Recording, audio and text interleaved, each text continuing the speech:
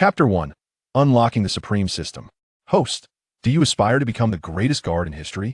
Do you wish to be the most illustrious basketball player of all time? Do you yearn to restore the glory of the sport of basketball? All the abilities you could imagine are bestowed upon you. The Dream Basketball System will help you realize your dreams. A chance for a premium 10 draw is granted to you. Zhao Peng strolled along the sandy shores of Los Angeles, gazing at the virtual screen before him, somewhat taken aback. He was a time traveler. In his previous life, Zhao Peng had downloaded a game called Dream Basketball on his phone, and just as he completed editing his character's information, he suddenly lost consciousness. When he awoke, he found himself inhabiting the body of a Lakers fan who shared his name. Well-versed in online literature, Zhao Peng quickly comprehended that this was likely the result of his system unlocking. Unlike the countless other time travelers, Zhao Peng's arrival in this world was marked by an extraordinary stroke of luck. While watching an NBA Lakers game on television, he participated in a text message lottery. To his astonishment, he won the grand prize, a 3-day trip to Los Angeles, plus a short-term contract with the Lakers for a day. This was a fan engagement activity organized by the Lakers, primarily aimed at enhancing fan enthusiasm for attending games. Though it was unlikely for fans to actually play in games, the daily wage of $30,000 was indeed guaranteed. Moreover, Zhao Peng would have the opportunity to train alongside stars like Kobe Bryant. Soon, the system scanned Zhao Peng's information. Name, Zhao Peng. Height, 198 centimeters. Wingspan, 218 centimeters. Speed, 18. Strength, 25. Shooting, 38. Defense, 17. Upon seeing the dismal attributes, Zhao Peng was momentarily stunned. However, he quickly realized that it was quite normal. After all, he was merely a fan and had never even played in the NBA, so low attributes would be expected. Next, he was eager to see if his so-called premium 10 draw would yield any rewards. But soon, Zhao Peng noticed a detail. The 10 draw option was currently grayed out and unclickable, requiring him to undergo professional basketball training to unlock it. After his training session with the Lakers, he would be able to complete the draw based on his performance. Beside a beach in Los Angeles stood a rather magnificent basketball training facility. Zhao Peng glanced at the address on his text message. This was indeed the training base he had reserved for today. The Staples Center served as the shared home court for both the Lakers and the Clippers, while this beach training facility was leased by the Lakers for their training needs. Hello, Zhao. Welcome, young man. As Zhao Peng pushed the door open, 2 security guards ushered him inside. He had imagined that today's so-called training would be a mere formality, akin to a star meet and greet, with a relatively relaxed atmosphere. However, as he entered the gym, he was met with the sight of the entire Lakers roster. He was about to step forward to greet them when he realized that neither the head coach nor any of the players appeared particularly enthusiastic. Hey Zhao, take a moment to observe. I'm currently addressing the team. Why aren't we executing the triangle offense properly? It seems like your mentality is off. Head coach Byron Scott politely acknowledged Zhao Peng before turning to unleash a tirade at the players. I feel our team lacks resilience if this continues. I may consider retiring in the spring. Kobe Bryant sat with a grim expression, his wrist injury affecting his performance. The other players were equally lackluster, their prolonged losing streak leaving them in low spirits. In previous years, fan events were typically filled with joy. Yet this year's circumstances cast a shadow over everyone's spirits. However, Zhao Peng was too preoccupied to listen to their analysis. What mattered to him now was the prompt that appeared from the system. Successfully logged into the training ground, he could complete his first SS-level draw. Having logged into an NBA regular season game, he was entitled to a second draw opportunity. A large spinning wheel materialized before Zhao Peng's eyes. The pointer whirled rapidly. Stop! Zhao Peng's heart raced with excitement as he shouted for it to halt. Hiss! Whoosh! Congratulations to the host for unlocking the Korean Super 3-point shooting attribute. 3-point shooting improved from 20 to 100. Zhao Peng inadvertently exclaimed. His excitement was overwhelming, and he felt a rush of heat in his palms. With a 3-point shooting rating of 100, he could achieve a perfect score against typical defenses. His exclamation finally caught Byron Scott's attention. He realized that a fan had been waiting for a considerable time. If he didn't organize the event soon, the media would surely criticize him for neglecting the fans. My apologies, Zhao. Thank you for your patience. Byron Scott then clapped his hands and called out, All right, everyone gather around. Today we welcome an enthusiastic fan. Treat him as part of the team, and let's train together. Now let's commence team shooting practice. Kobe, Nash, and Nick Young all approached to shake Zhao Peng's hand. Kobe even personally gifted Zhao Peng his Lakers jersey, number 3. The reporters on the sidelines instinctively captured the moment of the jersey exchange. Training officially began. The team's trainers diligently recorded each player's training data. Zhao Peng's statistics were submitted alongside those of the other players for the coaching staff's review. Analyzing the players' daily training performance was a routine task for the team's analysts. It only took half an hour for the compiled report to reach the head coach. When the training results were submitted, Byron Scott was left questioning reality. This fan had achieved the best performance on the team. In terms of shooting accuracy, even Kobe fell short of him. It seems our Lakers fans truly live up to their reputation. They have some skills. Did you see? Even a fan can achieve such results with dedicated training. Ultimately, it's an attitude problem among you players. Let's all give a round of applause for Zhao. Clap, clap, clap. Byron Scott's unexpected praise caught Zhao Peng off guard. To be honest, he merely intended to test the system's rewards and had no desire to steal the spotlight. Well done, kid. I reward you with extra training sessions at 4 a.m. Kobe Bryant patted Zhao Peng on the back. After warming up, the day's game commenced. At the start, Zhao Peng donned the number 3 jersey and, indeed, took the court alongside the other players. The Staples Center even made a special introduction for Zhao Peng, and the overhead 360 cameras solemnly provided him with a 26-second close-up. This moment would have been difficult to endure for anyone but Zhao Peng, a social butterfly. However, the real challenge was yet to come. Zhao Peng sat on the team's bench, watching the game unfold. Yet it seemed he had not become the team's lucky charm. Kobe's wrist injury continued to affect his performance today. The team maintained their lackluster play. By halftime, they trailed the Warriors by 25 points, 38-63. Midway through the third quarter, Byron Scott substituted Kobe, and the team fell apart. The deficit grew to 30 points. Finally, the Warriors pulled all their starters. What are you playing at? Even amateur fans wouldn't display such a lack of effort. During a timeout, Byron Scott began to lose his temper. Amateur players? As this thought crossed his mind, Byron's gaze landed on Zhao Peng. Since both teams had begun to experiment, why not let this amateur player experience the NBA atmosphere? Zhao Peng, you're up. Chapter 2. If I'm up, then I'm up. Byron Scott's decision was resolute as he signaled for Zhao Peng to prepare to enter the game. Okay. Zhao Peng felt somewhat taken aback, but readily agreed. After all, the team was trailing significantly, and he was just an amateur player. Even if he were to be thoroughly outmatched, no one would blame his teammates. Meanwhile, the domestic TX livestream was broadcasting the game. What had been a one-sided affair was beginning to induce drowsiness. Yet, Zhao Peng's entrance reignited the atmosphere in the live chat. Oh my, they really let a fan take the court. Byron, it's time to step down. Aren't you embarrassed to fall so far behind? I don't want to see this guy on the court. Even if we lose, I want to see Kobe out there. At that moment, the game had resumed. Zhao Peng glanced at his teammates beside him and the opponents across the court, unable to suppress his astonishment. These athletes are truly formidable. Encountering these NBA stars in person is far more intimidating than seeing them on television. Those muscular physiques appear as if they were sculpted from marble. If one were to collide with them, wouldn't that mean a lifetime spent in a wheelchair? As he stepped onto the court, a mechanical voice echoed deep within his mind. Congratulations, host, on your first entry into the NBA arena. Reward: a rookie template has been granted. Congratulations, host, you have acquired the template. Kobe, high school version. Detected that the host has mastered Kai's three-point shooting technique, enabling automatic fusion of abilities. Starting fusion of Kobe Kai's abilities?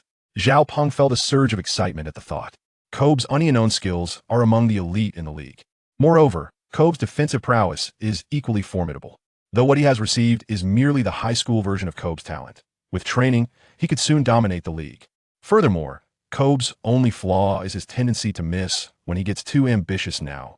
With Kai's three-point ability, it's as if he has filled his arsenal to the brim. Do you confirm acceptance of this template and proceed with fusion? Yes. Zhao Peng replied decisively. Ding. Congratulations, host. Template fusion successful. Without further contemplation, Zhao Peng strode onto the court. He could feel his body undergoing a transformation. It was as if every muscle was being remolded. He jumped a few times at the sidelines and reached an unprecedented height. Now entering the game is player number 3, a fan of the Lakers. Due to the event, the coaching staff has allowed him a minute of playtime. Maina calmly introduced in the TX broadcast room. The home crowd in Los Angeles held no high expectations. To them, it was merely a formality, allowing a fan to experience a couple of possessions before replacing him. The home fans completely disregarded Zhao Peng. Feeling somewhat disoriented as he stepped onto the court, Zhao Peng had not heard any tactical instructions during the timeout. All he could see were his teammates frantically moving about, and he didn't even know where he should stand. In a state of confusion, the Lakers center unexpectedly passed the basketball into Zhao Peng's hands. Opposing him was a player from the Warriors sporting dreadlocks. Seeing an amateur player opposing him, the dreadlock player didn't take it seriously. However, Zhao Peng made a motion to create space. He intended to challenge the dreadlocked player unknown. This provoked the dreadlocked player, who initially aimed to perform a symbolic defense alongside the Lakers fan.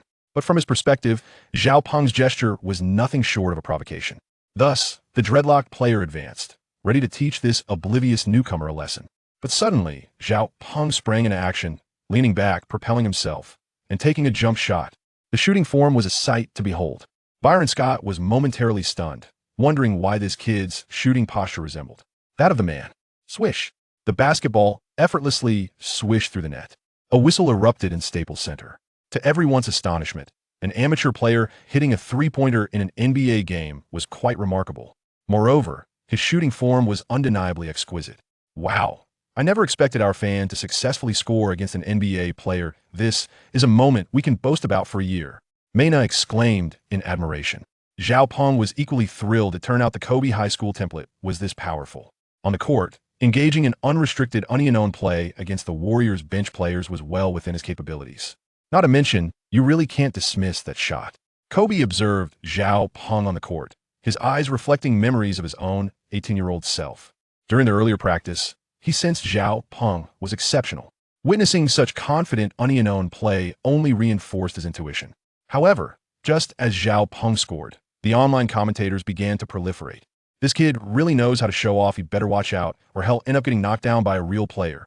Getting picked as a lucky fan is pure luck. Who would have thought he could score?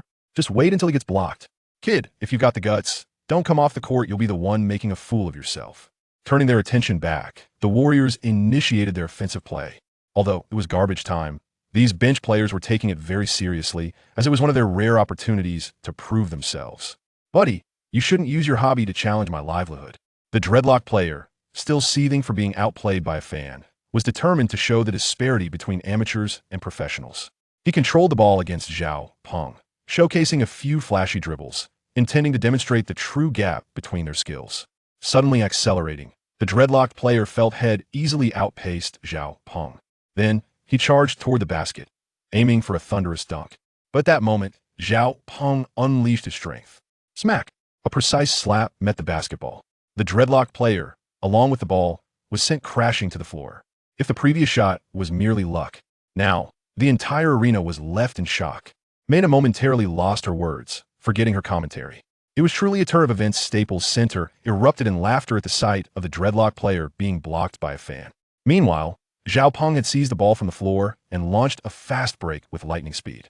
What kind of speed is this? The Warriors bench center was bewildered. He had just been worried about colliding with the fan, yet suddenly, a gust of wind rushed past him. Zhao Peng seemed to vanish in an instant, flashing past him. Chapter 3.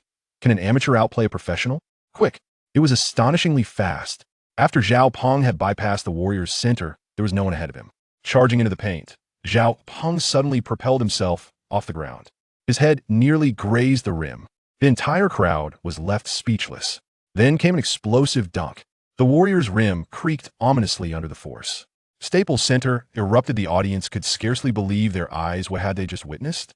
An amateur player triumphs over a professional? A casual fan intercepts a player from the Warriors and executes a spectacular dunk? Is there anything more fantastical than this? Oh, it appears our number 3 player possesses some foundational skills. This is simply astonishing. Mena suddenly became animated, exclaiming in wonder. Well done, Zhao.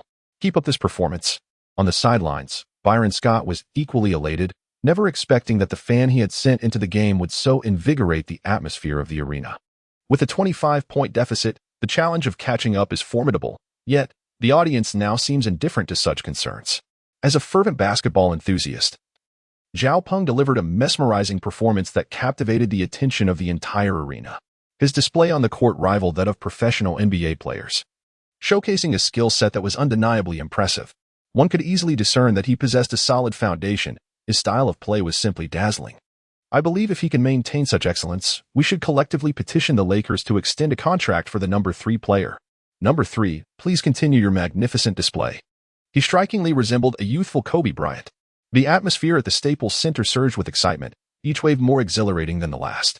Meanwhile, Kobe himself applauded Xiaoping with fervent enthusiasm. Steve Kerr, the head coach of the Warriors, called out to the court, urging his team to defend against the impressive number 3 as though he were a seasoned professional. This left the opposing player, with braids, visibly disheartened. There is no greater humiliation than being outplayed by an amateur. He sensed that Xiaoping was no ordinary player. In that moment, he envisioned himself as Kyrie Irving, dominating the playground like Uncle Drew. It was unexpected, young man. Are you attempting to play the role of the underdog? Today, I shall outshine you. The braids player, infuriated, hissed, buddy, if you're being outdone by an amateur, perhaps the fault lies with your own inadequacies? Xiaoping retorted sharply. As the Warriors initiated their offensive, the braids player soon found himself entangled in Xiaoping's relentless defense. He sought an opportunity for a one-on-one confrontation, yet Xiaoping expertly obstructed his movements, leaving him utterly immobilized. In Xiaoping's eyes, the braids player's fundamental skills were woefully lacking, riddled with glaring vulnerabilities.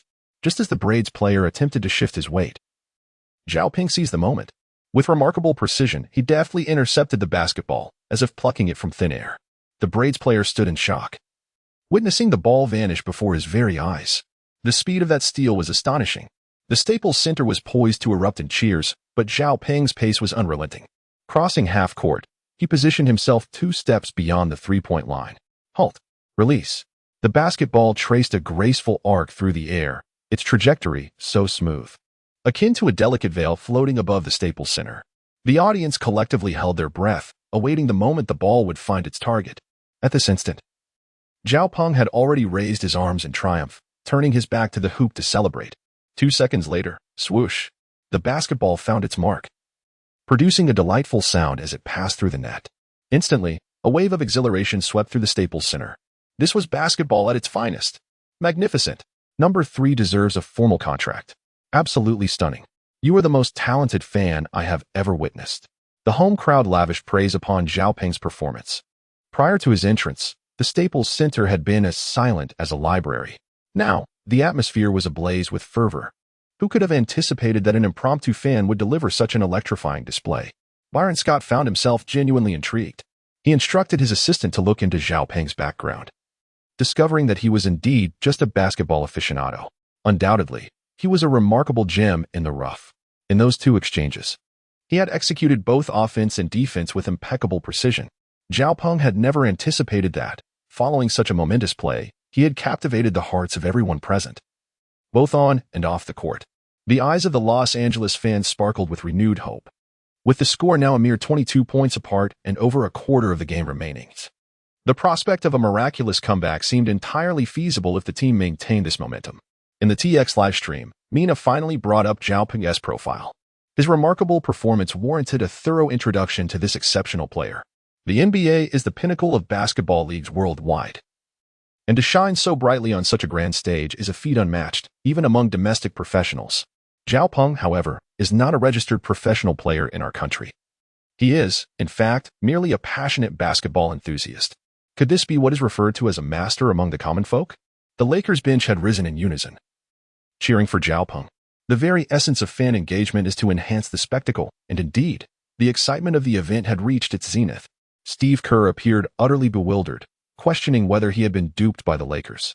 How could someone capable of such extraordinary performance possibly be just a fan? Yet, he had found no evidence of Xiaoping having played professionally in the NCAA or elsewhere. To witness his own players being outperformed by an amateur was a bitter pill for Steve Kerr to swallow, more painful than a loss in the game itself. If this continued, there was no doubt that both he and the Warriors would face immense embarrassment. This was absolutely unacceptable. After a moment of contemplation, Steve Kerr called for a timeout. During the break, the Lakers bench celebrated by giving high fives to Xiaoping. Xiaoping's performance has far surpassed the expectations of everyone. The victor reigns supreme. Such is the essence of NBA culture. The advantages Xiaoping displayed were acknowledged by every player present. Byron Scott was in high spirits. He tapped the tactical board and exclaimed, "Xiao, continue your splendid display. If you perform well tonight, I shall directly petition for an entire season's contract for you." Really? Xiaoping could hardly believe his ears. An entire season's NBA contract? That would indeed be a substantial sum. As a fan, He had never even considered such a possibility before tonight. This entire experience can only be encapsulated in 2 words: dreamlike. Chapter 4. More than just a show in truth. Scott was merely putting on a fade. He was well aware that allowing a fan to take the court was merely a spectacle. The words he had just uttered, along with the affectionate gestures exchanged with Zhao Peng, were all deliberately aimed at the camera. For someone who had never undergone formal training, the prospect of competing in a premier professional league was utterly unattainable. Moreover, the opposing Golden State Warriors had just sent in their benchwarmers to play during garbage time. Their skill level was questionable, and their attitude was rather lackadaisical, bordering on reckless. Zhao Peng can be regarded as a commendable amateur enthusiast, occasionally hitting a few shots, though it is nothing extraordinary. The other Lakers players and coaching staff share similar sentiments, harboring little hope for Zhao Peng. As the timeout concluded, the game resumed. Perhaps sensing the mounting pressure, Warriors head coach Kerr substituted in 2 key players, Thompson and Bogut. The intention was crystal clear: to neutralize Zhao Peng while securing the rebounds and maintaining their lead. The Lakers' home crowd, upon witnessing the Warriors' substitutions, found little amusement in the situation. It was evident that this strategy was specifically aimed at Zhao Peng. Scott, however, remained unfazed, treating the situation as a last-ditch effort, trailing by 25 points. What else could be done? Could an amateur fan truly turn the tide? As long as they could showcase some splendid plays to entertain the home audience, that would suffice. The Warriors initiated their offense. Thompson began to run without the ball, evading defenders through a series of screens set by his teammates, eventually finding an open position. Just as the ball reached his hands, Thompson took a swift shot. Truly, he epitomized the quintessential 3D player, seamlessly executing the run, catch, and shoot sequence. Just when the Warriors assumed Thompson would respond with a 3-pointer, a shadow suddenly leapt in from the side, and with a resounding smack, a powerful hand swatted Thompson's shot out of bounds. Who was it? Thompson, taken aback, turned to find it was none other than Zhao Peng. At this moment, Zhao Peng resembled the young Kobe Bryant, brimming with vitality and the boundless exuberance of youth.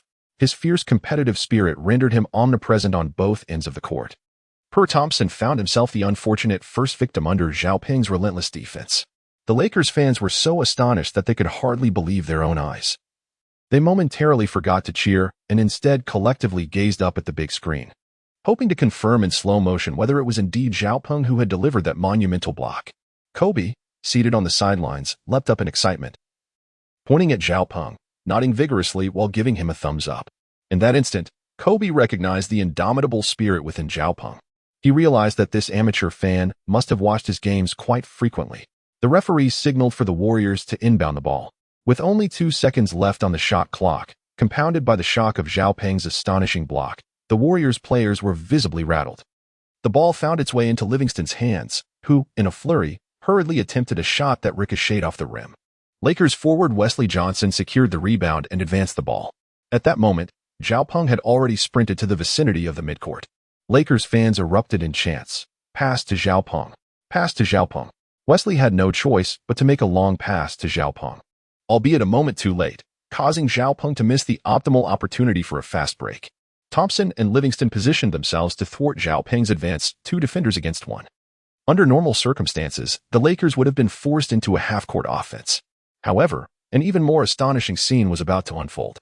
With a deft change of direction, Zhao Peng feigned a breakthrough from the left flank, while Thompson and Livingston swiftly moved to obstruct his path. The fans sighed in disappointment, lamenting the delayed pass that had squandered Zhao Peng's opportunity for a fast break. Wesley, in his folly, seemed consumed by jealousy of Zhao Peng. I had anticipated witnessing one of his thunderous dunks, yet it appeared unattainable, especially against a double team. Just as everyone expected the Lakers to slow the pace and engage in a half-court battle, Zhao Peng, standing nearly a meter from the 3-point line, suddenly gathered the ball and launched it. What? Goodness! What is he attempting? Is he truly going to attempt a 3-pointer from such a distance? Everyone was left astounded, including Thompson and Livingston, who stood before him. The basketball arced high, soaring toward the hoop. Kobe and the Lakers players shook their heads slightly, believing this young man had lost his mind. Thankfully, he was merely an amateur, there to enjoy the game. Had he been a professional, his coach would have surely berated him. Even Curry from the Warriors would not dare to take such a reckless long-range shot unless the clock was winding down or the score was tightly contested. Yet, the basketball found its target with remarkable precision, swishing through the net. The Staples Center erupted in cheers. This trailing three-pointer was nothing short of majestic. Fan number 3 truly stole the spotlight, much to everyone's amusement. Unbelievable. He was indeed reveling in the moment. Scott and Kobe nearly simultaneously clasped their heads in disbelief, exclaiming in astonishment. At that moment, Zhao Peng radiated the aura of a superstar. His expression and movements exuded confidence and dominance, devoid of any hesitation or luck. He raised his right hand, mimicking a gun gesture, and with an audacious blow, it seemed the audience could envision the smoke billowing from the barrel. His touch was scorching hot. The deficit stood at 22 points. Zhao Peng single-handedly rallied an impressive 8 points. Even Warriors head coach Kerr couldn't help but chuckle in disbelief. Shaking his head incessantly from the sidelines, he decided against calling a timeout, fully aware that the Lakers were in a frenzy. A pause would serve no purpose. His teammates from the Lakers rushed over, colliding with Zhao Peng in jubilant celebration, their triumphant roars echoing throughout the arena. The home crowd's energy surged dramatically. Regardless of the ultimate outcome, this exhilarating moment was undeniably orchestrated by Zhao Peng. Teammates should cherish every electrifying instant together. The Warriors players were solemn expressions. And Kerr refrained from substitutions, recognizing that the Lakers were fielding an entire roster of substitutes, including an amateur player, with only 2 of their starters on the court.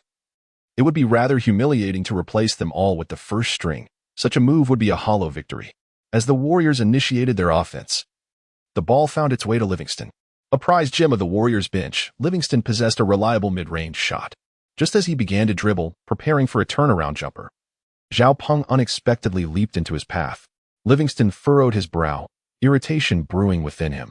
An amateur player daring to intrude? He thought to himself. Let me show you how I will dominate you. With that, Livingston leaned in, forcefully nudging Zhao Peng aside.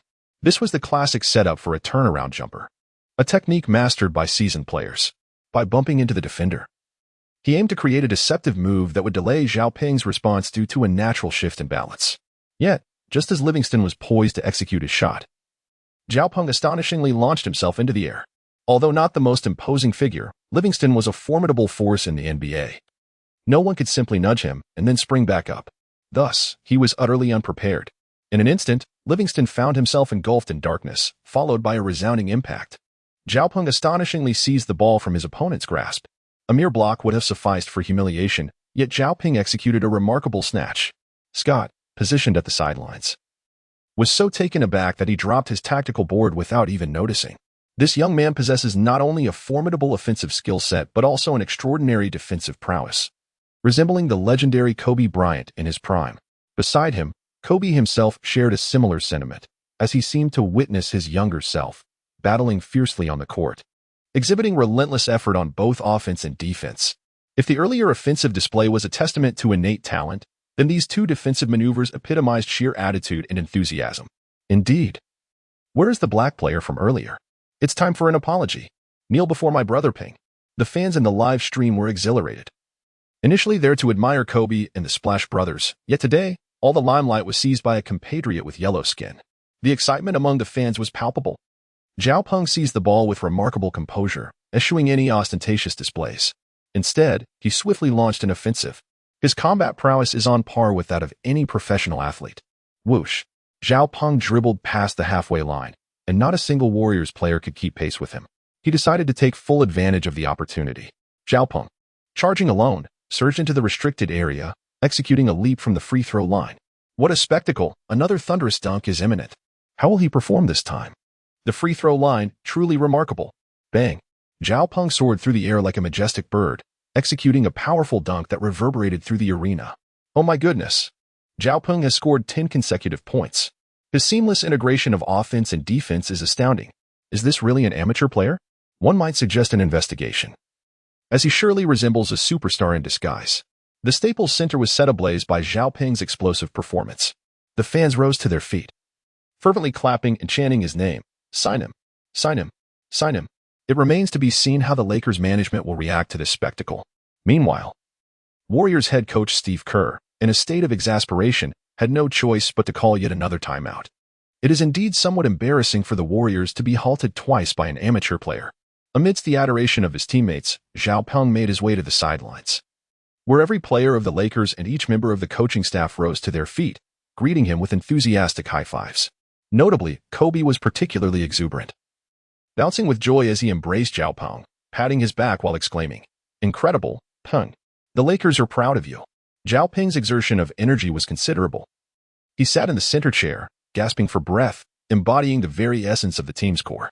Staff hurriedly presented him with refreshments and towels. In that moment, Zhao Peng was undoubtedly the brightest star in the Staples Center.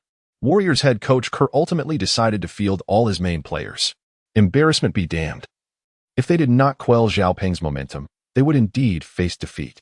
As the timeout concluded, the Warriors starters re-entered the fray. Meanwhile, Lakers coach Scott hesitated, contemplating whether to substitute Zhao Peng, who had just performed admirably, for a brief respite. Typically, amateur players come merely to showcase their skills, playing a mere possession before being replaced. Yet, Zhao Peng not only excelled but also displayed no signs of fatigue. Most importantly, the home crowd was fervently chanting his name. Failing to keep Zhao Peng on the court would likely incite the fans' wrath towards Scott.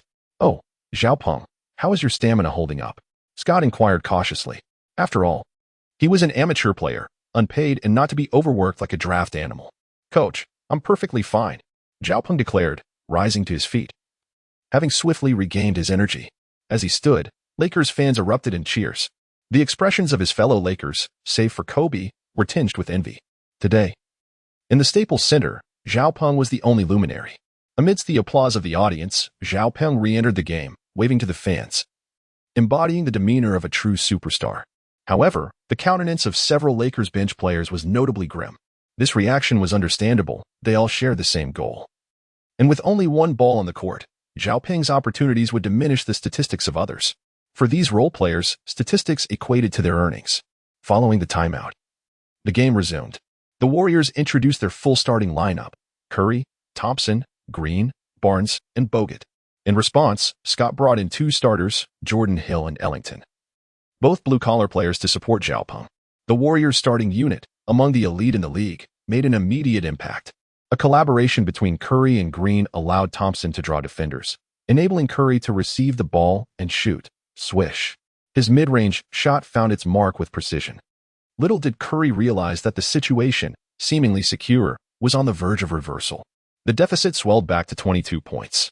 The crowd's attention shifted once more to Zhao Peng. A fleeting moment? Or a hidden gem awaiting recognition? 2 years prior, the Knicks experienced Linsanity, astonishing the world.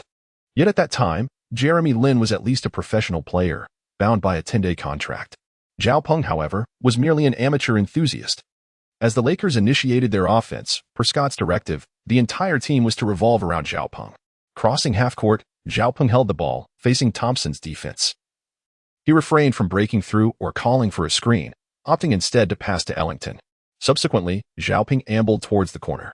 Disappointment washed over the fans, and the Warriors players felt a sense of deflation. What a letdown. We thought you were set to make a significant impact, and now you've backed down? Although Thompson continued to shadow Zhao Peng, his focus had shifted to others. Zhao Peng squatted in the corner, utterly still, seemingly disinterested in the offensive play. Ellington held the ball and passed it to Wesley, who in turn relayed it to Jordan Hill. These were futile passes, failing to penetrate the Warriors' defensive line. With merely 4 seconds remaining on the shot clock, Zhao Peng suddenly sprang into action, surging along the baseline towards the basket. Jordan Hill, quick on the draw, executed a behind-the-back pass, delivering the ball to Zhao Peng. Thompson silently cursed his misfortune. By the time he attempted to pursue, he was already a half-step behind. Bogut, caught off guard, could only watch helplessly as Zhao Peng received the ball and executed a layup in the blink of an eye. The Warriors players were left in astonishment. The Splash Brothers had already reached the pinnacle of off-ball prowess, yet Zhao Peng's off-ball skills proved to be equally remarkable. Chapter 6, Babyface. I'm going to dominate you.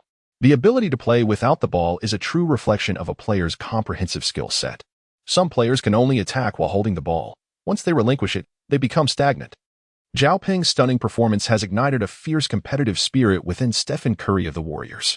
This year marks a resurgence for the Warriors as the Splash Brothers, through their unparalleled shooting and tireless movement, have become a source of great concern for other teams in the league. Currently, the Warriors stand at the pinnacle of the Western Conference, with Curry as the team's quintessential leader. In response to Zhao Peng's remarkable emergence, Curry prepares for the next offensive play. As he dribbles, he notices that Nick Young of the Lakers, who was originally defending him, has swapped places with Zhao Peng after a call from the latter, placing Zhao directly in front of him. The home crowd erupts in cheers and whistles. What do fans cherish the most? Not merely statistics or outcomes, but the exhilarating clash between two superstar athletes. Initially, the spectators had come to witness a legendary showdown between Kobe and Curry. However, as the first half concluded, the game lost its suspense, with neither Curry nor Kobe set to return, leaving the audience somewhat disheartened. Yet, with Zhao Peng's entrance, the excitement rekindled, transforming the star-studded duel into a contest between Curry and Zhao. The drama of the match captivated the Staples Center crowd, who eagerly anticipated a high-caliber performance from these two athletes. Observing Zhao Peng's proactive defense, Curry smiled, tightened his mouthguard, and remarked, "You're playing quite well. I appreciate it. Bring it on." Zhao Peng clapped his hands and shouted, "Babyface, I'm going to take you down." Meanwhile, Curry was speaking, but his limbs were far from idle. He suddenly surged forward, breaking through to the right. Zhao Peng swiftly pursued to defend and block. With a swift motion, Curry was taken aback by Zhao Peng's quickness and immediately executed a behind-the-back dribble, forcefully maneuvering the ball to his left. Zhao Peng found it utterly astonishing, after all. It was Curry, whose ball-handling prowess was simply unparalleled. Seizing the moment while Zhao Peng's center of gravity had yet to shift, Curry unleashed a rapid shot. This exemplified the caliber of a historic superstar. Swish. The three-pointer found its mark, instantly silencing the home crowd. Curry's audacious long-range shot left the Staples Center audience in sheer disbelief, effectively muting them like a visiting Team S silencer. This was precisely why Kerr had summoned Curry, not only to stabilize the situation but also to suppress the opponent's momentum. Following the basket, Curry fixed his gaze upon the stands, his cherubic visage belied a fierce competitiveness rivaling that of Kobe Bryant. The pressure now shifted squarely onto Zhao Peng. In truth, as an amateur player, one could afford to falter without consequence. However, having traversed through time and acquired a system, Zhao Peng knew that failing to respond assertively would jeopardize his future endeavors. The Lakers commenced their offensive. Several players on the bench eagerly anticipated Zhao Peng's misstep. Humph. With Curry shooting, prepare for a thorough thrashing. Seeking the limelight? You are still too green. Do you fancy yourself as Kobe, daring to challenge Curry? All eyes were now riveted on Zhao Peng, while cameras along the sidelines honed in on him. Zhao Peng, speaking candidly, felt a twinge of anxiety within. For he was facing a superstar. He raised his right hand, signaling to his teammates that he intended to take a shot, regardless of whether he succeeded. He could not afford to falter in spirit. As he advanced past half-court, Zhao Peng dribbled the ball with deliberation, while Curry approached to defend him. In truth, the Warriors' defensive strategy primarily involved Thompson guarding the opponent's primary outside threat. Curry, with his average defensive capabilities and the added burden of shouldering the team's offensive responsibilities, was often left vulnerable against elite scorers. Curry stepped up to single-cover Zhao Peng, partly because Zhao Peng had just defended him, and he could not appear intimidated. Moreover, Zhao Peng was an amateur player, and Curry believed he could hold his own. The home crowd erupted once more, rising collectively to applaud and cheer. Zhao Peng felt a surge of excitement as he faced Curry, gradually dribbling the ball. Just as the spectators anticipated that Zhao Peng would attempt a breakthrough, he resolutely leaped into a jump shot without hesitation. Zhao Peng stands 5 centimeters taller than Curry, which grants him a distinct static advantage. Consequently, Zhao Peng need not resort to extravagant movements. A straightforward jump shot suffices. Curry, taken by surprise at Zhao Peng's ferocity, rushed to defend but was a fraction too late. Swish. A powerful retort. What defines a superstar with a fadeaway? Blair. The referee's whistle sounded concurrently, pointing towards Curry. In his overzealous attempt, Curry inadvertently knocked Zhao Peng to the ground. 3-point play. The crowd erupted in astonishment. Zhao Peng not only countered Curry's 3-point shot but also drew a foul against him. Zhao Peng is truly impressive. Per Curry, To think he managed a 3-1, his shooting touch is simply scorching. Curry, with a look of helplessness, stood up and voluntarily reached out to help Zhao Peng up. Zhao Peng playfully patted Curry's backside, indicating that Curry possesses commendable character, as he did not act arrogantly despite Zhao being an amateur player. Amidst the cheers of Lakers fans, Zhao stepped up to the free throw line and confidently sank his additional shot. With the Warriors starters now on the court, their superior prowess was evident. Although Zhao matched Curry's intensity, the other players struggled to keep pace. By the end of the third quarter, the Lakers found themselves trailing by 18 points. Closing a 30-point deficit to just 18 was no small feat. Scott felt a twinge of indecision, uncertain whether to continue featuring Zhao in the fourth quarter. In the third quarter, Zhao Peng played for nearly 10 minutes, scoring an impressive 21 points, which took a significant toll on his stamina. Even with the assistance of the system, the human body has its limits. Moreover, the intensity of competition in professional basketball is unimaginable. He sat on the bench, wiping the sweat from his brow while sipping on Gatorade, acutely aware of a dull ache coursing through his body. After Zhao Peng left the court, the deficit for the Lakers widened to 18 points. With 5 minutes and 31 seconds remaining in the fourth quarter, the score stood at 94-73. With the Warriors leading by 21 points, the Lakers' prospects appeared grim. However, the fervent fans at the Staples Center were not yet satisfied. The arena reverberated with chants of Zhao Peng's name, urging him to re-enter the game. Coach Scott, feeling the weight of responsibility, could not bear to disappoint the home crowd. After all, this is a commercial league, where the ticket-buying audience serves as the lifeblood of the team. Thus, with a decisive wave of his hand, Scott summoned Zhao Peng back onto the court. As Zhao Peng made his entrance, the crowd erupted in fervent cheers, heralding him as a burgeoning superstar of the Lakers. At that moment, Coach Scott's emotions were tumultuous. He recognized that Zhao Peng's remarkable performance and undeniable talent were not mere flashes in the pan. The Lakers management would undoubtedly seize the opportunity presented by such a promising prospect. With Kobe gradually nearing the twilight of his illustrious career, the Staples Center yearned for a new sovereign. However, with Kobe still lingering at the apex of his prowess, finding a harmonious balance between these two titans posed a significant challenge. Fans remained indifferent, cheering for whichever player excelled on the court. Yet, the head coach had to navigate these complexities meticulously, for any misstep could spell turmoil for the team. Chapter 7. The Heir Apparent. Upon Zhao Peng's entrance, Warriors head coach Kerr did not dare to be complacent and promptly substituted in his starting lineup. As the teams clashed, Zhao Peng continued to exhibit remarkable performance. However, the disparity in scores was insurmountable, and the Warriors' main players showed no signs of relaxation, leaving the Lakers with little hope of victory. Zhao Peng played for over 4 minutes, scoring 6 points. He understood that since the Warriors had fielded their full-strength lineup and the Splash Brothers were on fire, with little time remaining, defeat was inevitable. Nevertheless, in deference to the cheers of the fans, he was determined to deliver a remarkable performance. Thus, his 6 points came from 3 spectacular plays.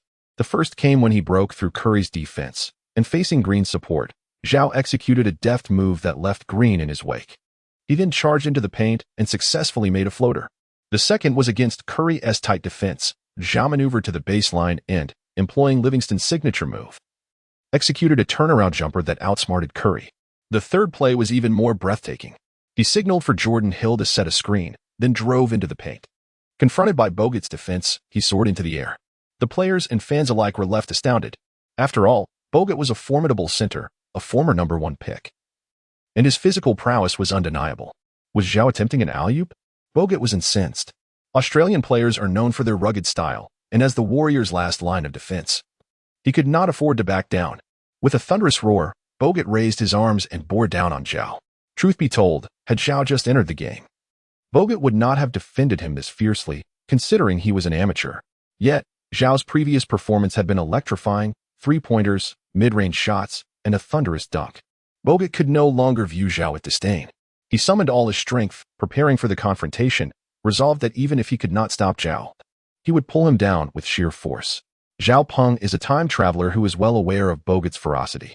The players on the Lakers bench exchanged glances, slightly shaking their heads, believing that Zhao Peng was a bit overconfident. Even at his peak, Kobe Bryant would not easily dunk over such a formidable center.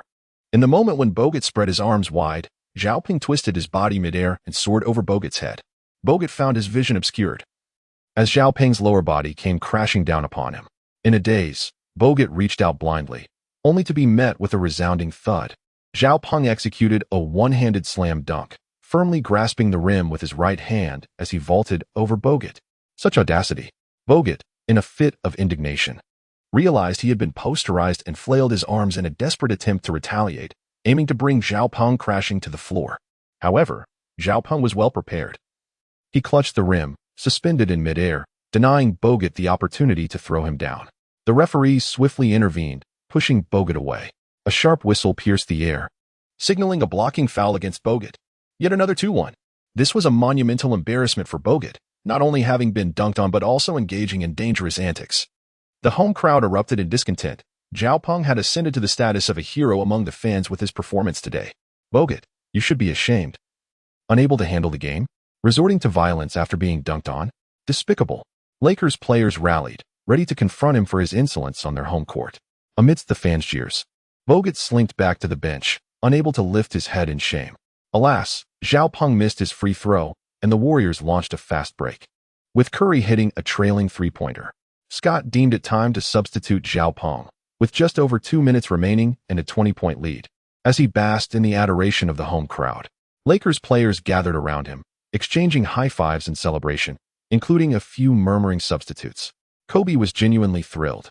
He embraced Zhao Peng tightly and sat beside him. Some fans claimed Kobe had poor relationships with his teammates, but that was mere nonsense. Like Jordan, Kobe held his teammates to the highest standards, demanding unwavering commitment to victory. As for the nature of his relationships with his teammates, Gasol and Odom could attest to their brotherly bond. Ultimately, the game concluded with the Warriors triumphing over the Lakers with a score of 127-104. Zhao Peng played for 13 minutes today, scoring an impressive 27 points with remarkable efficiency. One can only imagine the outcome had Zhao Peng participated in the first half. Playing for over 30 minutes, the Lakers might have indeed triumphed over the formidable Warriors. Scott approached, embracing Zhao Peng briefly, and then whispered in his ear, "Don't leave just yet. I have something important to discuss with you." Zhao Peng certainly would not leave. Having traversed time and space with the assistance of a remarkable system, it would indeed be remiss not to carve out a significant achievement during this extraordinary journey. After the competition concluded, Zhao Peng continued his conversation with Kobe when both Curry and Thompson approached him.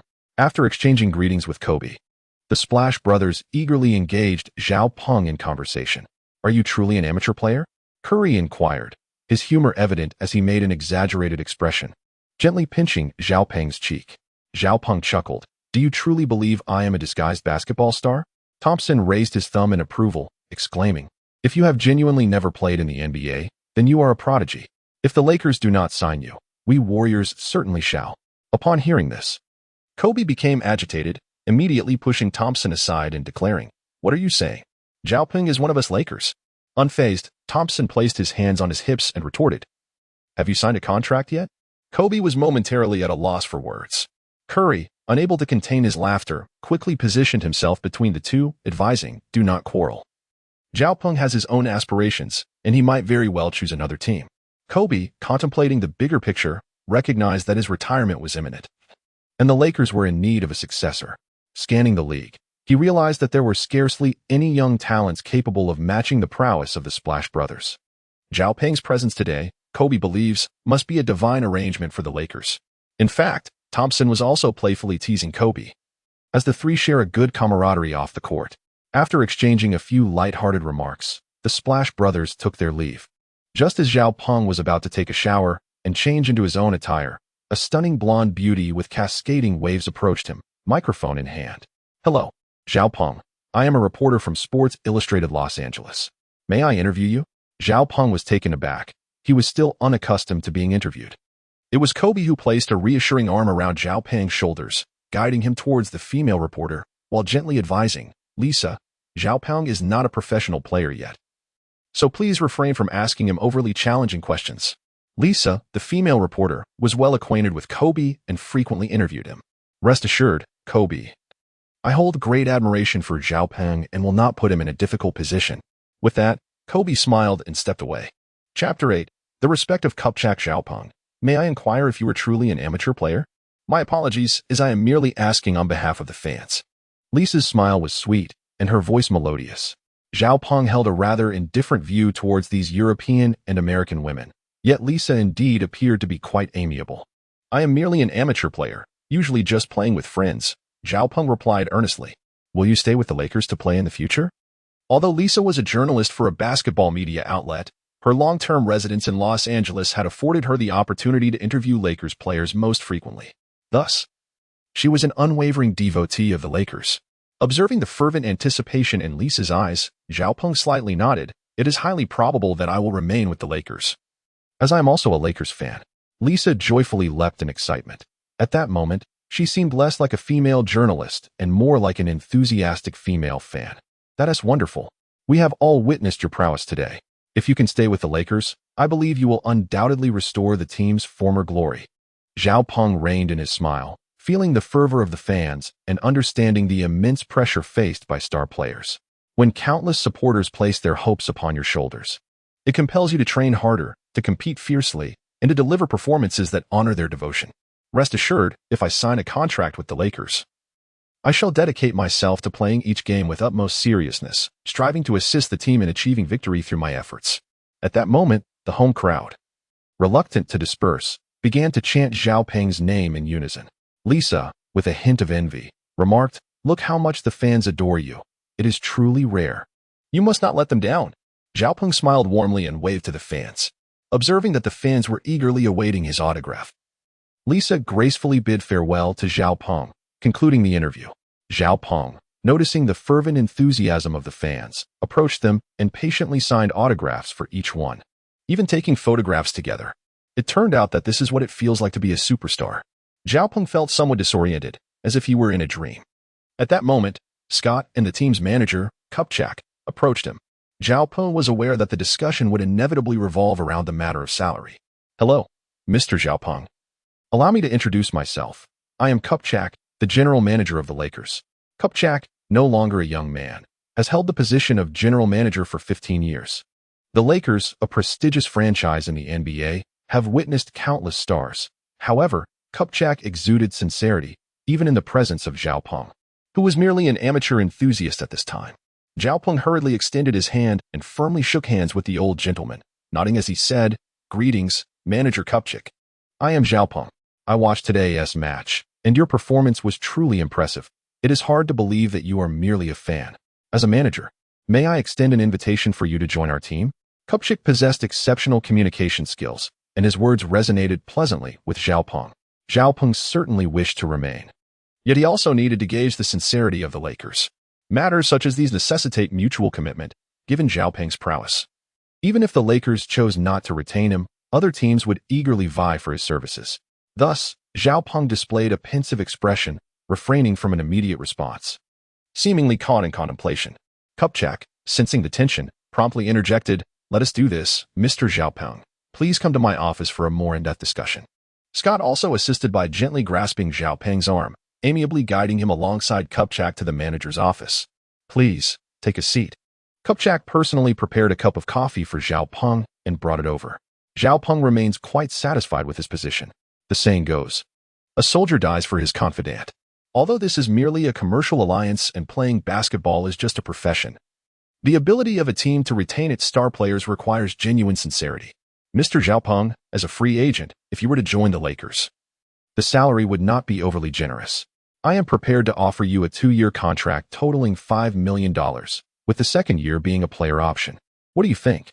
This amount is quite sincere for an amateur player who has only played half a game. Many players in similar situations can only secure 10-day contracts or a minimum salary of $1 million. However, Zhao Peng was not pleased. His expression darkened as he struck the table twice with his right hand.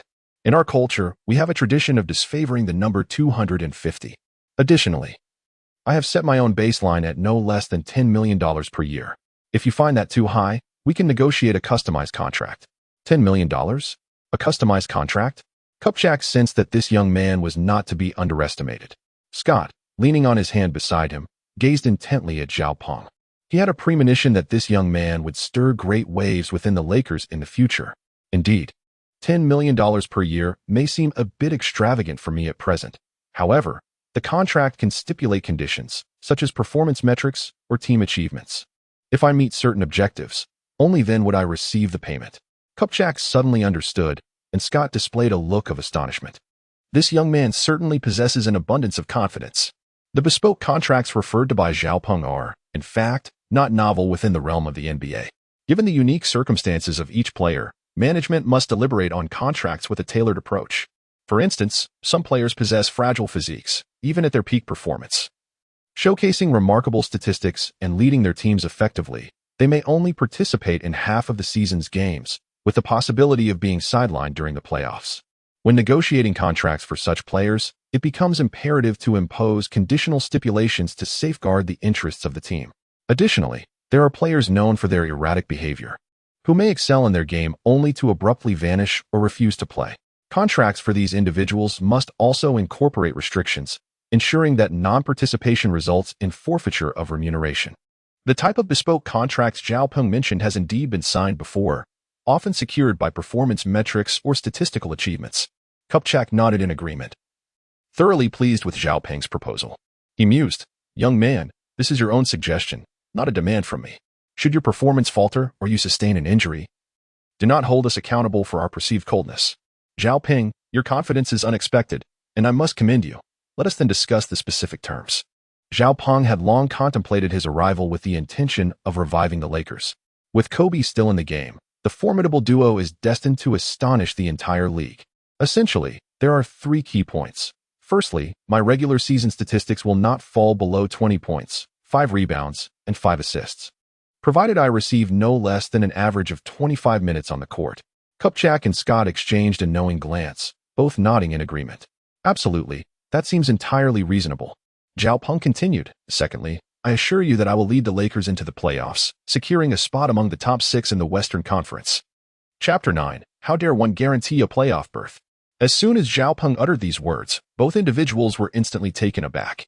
The NBA stands as the pinnacle of basketball globally, where over 400 of the finest athletes converge. Within this arena, accumulating statistics may be relatively straightforward. However, leading a team to victory is an arduous endeavor. This challenge transcends mere individual skill. It necessitates the collective efforts and unwavering dedication of the management, coaching staff, and teammates alike. Zhao Peng boldly inscribed the playoff rankings directly into his contract. Is he foolish? Oh, Mr. Zhao, have you considered the implications of such a demand?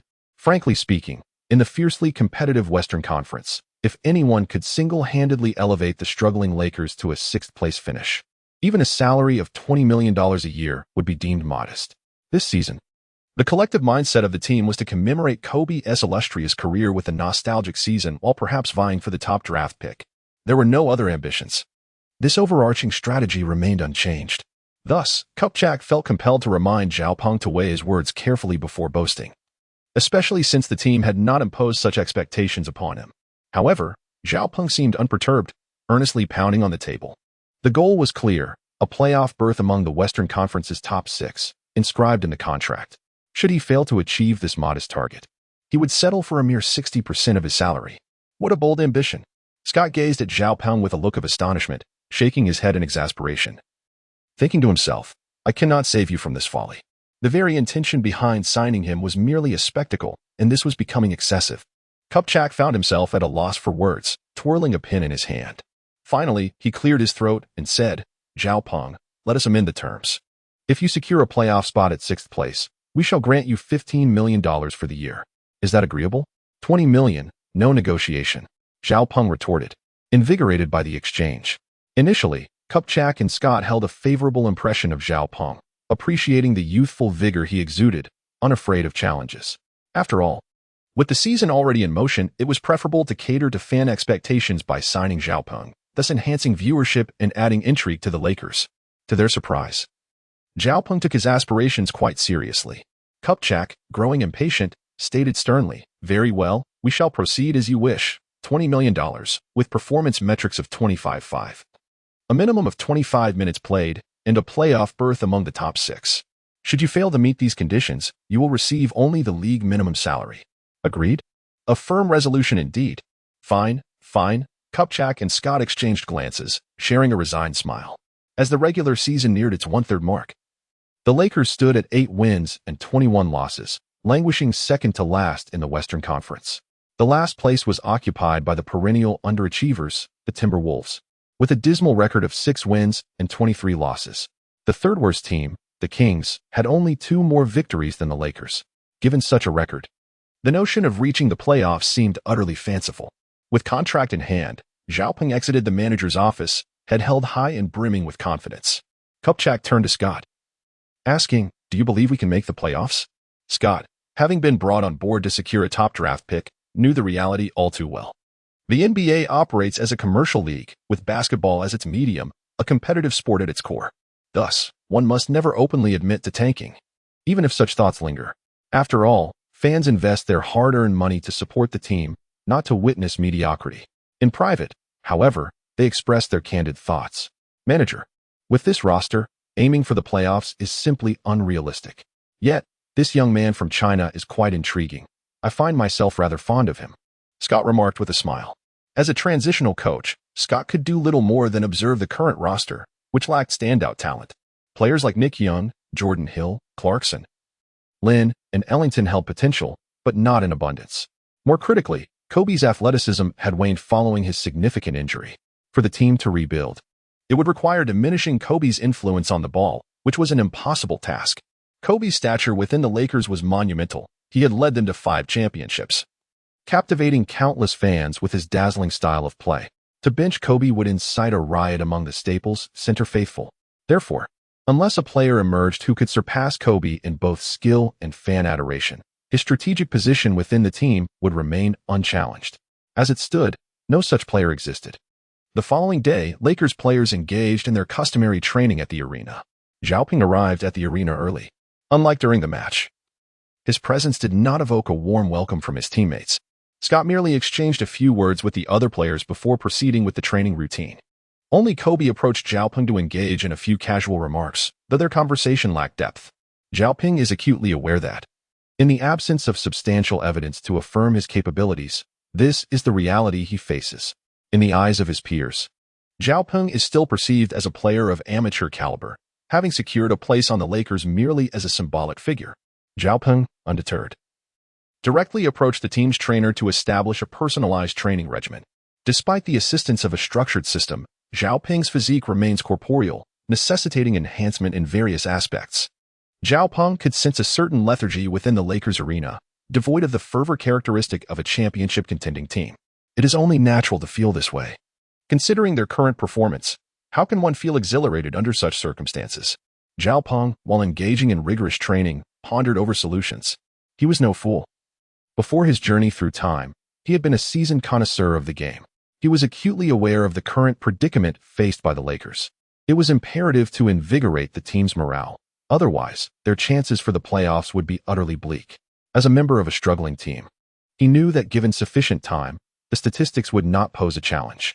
After all, his system had already amalgamated the skills of both Kobe and Curry within him. However, leading the team to the playoffs was a far more formidable endeavor. Zhao Ping conducted an analysis of the Lakers roster, noting that their offensive performance is commendable, ranking 8th in the Western Conference in terms of efficiency. However, their defensive shortcomings are quite severe.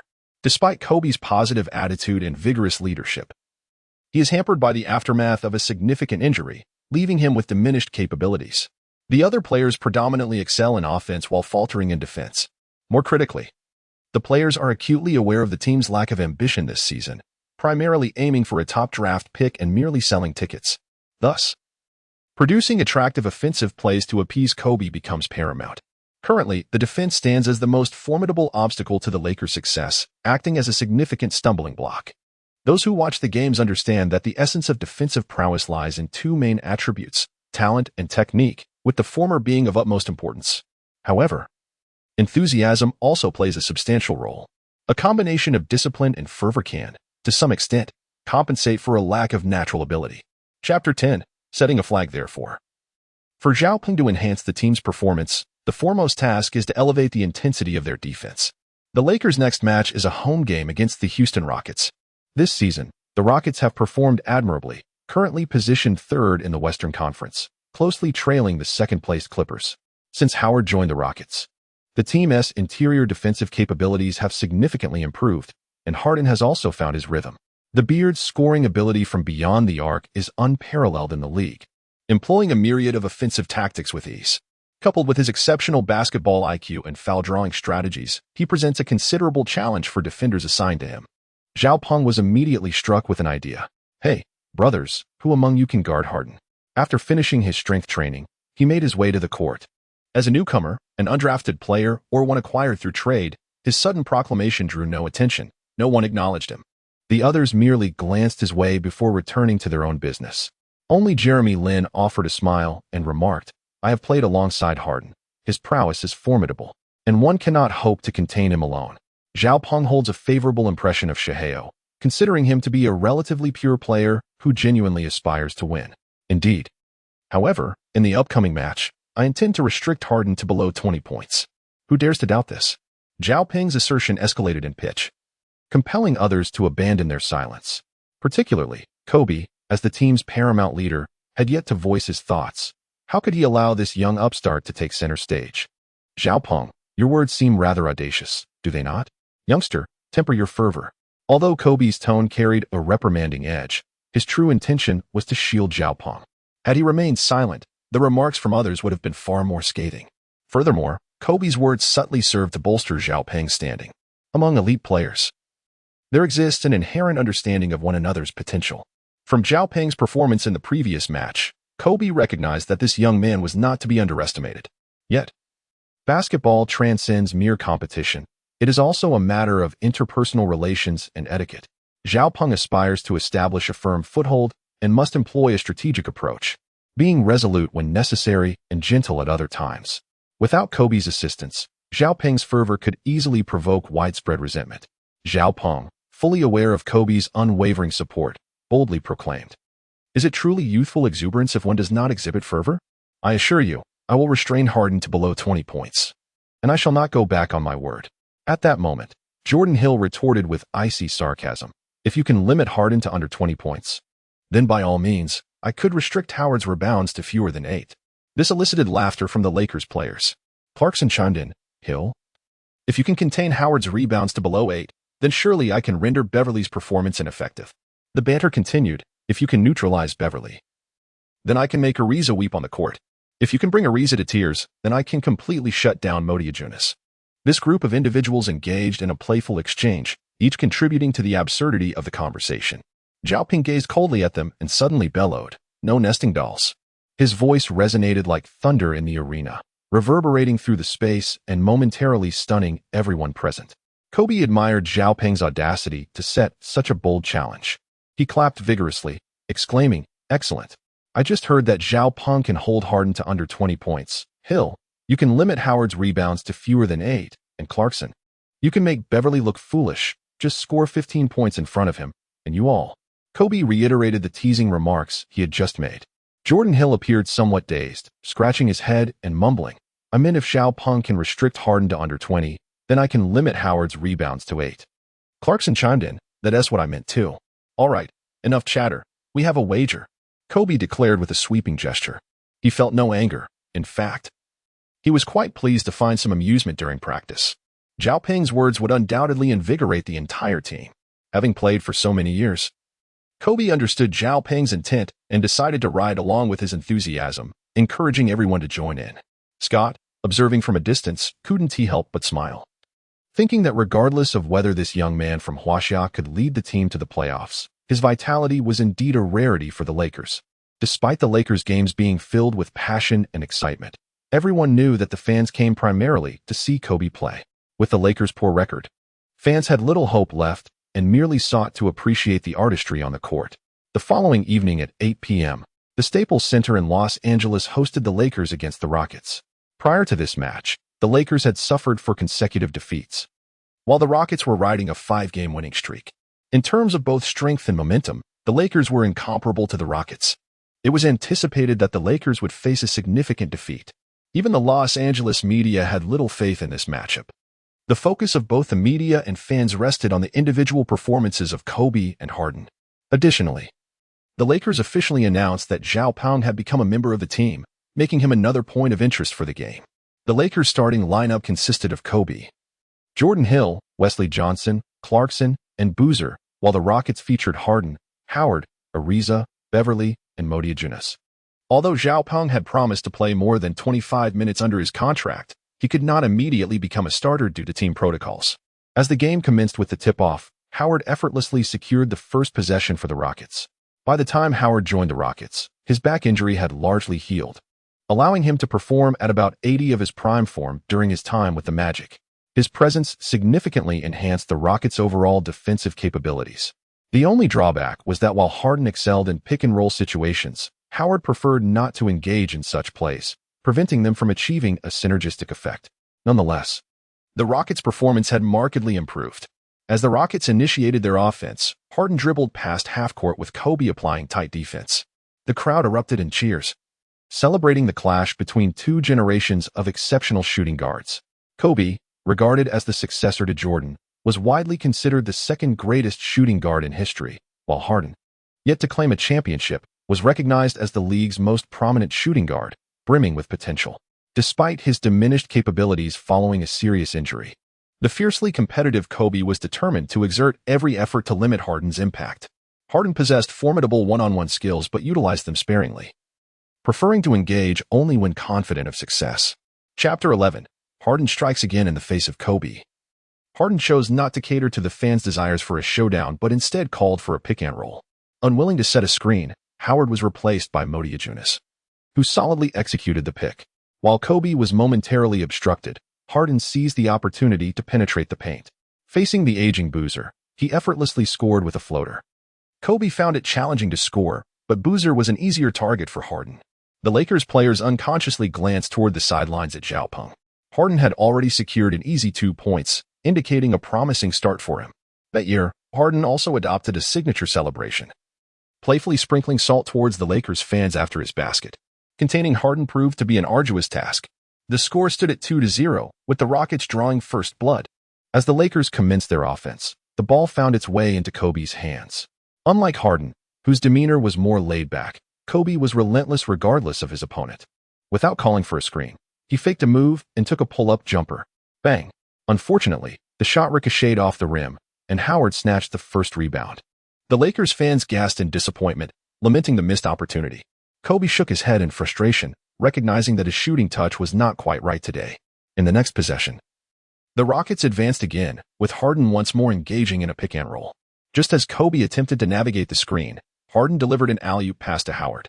This was indeed Howard's forte, as he overpowered Jordan Hill for a thunderous one-handed dunk, crashing down with a resounding thud. 4-0.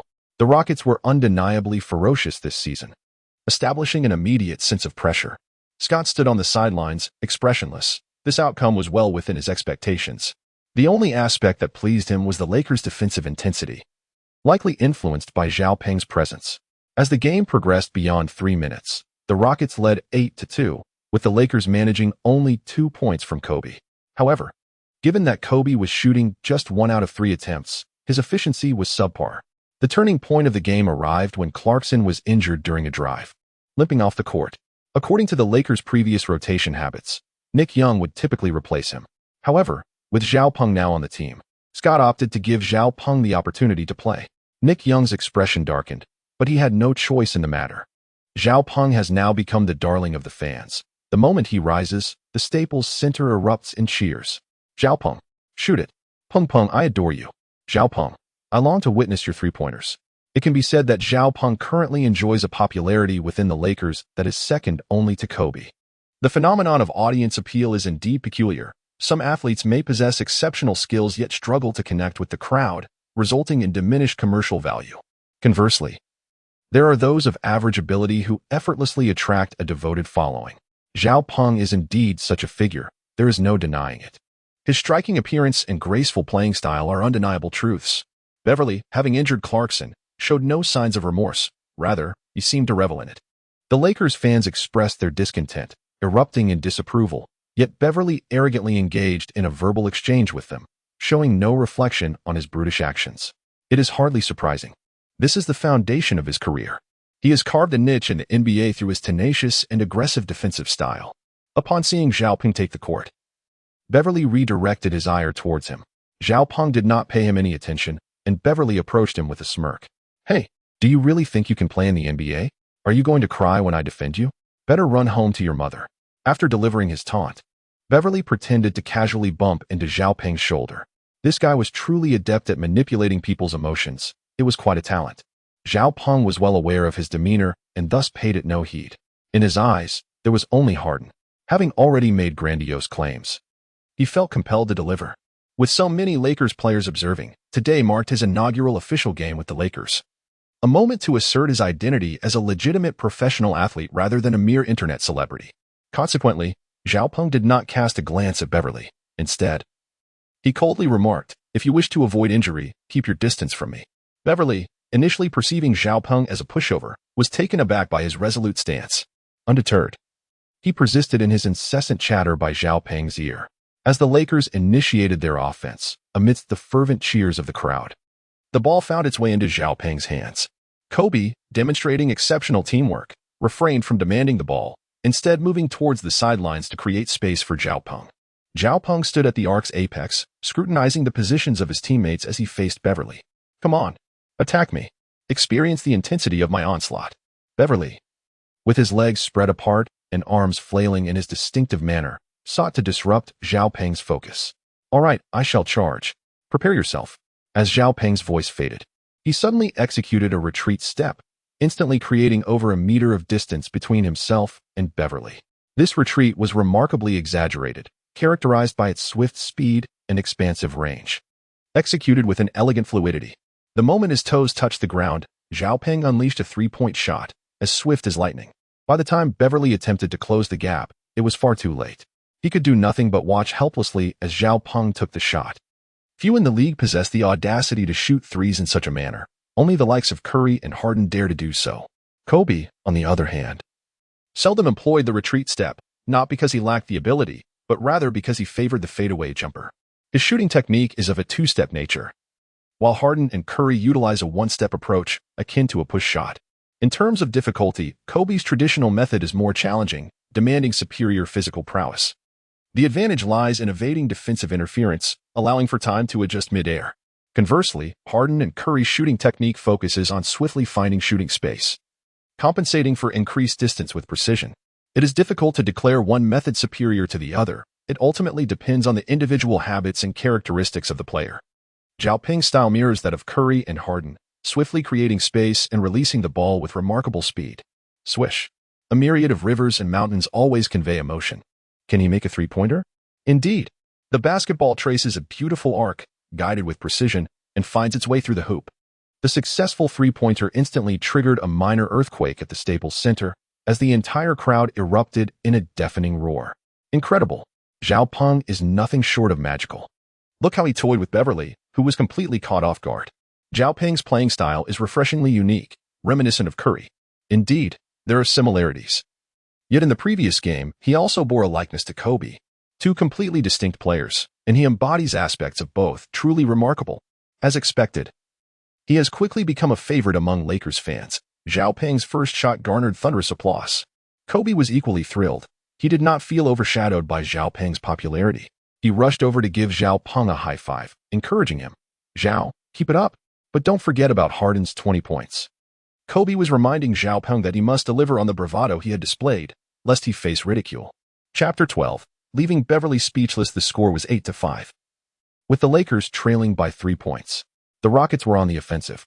Harden appeared unperturbed, seemingly unaffected by Zhao Peng's remarkable shooting. However, he had developed a keen interest in Zhao Peng.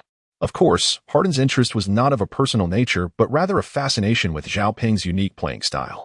Zhao Peng's step-back three-pointer was executed with greater amplitude and speed than Harden's signature move.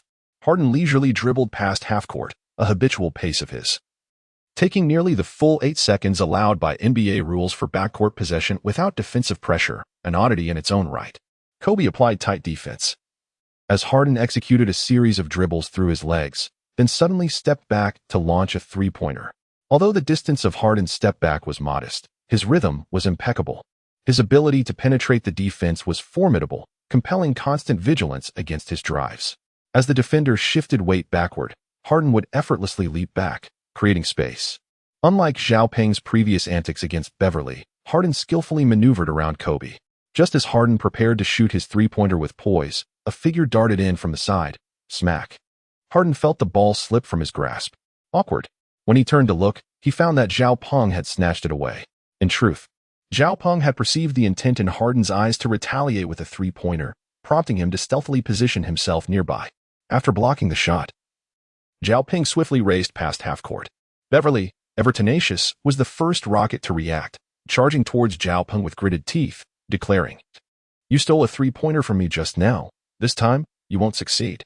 Zhao Peng paid him no heed, fully aware of the boy's vigorous maneuvers. Thus, he decided to unleash the prowess of the number 8 Kobe. The system had seamlessly merged the essence of both Kobe and Curry into Zhao Peng's being, allowing him to effortlessly switch between styles. With a resounding thud, Zhao Peng advanced, cradling the ball in his left hand, while his shoulder forcefully collided with Beverly. This was a standard confrontational move. There was no lowering of the shoulder, merely a lateral clash, and the referee remained silent. Despite Beverly's fierce demeanor, the strength and impact of the number 8 Kobe were far beyond what he could withstand. With a thud, Beverly was sent sprawling sideways, rolling several times upon the ground. It was absolutely magnificent. Zhao Peng effortlessly toppled Beverly, advancing with a singular determination, executing a breathtaking Carolina dunk that forcefully propelled the ball into the hoop. This dunk was not only visually stunning, but also exhibited immense difficulty. The requirement for vertical leap is undeniable. One must at least be capable of reaching the rim. Furthermore, it demands a remarkable level of bodily coordination, paired with a pair of substantial hands. It is widely acknowledged that Kobe's hands are relatively small, which inhibits him from performing many of the maneuvers that Jordan could effortlessly execute. Alas, there exists an inherent disparity in natural talent. However, during the system's integration process, Zhao Peng's hands were unexpectedly enlarged, akin to merging the dimensions of both Kobe's and Curry's hands.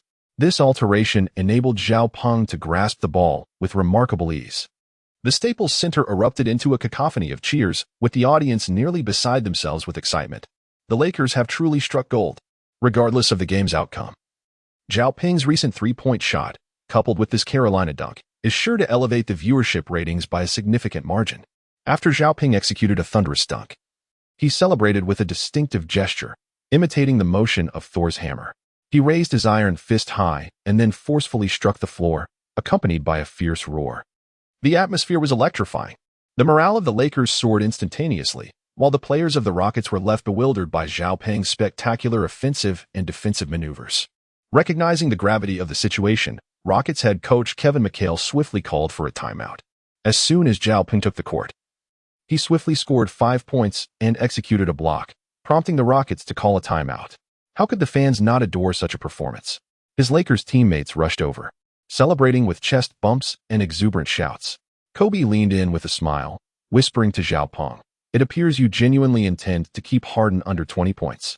Zhao Peng chuckled, "Of course, but it won't be easy. We must coordinate effectively." Both being astute individuals, Kobe instantly grasped Zhao Peng's implication. "Rest assured, Harden is the engine of the Rockets. We must secure him." The score stood at 8-7. Although the Lakers trailed by a single point, the momentum had shifted in their favor. Zhao Peng's performance has ignited immense hope among Lakers fans. Could they possibly triumph over the third-ranked Rockets today? Scott remained composed, offering Zhao Peng a few words of praise before shifting the focus to defense. Zhao Peng's defensive efforts were commendable and fervent. As a newcomer, his capabilities are remarkable. The others should not allow themselves to be overshadowed by him. Scott also began to motivate the players. Little did he know that such remarks would incite envy towards Zhao Peng. Nevertheless, it matters not. True strength is the ultimate truth. Zhao Peng has already demonstrated his dominance on both offensive and defensive fronts. Should he maintain this prowess in the upcoming matches, he is bound to secure an all-star spot. With the timeout concluded, both teams return to the court, unchanged in personnel by either coach. The Rockets initiate their offense. This time, Harden approaches with caution. Instead of attempting to outmaneuver Kobe one-on-one, he wisely calls for a pick-and-roll. Moti Ajuna steps forward to block Kobe's path. As Harden navigates the play, seeking to exploit a mismatch against Boozer, a voice suddenly interjects, "Let me handle this." Zhao Peng maneuvered past Boozer, positioning himself in front of Harden. Beverly's offensive capabilities were rather mediocre, and his three-point shooting lacked consistency. Thus, Zhao Peng decisively relinquished his guard on Beverly and proactively approached to defend Harden. The Lakers fans erupted in cheers once again.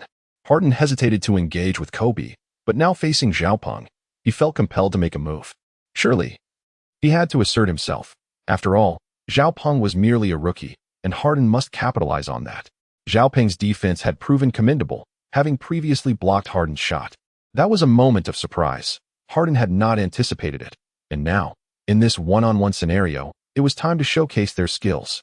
The fans eagerly awaited the impending clash, hoping for sparks to fly between the two players. Harden's confidence began to waver. If he were to pass the ball now, it would be perceived as an act of cowardice. While he maintained his composure, the NBA stage demanded a display of prowess, and as the star of the Rockets, consistently evading confrontation was not a viable option. Thus, Harden dribbled the ball, scrutinizing Zhao Peng's shifting center of gravity. He excelled in manipulating tempo, rarely relying on sheer speed to outmaneuver opponents. This was a testament to his intelligence and a fundamental aspect of his enduring success. However, Zhao Ping's footwork was exceptionally unpredictable. He refrained from mirroring Harden's feints, keeping a distance of 1 step away, his right hand raised high, awaiting Harden's next move. This posed a dilemma for Harden. After several attempts, he found himself unable to shake Zhao Ping off, with the shot clock dwindling to just over 2 seconds. In desperation, he was left with no choice but to pass the ball to the open Beverly, who missed the three-pointer with a resounding clang. Chapter 13. Even Curry wouldn't dare to play like this. Jordan Hill secured the rebound and passed it to Kobe. Without a moment's hesitation, Kobe sent the ball straight to Zhao Ping. He recognized that Zhao Ping possessed genuine talent, reminiscent of his own prowess in his prime. Number 8. Kobe. Zhao Ping dribbled past the halfway line, confronting Beverly's defense, and once more charged forward.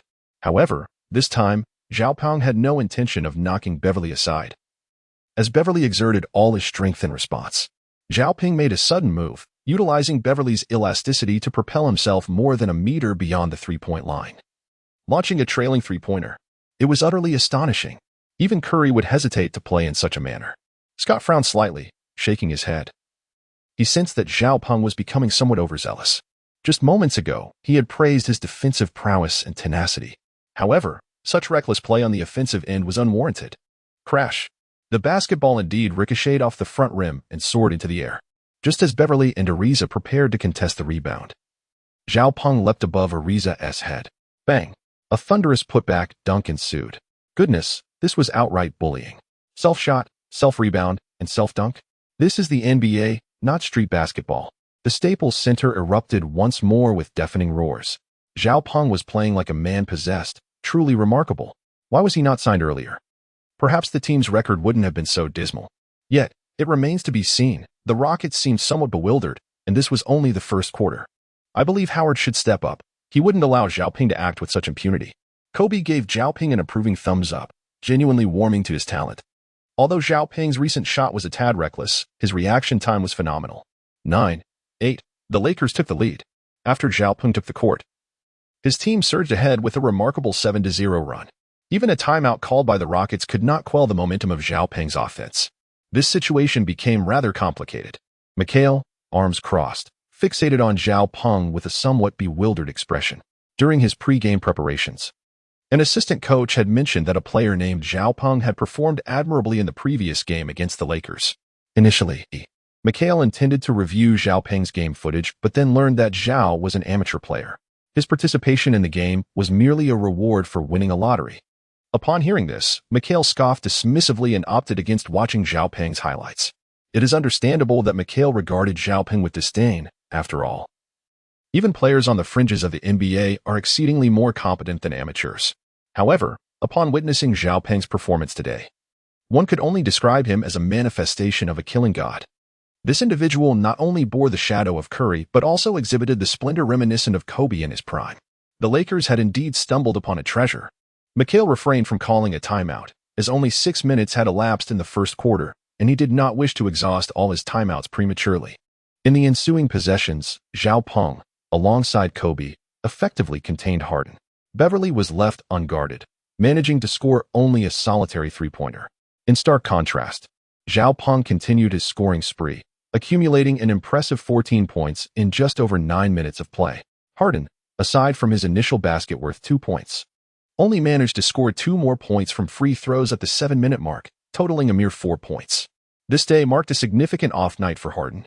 Kobe, too, was restrained in his shooting during the first quarter, deliberately ceding opportunities to the red-hot Zhao Ping.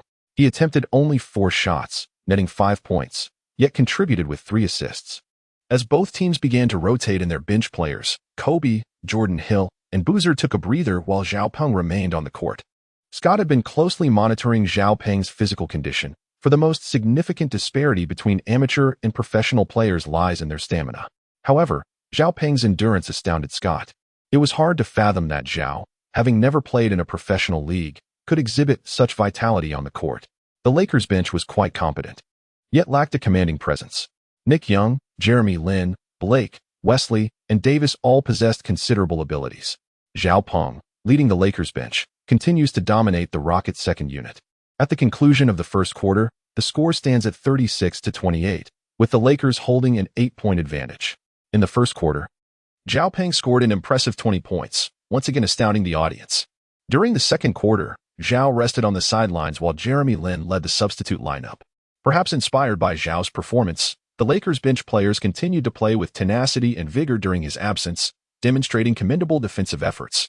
However, the Rockets' substitutes displayed a significantly superior prowess, narrowing the deficit to just 2 points within the initial minutes of the second quarter, bringing the score to 43-41.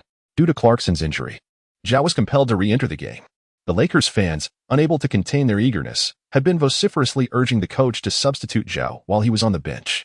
Scott found himself at a loss, pondering whether these fans desired for Zhao to play the entire 40 minutes. Upon the return of the Lakers' main players, it became evident that the Rockets had altered their strategy.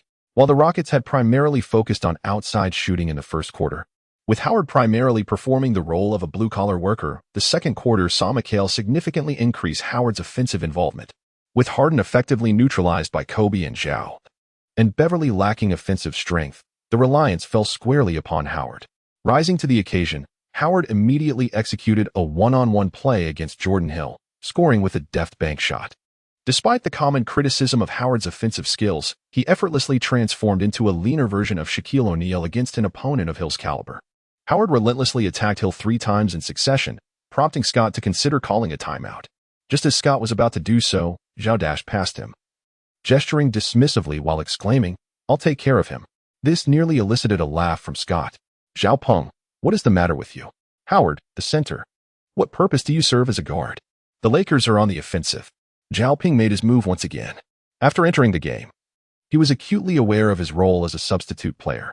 Having made an impression in the first quarter, he understood that he could not dominate the game alone. Thus, upon stepping onto the court in the second quarter, he refrained from shooting and focused on facilitating plays for Kobe. Unfortunately, Kobe was having an off night, with a mere 1 out of 3 shots landing successfully. Observing Kobe's struggles, Zhao Peng took the initiative, driving past Beverly to the baseline and executing a challenging fadeaway jumper that was beyond Beverly's reach. Swish. 2 points secured, temporarily alleviating the Lakers' scoring drought. The Rockets advanced on offense, with Harden once again feeding the ball to Howard in the low post. Howard made a couple of assertive moves toward the basket, preparing to leap for a shot. However, at the precise moment he gathered the ball, a figure surged forth, and wham! Howard's grasp on the ball was abruptly severed. This was indeed the formidable Dwight Howard. The sheer force he wielded was evident as the ball visibly dented in his hands. Chapter 14. The brightest star startled. Howard immediately attempted to reclaim the ball, yet Zhao Peng executed a long pass to Kobe, who was stationed at the top of the arc. Without missing a beat, Kobe drove past half court and, facing Harden's defensive pursuit, deftly changed direction to evade him. Boom. Kobe unleashed a thunderous dunk. Although his explosive power had diminished following his severe injury, his unwavering determination had kept him engaged in rehabilitation. Thus, Kobe now possessed about 50% of his peak prowess. Making the dunk a feasible feat, the Lakers' home crowd erupted in applause as they witnessed Kobe's emphatic dunk, fully aware that this might be his final season. A beautifully orchestrated game, worthy of admiration. After his dunk, Kobe pointed towards Zhao Peng and raised his thumb, offering praise for Zhao's adaptability. Through Zhao Peng's efforts, the Lakers regained their advantage on the court. Seeing the tide turning, Harden resorted to his notorious foul-drawing tactics. Many fans criticized Harden's style as unappealing. However, drawing fouls is also a skill, executed within the bounds of the rules. There is little to dispute, as long as he does not overly rely on it. It is justifiable. Harden used his arm to draw fouls, scoring 6 consecutive points. The home crowd began to jeer, expressing their dissatisfaction with Harden's approach. Yet, Harden remained unfazed, recognizing it as an effective strategy that aided his team. As the second quarter concluded, the score stood at 65-62, with the Lakers holding a slender 3-point lead. Zhao Peng scored an impressive 28 points, while Kobe tallied 16 and Harden managed only 10.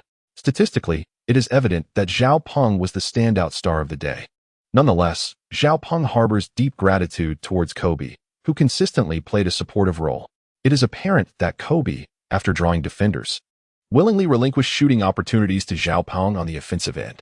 On the defensive front, whether out of professional duty or personal conviction, Kobe relentlessly pursued Harden, Perhaps this embodies the Mamba mentality. Once he has set his sights on you, escape is not an option.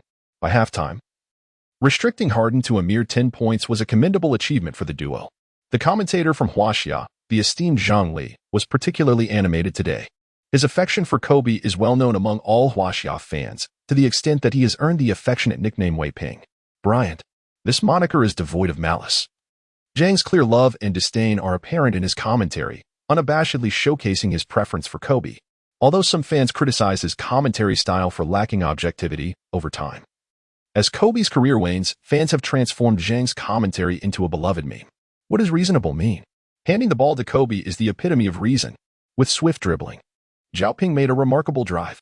Pass to Yao Ming. Pass to Yao Ming. Oh wait, this pass came too late. Today is really intense. Sun Yu, take him on. There was so much to discuss that it was overwhelming. Throughout the broadcast, Zhang lavished praise upon Zhao Peng, his tone imbued with astonishment. It was truly astonishing that Huaxia boasts such an exceptional guard. Alongside him in the commentary booth was Yu Jia from CCTV Sports Channel, who shares a profound affection for Huaxia basketball. In recent years, following Yao Ming's retirement, no players have emerged to enter the NBA, a fact he finds regrettable. Indeed. Director Zhang, in the last Lakers game, I specifically watched the replay. Zhao Ping's performance was nothing short of breathtaking. Yu Jia nodded vigorously, equally excited. What a pity. If he had been born a few years earlier, he could have played alongside Big Yao and surely brought glory to our nation. Zhang replied, on the other hand, it is a blessing in disguise. Zhao Peng and Big Yao's paths diverged, allowing him to lead the national team to future triumphs. Yes, that's quite reasonable. If Zhao Peng can maintain this level of performance and is complemented by a few strong inside players, he could undoubtedly dominate the international basketball scene. Fans in the live chat were fervently praising Zhao Ping as the second half of the game commenced. Zhao Ping remained seated on the bench. Under Harden's leadership, the Rockets unleashed a fervent offensive surge. Unfortunately, Kobe had already accumulated 2 fouls in the first half, and as the third quarter commenced, he was whistled for yet another infraction. Consequently, he was compelled to temper his defensive intensity. Seizing this opportunity, Harden executed a series of swift drives and shots, orchestrating a remarkable scoring run. Lakers fans erupted in vociferous criticism of Scott, urging him to promptly substitute Zhao Peng into the game. Faced with their discontent, Scott recognized that the Lakers' chances of victory were indeed intertwined with Zhao Peng's presence. Thus, with a decisive gesture, he summoned Zhao Peng back onto the court. Upon Zhao Peng's entrance onto the court, he observed that Beverly had lost the brashness he exhibited in the first half. Silently, he approached Zhao Peng's side, refraining from any trash talk, and his gestures had noticeably diminished. Zhao Peng found it amusing and deliberately teased him. Hey, Bae, are you feeling unwell? Why have you stopped talking? Beverly's lips moved slightly, yet he remained silent. However, while Beverly's banter had ceased, his defensive actions remained quite aggressive, as he relentlessly targeted Zhao Peng with various tactics. Zhao Peng did not indulge him either, delivering 3 consecutive strikes that resulted in Beverly's 4th foul. Rockets head coach McHale refrained from substituting, as Beverly was precisely cut out for this role. His offensive contributions were minimal, and if he were to be fouled out, so be it, he could exert himself for a while. On the defensive front, Zhao Ping and Kobe formed a formidable alliance to encircle Harden. Although it was their inaugural collaboration, their synergy was remarkable. As Harden dribbled at the top of the arc, Zhao Peng called out, swiftly joining Kobe to trap Harden. At that moment, Harden's ability to escape the double team was not particularly robust. Moreover, both were tenacious defenders, leading to an increase in Harden's turnovers.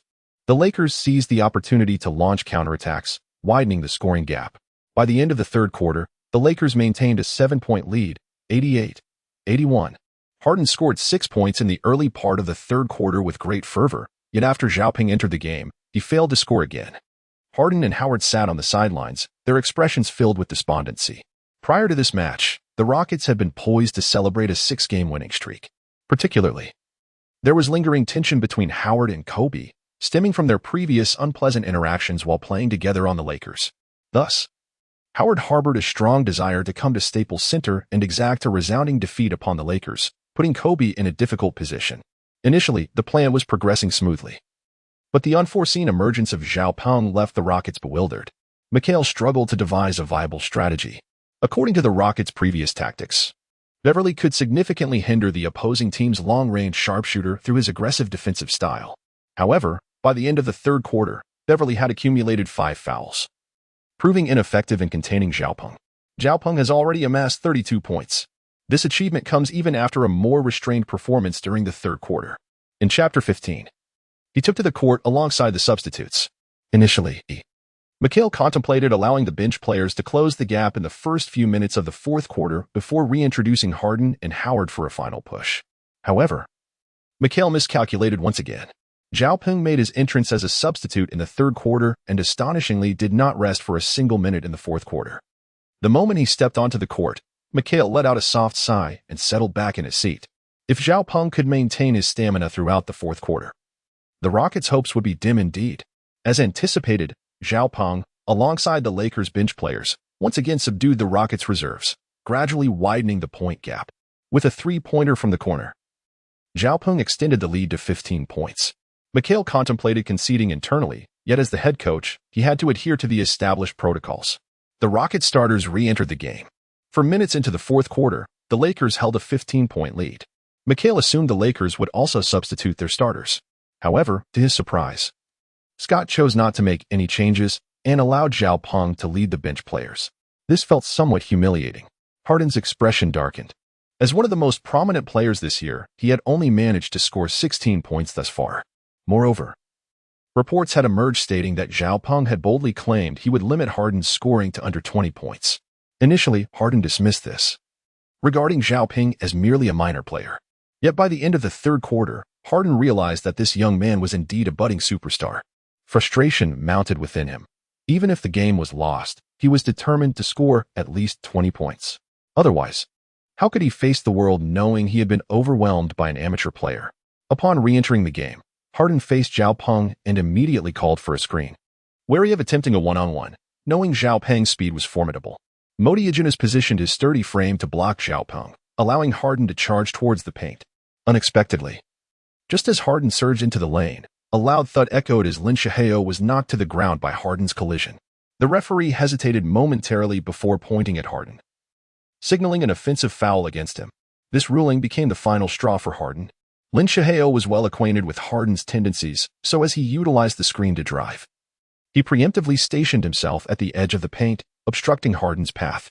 Such plays are notoriously difficult to officiate due to the rapid pace of both players, with offensive and blocking fouls occurring in the blink of an eye. The referee upheld his call, disregarding Harden's protests. The possession shifted to the Lakers, who then initiated their offensive play. Harden, disregarding his pride, motioned for Beverly to join him in double-teaming Zhao Peng. Zhao Peng remained utterly composed, for the system had now integrated the peak version of Curry. The pinnacle Curry possessed an abundance of experience when confronted with double teams. Whoosh! Zhao Peng skillfully passed the ball through the legs of both Harden and Beverly. Upon receiving the pass, Brown found himself in a vast open space, calmly took his shot, and scored. The Lakers bench, under Zhao Peng's orchestration, played with remarkable flair. Scott was pleasantly surprised. He was conducting an experiment to assess Zhao Peng's leadership abilities. There exist two types of stars in basketball, one who can score independently yet lacks the capacity to lead, and another who, in addition to scoring, can elevate the skills and enthusiasm of their teammates. These subtle yet profound abilities will ultimately define the ceiling of a star's potential. In the ensuing minutes, the Lakers bench not only withstood the Rockets' relentless counterattack but also established a modest lead. As the fourth quarter approached the 9-minute mark, the margin had widened to 16 points. Mikhail conceded defeat, opting to substitute all his starters for the bench players. There was no other choice. The embarrassment was overwhelming. This humiliation extended beyond the coach, as players like Harden and Howard faced even greater disgrace, particularly in the hostile environment of the Staples Center, where they were subjected to jeers and insults from the crowd. In the fourth quarter, Harden managed to score only 2 points from free throws, culminating in a total of 18 points for the game, falling short of the 20-point mark. Seated on the bench, he covered his head with a towel, fully aware of the media's impending scrutiny post-game. Seeing the Rockets substitute their starters, Scott decided to take Zhao Peng off the court, welcoming the thunderous applause of the audience. Kobe, immensely pleased, stood on the sidelines, never taking a seat, and continuously waved his towel. Throughout the initial games of the season, Kobe had never experienced such exhilaration. Zhao Peng's emergence instilled in Kobe a sense of hope for the future of the Lakers. The entire crowd at Staples Center rose to their feet, applauding fervently and ceaselessly cheering for Zhao Peng. Zhao Peng also waved to the audience, reveling in the cheers of the fans. His adaptability is quite remarkable. In the previous match, he appeared somewhat shy in response to the crowd's adulation. However, in today's game, Zhao Peng has begun to engage in occasional interactions with the spectators. Particularly after his thunderous dunk, his celebratory gesture sparked a wave of imitation among the audience. The dramatic display of raising a giant hammer and striking the ground was truly imposing. Even before the match concluded, animated gifs of Zhao Peng swinging the hammer were rampant across basketball forums. It must be said that Zhao Peng possesses an innate ability to attract fans. He certainly knows how to entertain. Ultimately, the Lakers triumphed over the Rockets at home, putting an end to their 4-game losing streak. While the Rockets' 5-game winning streak came to an abrupt halt, Zhao Peng played for 34 minutes, scoring an impressive 37 points. Kobe did not participate in the fourth quarter, having played for 26 minutes, during which he accumulated 24 points. Although Zhao Peng garnered significant attention today, Kobe felt no discontent. Rather, he was exhilarated by Zhao Peng's performance.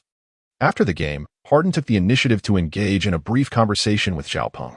Harden possesses a commendable character, as it is rare to witness him in conflict with opposing players on the court.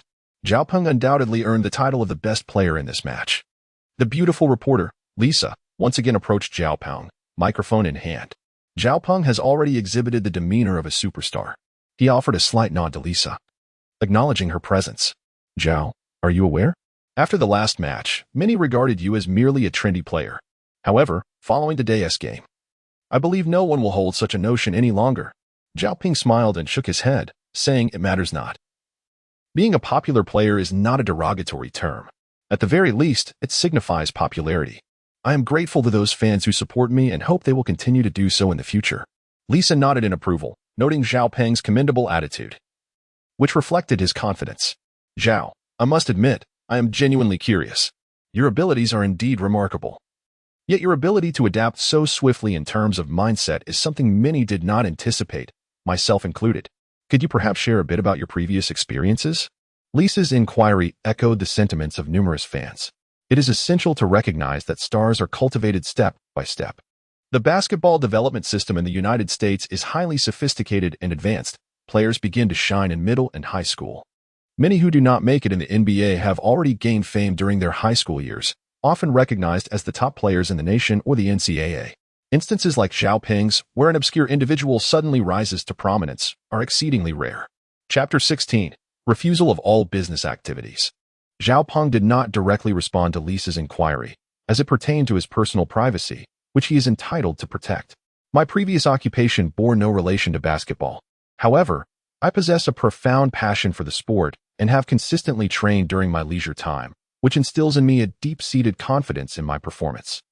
Lisa was not only taken aback by Zhao Peng's prowess on the court, but also by the poise, composure, and a hint of humor he exhibited during the interview. Just as Zhao Peng was being interviewed, he suddenly felt a chill on his head as several bottles of mineral water were poured over him. Shortly thereafter, the boisterous laughter of several Lakers players resonated nearby. Zhao Peng quickly comprehended that this was a manner in which teammates and heroes jested during moments of triumph for the team. Such lightheartedness only emerged after an outstanding performance in the match, particularly during the interview phase. Zhao Peng turned around and, indeed, Nick Young, Ellington, and Jeremy Lin were playfully dousing him with water, each clutching a bottle. You rascals, just wait and see how I deal with you. Zhao Peng joined in the frolic with his teammates. Lisa quickly took refuge on the sidelines, nearly getting splashed during their playful antics. Once the interview concluded, Zhao Peng accepted a towel from the staff, wiping off the water while strolling down the player tunnel, arms draped around his teammates. Before reaching the locker room, he spotted team manager Kupchak approaching him, clearly with something important to convey. Zhao, I have some good news, come here for a moment. Noticing Kupchak's beaming smile, Zhao Peng initially thought he had stumbled upon a lost wallet. What is it, manager? Are you setting me up on a date? Kupchak cleared his throat, his smile fading as he pulled Zhao Peng aside with an air of mystery. You performed exceptionally well today. Not only did you lead the team to victory, but your playing style was also quite impressive. Just a moment ago, several sponsors specifically requested to have you as their spokesperson. Zhao Peng currently does not have an agent, which compels sponsors to reach out to the team manager for contact. Zhao Peng is psychologically prepared for this scenario. The commercial league is driven by capital pursuits. As long as one possesses influence and a substantial fan base, monetary rewards will rain down like hailstones. For now, let's set this aside. My sole focus is on collaborating with my teammates to elevate our performance, leaving no time for such matters. Zhao Ping's indifferent demeanor left Kupchak profoundly astonished. What drives a player to compete? Undoubtedly, it is the pursuit of financial gain, even if one aspires for championship glory or historical acclaim. Such ambitions do not contradict the allure of wealth. If he were a veteran superstar nearing retirement, with ample earnings, one could understand his stance. However, Zhao Peng had merely participated in a single game, with no income yet realized, and he chose to decline sponsorship? Who exactly is this young man? Observing Kupchak's speechlessness, Zhao Peng offered a smile and elucidated. Having just joined the Lakers, I have begun to receive a plethora of endorsement offers, which feels somewhat inappropriate. Currently, I am in the process of integrating with the team and should not allow distractions. Kupchak admired Zhao Peng's dedication to basketball, yet he felt a pang of regret, advising, "Perhaps you should reconsider. Additionally, it would be wise to engage a trustworthy agent. They can manage these matters on your behalf. Otherwise, balancing training and business commitments may prove overwhelming." It was evident that Kupchak genuinely cared for Zhao Peng, and his words were indeed well-intentioned. Zhao Peng waved his hand and declared, "This season, I have made a decision. I will not accept any commercial endorsements. I intend to devote all my energy to the Lakers games. Any business activities can be discussed next season." Kupchak greatly admired Zhao Peng's open-mindedness and pure basketball philosophy. He patted Zhao Peng on the shoulder and was about to leave when suddenly he remembered something. "By the way, a female fan from Huaxia came looking for you. I heard she is an actress and a special guest basketball reporter. After you shower and change your clothes, you should meet her." Zhao Peng furrowed his brow, acutely aware of his dismal standing in the hearts of Chinese football fans. Such is the unforgiving nature of competitive sports. Is it truly the case that a single commendable performance would garner him the adoration of fans? It is evident that this is merely a pursuit of attention. Zhao Peng was about to decline when Kupchak added, "Moreover, this female journalist claims to be an old acquaintance of yours." "An old acquaintance? Did I know her before?" "Impossible." Zhao Peng spoke decisively and then shook his head, preparing to head to the changing room. "She mentioned that her name was Zhang Tianai." Zhang Tianai. Zhao Peng halted his steps. Indeed, he shared a long-standing friendship with Zhang Tianma. It was now 2014, and Zhang Tianma had yet to achieve fame. She was merely an obscure actress. In 2013, she had played a supporting role in a television drama, delivering a commendable performance. To be frank, her acting was rather average. Yet her character captivated Zhao Peng profoundly.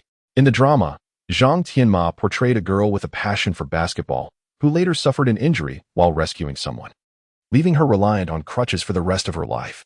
Zhao Peng was profoundly captivated by the young girl at that moment. In 2014, Zhang Tianyi had not yet developed the worldly demeanor she would later possess. She appeared exceptionally pure. Particularly, Zhang Tianyi's physique astounded Zhao Peng, as her wingspan was remarkably extensive. Typically, the wingspan of individuals of East Asian descent is not particularly pronounced, generally aligning with their height. However, standing at 1.65 meters, Zhang Tianyi reportedly boasted a wingspan of 1.81 meters. The reason the television director chose her for that role was her ability to play basketball. Individuals with longer wingspans exhibit an aesthetically pleasing style on the court. Zhao Peng is an individual who has traversed from another parallel world in the year 2022, possessing knowledge of Zhang Tianmai's impending rise to fame. However, in this particular parallel universe, Zhang Tianmai remains an obscure actress.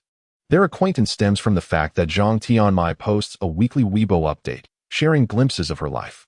Due to her limited recognition, she has garnered merely a little over 10,000 followers, with responses being even scarcer, often receiving fewer than 5 comments per post.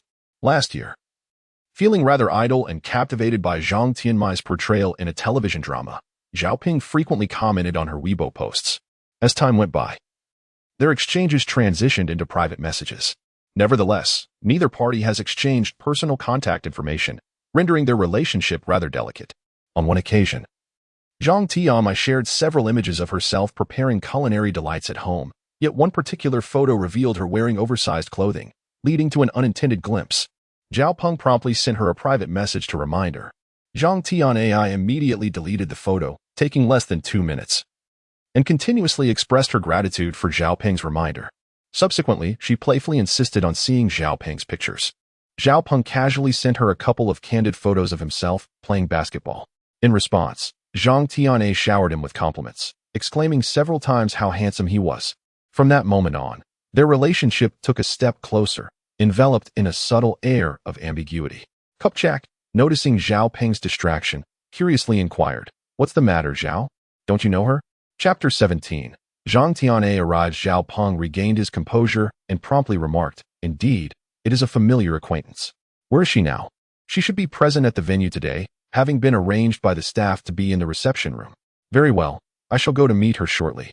Kupchak whispered, "The boss places great importance on the Chinese market. You might consider expanding your endeavors." Zhao Peng furrowed his brow and coldly declined, stating, "I cannot involve myself in such grand matters. She and I are merely personal friends." Kupchak, left embarrassed, had no choice but to depart awkwardly.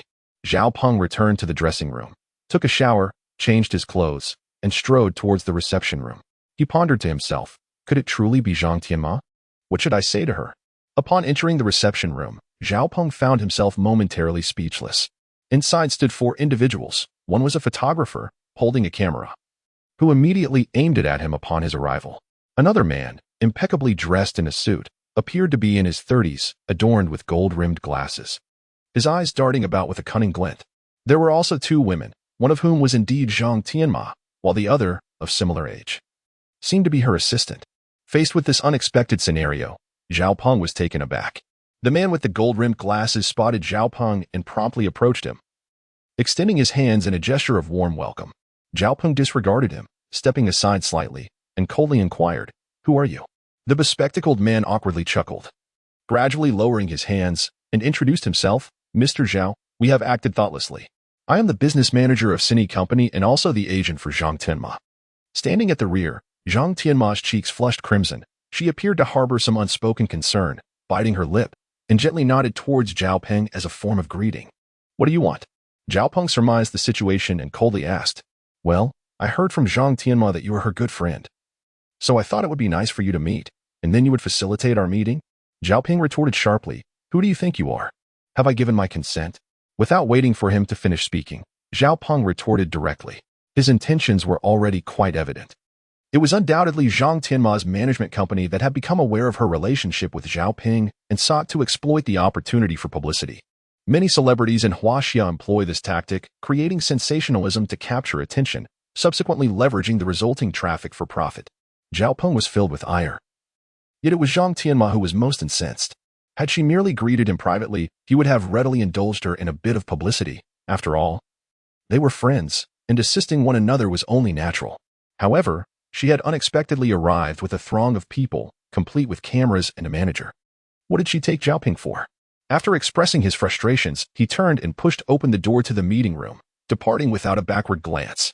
The bespectacled man, taken aback, wore an exceedingly grim expression as he turned to Zhang Tianma, glaring at her and demanding, "What is the meaning of this? Did you not claim that you were good friends with him?" Zhang Tianma found herself at a loss for words. Accompanying a film crew to America for a television drama, she had initially planned to return home. By chance, she stumbled upon a news article announcing that a young player from Huaxia had joined the Lakers, causing quite a stir. In casual conversation with her assistant, she mentioned her friendship with Zhao Peng, which the assistant subsequently relayed to the manager, the bespectacled man. Overjoyed, he perceived this as a splendid opportunity to elevate Zhang Tianma's profile. Since her affiliation with their entertainment company, XINE, she had remained relatively obscure. As her manager, he was exasperated. Several of his other female artists had gained considerable recognition, while Zhang Tianma refused to dine with major clients or engage in promotional antics with male artists. Upon hearing the news, he promptly pressured her to meet Zhao Peng. A simple meeting, a casual meal, could pave the way for publicity. Alas, the plan had unraveled. The bespectacled man, feeling betrayed, pointed an accusatory finger at Zhang Tianma, bellowing, "You are a liability. The company has invested so much in you, and yet you persist in uttering nonsense. I warn you, do not expect any opportunities in the future." With that, he gestured dismissively, sending the cameraman and assistant away. Zhang Tianma, feeling wronged, sank into a chair as tears cascaded down her exquisite face. Zhao Peng, feeling a surge of frustration, was on the verge of exiting the gym when a sudden thought crossed his mind. He quickly retrieved his phone and opened Weibo. only to be greeted by several private messages from Zhang Tianmei sent earlier today. This was their sole means of communication. Hello, Xiaopeng. I'm currently filming in the United States. May I have the pleasure of meeting you? I realize I may be overstepping, but I've already purchased a ticket to watch you play tonight. Wishing you the best. Upon seeing these two pieces of information, Xiaopeng realized he had misunderstood Zhang Tianma. In truth, Zhang Tianma had intended to meet with him privately, but the entertainment company sought to exploit this opportunity for publicity. Xiaopeng promptly returned to the reception room. Upon pushing the door open, he beheld Zhang Tianai alone, her head resting on the table as she wept. Zhang Tianai, are you all right? He inquired. Zhang Tianai trembled slightly and quickly rose to her feet, acutely aware of her lapse in composure. She wiped her tears and managed a faint smile. I'm fine. What brings you back? I apologize for interrupting you. Please, do not say that. It is my fault. I just saw the private message you sent me. The two shared a moment of silence, gazing into each other's eyes. As your host, allow me the pleasure of treating you to a meal, Xiaopeng suggested. Breaking the tension and extending an invitation. Zhang Tianai nodded enthusiastically in agreement. Xiaopeng drove with Zhang Tianma to a nearby restaurant. Since Xiaopeng had just played 2 matches, he was not yet a celebrity, and no one in the restaurant disturbed him. As for Zhang Tianma, she was hardly known even within Huaxia, and here, she was even less recognized. As they dined and conversed, Zhang Tianma confided in him. My contract with Cine Company is nearing its end. I no longer wish to pursue a career in acting, she said, lowering her head. Why? I actually think you have considerable talent. Sighing, she replied, you have no idea. To achieve fame as an actor, one must endure immense sacrifices. The entertainment industry is fraught with complexities. Zhang Tianma's words were somewhat veiled, yet Xiaopeng grasped the essence of her sentiments. Xiaopeng pondered for a moment before gently inquiring, is there anything I can assist you with? Zhang Tianai paused briefly, then shook her head and replied, no need. You should focus on your game. My contract is nearing its end anyway. I will seek another job and step away from acting. Xiaopeng gazed at Zhang Tianai's dejected expression, her vulnerability stirring a wave of sympathy within him. Seizing her delicate hand, he earnestly declared, how about this? After your contract concludes, do not renew it, and I shall assist you in achieving fame. Zhang Tianai made no effort to resist. Instead, a rosy hue crept across her cheeks as she quietly inquired, how will you help? Chapter 18. I will make you famous if you trust me. Follow my advice. Once your contract ends, refrain from renewing it. I assure you, numerous prestigious companies will be eager to sign you. Xiaopeng asserted with unwavering confidence. Zhang Tianai, however, did not exhibit excessive excitement. She slowly withdrew her hand from his grasp. It matters not. Even if you had not mentioned it, I would not renew. My close friend is in the fashion business and has often sought to recruit me. Yet, I know you still possess a deep affection for the performing arts. Those 4 years at the Film Academy should not be spent in vain, especially since I have heard that your academic performance was exceptional. Zhang Tianai let out a bitter laugh. What use is that? Our school has an older graduate named Zhang Sungwen, an outstanding performer who teaches many students. Yet he traverses hundreds of film sets each year without landing a role. Zhang Sungwen will eventually find success, but it will take years. Xiaopeng replied wistfully. That is inevitable. Impossible. Zhang Tianai shook her head in resignation.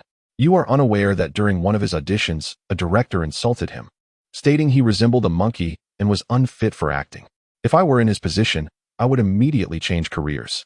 That director is a small-minded scoundrel, lacking in vision and decency. Xiaopeng retorted disdainfully. Zhang Tianai looked at Xiaopeng, touched by his words. You are truly a person of integrity, loathing injustice. Very well. I shall heed your advice. I will not renew my contract. And then, you must help me achieve fame. Agreed. It is settled. After their meal, Zhang Tianai insisted on settling the bill, and surprisingly, Xiaopeng did not contest her. This gesture further endeared her to him. As he reflected on how some girls in the country viewed men paying the bill as an obligation, akin to exploiting a fool, Xiaopeng drove her back to the hotel before returning to his residence. The Lakers' next match was an away game against the formidable Chicago Bulls. Thus, the following morning, the entire Lakers team flew to Chicago. Since Michael Jordan's retirement, the Bulls had fallen into a decline. Winning a championship seemed but a distant dream, and merely reaching the playoffs had become a luxury. However, the selection of Derrick Rose heralded a glimmer of hope for the team. Regrettably, after 2 seasons of flourishing, the Rose of the Windy City bid farewell to his peak due to injuries. In China, Rose has amassed a considerable fan base, and Zhao Peng is among them. Before his journey through time, he purchased a pair of shoes endorsed by Rose. Visiting Chicago this time filled Zhao Peng with excitement, as he would witness Rose's prowess firsthand. Following the victory in the previous game, Lakers coach Scott experienced a shift in mindset. As a coach on the world's premier basketball stage, who would wish to be a lackluster coach, especially in a transitional phase? With a strong hand now at his disposal, Scott's ambitions began to swell. After all, they had just triumphed over the Western Conference's second-ranked Rockets, dominating the game, a feat few teams in the league could boast. During pregame practice, Scott guided the Lakers players in reviewing footage of the Bulls' recent matches. They noted that Rose's playing style had evolved following his significant injury. Although he no longer possessed the ferocity of his MVP season, his dominance remained intact. His explosive dunks had diminished, yet his shooting ability had improved. Consequently, the Bulls still held a commendable position as the third seed in the Eastern Conference, a force not to be underestimated. The Lakers players prepared meticulously for their encounter against the Bulls. A day later, the match commenced. The Lakers starting lineup featured Kobe Bryant, Jordan Hill, Zhao Peng, Wesley Johnson, and Carlos Boozer. The Bulls starting five included Jimmy Butler, Derrick Rose, Pau Gasol, Taj Gibson, and Joakim Noah. Gasol, a key contributor to the Lakers' back-to-back championships, shared a close friendship with Kobe. The two engaged in warm and friendly conversation during pre-game warm-ups. As the game began with a jump ball, Jordan Hill secured the initial possession for the Lakers. The Bulls center, Noah, may lack in physical prowess but possesses high basketball intelligence. Like Gasol, he excels in facilitating and organizing plays. With Kobe handling the ball in the backcourt, he crossed half-court and opted not to attack, but instead passed to Zhao Peng. This decision not only reflected the coach's strategy, but also showcased Kobe's support for Zhao Peng. Deeply moved by Kobe's attitude, Zhao Peng felt honored to receive such backing from a superstar still contributing to the team in the twilight of his career. Guarding Zhao Peng was none other than Rose, which thrilled him immensely. The utmost respect for an opponent manifests in the pursuit of victory with all one's might. Hey, Rose, you better bring your A-game, or I might just outshine you. Zhao Peng seeks to ignite the fighting spirit within Ross. However, Ross is not one to articulate his feelings. He remains expressionless at all times. Whether in moments of frustration or anger, his countenance betrays no difference. Zhao Peng did not call for cover and swiftly launched towards the right flank. Although Rose's explosiveness has diminished following his serious injury, his speed remains formidable. With a sudden burst, Rose swiftly blocked Zhao Peng's path to breakthrough. However, Zhao Peng's initial step revealed a flaw. Rose's tight defense indicated that his center of gravity was overly committed. Zhao Peng swiftly gathered the ball, pivoted, and in an instant, left Rose trailing behind. This maneuver is one of the signature moves of the number 8, Kobe. Numerous players in the league have mastered this technique, such as the French speedster Parker, who also relishes executing the spin. However, Kobe's spin is executed with a more pronounced amplitude. Coupled with his exceptional ability to drive toward the basket, it becomes utterly unstoppable. Rose was momentarily taken aback. He had seemingly obstructed Zhao Peng's path, yet he vanished from sight. As Zhao Peng surged into the penalty area, he found himself face to face with Noah. Despite Noah's average physical prowess among centers, he was, nonetheless, a center. His stature and height allowed him to effectively overshadow Zhao Peng. Kobe and the other Lakers were in motion, diligently drawing attention away from Zhao Peng while positioning themselves for a potential pass. Confronted by Noah, Zhao Peng seemed to be at an impasse.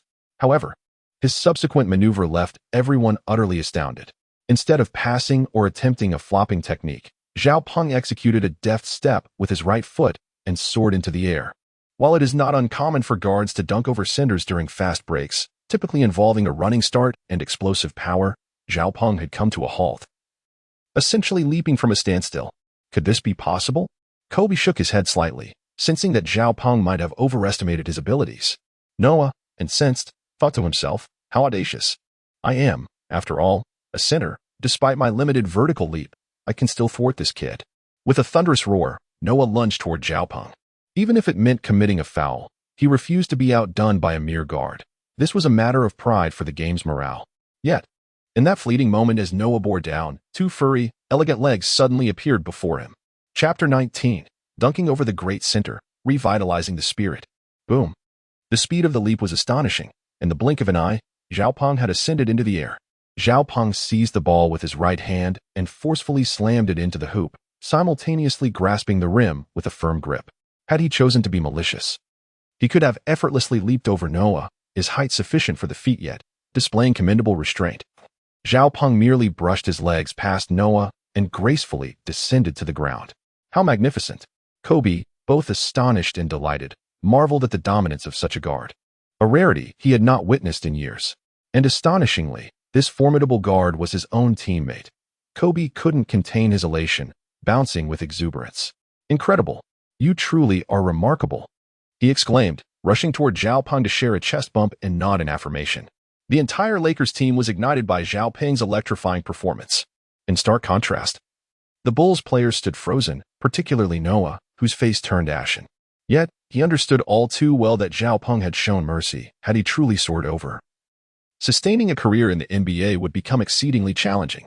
The home crowd in Chicago fell into a collective silence. A few young fans sporting Jordan jerseys, oblivious to the decorum, jumped up to cheer, only to be swiftly subdued by their parents. After all, this was the home court. How could they cheer for an opposing player? "Dad, that dunk by number 3 looks just like the move on your cherished poster of Jordan." "Hush, don't say that," he asked on the opposing team. "Oh." The young boy fell silent, yet Zhao Peng's spectacular dunk left an indelible mark on his impressionable heart. At the very moment Zhao Peng completed his thunderous dunk, the referee's whistle pierced the air, signaling Noah's blocking foul. It was a 2-1 opportunity. What a tremendous gain! Zhao Peng approached the free throw line, executing the shot with unwavering precision. 3 o'clock. The Lakers had turned the tables, taking the lead.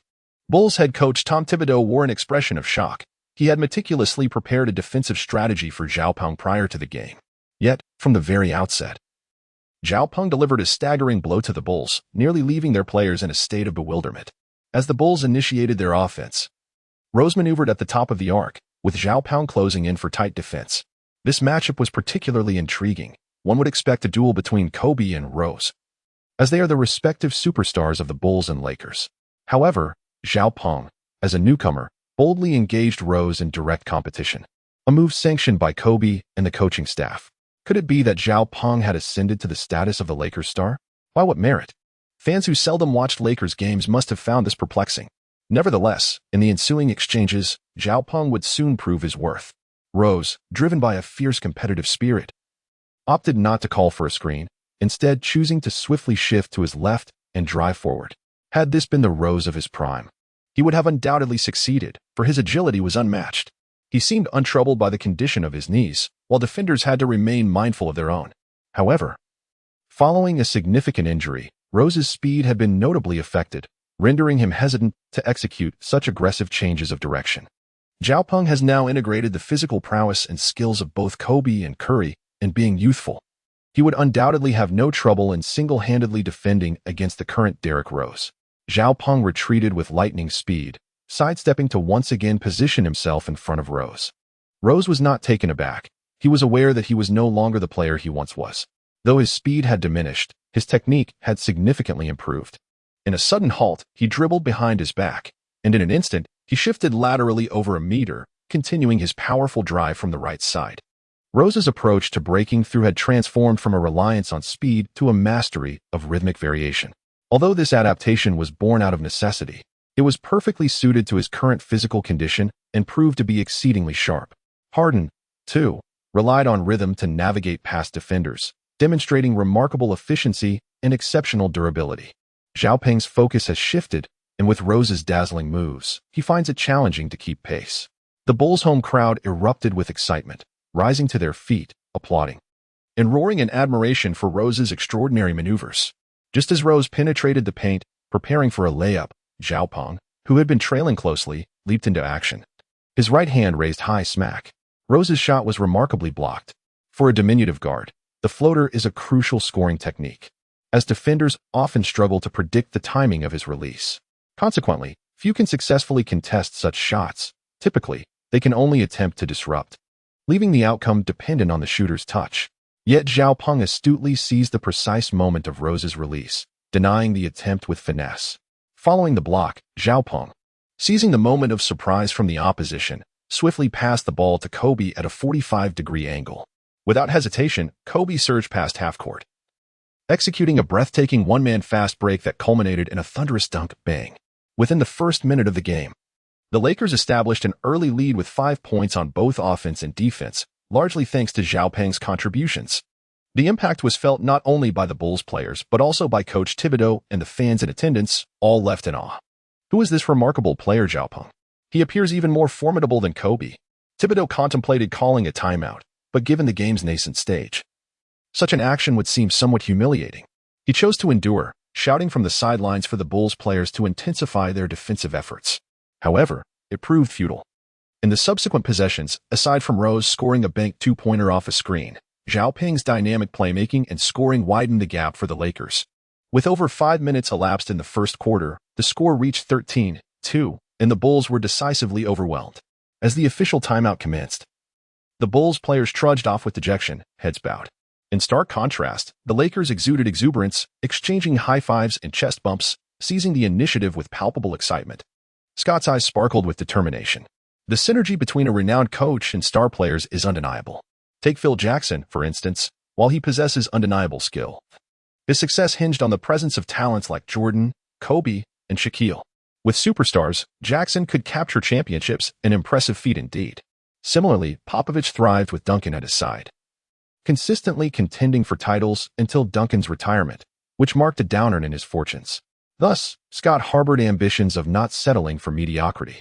If he could secure Zhao Peng's talents and achieve commendable results, not only would his salary increase, but he could also ascend to the ranks of legendary coaches, an opportunity too precious to overlook. The pressing challenge before him was to navigate the relationship between Kobe and Zhao Peng. While their rapport had been commendable in the past 2 games, with Kobe displaying the magnanimity of an elder brother, the question remained, would Kobe willingly embrace a secondary role if Zhao Peng were to be established as the focal point? This conundrum stood as the first hurdle for Scott. If he could surmount it, the Lakers' resurgence would soon follow. Following the timeout, the game resumed, and the Bulls displayed a hint of resurgence as Butler initiated an offense. Chapter 20, Bulls counterattack. The Bulls opted not to substitute, retaining their starting lineup. Rose led his teammates onto the court amidst a wave of cheers, a testament to the advantages of home court. Despite trailing 13-2, the Bulls' spirit remained undeterred. As play resumed, the Bulls prepared to inbound the ball. 2 forwards swiftly dashed towards the paint. Rose advanced past half-court, with Zhao Peng stepping up to defend him. Although Rose was no longer at his peak, Zhao Peng was currently the only Laker capable of matching Rose's speed. Having demonstrated this in the opening moments, Zhao Peng had earned Scott's tacit approval to take on the primary defensive assignment against Rose. Kobe expressed his agreement. After all, basketball is a team sport. And since Zhao Peng was capable of handling the task, Kobe was willing to set aside his role as the team's alpha. The crowd erupted as they witnessed Zhao Peng stepping up to defend Rose, anticipating a showdown where Rose would seek to reclaim his dominance. After all, he remained the team's leader, and it was only fitting that he sought to establish his authority. Hey, come at me. I'll have my teammates spread out. Upon witnessing Ross orchestrating the offense from beyond the three-point line, Zhao Peng sought to provoke him into taking a shot, confident in his ability to thwart Ross's advances. In response to Zhao Peng's taunt, Ross maintained his stoic demeanor, casting a subtle glance towards Noah, who was positioning himself in the paint. Noah swiftly comprehended Ross's intent and moved forward to set a screen. Caution! A screen is in play, Zhao Peng called out.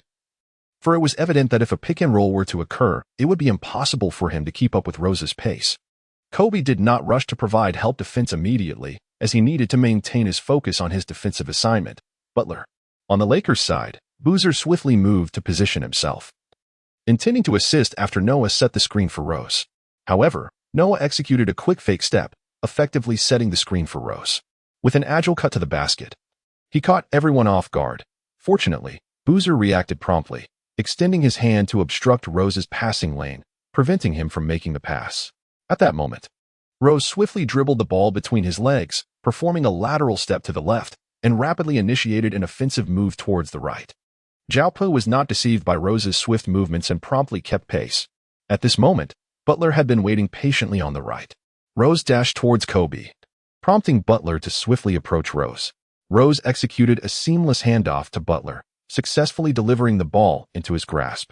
At that precise moment, Kobe was momentarily obstructed by Rose, and Zhao Peng was caught off guard by Rose's sudden pick-and-roll maneuver. Assuming Rose was poised to attack, his focus remained solely on Rose, neglecting to quickly defend against Butler. Rose adeptly set a commendable screen for Butler, drawing both Kobe and Zhao Peng toward him. With a swift dribble to the left, Butler unleashed a powerful three-point shot. Many Bulls fans in the arena rose to their feet in anticipation. Butler's shot soared through the air, tracing a graceful arc swish. The crisp sound of the basketball finding the net resonated, and the crowd erupted in cheers. Yes, beautiful. The score shifted to 13-5, narrowing the deficit to single digits. Butler exchanged a silent high-five with Rose, their expressions devoid of emotion, as the Bulls quickly transitioned to defense. They had altered their strategy. Caution was paramount. Zhao Peng passed the ball to Kobe, not forgetting to remind him. It was evident that the recent strategy was devised by the Bulls following the timeout. Indeed, the esteemed coach Thibodeau lived up to his reputation. Kobe nodded and began to dribble forward. The Lakers had previously focused all their attention on Rose, unaware that he would set a screen for Butler, thus granting Butler an opportunity to shoot. During the Lakers' offensive possession, the Bulls shifted their focus entirely onto Zhao Peng. Thibodeau was slightly astonished by the initial performance, as the Bulls' defense had been primarily aimed at Kobe. After the timeout, the Bulls directed their attention predominantly towards Zhao Peng. Kobe, positioned at the top of the three-point arc, attempted to advance but was unable to surpass Rose. Upon witnessing this, Zhao Peng began to position himself. "Look at him," Rose shouted loudly without turning his head, clearly addressing the Bulls players behind me. Zhao Peng sought to exploit the open space, yet Butler and Gasol steadfastly shadowed him, denying him any opportunity to receive the ball. Due to Hill's subpar three-point statistics, he found himself somewhat unguarded beyond the arc, although not entirely free from scrutiny. Observing Zhao Peng being closely marked, Kobe subtly gestured with his finger. Hill swiftly executed a screen for Zhao Peng, successfully clearing Rose from his path, allowing Zhao Peng to emerge and seize the ball. With precious little time remaining on the shot clock, only 8 seconds were left. Zhao Peng swiftly received the pass, prompting Butler to quickly come in for support. Initially, it was Rose guarding him alone, but now 2 players were directly double-teaming him. Zhao Peng remained utterly composed, executing a swift and sudden stop, deftly maneuvering past Butler, who is renowned as a first-team defensive stalwart in the league.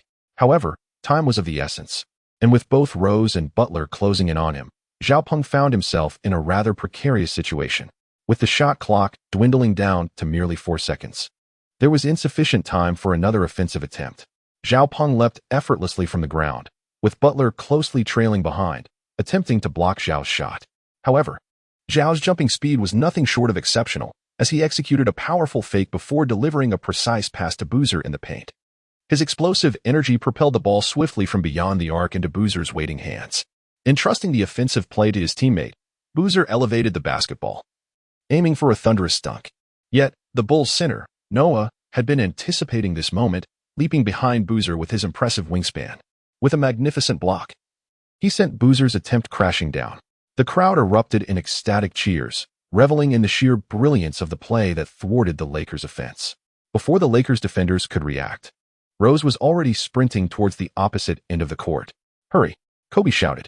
Instinctively, Zhao Peng gave chase with remarkable speed. Noah executed a sensational long pass, the basketball soaring through the air. Rose glanced back, preparing to leap and receive the ball for a fast break. This was a signature strategy for the Bulls, capitalizing on their speed to exploit the opponent's delayed response and execute rapid counterattacks. Chapter 21. The unbelievable fadeaway three-pointer. The game progressed swiftly, with the Lakers, under Zhao Peng's leadership, initiating a counterattack. The current score stood at 13-10, prompting the Bulls to call a timeout in an effort to regain their offensive rhythm. Let us observe how the Lakers intend to sustain their offensive momentum. Meanwhile, the commentators in the broadcast booth provided real-time updates on the unfolding match. Kobe dribbled past half-court, as Butler shifted his focus from guarding Kobe to concentrating on Zhao Peng, the Bulls' foremost defensive stalwart. After crossing the midcourt line, Kobe found Zhao Peng and passed him the ball, while the other Lakers players were tightly marked by the Bulls' defense, leaving Zhao with little opportunity to distribute the ball to his teammates. Zhao Peng can only attempt a one-on-one play. How audacious of this brash young man to challenge Butler. Even Harden wouldn't dare claim he could take Butler on solo. What is this young lad thinking? It's time to show him his place. The fans in attendance are eager to witness Zhao Peng's potential embarrassment against Butler. Only 8 seconds remain on the shot clock. Zhao Peng executed a rapid offensive maneuver, attempting to shield Butler with his body. However, he found himself unable to surpass Butler's formidable defenses. Even with the athleticism and acceleration reminiscent of the legendary Kobe in number 8, he could not outpace Butler. Approaching the three-point line, Zhao Ping unexpectedly resorted to a back dribble. A back dribble? This audacious lad dares to attempt such a move at the three-point arc? I could hardly contain my anticipation for the moment he would be blocked. With the offensive clock winding down, he had no choice but to hastily release the ball. Emulating Kobe's classic shoulder shimmy followed by a back shot, Butler's defense instinctively responded to Zhao Ping's shoulder feint. Nearby, Kobe observed in disbelief. Was this not the very shoulder shimmy he had mastered and utilized to confound opponents? It was a skill that had once rendered adversaries utterly helpless. And now it was being mirrored by Zhao Ping. Yet, the execution of such a shoulder shimmy followed by a back shot required immense core strength. Kobe believed in his own capability to make the shot, but the probability of success for such a three-point attempt was exceedingly low. As the offensive clock ticked down to 3 seconds, Zhao Ping executed a shoulder shimmy, seamlessly transitioning into a back shot, releasing the jump shot with remarkable speed. My goodness. A shoulder shimmy followed by a back jump shot from beyond the arc. Was this lad out of his mind? The commentator, witnessing this spectacle, could not help but exclaim in astonishment. Observing the strained nature of Zhao Ping's release, Kobe had already lost hope for the shot's success and began to retreat on defense. Despite Butler's impeccable positioning, he could not thwart Zhao Ping's audacious attempt. Whoosh! The basketball swished through the net, plunging the arena into an eerie silence. Bulls fans gasped in disbelief, their mouths agape, as this moment shattered their preconceived notions. Incredible! Did he actually make that? The two young fans clad in number 23 jerseys leapt to their feet, their faces a picture of incredulity as they gazed at Zhao Ping, who donned the number 3 jersey on the court. This time, their father did not intervene. This shot was indeed remarkable, a feat worthy of admiration. Zhao Ping, filled with elation, executed a celebratory archery gesture. The previous move showcased the finesse of Kobe's signature shoulder fake and fadeaway jumper, coupled with the three-point prowess reminiscent of Curry Tion, effortlessly sinking a shot from beyond the arc. This is the essence of Curry Tion. The entire Lakers bench erupted, players rising in a frenzy, waving their towels as if invigorated by a surge of adrenaline. It is truly astonishing. This young talent from the East has once again reshaped my perception of Asian basketball players. In him, I discern the silhouette of a superstar. The commentator's voice brimmed with disbelief. Butler, too, was left astounded, unable to fathom how Zhao Ping could have made that shot. With 4 minutes remaining in the match, Zhao Ping was already glistening with perspiration, his stamina waning due to the system's activation. The score stood at 16-10. Seizing the opportunity, the Bulls launched an attack before Zhao Ping could engage with Rose's defense. Rose, maintaining his momentum, executed a swift crossover, although lacking the explosive speed of his pre-injury days. He remained remarkably quick, bypassing Kobe with ease. Kobe, feeling the weight of age, found his body unable to keep pace with his thoughts, nearly losing his balance as Rose darted past him. With a decisive stride, Rose surged towards the basket, leaping from 3 to 4 steps away. In response, Boozer leapt high, aiming to block Rose's shot. Yet, as Rose ascended, he opted not to dunk, thwarted by Boozer's defensive reach. In a moment of dissent, he executed a layup, the ball finding its mark. Yes, Rose. Rose. Continue this onslaught.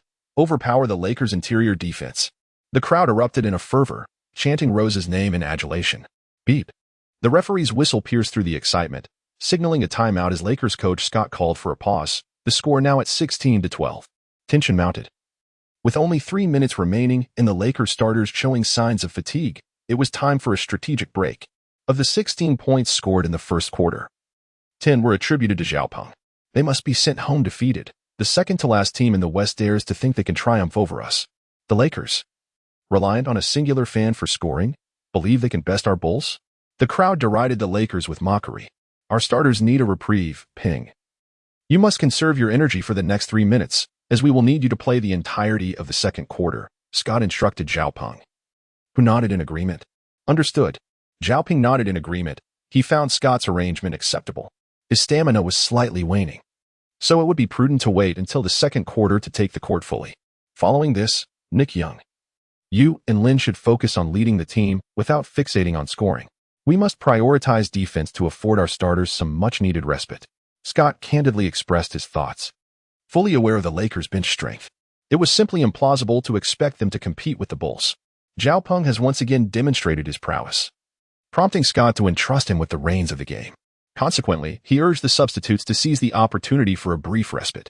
The substitutes, upon hearing Scott's words, felt a twinge of discontent, particularly Nick Young. Before Zhao Peng's arrival, he was the Lakers' second defensive option, but now he found himself relegated to the role of a supporting player, a situation that left him quite displeased. In a state of urgency, Scott devised a defensive strategy for them, but the timeout soon concluded and the game resumed. The Lakers had made substitutions, time to dismantle their opponents. The moment had arrived for Rose to shine. It was time to showcase just how vulnerable the Lakers could be before the Bulls. The audience buzzed with excitement. With both Zhao Peng and Kobe resting, this presented the Bulls with a golden opportunity to seize the lead. The commentators expressed a hint of anticipation for the Bulls' forthcoming performance. Chapter 22. The score is overturned as the game commenced. Rose remained on the court, while Nick Young took on the primary defensive role against him. Rose gestured across the court, signaling his intent to go one-on-one, having been stifled in his offensive efforts while Zhao Peng was present. With Zhao Peng now off the floor, Rose was ready to unleash his full potential. I could almost envision the scene of Rose overpowering the Lakers. Nick Young defending Rose? How amusing. The crowd was already fervently engaged. As Rose dribbled past half-court, a teammate attempted to set a screen, but Rose waved him off dismissively. "Hey, Rose. I can guard you too," Nick Young declared confidently, eyeing Rose intently. When a teammate sought to provide assistance, an approach they had previously agreed upon, Nick Young firmly declined, insisting on a one-on-one defense against Rose. "Nick Young, the coach's strategy isn't designed this way," Jeremy Lin interjected from the sidelines. "Just watch. I can do what Zhao can do." Fueled by his competitive spirit, Nick Young disregarded Lin's advice entirely. Zhao Peng's emergence has directly secured a starting position at the core of the team, and it is evident that the coach places great importance on him. In such circumstances, if he fails to demonstrate any notable performance, he will soon find himself eliminated from the team, a fate he wishes to avoid. Rose initiated an attack, pulling to the right and drawing Nick Young's defense. Young followed suit, but in the next moment, Rose suddenly accelerated to the right. Observing this, Young quickly matched his speed. With a fleeting glance, Rose executed a deceptive maneuver without losing momentum, pulling the ball to the left, leaving Young stranded on the right. Rose surged into the Lakers' paint, catching the interior defense off guard as they failed to anticipate that Young would be outmaneuvered so effortlessly by Rose. With timely support lacking, Rose delivered a thunderous dunk. "Yes, nice one, Rose," exclaimed the Bulls coach, fervently pumping his fist from the sidelines. Just like that, they overwhelmed the interior defense and turned the game in their favor. Did Young truly believe he could guard Rose? Let him try. The audience erupted in laughter at Young's expense. Truly, the child of the Windy City, even after a significant injury, still radiates brilliance. That deceptive move, executed without losing speed, reminded me of the once magnificent Rose, simply astonishing. The commentators' voices echoed, filled with a sense of regret. How wonderful it would have been had he not been injured. Witnessing the scene on the court, Scott was fuming. "Provide help defense, Lin." "What are you thinking?" Scott believed Jeremy Lin was reluctant to defend. As possession shifted, the Lakers commenced their inbound play. Nick Young crossed half-court, his gaze resolute as he glanced at Rose. The previous incident had humiliated him, and he was determined to reclaim his pride. "Nick, if you can't handle it, pass it to me," Lin reminded him from the sidelines. "I can handle this. Just watch," Young retorted arrogantly. The Bulls instinctively allowed Rose to take Young one-on-one. Confident that Young could not contend with Rose, Young approached Rose, evidently seeking to take him on. Let us see if Young can score and redeem himself. The commentators expressed their excitement over the matchup as the audience relished such a rivalry. Lakers players moved in to set screens for Young, but he outright rejected them. "You can't guard me," Young declared, beginning to dribble and find his rhythm. With a crossover and behind-the-back dribble, he attempted to maneuver past Rose. "Oh no," Zhao Peng, seated on the bench, instinctively remarked.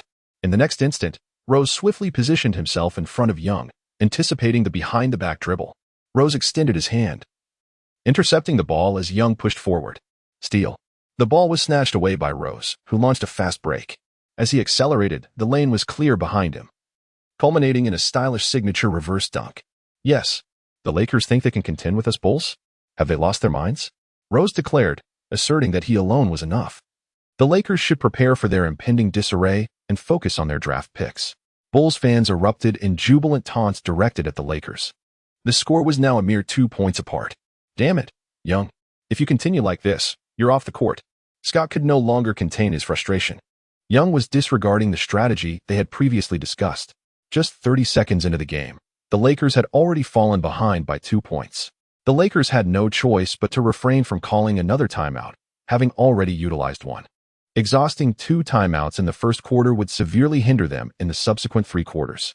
The Bulls launched a formidable counterattack, scoring 4 consecutive points. Observing the Lakers' performance, the commentators were accustomed to such displays, as reporting on the Lakers this season had followed this pattern. In the remaining minutes of the first quarter, the Bulls intensified their offensive efforts, and under Rose's leadership, the score climbed to 24-30, with the Bulls surging ahead by 6 points. Butler then hit 2 consecutive three-pointers. Concluding the first quarter, Young, you sit on the bench and reflect. Scott's face was flushed with anger. Young felt frustrated, unable to comprehend the team's dismal performance. If they wished to secure victory, they must take this seriously. Such play was unacceptable. Scott attempted to console his Lakers players. The Bulls successfully overturned the score in the final 3 minutes of the game. Could the Lakers break this deadlock? Let us eagerly anticipate their performance in the second quarter. The commentators' voices resonated. Quickly, the second quarter is about to commence. Zhao, you go in. Kobe will rest for a while and help relieve some pressure in the latter half of the second quarter, Scott instructed Zhao Peng with a nod. Zhao Peng rose to greet Kobe with a high five before stepping onto the court, having rested sufficiently. On the Bulls' side, Rose remained on the bench, having played the entirety of the first quarter and requiring a moment to recuperate. Now, let us return to the game. The Lakers have introduced a recently signed player. Seemingly a fan, yet his performance is anything but inferior to that of a typical NBA athlete. The commentator noted Zhao Peng's entry, while Siebert acknowledged him with a nod towards his teammates. Their previous discussions had predominantly revolved around tactics to counter Zhao Peng's prowess, particularly in light of his impressive first-quarter display. The Lakers commenced the play. Zhao Peng passed the ball to his teammate and swiftly made his way past the halfway line.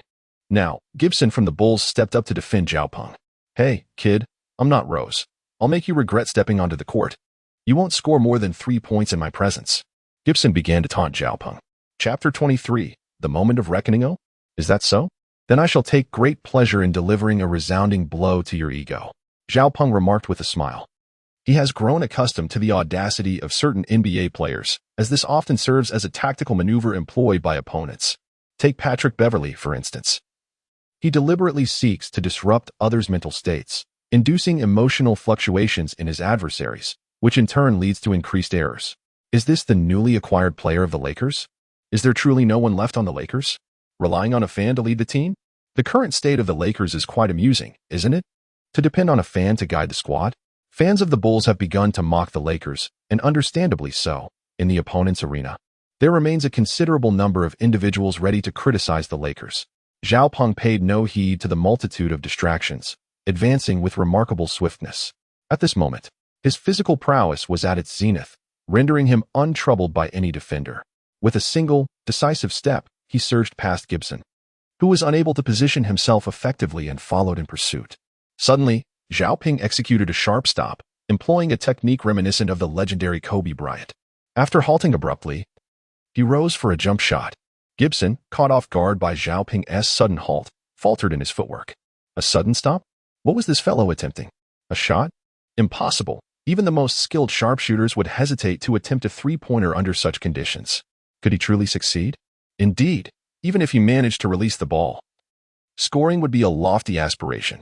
The Bulls fans, witnessing Zhao Peng's maneuver, exhibited no concern regarding his potential shot in their eyes. He had yet to prove himself capable of such a feat. Zhao Peng instinctively controlled the ball before swiftly taking a shot from beyond the arc. Gibson barely had time to leap as the ball had already left Zhao's hands. Goodness, that was an astonishing stop-and-shoot three-pointer. Has he lost his mind? Indeed.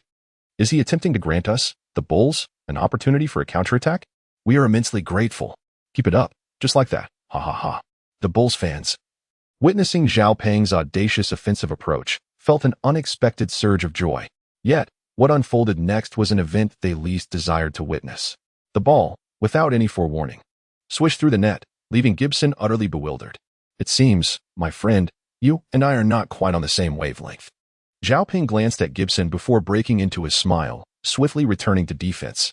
Was that shot truly something a mere fan could achieve? My goodness, it was utterly astonishing. This fellow's three-point shooting appeared remarkably precise. The commentator couldn't help but admire Zhao Peng for executing such a three-point shot necessitated exceptional shooting prowess. Incredible! Did he really just stumble into that? What extraordinary luck! If I had such fortune, I would be competing in the NBA. The Bulls fans were unconvinced of Zhao Peng's abilities, convinced it was merely a fluke. Jump. If this continues, we must double team. Siebert shouted at Gibson from below. During the first quarter, Siebert had not regarded Zhao Peng's three-point shot as a significant threat, believing it to be a stroke of luck. However, after that recent three-pointer, Siebert began to feel uneasy. If shots were to fall so easily, it posed a daunting threat to the Bulls. It is well known that three-point shooting ushered the NBA into the small ball era, and the finest exemplar of this era is none other than Curry, the basketball prodigy. The sheer ferocity of his three-point shooting was daunting. Siebert mused silently. The Bulls initiated their counterattack, and this time Zhao Peng was on the court. Positioned at the top of the arc for primary defense, the Bulls attempted to screen Zhao Peng to penetrate the paint. But their efforts were thwarted as the Lakers' interior players stepped up to provide support. Gibson, with the ball, approached Zhao Peng. Kid, watch closely today. I intend to utterly dismantle you. Gibson's eyes burned with determination, for that earlier misstep had left him humiliated and scolded by his coach. Zhao Peng smiled and stepped forward. Gibson was the archetypal small forward. In terms of stature, Zhao Peng possessed no advantage whatsoever. With a swift maneuver, Gibson utilized his broad shoulders to bear down on Zhao Peng. Goodness! A post-up. Zhao Peng silently contemplated. Although his physical prowess was akin to an eighth-grade revolution against Kobe, he was not particularly intimidated by such a backing play. Nonetheless, the disparity in physique was considerable, making it somewhat challenging for Zhao Peng to execute a flawless defense. Engaging in a direct confrontation was not the most prudent strategy. In no time, Zhao Peng identified an angle that fell within the referee's blind spot. Hey, big guy. You wish to back me down? Do you truly believe you can overpower me? Zhao Peng looked provocatively at Gibson and said with a smirk, "What's up, little guy? Do you really think you can withstand my strength?" Upon hearing the taunt from the young man from the East, Gibson was instantly infuriated. In the realm of the NBA, Asian players seldom command attention, and those who manage to secure a spot as substitutes are already considered exceptionally skilled within the Asian context. Naturally, Gibson could not tolerate being challenged by such a player. With a powerful thrust, he attempted to shoulder Zhao Peng aside and score. However, he was taken aback when his body collided with Zhao Peng, who promptly fell to the ground. The referee's whistle pierced the air, signaling a foul, offensive foul, as he emphatically gestured to indicate the infraction. What the hell? I barely exerted any force. Gibson protested, his face filled with indignation. He had merely made contact and had prepared for a stronger move, yet he hadn't actually delivered any force. An offensive foul? What nonsense is this? Did the referee take a bribe? How could such minimal contact warrant a foul? The Bulls fans were equally displeased. The cameras replayed the moment, showing that Zhao Peng had indeed executed his maneuver exceptionally well, and from the replay angle, it did appear to be an offensive foul, as Gibson's initial contact sent Zhao Peng sprawling. Gibson, visibly disgruntled, approached the referee for clarification. Yet the official ignored him and turned away, having observed the incident from a perspective that revealed no wrongdoing on Zhao Peng's part. As Gibson attempted to continue the argument, his fellow Bulls players quickly intervened to restrain him, wishing to avoid further technical fouls stemming from this incident. Zhao Peng swiftly initiated the attack. Young man, I shall remember you. You shall witness the consequences today. Gibson began to show signs of irritation, clearly provoked by Zhao Peng's actions. Zhao Peng instinctively drove forward with the ball, undeterred as Gibson approached to defend against him. He showed no concern for the physicality of the confrontation. Confrontation? Let us take down this pretender. Indeed, how shameless. Gibson retaliated. The crowd erupted with cheers. Gibson was taken aback by Zhao Peng's unexpected eagerness for the challenge, which thrilled him immensely. Chapter 24. A tense scoreline. Did he truly believe his slight frame could withstand my challenge? Gibson regarded Zhao Peng with a look of disdain. Zhao Peng's lips curved slightly upwards. The physical prowess and strength of the number 8 peak Kobe are far more complex than one might assume. Zhao Peng leapt high, confronting Gibson, who was rapidly descending towards him. However, the subsequent scene astounded the onlookers. In an unexpected turn, Gibson found himself toppled to the ground by Zhao Peng's forceful push. Seizing the moment, Zhao Peng sprinted towards the basket, executing a pull-up layup that sent the ball soaring through the net. Beep. The referee's whistle pierced the air, signaling a 2+1, a blocking foul. It was an unmistakable infraction, and Gibson sat bewildered on the floor, utterly defeated after these two exchanges. What have I just witnessed? Gibson was knocked off his feet? How could this be? It was simply astonishing that the Bulls' small forward was overpowered by Zhao Peng. The commentator's voice brimmed with excitement. Having not witnessed such fierce competition in quite some time, what was happening with Gibson? How could he allow a player significantly younger than himself to overpower him? Goodness! How did this young man manage to accomplish such a feat and still score? The fans in attendance began to voice their frustrations, feeling quite discontented. Bring on Rose. Hurry and put Butler in to teach this kid a lesson. Siebert, it's time for a substitution. The fans grew increasingly anxious. With Zhao Peng's successful additional free throw, the score was equalized. Beep. Timeout. The Bulls called for a pause in play. Just 3 minutes into the game, the Bulls were already requesting a timeout. Well done, Peng, Scott exclaimed, affectionately ruffling Zhao Peng's hair. In Zhao Peng, Scott glimpsed the youthful spirit of Kobe.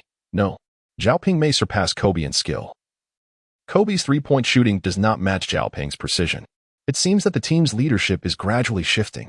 Peng, you performed excellently just now. When you return to the court, continue your offensive play while I assume the role of the secondary scorer, Kobe stated generously. Although he remains the team's captain, he is acutely aware that he is no longer the airborne, agile player he once was. The Lakers' consecutive defeats and the mockery from their opponents have left Kobe with insufficient strength to propel the team forward. Witnessing the emergence of this fresh talent brings him joy. He knows that Zhao Peng can dazzle the Lakers fans, and thus, Kobe is willing to cede his opportunities to shoot. Splendid. Let us seize the forthcoming matches. We must triumph over the Bulls. Scott expressed his delight at the scene before him. He had previously feared that allocating too many scoring opportunities to Zhao Peng might displease Kobe, but it now appears that this concern has been alleviated. As the game resumed, Rose and Butler took to the court, signaling the Bulls' intent to launch a full-scale offensive in the ensuing minutes.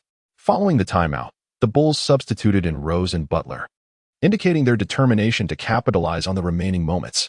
The commentators in the broadcast room began to narrate the unfolding action.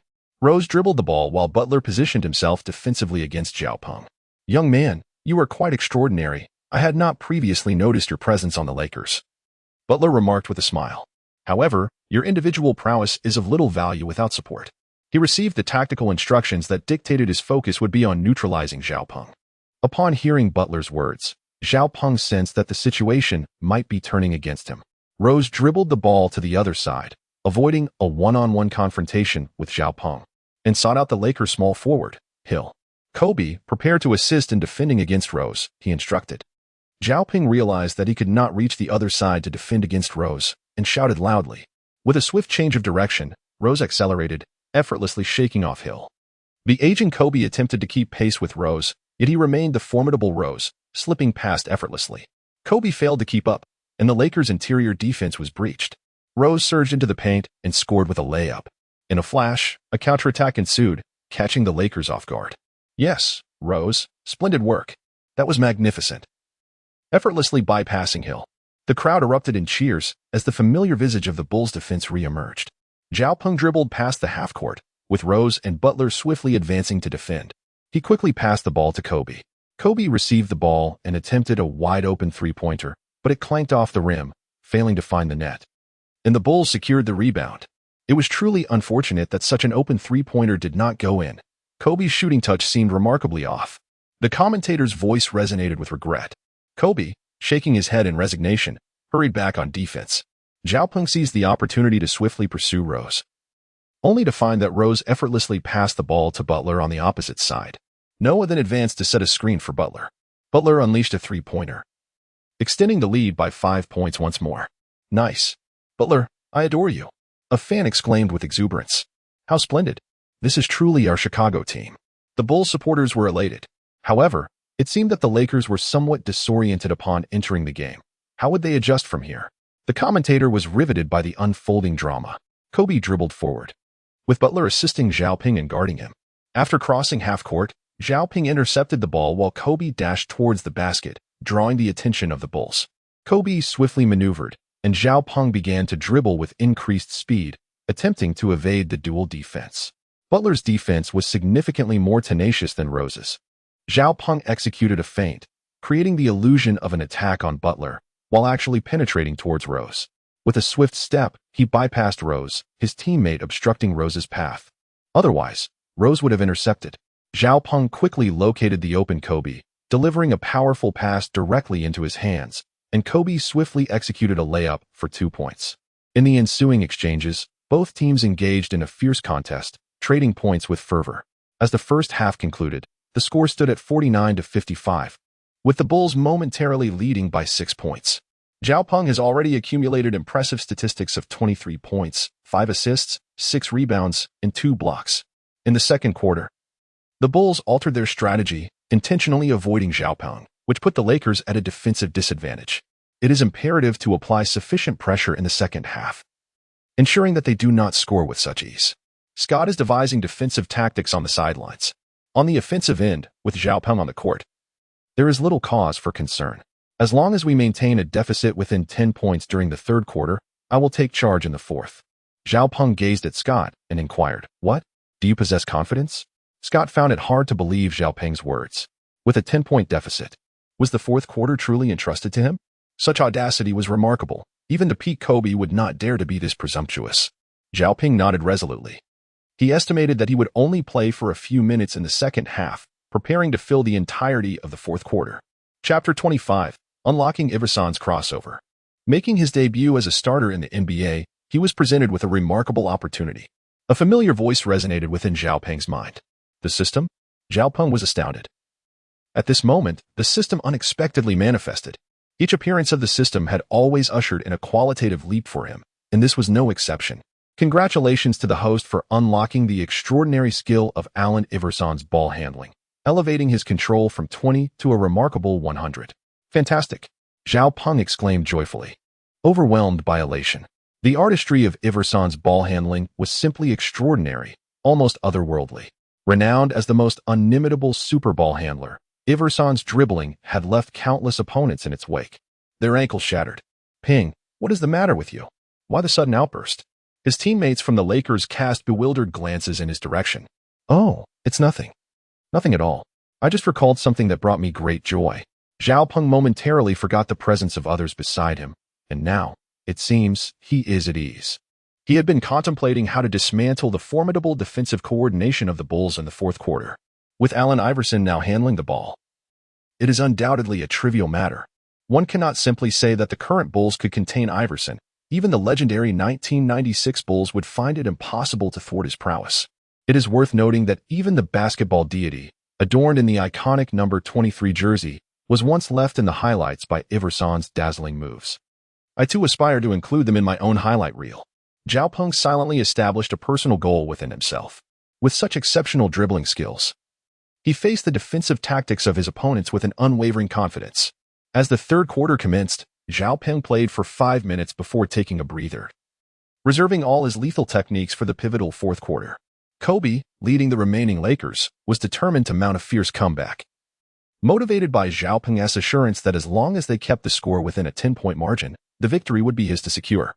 The third quarter concluded with the Lakers trailing by 16 points. The mockery from the opposing fans was relentless. "A team like this dares to joke with us? Having narrowly triumphed over the Rockets, do they truly believe they can contend with our Bulls? They should prepare for the draft instead." The disdainful remarks continued. "The pitiful Lakers should just retreat and embrace their losing streak. I can hardly bear to watch." Bulls supporters began to celebrate, as if victory was all but assured. A comeback from a team down by 16 points in the fourth quarter was a rarity in NBA history. Soon, the fourth quarter began. Would Zhao Peng, back on the court, be able to conjure a surprise for the Lakers, still trailing by 16? Though the suspense seemed slight, a glimmer of hope remained. The commentators' voices betrayed their disbelief in the Lakers' capabilities. "Come on, Rose. Keep pressing them."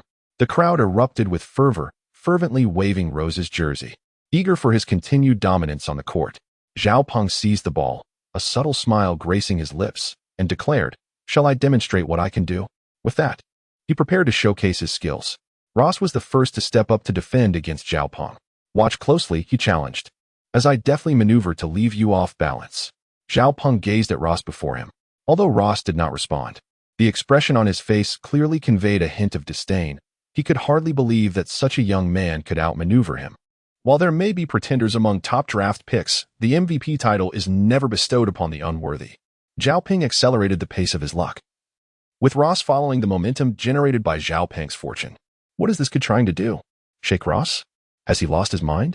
No one has ever been able to shake Ross. Indeed, who dares to think they can deceive Ross? Even Kobe wouldn't claim such a feat. Yet, here he is, attempting it. The fans, witnessing Zhao Ping's two dribbling maneuvers, chuckled in amusement. In the next moment, Zhao Ping initiated his move. His body swayed to the right. His right hand suddenly pulled the ball, and with a deft motion, a crossover sent Ross tumbling to the left. Zhao Ping did not make even the slightest contact with Ross's body. In the next moment, Zhao Ping swiftly controlled the ball and darted toward the paint.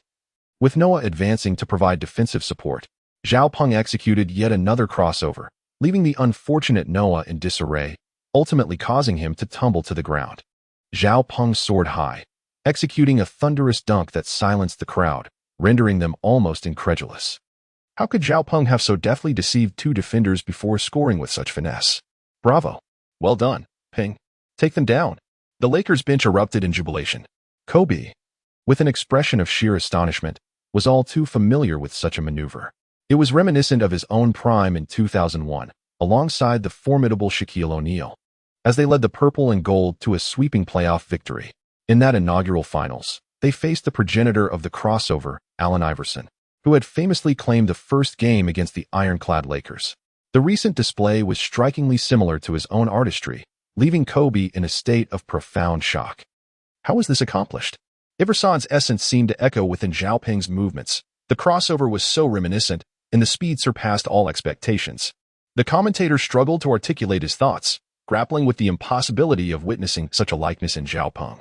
Since Iverson, no player had ever executed the crossover with such mastery, yet here it was, embodied in Zhao Ping. Once, it was Iverson's signature move that allowed him to dominate the court, leaving taller and stronger opponents powerless against him. The raucous fans, who had taunted the Lakers for their losing streak, fell into an uneasy silence. Rose stood astonished, gazing at Zhao Ping, his own heart racing with disbelief. For the first time, he had been outmaneuvered by an opponent who had promised to do just that.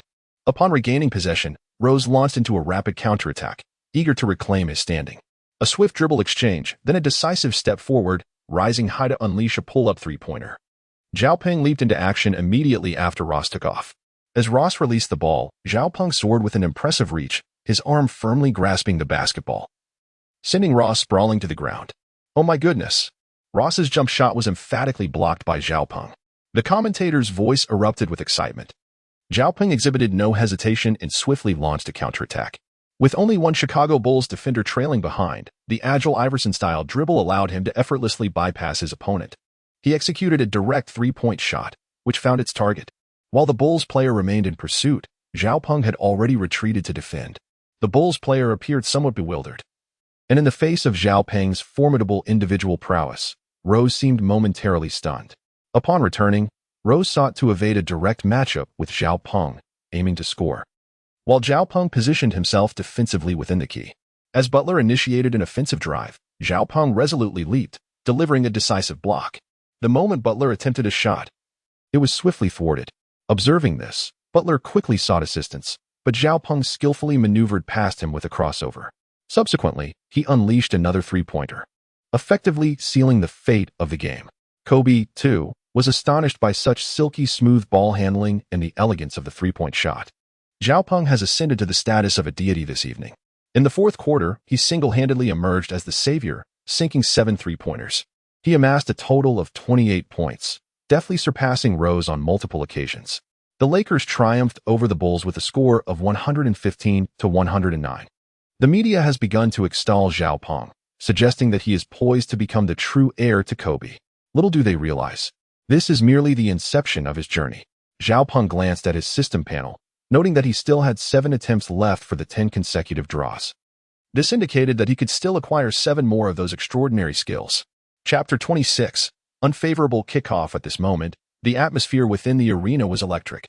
Many spectators had come specifically to witness the clash between the Lakers and the Celtics, drawn by the news of an exceptionally talented Chinese player on the Lakers. Naturally, they would not miss such an opportunity. Both teams had arrived early for pre-game training, with the main players present and accounted for. A fierce contest was anticipated. A keen sports reporter even attempted to bypass the coaches to interview Zhao Peng, the rookie sensation of the league, but was ultimately escorted out by the arena staff. Zhao Peng felt somewhat helpless, as his outstanding performance in the previous game against the Bulls had attracted considerable media attention. On his way home from practice, he often spotted gossip reporters waiting outside the club. Fortunately, his low profile allowed him to evade recognition, thus avoiding an uncomfortable situation. Since then, he had taken to exiting through the back door to deny the reporters any chance for an interview. This was a prudent choice on Zhao Peng's part. After all, excessive media exposure could easily sway public opinion. Although he believed in his mental fortitude, he preferred to minimize such occurrences. As Zhao Peng reflected on these recent events, the warm-up period came to an end. A sharp whistle pierced the air, signaling the start of the game as both teams took their positions. The highly anticipated match was about to commence. The starters for both teams were set for the first quarter. For the Celtics, Isaiah Thomas, Marcus Smart, Gerald Wallace, Evan Turner, and Brandon Bass. Despite having traded several players this season, the team had performed admirably in recent games. With a formidable center like Isaiah Thomas, they could pose a robust defense against a fast-break player like Kobe. The other players were also physically imposing and seasoned, capable of maintaining composure even against the league's elite teams. It was evident that the coach's choice of this lineup was to bolster the team's defense and minimize scoring opportunities for their opponents. In contrast, the Lakers' starting lineup comprised Kobe, Jordan Hill, Zhao Peng, Wesley Johnson, and Carlos Boozer, which bore little resemblance to their previous game against the Bulls. This was not a matter of Coach Scott underestimating the Celtics. Rather, it stemmed from the Lakers' overall decline in player quality. Apart from the starters, Scott struggled to identify any formidable substitutes. This situation was unavoidable, as many strong players had departed following the last offseason's trades. Moreover, Kobe's advancing age had diminished his prowess, prompting Scott to contemplate a team restructuring.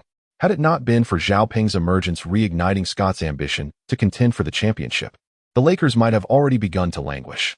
Fortunately, the next trading period was just around the corner, and the Lakers were actively seeking opportunities for reinforcements. Despite Zhao Peng's commendable performances in recent games, basketball ultimately remained a team sport. Without suitable players to support him, the Lakers would find it challenging to enhance their strength this season. This sentiment was shared by the club's management and coaching staff. However, all of this hinged on the team's ability to perform well. Thus, for the current Lakers, every game was of paramount importance. Scott intended to showcase the Lakers' capabilities to the management, which necessitated a strategy favoring offense. The players, in turn, harbored no objections to this approach. Soon, the game commenced. The teams faced off for the jump ball. Isaiah Thomas and Kobe stood on opposite sides of the center circle, their expressions solemn and knees slightly bent, poised for the leap. The referee approached, holding the basketball, and elevated it between the two players.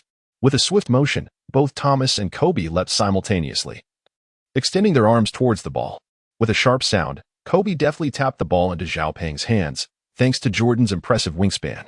Despite their simultaneous jump, Kobe had managed to make contact first, subsequently passing the ball to Zhao Peng, who was in the optimal position, a testament to Kobe's trust in him. Zhao Peng became acutely aware of this, and a warm current surged within him. He resolved to perform exceptionally well in the upcoming match, lest he betray Kobe's trust. After the Lakers secured the opening possession, they initiated an aggressive offense. In a bid to catch the opponent off guard, Zhao Peng opted not to prolong his ball control. Instead, upon crossing half court, he swiftly located Kobe's position and passed the ball back into his hands, hoping to execute a fast break. However, Zhao Peng's timing was not impeccable. Once Kobe received the ball, he was quickly closely guarded by Isaiah Thomas. Faced with this predicament, Kobe had no choice but to slow the pace, waiting for a more opportune moment to make his move. Upon observing the situation, Zhao Peng did not seek an open position. Instead, he promptly approached Kobe and executed a screen. However, the opposing defense was swift. As Kobe attempted to penetrate following Zhao Peng's screen, Marcus Smart quickly matched his pace, effectively obstructing Kobe's path to the basket once more.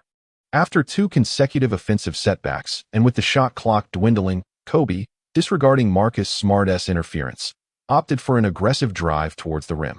Marcus Smart remained unfazed, and the two engaged in a fierce physical confrontation, ultimately forcing Kobe to attempt a difficult shot.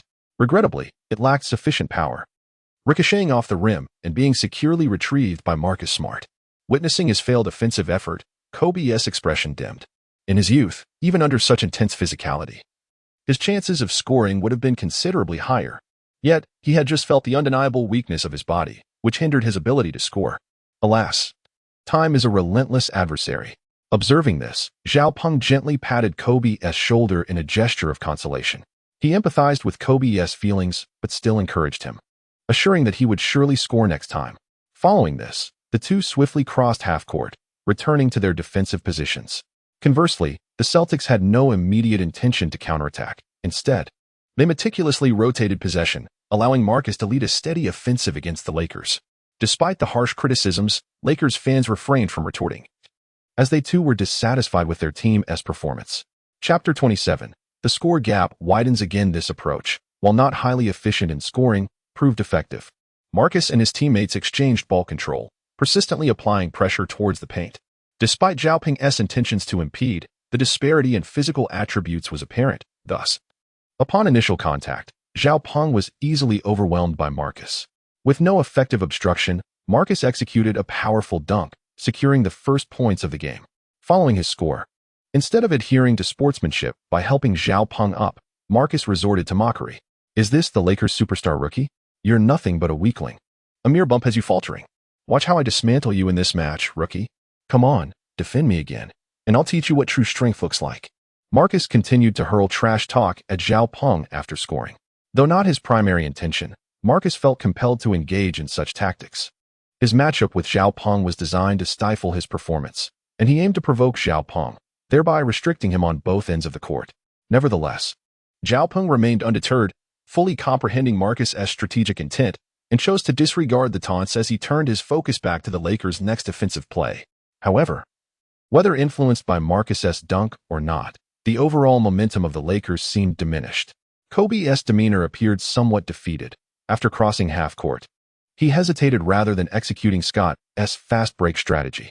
Consequently, he soon fell victim to a defensive engagement from other Celtics players, particularly from Saya Tormate. Originally Kobe's direct opponent, Saya seized the opportunity presented by Kobe's lackluster form. As Kobe dribbled, Saya forcefully collided with him, disrupting his rhythm. Subsequently, Marcus Smart approached from behind, successfully seizing possession. Kobe, realizing the situation too late, hurriedly attempted to pursue Marcus Smart, but it was too late. Saya had already intercepted Marcus, positioning himself alongside him.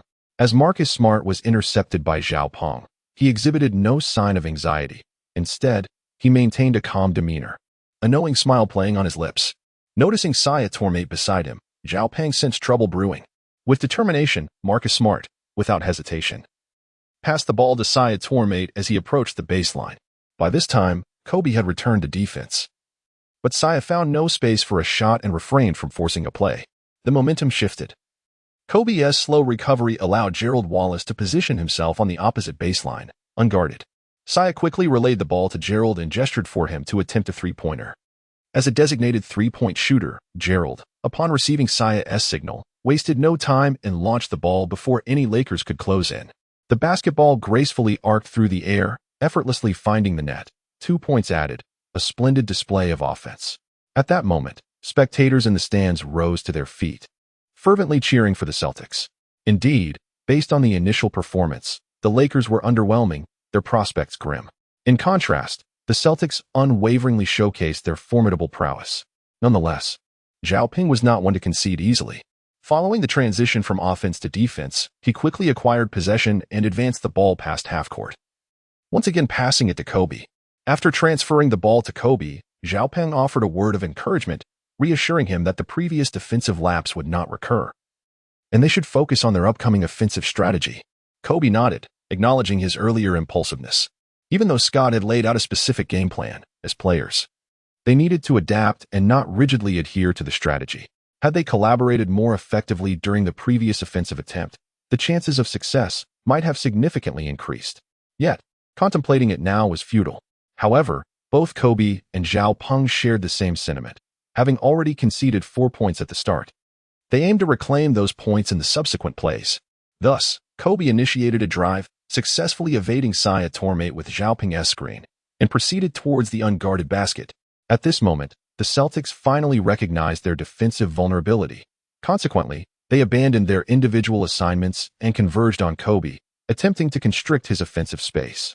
Simultaneously, they were particularly vigilant in limiting Kobe's passing options, rendering the Lakers' other players, despite being unguarded, ineffective in receiving the ball and executing a successful offensive play. Observing this from the sidelines, Scott was on the brink of despair, urgently signaling for others to support Kobe. Fortunately, Zhao Peng opted not to passively await the ball. Instead, he astutely identified a gap in the Celtics' defense and proactively moved into the paint. Kobe quickly recognized Zhao Peng's positioning and executed a bounce pass. Delivering the ball to him, Zhao Peng did not betray Kobe's trust, soaring through the air to deftly sink the ball into the hoop. By this juncture, both teams had begun to decipher each other's offensive strategies, engaging in a fierce battle for possession as the score steadily climbed. However, the Celtics' initial advantage remained intact, allowing their lead to balloon from a mere 2 points to a daunting 20. Though a 20-point gap may seem insurmountable, it was a testament to the relentless efforts of Kobe and Zhao Peng, who fought valiantly to achieve this scoreline. Otherwise, under the Celtics' methodical approach, the disparity could have easily swelled to over 30 points. Such a margin would be utterly unacceptable for the tenacious Lakers. Even the spectators on the sidelines began to voice their opinions, particularly the Celtics fans, who cheered for their team while mercilessly mocking the Lakers with chants of "Lakers, worthless, Lakers, worthless." In Chapter 28, titled King of Comebacks, Scott, the Lakers coach, found himself increasingly uneasy. "Are you too comfortable, Scott? How could we possibly lose 2 consecutive plays in this game?" he pondered. Zhao Peng was merely a fleeting phenomenon. His abilities are limited. He was merely elevated to mythic status, which is why we held such high expectations for him. The audience's evaluations continued to echo, and the players on the court could hear snippets of the commentary. Kobe, seasoned and experienced, transformed the spectators' dissatisfaction into motivation, determined to score and silence their jeers in the upcoming plays. In contrast, Coach Scott felt the pressure mounting, having just discussed the team's performance with the higher-ups, only to have his expectations dashed in this match. A loss here would likely diminish the team's chances of reinforcing their lineup during the trade period. Yet, as the coach, he could only strategize from the sidelines. The execution depended entirely on the players' performances. With the prospect of victory seeming increasingly bleak, he placed all his hopes on Zhao Peng. Relying solely on Kobe was no longer sufficient. Only through the exquisite collaboration between Kobe and Zhao Peng could there be a glimmer of success in this match. At the commentary table, Zhang, the analyst, shared his perspective, noting that the Lakers' chances of victory appeared slim. This was an objective assessment from a professional standpoint. But the audience in Huaxia disagreed. The director quickly signaled Zhang to choose his words carefully, given that this match featured Zhao Peng, the only player from Huaxia in the NBA starting lineup. Realizing the potential misstep in his previous remarks, Zhang reassured the audience, stating that although the Lakers' first half was disappointing, both Zhao Peng and Kobe had yet to truly showcase their skills. Thus, if they could perform well in the remaining time, victory was still within reach. This sentiment reignited hope among many viewers in Huaxia, who rallied behind Zhao Peng, urging him to seize this crucial opportunity in the NBA. Even the audience from Huaxia recognized the significance of this game. Should Zhao Peng excel and lead the Lakers to victory, he could firmly establish himself as a starter. There was even a possibility that the Lakers might consider sidelining Kobe as a core player. After all, Kobe was aging, and while many spectators hesitated to acknowledge this reality, it had been Zhao Peng who consistently emerged as the game-changer in recent matches, with Kobe more frequently serving as support. The future of the Lakers roster seemed increasingly clear. At this moment, Zhao Peng was oblivious to the fervent encouragement from the Huaxia audience, but could clearly hear the vitriolic taunts from some spectators. The jibes from the foreign audience were particularly cutting. "Zhao, hurry home to your mother for a glass of milk." Nevertheless, despite the vitriol hurled at him from outside the court, Zhao Peng maintained a calm and unruffled demeanor. He understood that to secure victory, he must contribute meaningfully to the game. Paying heed to the insults would only serve to distract him and hinder his performance. Thus, he resolved to ignore the cacophony of derision surrounding him and focus intently on the game. Once the match concluded, the spectators would inevitably realize the absurdity of their scorn. However, in the face of such a challenging situation, Zhao Peng could not help but feel a twinge of anxiety, his heart racing in response. Just as he endeavored to quell his nerves and ease the tension in his muscles, the system's voice suddenly resonated. Detecting the host's predicament, the system automatically awarded him a King of Comebacks medal. Excellent. Zhao Peng silently rejoiced as the system concluded its announcement. With the system's aid, He felt confident that victory was within reach. Although Zhao Peng had yet to experience the enhancements promised by the medal, he sensed that the King of Comebacks title would yield significant benefits. Thus, he immersed himself in the system and immediately accessed the medal's attributes. King of Comebacks medal. During this match, the host's capabilities, including physical attributes, will be enhanced, elevating passing and ball handling skills to an elite level. The quality of the system's offerings was undeniable. While the description was brief, the medal's impact was evidently profound. The Lakers had struggled primarily in physical confrontations and cohesive offensive execution, which had led to the scoreline being frozen at 76-56 in favor of the Celtics. However, with the enhancement conferred by this medal, those shortcomings would soon be substantially addressed, suggesting that the Celtics' offensive efforts would face formidable resistance from the Lakers moving forward. Indeed, this proved to be the case. After Scott substituted the fatigued Kobe for a more physically agile reserve, the Lakers' defense grew increasingly tenacious. Even Sayatomate, known for his imposing physique, opted to attempt to drive against Zhao Peng's defense. One could say the intent was commendable, but reality proved harsh, as Zhao Peng remained steadfast. Not budging? Sayatomate's mind was flooded with questions. Why can't I push through? After enduring a robust collision with Sayatomate, Zhao Peng retaliated without hesitation. What was even more astonishing was that following the physical confrontation, Saya immediately collapsed, causing the ball to fly out and land in Jordan Hill's grasp. The players on the court initially suspected Zhao Peng of committing a foul and rushed to confront him. Zhao Peng, however, remained unfazed, suggesting that if they questioned his actions, they should consult the referee, who was the true overseer of the game. Upon hearing this, the other members of the Celtics fell silent, aware that Zhao Peng's assertion held merit, yet still struggling to believe it. Chapter 29. Kobe's injury. Pray tell. Are you suggesting that you used your sheer physical prowess to displace our captain?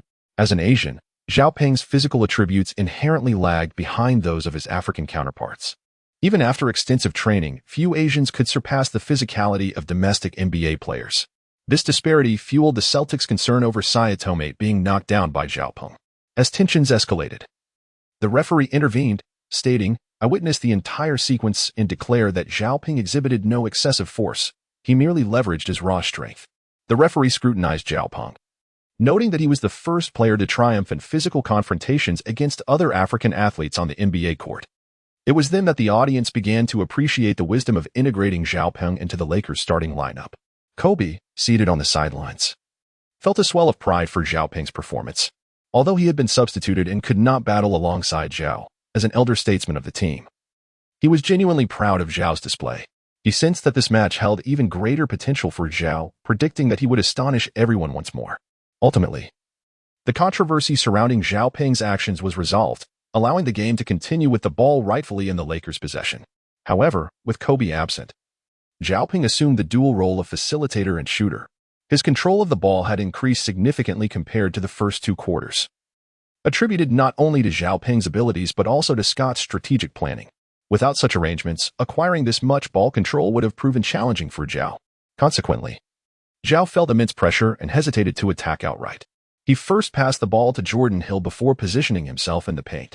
In a shooting game, achieving a higher success rate necessitated being as close to the basket as possible, albeit at the cost of attracting more defensive attention. As Zhao entered the paint, the Celtics swiftly consolidated their defense to thwart his shot. Yet, Zhao's organizational skills had notably improved, allowing him to cut swiftly back out from the paint to the corner to receive the ball. With the basketball securely in his hands, Sayatomate mistakenly presumed Zhao was attempting a three-pointer. To diminish the likelihood of a successful shot, he moved out from the inner circle to obstruct Zhao. Unfazed, Zhao felt a hint of amusement, for he noticed a gap in the Celtics' defense. At that moment, Jordan Hill, responding to Zhao's cue, had already positioned himself in the paint. Zhao executed a precise bounce pass, delivering the ball to Hill, who did not disappoint Zhao's trust, sinking the shot. The score shifted to 76-58, narrowing the gap to under 20 points, prompting a change in the Celtics' previously indifferent demeanor. They were perplexed. The score had escalated to a 20-point difference as the third quarter commenced, almost transitioning into garbage time.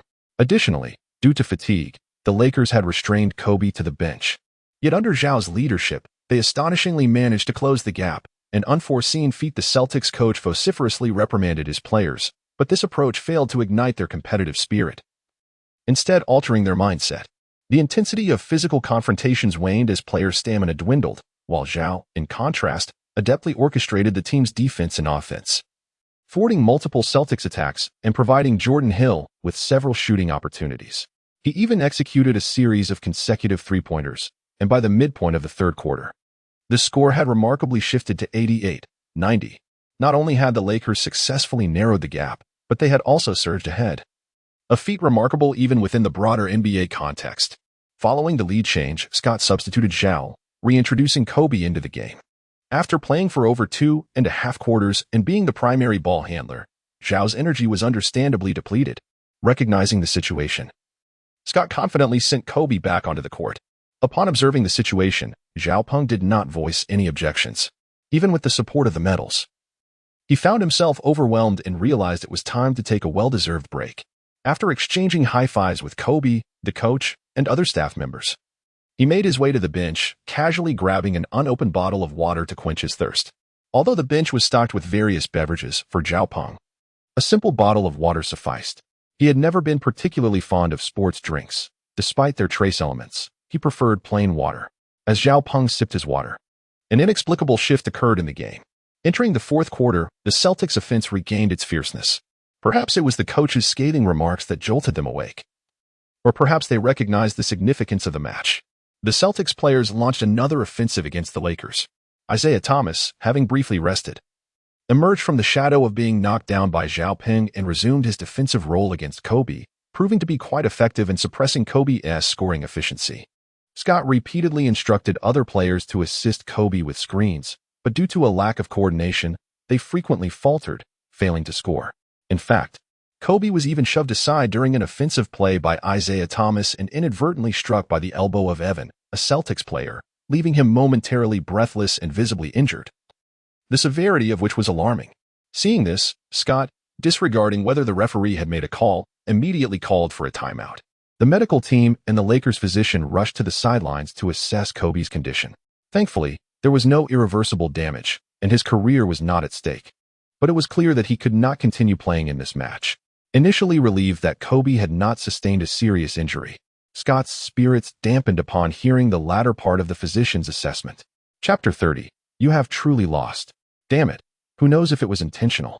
Just moments ago, Kobe was knocked down, and now. In response to Scott's lamentations, the referee offered his perspective. Evan's actions did not appear to be deliberately harmful towards Kobe. Thus the ball would be awarded to the Celtics, contingent upon their performance. Scott was clearly dissatisfied. Losing a key player would undoubtedly impact the Lakers' performance in the fourth quarter, thereby enhancing the Celtics' chances of victory. Unmoved by Scott's protests, the referee signaled for the game to resume. Scott, constrained by the ongoing match, had to set aside his grievances and focus intently on analyzing the game, hoping to counteract their declining momentum. However, this proved to be a futile endeavor.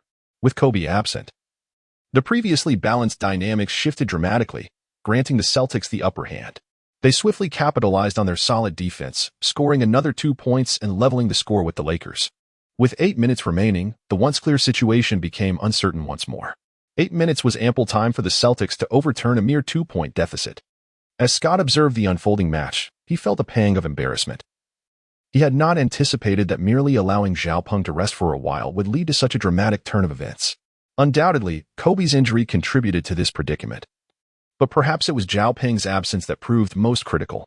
Unbeknownst to him, Zhao Peng had become the focal point of the audience's attention. The spectators clamored for his return, confident that he could lead the Lakers to victory.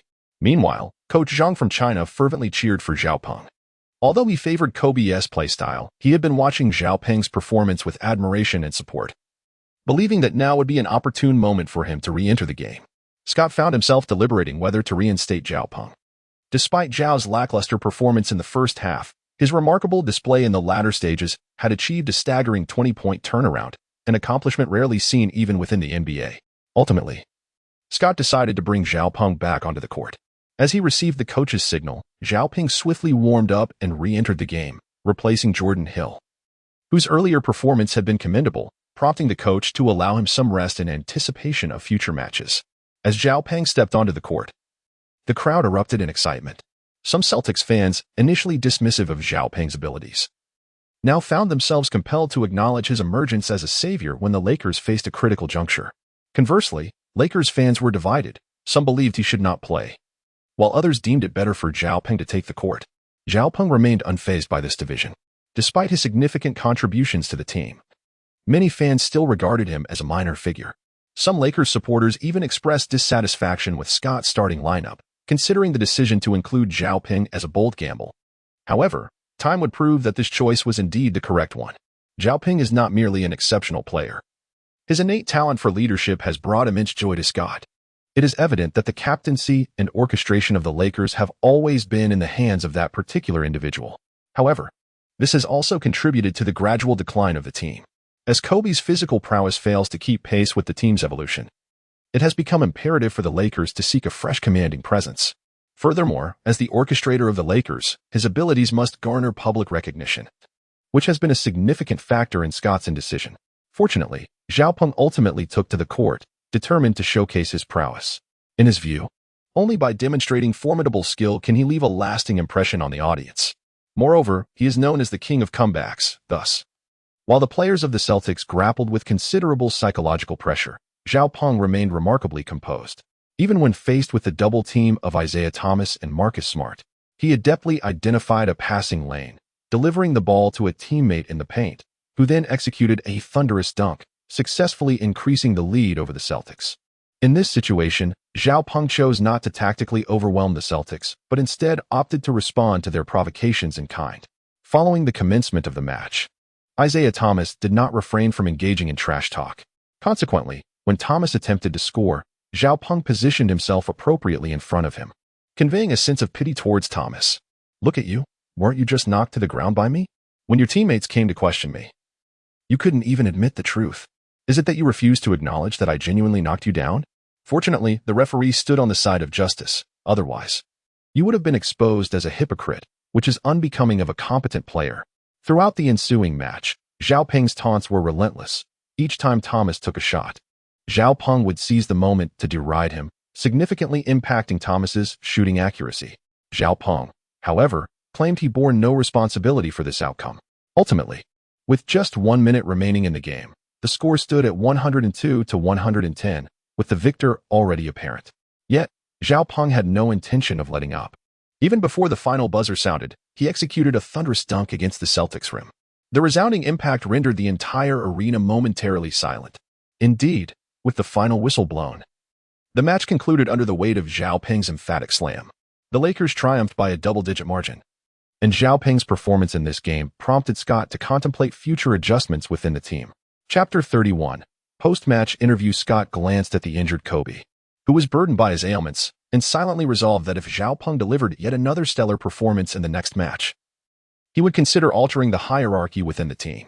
Naturally, despite Kobe's current struggles and his performance not matching Zhao Peng's, Scott intended to retain Kobe's core position, potentially establishing a dual-core lineup. However, that was a matter for another day.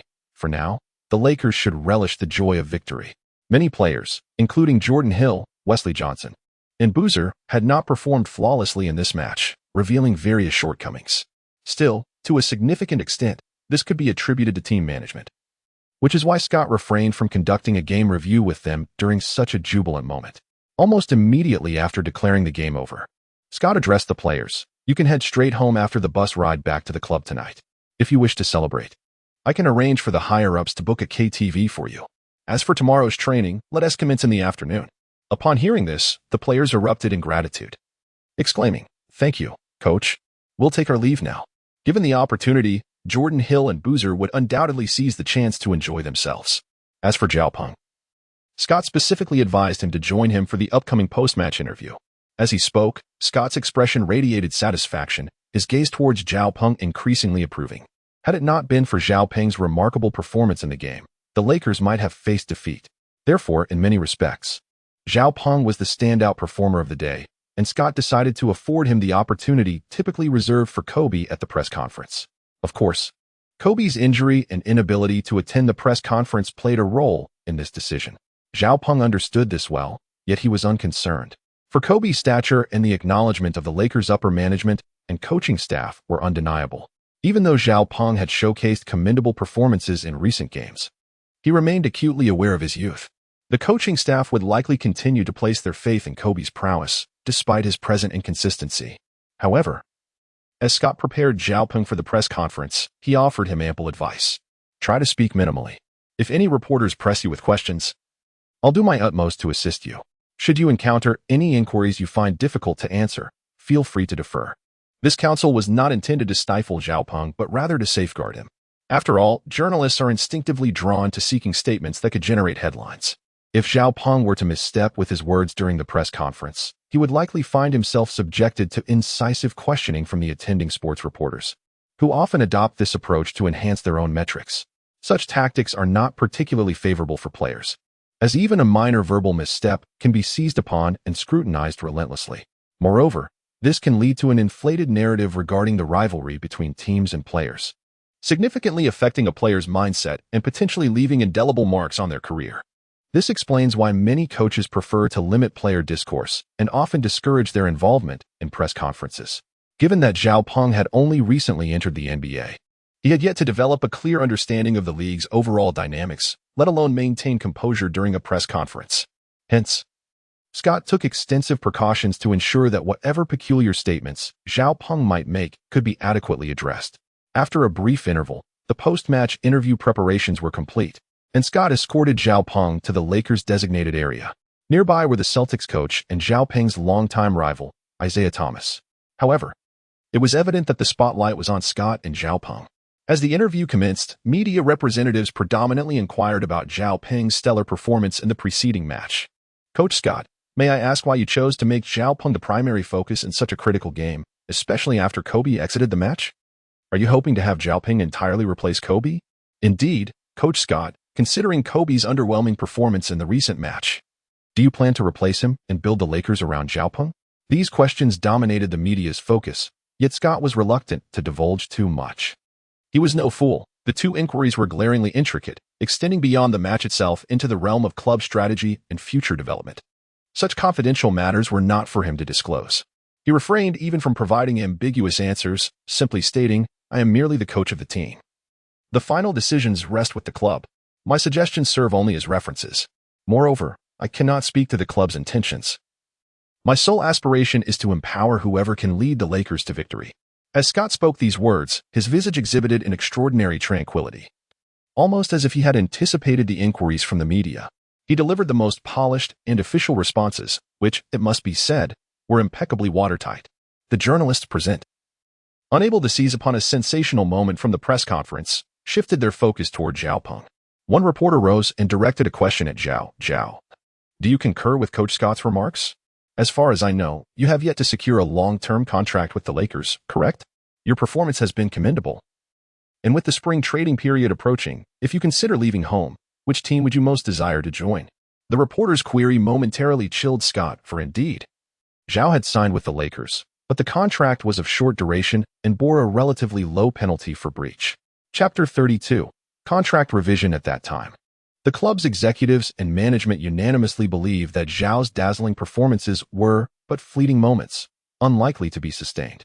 However, reality delivered a resounding slap to their faces. Zhao not only orchestrated a remarkable comeback against the Bulls, almost single-handedly overturning the score as a substitute, but also shone brightly in the game against the Celtics that evening. A fact evident to all media present. Particularly after Kobe was forced to exit due to injury, seasoned players like Jordan Hill, Wesley Johnson, and Carlos Boozer failed to exhibit the commanding presence expected of veterans. Conversely, the Lakers' rookie Xiaopeng heroically bore the team's banner, emerging as the cornerstone during critical moments of the match, ultimately leading his teammates to victory. Such talent would undoubtedly attract interest from other elite teams, who might even consider paying a small breach fee to secure Zhao's early release, an investment deemed worthwhile by those franchises. Presently, the only solace for the Lakers organization was their remaining flexibility. Upon returning to the club, they could renegotiate a more favorable contract with Zhao.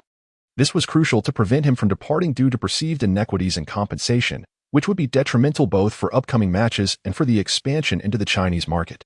Thus, when the reporter posed that question, Scott found himself at a loss, casting a glance at Zhao that betrayed his unease, leaving the matter to Zhao's disposition. Zhao, understanding the implications, recognized that the Lakers' offer was not optimal. He had merely remained with the team due to limited options at the time. Yet, Given the shifting landscape, he could no longer accept such a short-term agreement, and he would undoubtedly make new demands regarding his salary. However, these matters would remain discreet, at least in front of the media, as Zhao continued to express gratitude towards the Lakers. I am immensely grateful to the Lakers for their support during my most vulnerable moments, regardless of the enticing offers from other teams in the future. As long as the Lakers need me, I will remain here. Zhao Peng's words were fervent and impassioned, entirely omitting mention of his contractual dilemmas. While this brought immense satisfaction to Scott, it left the journalists present somewhat discontented. After all, they owned to witness a scenario where a player, dissatisfied with their remuneration, clashed with the club's hierarchy. Nevertheless, they could not help but acknowledge Zhao Peng's integrity. Loyalty is indeed a paramount virtue, irrespective of the setting. The media representatives were somewhat familiar with Zhao Peng's journey, and as he stated, the Lakers had indeed provided him with the hope to realize his dreams during his most trying times. Therefore, despite the Lakers' current stance not aligning with the contributions Zhao Peng had made, it would be prudent for him to continue serving the team. As the atmosphere grew somewhat subdued, Scott took the initiative to mention that it was getting late, and they had addressed numerous queries. He suggested that if the media had one final question, they would conclude the post-match interview. The journalists glanced at their cameras, acknowledging that they had gathered sufficient material for the day, and acquiesced to Scott's request. Thus, one male reporter stepped forward, directing his question to Zhao Peng. He inquired about Zhao's recent commendable performances, yet as a rookie, uncertainty loomed over whether he could maintain such form. Some even speculated that his talent was nearing its expiration. What was his opinion on that?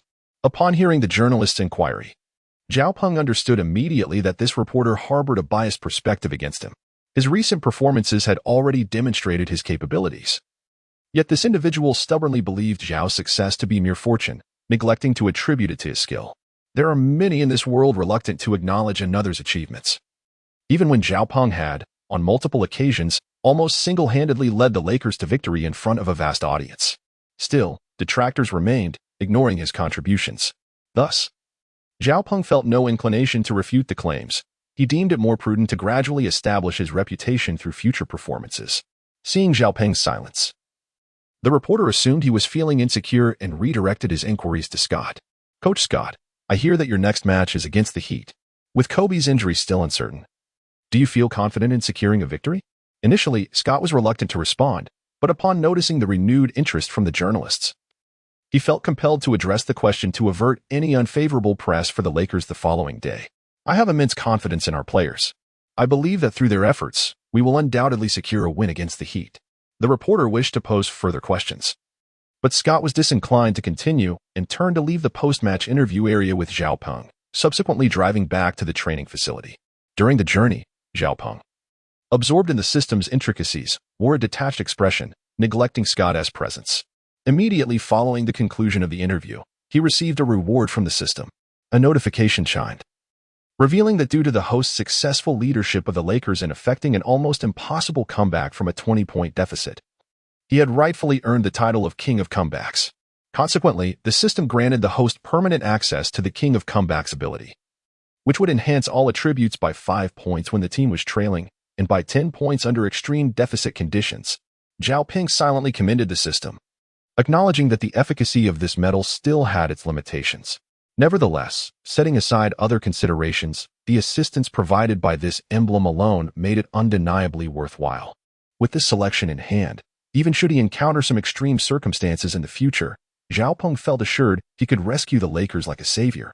This sensation was indeed the essence of being crowned the deity of basketball. Zhao Peng's heart brimmed with unparalleled joy, to the extent that he momentarily forgot that Scott was seated beside him.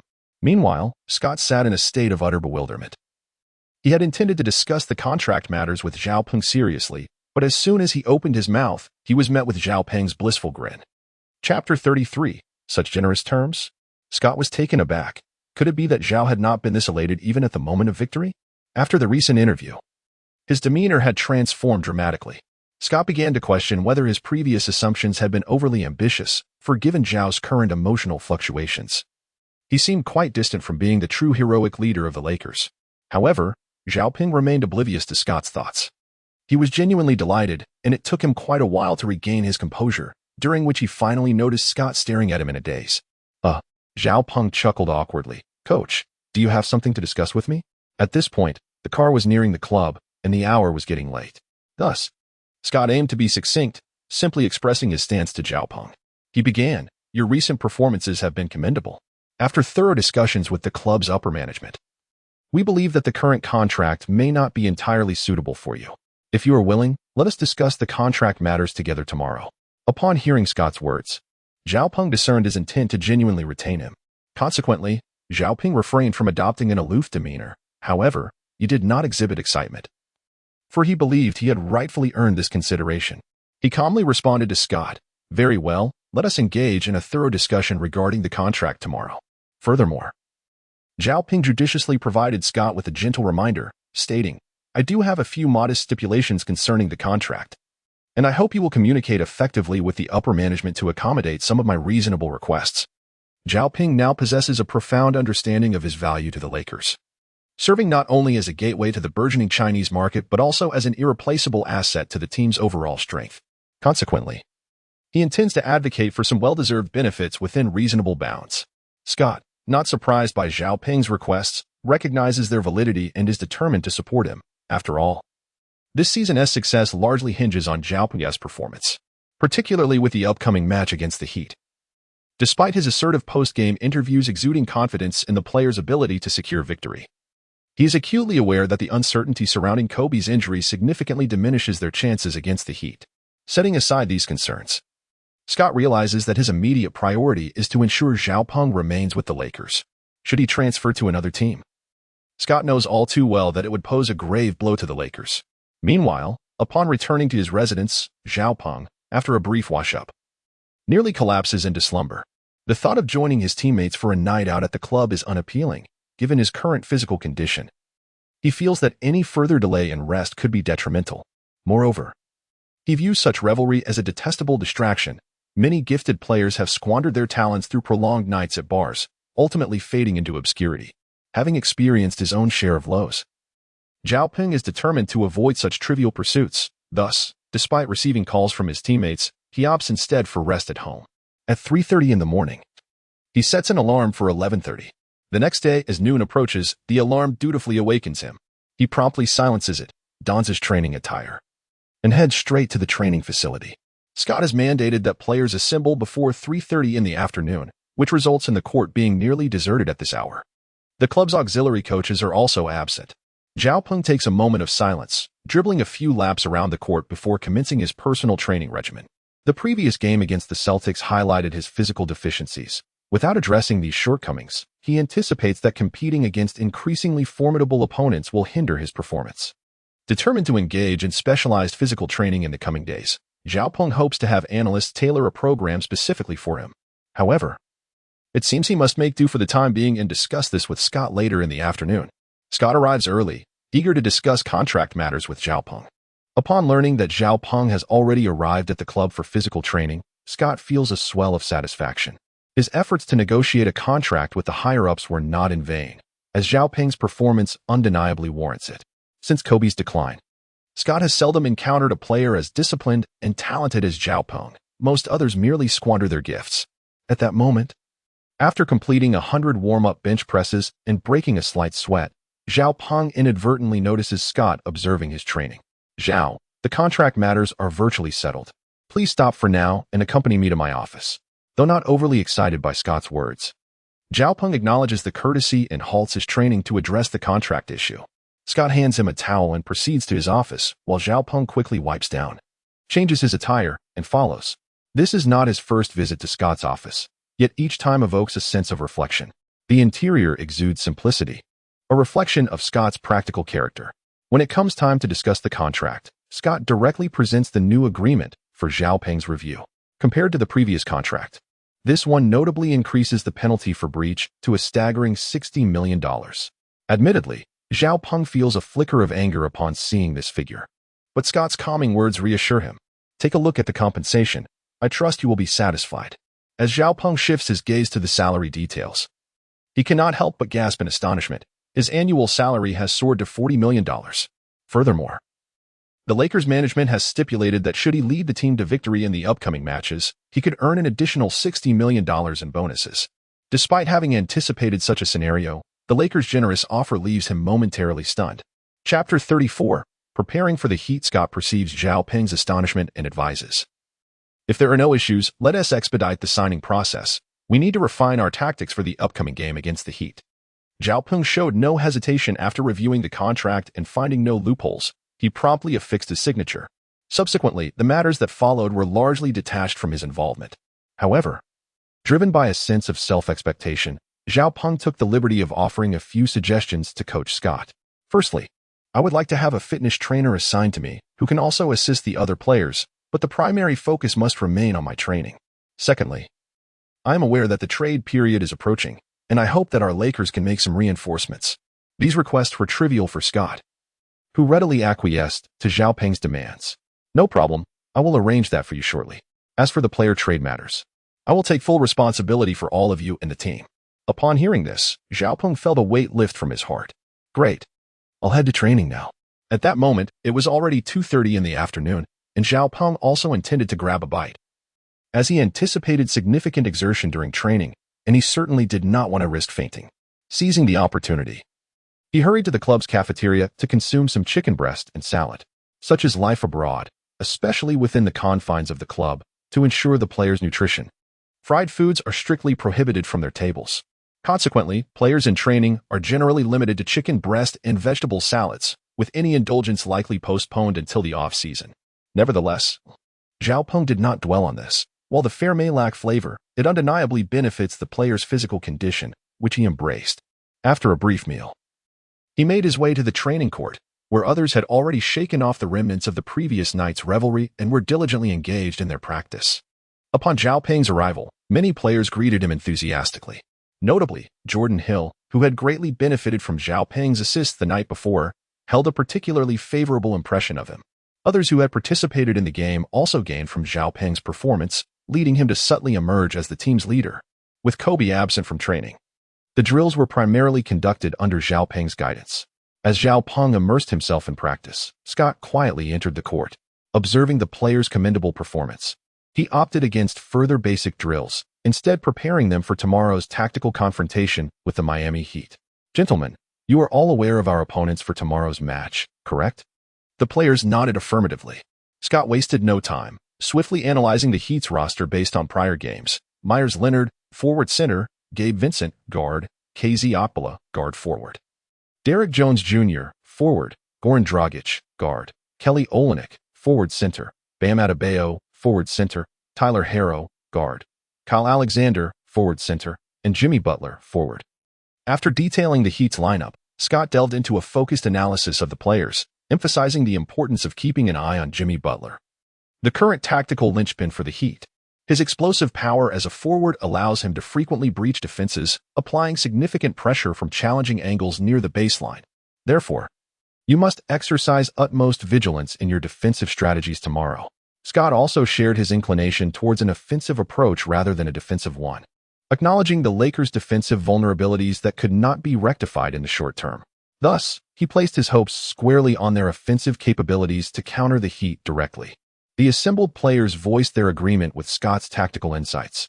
Tomorrow, we must ensure that the Heat feel the full force of our offensive prowess, demonstrating who truly has the upper hand, he urged. Yes, coach, we will make sure they recognize our strength, they affirmed. All right, let's split into teams A and B for a scrimmage. Zhao Peng, lead Team A in offense, while Team B focuses on defense, striving to thwart Team A's attacks. The losing team will run 10 laps around the court. Many players began to grumble about the upcoming scrimmage, but quickly adjusted their mindset. They understood that this was essential for refining their tactics and swiftly identifying suitable players. Ultimately, the outcome of the scrimmage was devoid of suspense, under Zhao Peng's leadership. Team A triumphed decisively. However, despite the victory, Scott's demeanor remained grave and increasingly serious, as did Zhao Peng's expression, leaving the other players puzzled. Fortunately, Scott did not dwell on this for long. After a brief session of laps for all members, he announced the end of the day's training. Coach, didn't TU say that the losing team would run? Why is it now everyone? Scott flashed a mischievous smile and replied, you can run an extra lap. Laughter erupted among the players, gradually easing Zhao Peng's earlier tension. He understood that while the team's performance was not exemplary, it was, in part, due to the opposing team's lax defense. Faced with the Heat's starting lineup, his confidence waned, especially considering the crucial factor of Kobe's injury preventing him from participating. Scott had already emphasized that Kobe would be unable to play tomorrow, making it impossible for him to even take the court briefly, thus placing the entire burden squarely on Zhao Peng's shoulders. Zhao Peng must exert formidable pressure against Jill Butler tomorrow, otherwise it could profoundly affect the team's overall score. Chapter 35, Devastated by the Heat, Enveloped in Confusion. The following day, within the confines of the Heat's home arena, spectators had already gathered, fervently cheering for their favorite team. Even before the match commenced, Zhao Peng could sense the palpable tension in the atmosphere. In an effort to alleviate his nerves, he fully immersed himself in the warm-up session. However, just as Zhao Peng was dribbling and shooting, he suddenly felt a piercing gaze directed at him. Zhao Peng turned around to discover that it was players from the opposing Miami Heat who were intently observing his warm-up. Upon noticing Zhao Peng's awareness, they even resorted to provocative gestures. It was only when team captain Jimmy Butler arrived to disperse them that their taunting ceased. After sending them off to warm up, Jimmy sincerely apologized to Zhao Peng. Nevertheless, Zhao Peng could still sense the competitive spirit emanating from Butler, which seemed directed at him.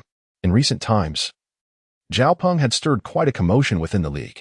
This once-unknown rookie had astonishingly transformed into a phenomenal talent, leading the Lakers to overturn several formidable teams, evoking envy and admiration from many.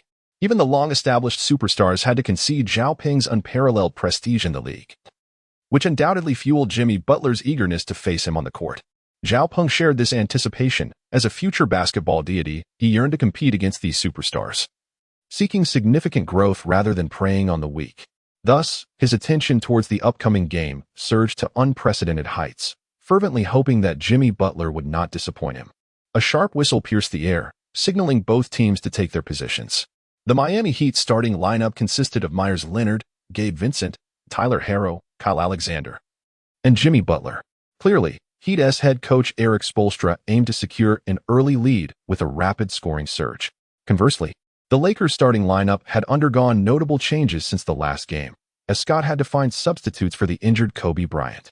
Thus, the Lakers' final lineup featured Zhao Peng, Jordan Hill, Wesley Johnson, Carlos Boozer, and Max Bryant.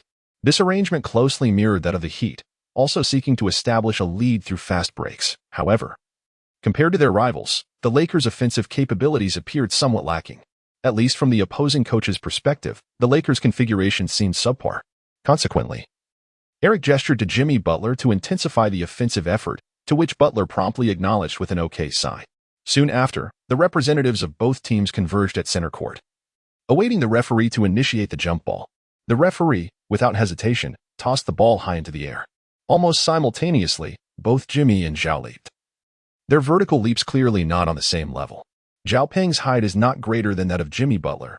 However, his leaping ability surpasses Butler's by a significant margin, allowing him to swiftly make contact with the ball. Nevertheless, Jimmy Butler, unwilling to concede, continued to leap despite anticipating that his jump would be slightly lower than Zhao's, leading to a physical clash between the two. Fortunately, Zhao Peng ultimately maintained control of his body with his exceptional static talent, securely guiding the ball into the hands of Jordan Hill. Meanwhile, the other members of the Miami Heat, witnessing Butler's failure to secure the jump ball, quickly retreated to their defensive positions to establish a solid defense. Zhao Peng, showing no signs of hesitation, immediately signaled to Jordan Hill to advance with the ball upon regaining possession. Observing this, Jordan Hill swiftly dribbled across the midcourt and approached the baseline.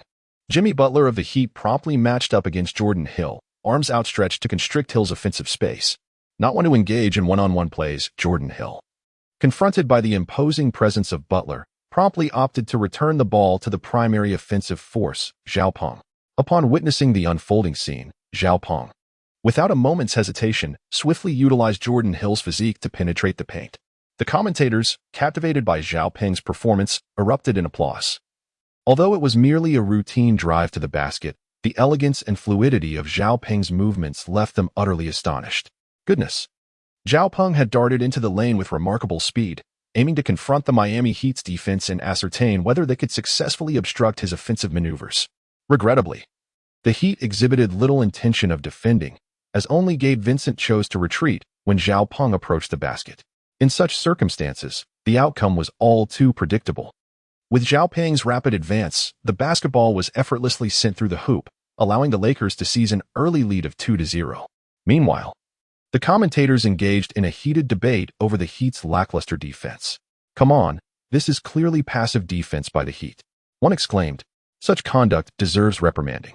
However, analyst Charles Barkley responded with commendable rationality, asserting that the Heat's strategy was quite sound.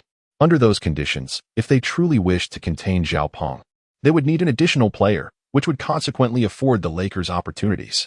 Thus, the Heat's approach cannot be dismissed, especially with their quick counterattacks. Just as Barkley was concluding his thoughts, the Heat commenced their own display of prowess. True to Barkley's expectations, after conceding the initial score, the Heat opted for a rapid counterattack. Gabe Vincent executed a long pass that found its way into Jimmy Butler's hands. At that moment, the other Lakers players had yet to return on defense, leaving only Jordan Hill and Carlos Boozer to guard Butler. Zhao Peng breathed a sigh of relief. While Butler was undeniably talented, it seemed unlikely he could navigate past two defenders for a straightforward layup. Alas, reality delivered a harsh blow to Zhao Peng's expectations. Despite the double team from Hill and Boozer, Butler not only retained possession but also, with his mesmerizing footwork, maneuvered beneath the basket and delivered a thunderous dunk, successfully sending the ball through the hoop. Oh my! The Heat fans erupted in cheers for Butler's outstanding performance, while Lakers supporters appeared dejected. This emphatic dunk not only compensated for the earlier setback but also propelled the Heat's momentum to new heights, while the Lakers seemed increasingly disoriented. Chapter 36. Unlocking Allen Iverson's ultimate ball-handling talent. Subsequent to this, the Lakers struggled with frequent errors, with Jordan Hill nearly gifting the ball to the opposition. Fortunately, Zhao Peng's quick reflexes allowed him to intercept the ball just in time, averting Hill's blunder. Nevertheless, the Lakers' performance continued to falter. It was as if the absence of Kobe Bryant had stripped the team of its very essence. Despite Zhao Peng's commendable leadership, the majority of his teammates, aside from Hill, seldom adhered to his directives. This left Zhao Peng feeling quite helpless. He understood his teammates' mindset. Within the competitive arena, to secure more offensive time and ball possession, one must demonstrate exceptional prowess. Thus, with their star player Kobe absent, many were eager to showcase their abilities. Indeed, after Zhao Peng passed the ball to Wesley Johnson, the latter opted for a drive, only to be thwarted by a close defensive challenge from Kelly Olynyk. Oh, Zhao Peng had been in a prime position within the Heat's defensive gaps. Wesley, upon penetrating the paint, could have easily passed the ball back to Zhao Peng for an optimal scoring opportunity. Yet his stubbornness resulted in a squandered chance for Zhao Peng to capitalize on a superb offensive play. This was a significant blow to the Lakers, costing them the opportunity to narrow the score. Simultaneously, Coach Scott recognized the situation. It was evident that these players were vying for Kobe's position. Uncertain whether this rivalry was beneficial or detrimental, Scott acknowledged that such competition could foster player growth. However, the blatant disregard for Zhao Peng's leadership left him infuriated. Other coaches and analysts fell into silence. While Zhao Peng's capabilities were undeniable, the veteran players were dissatisfied with his lack of experience, which hindered the tactical execution and cohesion of the offense. Even when Zhao Peng endeavored to orchestrate plays, his teammates often undermined his efforts, which was utterly absurd. Consequently, Scott promptly called for a timeout to address the disarray among his players. First and foremost, Scott expressed his dissatisfaction with Wesley Johnson's recent performance. "Wesley Johnson, why did you disregard Zhao Peng's instructions? Don't tell me you didn't TC his signals. Moreover, your position clearly did not afford you a viable shot. Why? With ample time, did you still choose to shoot?" Wesley attempted to justify his actions, but Scott's ire was palpable. Such players continuing on the court were merely handing victory to the Heat. Thus, Scott reiterated to the other players, "When you return to the court, you must heed Zhao's commands. You have all witnessed his capabilities." With that, he substituted Wesley for Cole Swider, and the team's offense gradually regained a semblance of order, no longer resembling the previous isolation play. Instantly, Zhao Peng felt a significant alleviation of pressure. His shooting touch began to flourish, with his field goal percentage from within the three-point arc exceeding 70. This accuracy rivaled that of many elite players, and other teammates also began to find opportunities to score. The atmosphere of the game intensified, with both sides exchanging baskets in a series of offensive and defensive transitions. Ultimately, however, the Heat maintained the upper hand. As the second quarter drew to a close, the score stood at 66-84. With the Heat holding an 18-point advantage, an alarming deficit for the Lakers. Should they fail to mount a comeback in the third quarter, this gap could persist into the fourth. potentially leading to a scenario of garbage time, a result Scott wished to avoid. Thus, post-game, Scott patiently reiterated to his players the importance of focusing on offense and ensuring that the ball was entrusted to Zhao, confident that he would lead them to victory. Upon hearing Scott's words, Zhao Ping sighed inwardly. The Lakers' current tactical arrangement was sound, yet without Kobe, they were undeniably missing a superstar. Conversely, the Heat's captain, Jimmy Butler, was a bona fide all-star, in peak physical condition, and his teammates were able to support him effectively. In contrast, Zhao Peng, due to his relative inexperience, had only recently emerged as a key player for the Lakers, propelled by a string of impressive performances, and now found himself in a leadership role. Even with Scott's repeated reminders for his teammates to cooperate, they remained mired in their own agendas, knowing that should the team falter, it was Zhao Peng who bore the brunt of the blame. Zhao Peng was acutely aware of this reality. Thus, he could only strive to perform his utmost, at the very least ensuring that the Lakers did not suffer an embarrassing defeat. At that moment, the voice of the system finally resonated in Zhao Peng's mind. It announced that, having detected the predicament faced by the host, it would assign a task to successfully overturn the deficit against the Heat. Upon completion of this mission, the system would bestow certain rewards upon the host. Conversely, failure would result in penalties. The assignment itself was rather standard, yet Zhao Peng felt a surge of anxiety within. For the system seemed oblivious to the feasibility of achieving the task's objective. To put it plainly, from an objective standpoint, the disparity in strength between the two teams had reached an alarmingly daunting level. Even with Kobe on the court, the likelihood of a successful turnaround appeared grim. The thought of accomplishing such a feat left Zhao Peng genuinely unsettled. Fortunately, the system did not impose undue hardship upon him. After conveying the task, it also provided a beneficial buff for the match, recognizing the host's current inadequacy in strength, which fell short of its requirements. The system automatically granted Zhao Peng a power-enhancing buff. Upon a glance, Zhao Peng's personal panel instantaneously adorned itself with a fully leveled Allen Iverson dribbling tech. Zhao Peng was utterly exhilarated at that moment. As a basketball player, he was acutely aware of Allen Iverson's prowess. While many may not fully grasp Iverson's significance, he undoubtedly shone as a remarkable figure in the sport. Zhao Peng had already ascended to great heights, yet whenever Iverson was mentioned, an overwhelming sense of admiration surged within him. This sentiment stemmed not only from a junior's reverence for a senior, but also from a profound respect for an era filled with luminaries, coupled with Zhao Peng's adoration for his idol as a fan. Chapter 37. Today, someone's value will surely plummet. Iverson was one of the most illustrious stars in the NBA during his prime, particularly when he was part of the Philadelphia 76ers, a team that dominated the league. His exceptional ball-handling skills played a pivotal role in the team's success, despite his height being a disadvantage in a league often dominated by taller players. Opponents could easily attempt to overpower him due to their height. Yet Iverson's true gift lay not in physical attributes but in his unpredictable dribbling finesse. Just when defenders anticipated his drive, he would deftly pivot and execute a jump shot, shattering their defenses. Alternatively, he would weave through defenders with astonishing speed, charging into the paint, showcasing his brilliance and garnering a legion of fans. Now, having acquired Iverson's supreme ball-handling talent, Zhao Peng rose with renewed vigor, dispelling the earlier gloom that had cloaked him.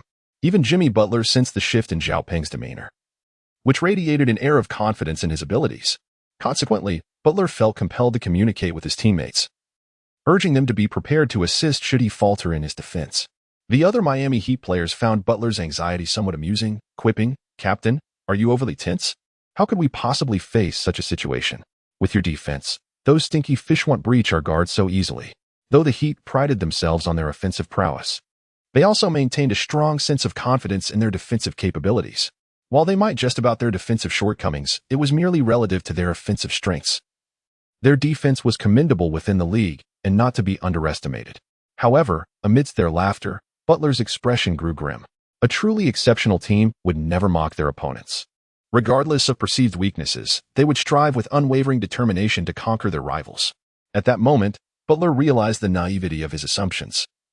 His teammates were merely ahead by a meager 20 points and were already indulging in fantasies of victory. He implored them to remain vigilant, particularly regarding Zhao Peng, the Lakers' key player, emphasizing the necessity of solid defense.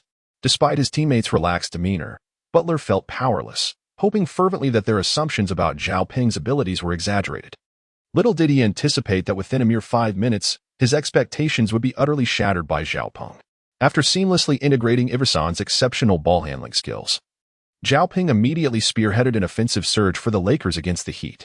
His command of the ball was almost overwhelming, upon Jordan Hill advancing the ball past half-court. Zhao Ping signaled for possession without hesitation. Once he had the ball, Zhao Ping engaged in prolonged dribbling, maneuvering expertly between the baseline and the paint. Although Jimmy Butler exerted every effort to defend against Zhao Ping, it proved futile. Even as guard Gabe Vincent recognized the situation and rushed to assist. Zhao Ping's extraordinary ball-handling prowess enabled him to retain control. In a moment of brilliance, rather than passing, Zhao Ping chose to confront both defenders head-on, executing a deceptive shot fake that sent Butler off balance before powering through Vincent to the basket. With a sudden stop-and-go move, he surpassed Vincent, maneuvering to the opposite side of the basket, then executing a stunning floater that arced gracefully through the air and into the hoop. The crowd erupted in jubilation, and even the Heat's fans couldn't help but revel in Zhao Ping's dazzling display. The commentator, visibly astonished, remarked on the sheer improbability of Zhao Ping maintaining his composure and scoring amidst the onslaught of two formidable defenders. This showcased not only Zhao Ping's exceptional mental fortitude but also his captivating ball-handling skills. His performance was so remarkable that it evoked memories of another luminary who had graced the court years prior, bearing a striking resemblance to Zhao's artistry. At that moment, the commentator Zhang, reflecting on Zhao Ping's recent exploits, asserted with certainty that what he had just witnessed was unprecedented in over a decade, successfully outmaneuvering two professional players, both of whom were significant contributors. Even a decade ago, such a feat would have been astonishing. While Zhang's words conveyed a strong conviction, some fans were less impressed, dismissing it as merely a simple basket and questioning the need for such exaggerated praise. They speculated that perhaps Zhang was overly eager to elevate Zhao Ping's status, suggesting that he might be acting as an ardent supporter for national pride. For Zhao Ping, he remained oblivious to the opinions held by domestic fans in Huaxia at that moment. However, the sentiments expressed by the audience within the arena were unmistakably clear to him. Zhao felt a profound sense of honor, as his recent performance was indeed remarkable, even when considered against the backdrop of his entire professional career. Yet, the match was far from over, and Zhao promptly redirected his focus back to the unfolding game. At that moment, Jimmy Butler, the captain of the Miami Heat, glared fiercely at Zhao. He was acutely aware that his earlier blunder would undoubtedly become fodder for ridicule in the future, should he fail to triumph over the Lakers and, by extension, Zhao today, this topic could very well haunt him throughout his career. Consequently, Jimmy Butler quickly signaled to his teammates to intensify their defense against Zhao.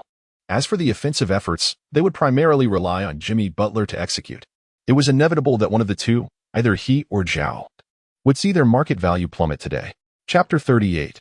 Narrowing the score gap, confronted by the aggressive approach of the Miami Heat. Zhao Ping did not dare to underestimate his opponents, especially when matched against Jimmy Butler. He was determined not to allow him an easy path to success. However, Jimmy Butler was unfazed. After crossing half-court, he swiftly penetrated into the paint, poised to receive a pass from Gabe Vincent. This was a hallmark of the Lakers' offensive strategy. Due to Gabe Vincent's height advantage over the defender, it was nearly impossible to intercept his pass, allowing the ball to swiftly find its way into Jimmy's hands. Nevertheless, Jimmy Butler's offensive endeavor was fraught with difficulty. Upon gaining possession, he was immediately met with Zhao Ping's defense. Although Jimmy intended to pass to a teammate, Zhao consistently obstructed his passing lanes. As the shot clock dwindled, a frustrated Jimmy Butler was compelled to take a contested shot, but Zhao had anticipated this move. Thus, as Jimmy executed a knee-bending jump shot, Zhao, with remarkable swiftness, snatched the ball away. Jimmy Butler had always been wary of Zhao's subtle maneuvers. And even in that fleeting moment when Zhao intercepted the ball, Jimmy unconsciously adjusted the position of the basketball in his hands. Nonetheless, this was to no avail. Zhao's exceptional ball-handling prowess enabled him to quickly identify Jimmy's vulnerabilities, allowing him to easily seize the ball and take control. With that, the counterattack commenced. Holding the ball, Zhao Ping, fueled by his own resolve, rapidly dribbled into the offensive zone. At that moment, he found himself unguarded. His speed was overwhelming, leaving the Miami players trailing behind, bewildered and unsure of how to respond. Upon witnessing the situation, Zhao Ping exhibited no hesitation, effortlessly sinking the ball once more into the Miami Heat's basket. On the sidelines, Coach Scott finally allowed himself a sigh of relief deep within his heart. Although these recent offensives did not entirely rectify the team's previous shortcomings, under Zhao Ping's formidable leadership, the Los Angeles Lakers swiftly closed the gap between them and the Heat. The score difference was instantly reduced to approximately 10 points, with just a few more three-pointers. Victory in this match seemed within reach. However, Scott's optimistic envisioning remained somewhat unrealistic. Zhao Peng's performance was commendable, and his opponent also displayed remarkable skills, particularly Jimmy Butler. After being repeatedly challenged by Zhao Peng, found himself compelled to reassess the young talent. Not only did Zhao exhibit an extraordinary gift for orchestrating the offense, but his ball handling also overwhelmed Butler entirely. This left Butler with a sense of discontent, for he was a well-established forward in the league. Yet he was being outplayed by this rookie. Incensed, he resolved to fight harder in the ensuing offensive plays, unleashing a flurry of rapid defensive counterattacks. This strategy resulted in an increasing score gap between the teams. However, Zhao Peng remained unfazed by the unfolding situation. He was acutely aware that the Miami Heat, engaged in such an intense offensive endeavor, would inevitably suffer significant fatigue. Meanwhile, endowed with Allen Iverson's elite ball-handling prowess, Zhao's stamina was evidently less depleted than Butler's by halftime. Consequently, he remained calm and composed, leisurely advancing the ball across the court. Particularly, as the third quarter neared its conclusion, he even suggested taking a brief respite. Scott, misconstruing Zhao's request as a sign of exhaustion from the recent offensive exertion, promptly called him off the court, substituting him with Wesley Johnson, who had just exited the game.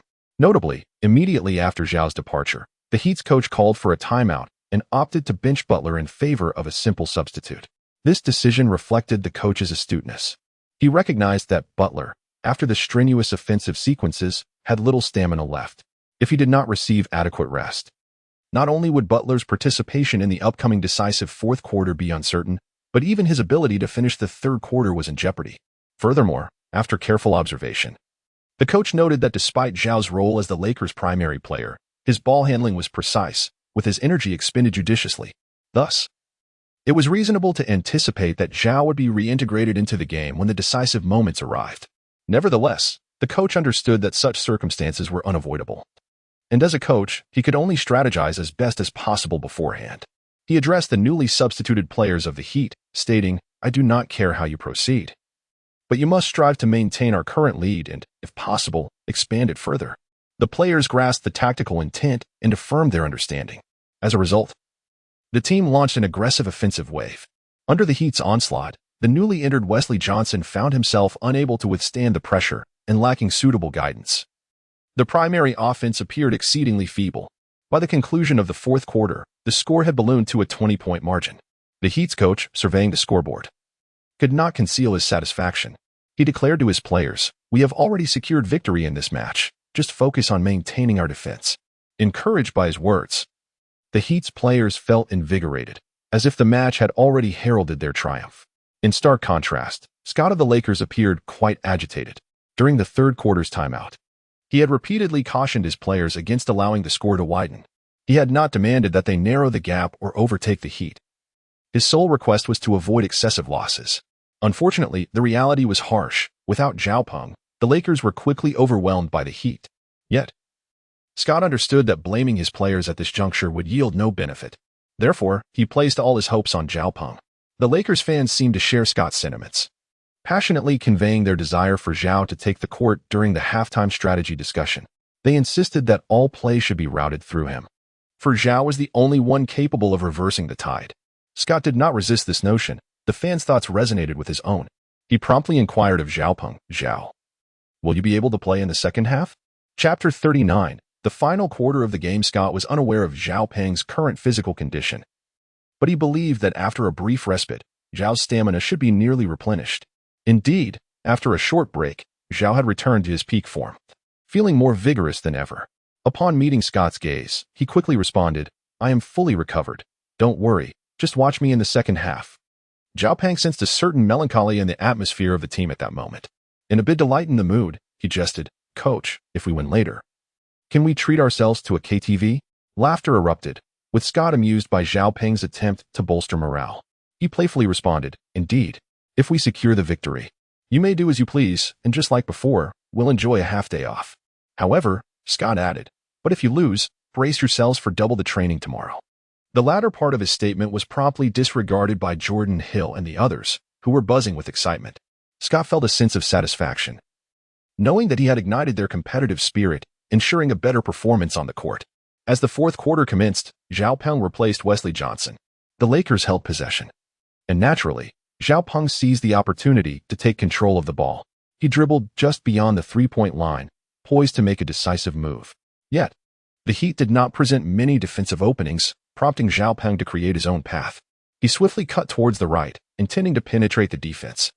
When met with Jimmy Butler's obstruction, he remained unfazed, executing a graceful spin that left the audience in awe. In such a pivotal moment, Zhao Peng showcased his ball-handling prowess, much to the astonishment of the crowd. But Zhao Peng's intent was not merely to display his skills.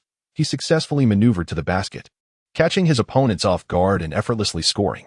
The entire sequence unfolded in under 10 seconds, reigniting fervor within the arena. Fans erupted in cheers for Zhao Peng's performance.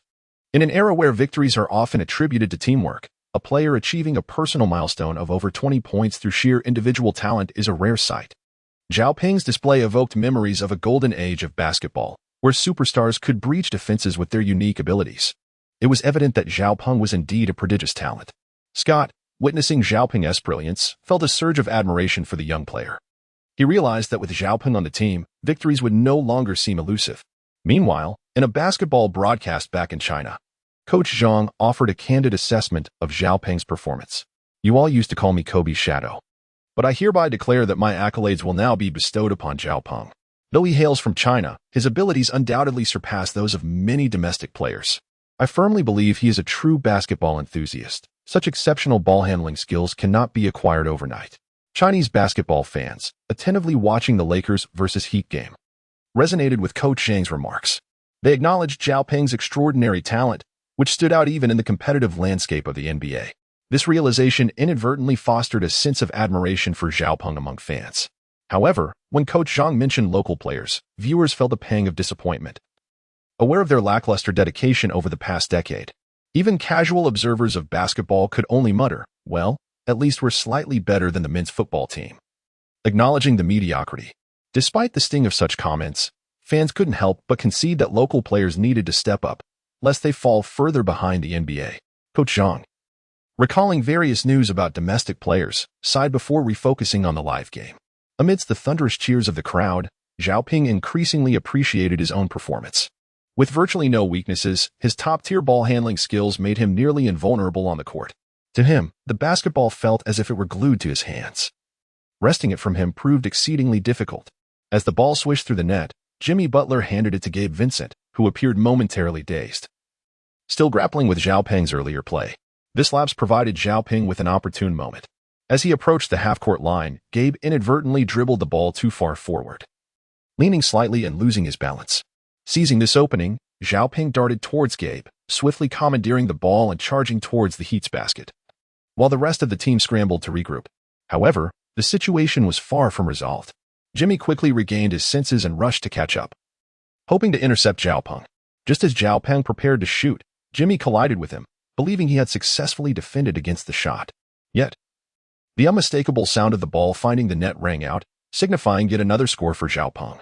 In that pivotal moment, when Jimmy turned to Zhao Peng, he was met with a triumphant smirk, realizing his previous actions had been a foul. The referee's whistle pierced the air, granting Zhao Peng a free throw opportunity. Clearly, Jimmy Butler's move had been a blatant infringement. Zhao Peng, with his stable physique, remained unfazed by the foul. A stark contrast to many domestic players whose shooting percentages plummeted after being fouled. For Zhao Peng, however, such concerns were non-existent. Despite the piercing gazes of the Heat players and the taunts from the crowd, he remained composed. After 3 rhythmic dribbles, he raised his hands and released the ball with precision.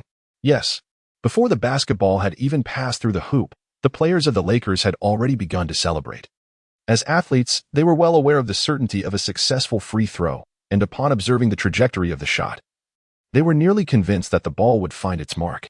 Indeed, their confidence was justified as the basketball smoothly swished through the net, narrowing the 2-1 score gap once more.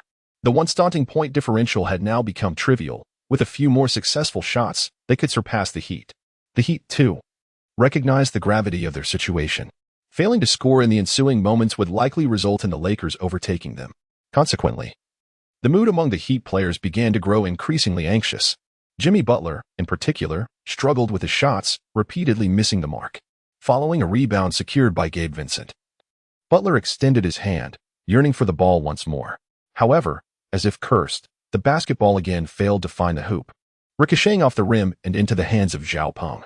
Butler could hardly fathom that he would find himself ensnared in such a predicament. While a single miss could be deemed normal, 2 misses, especially of such magnitude, left him feeling utterly despondent. Yet, as a key player for the Heat, he had no choice but to press on, leading his team in a tenacious defense despite his lackluster performance. Unfortunately for Zhao Peng, these efforts seemed futile. With merely a minute remaining, the once substantial deficit had been entirely erased by Zhao's remarkable display, bringing the score to a deadlock at 105-105. With only a minute left in the game, both coaches promptly called for a timeout. Gathering their players, they began strategizing for the crucial final moments. Scott first commended Zhao Peng for his outstanding performance, having just witnessed a display of sheer excellence. "Zhao, your recent performance was exceptional. Maintain that momentum. As for the rest of you, follow Zhao's lead in the offensive plays. The strategy will center on his initiatives." After succinctly outlining the tactical plan, Scott joined his team in rallying their spirits. In contrast, the Heat's strategy appeared disorganized, the atmosphere within the team rather somber. The coach found himself at a loss for how to respond, particularly regarding the offensive focal point. Given Butler's recent performance, he hesitated to designate him as the primary offensive player, uncertain if the team could score under such circumstances. It was not a matter of doubting Butler's abilities, but rather the stark contrast of his current form compared to his usual prowess had altered his mindset, leaving the coach hesitant to place his complete trust in him. At that moment, Butler voiced his perspective. "Coach, let me take charge of the offense," he asserted with unwavering conviction. The coach found it challenging to counter such determination. And with Butler's recognized strength within the team, he could not afford to substitute him. To do so would undermine the team's confidence and introduce uncertainty into their performance. Thus, after careful consideration, the coach resolved to adopt a strategy centered on Butler, instructing Gabe Vincent to bolster his defense against Zhao Peng. Although this would inevitably leave other Lakers players unguarded, the coach believed it essential. As long as they could contain Zhao, victory would surely belong to the Heat. Regrettably, the coach's foresight proved somewhat superficial, as he failed to anticipate the final outcome. The countdown commenced, and the Heat, having recently faltered, initiated the offense against the Lakers' defense. Butler advanced with the ball, attempting to break through Zhao's defense. Despite his best efforts, Zhao shadowed Butler closely, denying him entry into the paint. As time ticked away, even Vincent's attempts to set screens for Butler bore little fruit. In a moment of desperation, Butler passed the ball to his forward teammate, Little Derek. The speed of the pass caught Zhao off guard, and more so the others. With seamless coordination, Derek received the ball and swiftly approached the basket, sinking it with precision. The arena fell into a hushed silence. Mere seconds remained in the game, and the Heat's players were ready to celebrate, their defenses momentarily lax. Yet, unbeknownst to them, the true climax was about to unfold. As the basketball descended through the hoop, Zhao Peng surged past the Heat defenders to the half-court, poised to receive a pass. Jordan Hill, navigating through a throng of defenders, accurately pinpointed Zhao's position and delivered the ball with precision into his awaiting hands. Zhao Peng leapt high, maintaining a firm grip on the ball despite the rapid pace of the game. At that moment, Jimmy finally reacted, positioning himself defensively in front of Zhao Peng, determined not to allow him a shot. However, Zhao Peng was undeterred. He feigned a dribble and swiftly broke to the right, effortlessly bypassing his opponent and reaching the three-point line. With a decisive shot, the ball swished through the net. The crowd erupted in astonishment as the Lakers emerged victorious. Chapter 41. Mission accomplished. The system's generous reward incredibly, despite Kobe's serious injury from the previous match that rendered him unable to participate in the game against the Heat. The Lakers triumphed under Zhao Peng's leadership. The Lakers fans in attendance fervently cheered for Zhao Peng, fully aware of his monumental contribution to the game. It is fair to say that without his involvement, victory would have been unattainable. Throughout the match, Zhao Peng achieved an impressive tally of 32 points, along with 7 rebounds, 8 assists, and 3 steals. Such exceptional statistics are indeed a remarkable feat even within the entire league. In stark contrast, the Heat's superstar, Jimmy Butler, managed only 23 points and 5 rebounds, alongside an uncharacteristic 6 turnovers. For a player of his caliber, such a performance is nearly inconceivable. Yet perhaps the immense pressure of facing Zhao Peng contributed to his subpar display. Following the conclusion of the match, Butler felt the sting of his declining market value, which plummeted visibly from approximately $40 million to around $30 million. Frustrated, he approached Zhao Peng, exclaiming, "You played too hard out there. You're about to ruin my market value." Though his tone bore a hint of reproach, Zhao Peng discerned the jest beneath it, choosing not to mock his opponent. Zhao Peng responded with a friendly demeanor, "It's all right. Many stars have seen their worth diminish after facing me. You won't be alone in this." Initially, Jimmy Butler anticipated comforting words from Zhao Peng, but instead found himself humorously reassured. Reflecting on Zhao Peng's words, he realized there was some truth in them. Many had fallen to Zhao Peng, and he would not be an exception. Thus, a smile returned to Butler's face, and he expressed his eagerness to compete against Zhao Peng again in the future. Both teams were now recognized as elite within the league, ensuring they would meet again. Despite the thorough defeat inflicted by Zhao Peng, Butler found value in the experience and conveyed his desire to battle once more. Zhao Peng, appreciative of Butler's sportsmanship, conveyed his best wishes, stating, "This loss isn't significant. I merely had the fortune on my side. I look forward to our next encounter." The two shared a warm embrace and exchanged contact information, with Butler, a veteran of the league, kindly advising Zhao Peng, "If you ever need anything, don't hesitate to reach out." Zhao Peng was filled with joy. After all, his counterpart was a superstar, merely a step away from becoming a true legend. The fact that such a luminary exchanged contact information with him warmed Zhao Peng's heart immensely. Shortly thereafter, he swiftly returned to the club with his teammates. At this hour, it was nearing 1 or 2 in the morning. Scott had initially intended to analyze the team's performance in the recent match with Zhao Peng and the others to enhance their skills. However, the other Lakers players expressed their reluctance, imploring the coach to postpone the analysis for another time since they had just secured a hard-fought victory. The players, having just completed a grueling game, yearned to indulge in a celebratory party, leaving the match analysis for the morrow. Consequently, they departed the club and headed to a bar exclusively reserved by Scott, where Jordan Hill and the others were reveling in merriment. Meanwhile, Zhao Peng chose not to partake in the festivities. Aware that the hour was late, he decided to forego further training and hastily made his way home. After a quick refresh, he reclined on his soft bed and drifted into a deep slumber, neglecting to claim the system rewards. This was understandable, for his performance in the recent game against the Heat had been crucial, although he had acquired Allen Iverson's exceptional ball-handling talent. Emulating Iverson's style for an extended period posed a significant challenge to Zhao Peng's physical capabilities. Thus, immediately following the match, he succumbed to profound fatigue, and as soon as his head met the pillow, he was whisked away into sleep. He remained in slumber until the following afternoon, awakening around 3 o'clock, still feeling somewhat weary. As for training, Scott had already announced early that morning a 2-day break for all players, to resume training once the hiatus concluded. This decision showcased Scott's wisdom as a coach. He recognized the Lakers' recent demanding schedule and the players' exertions during games, leading to considerable fatigue.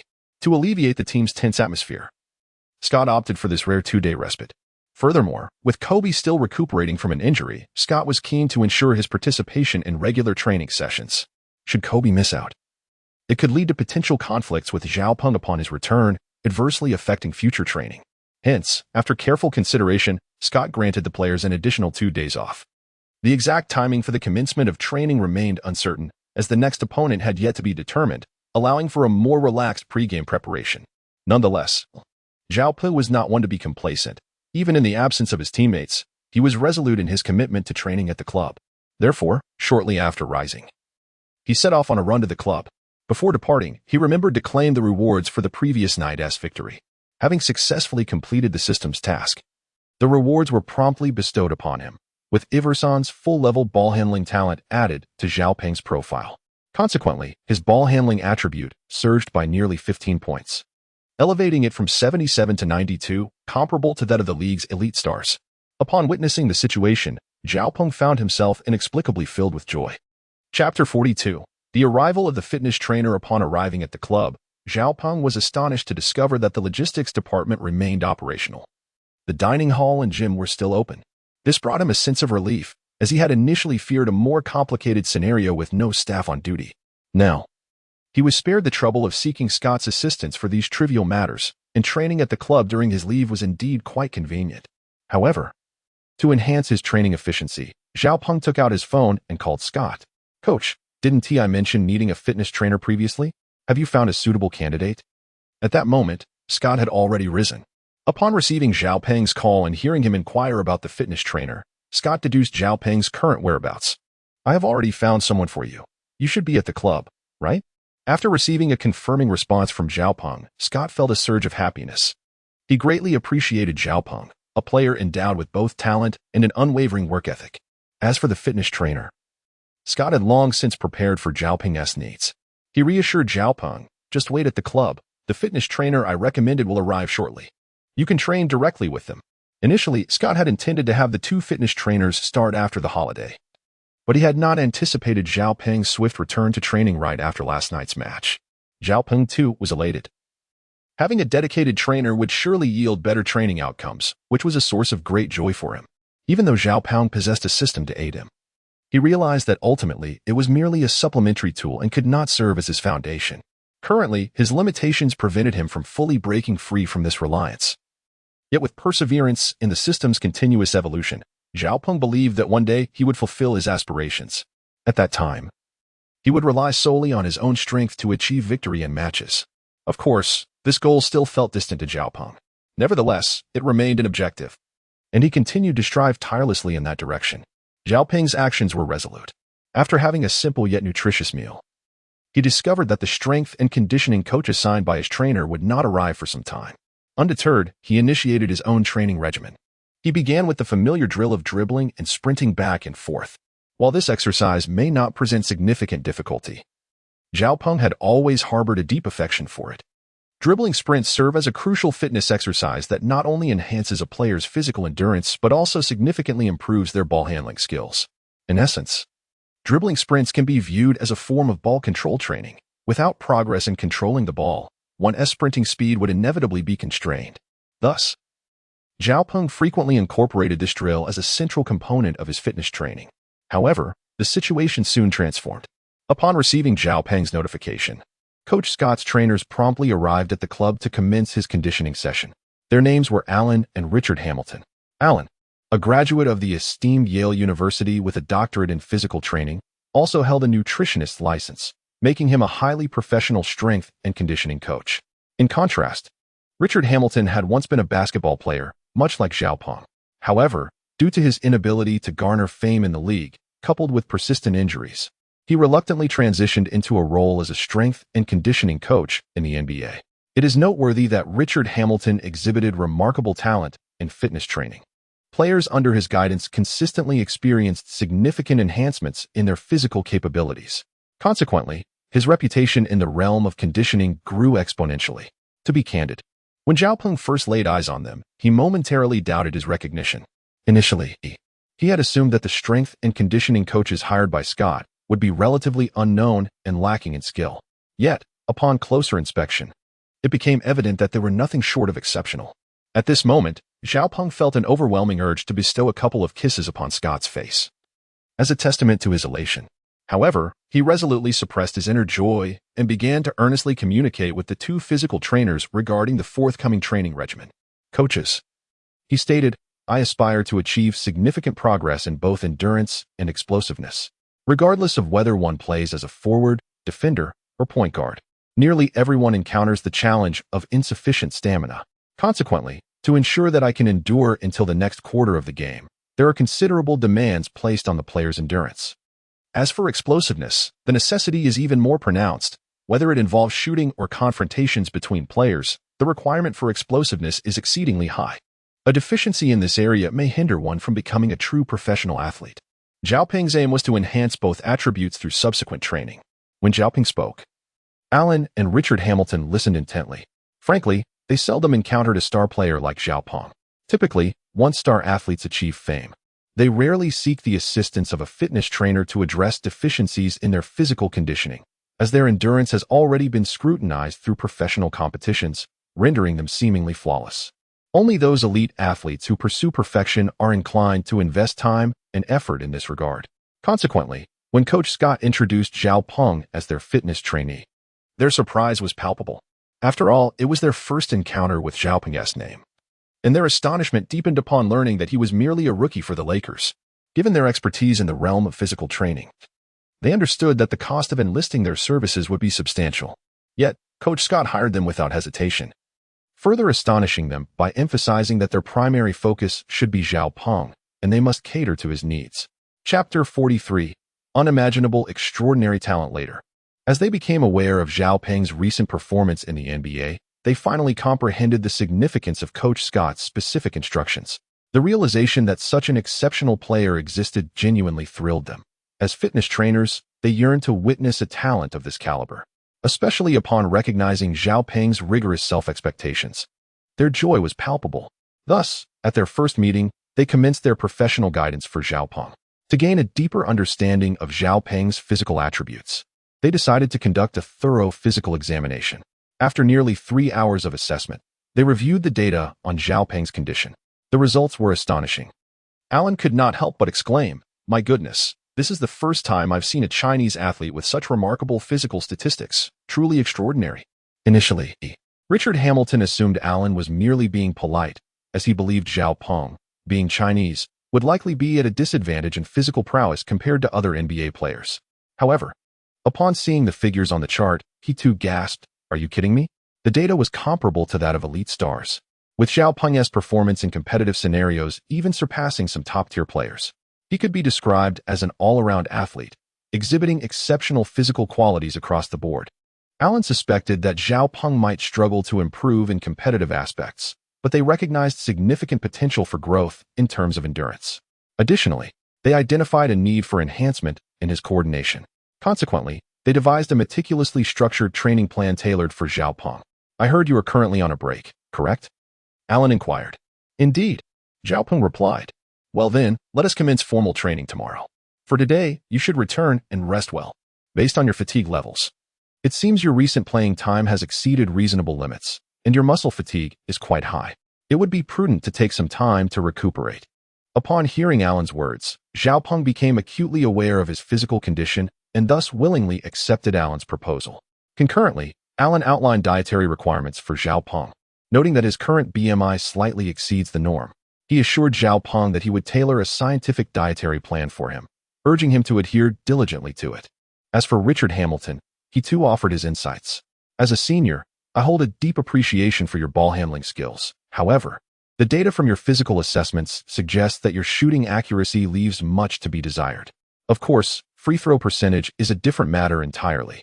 Therefore, in the upcoming training sessions, I shall focus on enhancing your mid-range shooting proficiency." Truthfully, after listening to both trainers, Zhao Peng felt a profound sense of relief. One trainer approached his analysis from the perspective of physical fitness and health, while the other set forth more rigorous standards regarding his basketball skills. It may not be entirely precise to say so, but their observations were reflective of the evident issues Zhao Peng faced, which urgently needed addressing in his forthcoming professional journey. Consequently, he resolved to wholeheartedly heed the guidance of both trainers and sincerely expressed his gratitude to them. "Thank you, coaches." Zhao Peng spoke with genuine emotion, and both Allen and Richard Hamilton were deeply moved. After all, he is currently the most dazzling star in the league, and the formidable duo is destined to be among the most renowned athletes in the league for a considerable time to come. It is indeed an honor for them to mentor such illustrious individuals. By the time their conversation concluded, it was already 9 o'clock in the evening. Given the exhaustion of the two fitness coaches from their long journey, Zhao Peng decided not to trouble them further. After ensuring their comfort, he turned and departed from the club, swiftly making his way back to his residence. The following morning, as per his usual routine, Zhao Peng jogged to the training facility at the club. He believed he had risen early enough, as typically. This time of day saw him as the sole figure engaging in training. However, with the arrival of Allen and Richard Hamilton, circumstances had changed.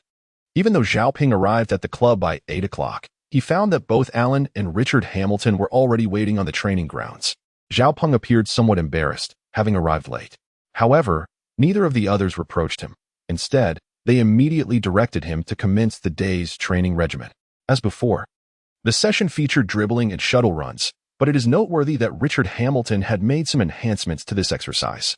Previously, the shuttle runs had merely served as a simulation, but in reality, Zhao Peng would likely encounter numerous obstacles. Therefore, he instructed Zhao Peng to perform the runs along a designated path. All of these adjustments aim to amplify the training's efficacy. Naturally, a suitable training plan must also be complemented by an appropriate nutritional meal.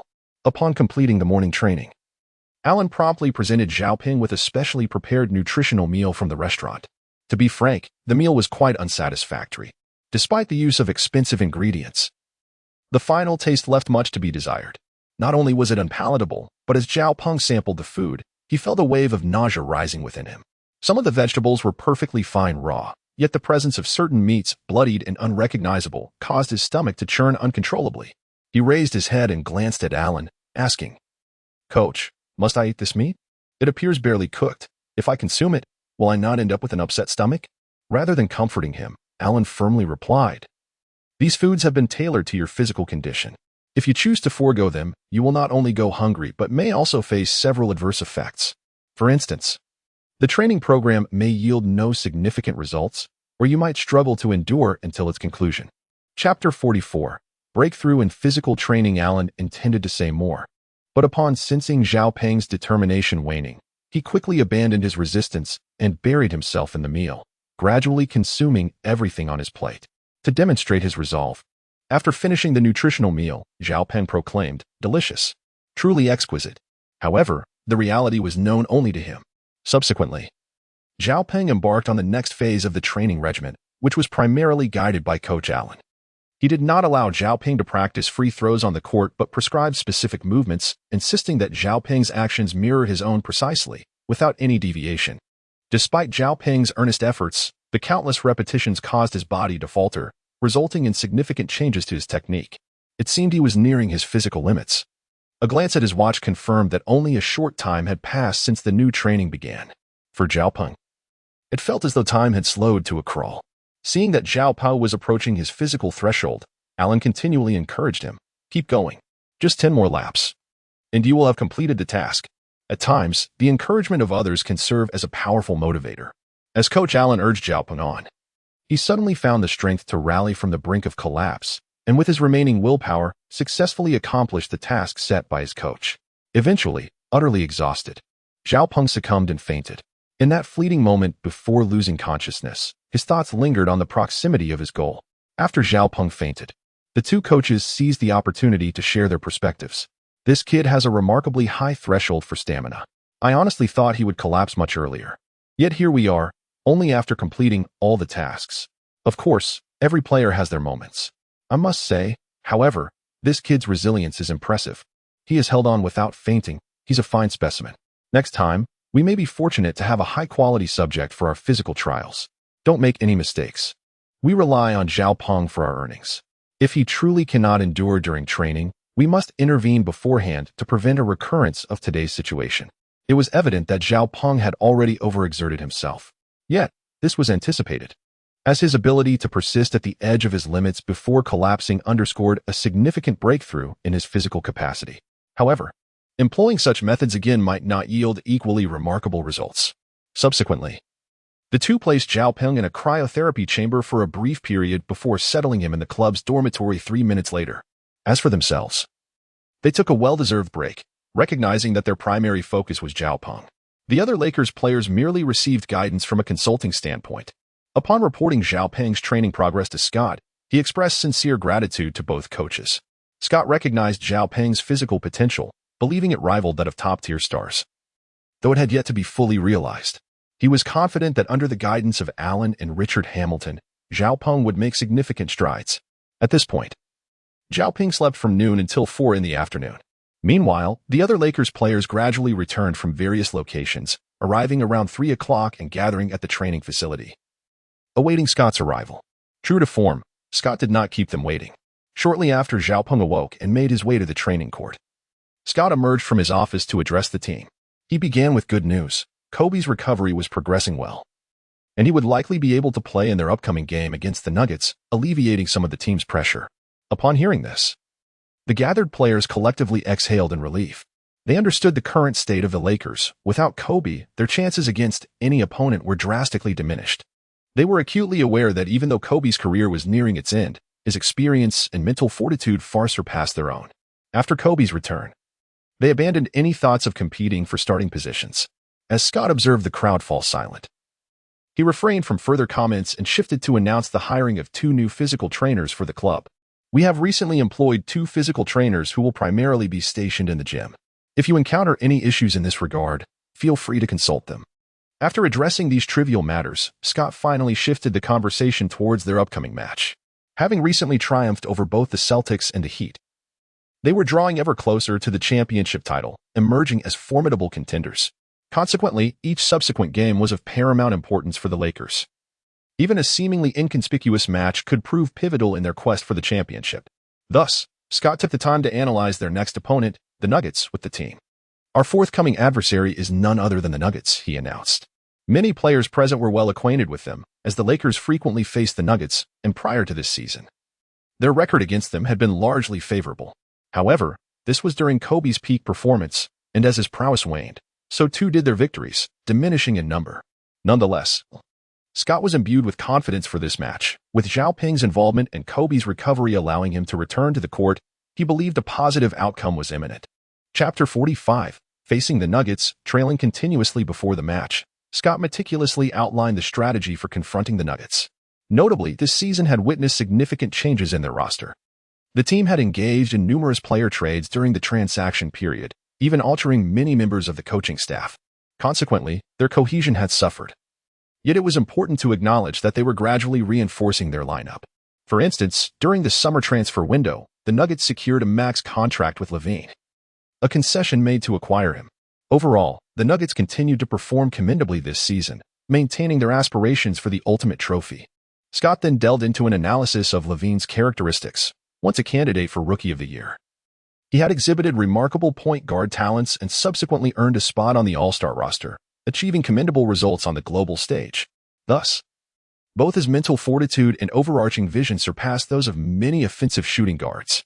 Consequently, LaVine commanded a significant share of ball possession, with the Nuggets heavily reliant on his scoring. After concluding his analysis, Scott subtly glanced at Zhao Peng, perceiving a striking similarity between him and LaVine. Both had showcased distinct talents over extended periods, particularly in scoring, exhibiting a shared decisiveness in their offensive approaches. In summary, Scott instructed the team to focus on curbing LaVine's scoring.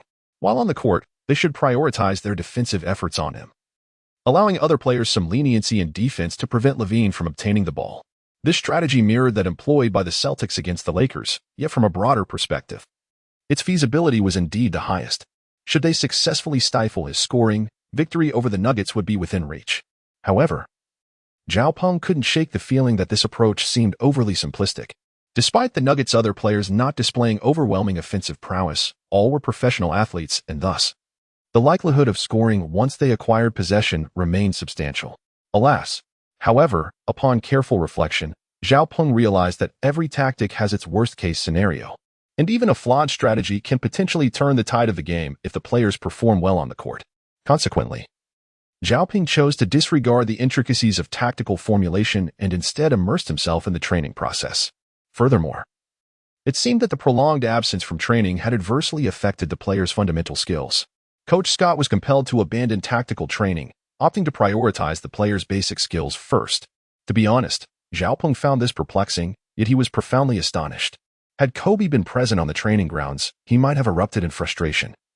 For the current performance of the players had left Zhao Peng feeling quite disheartened.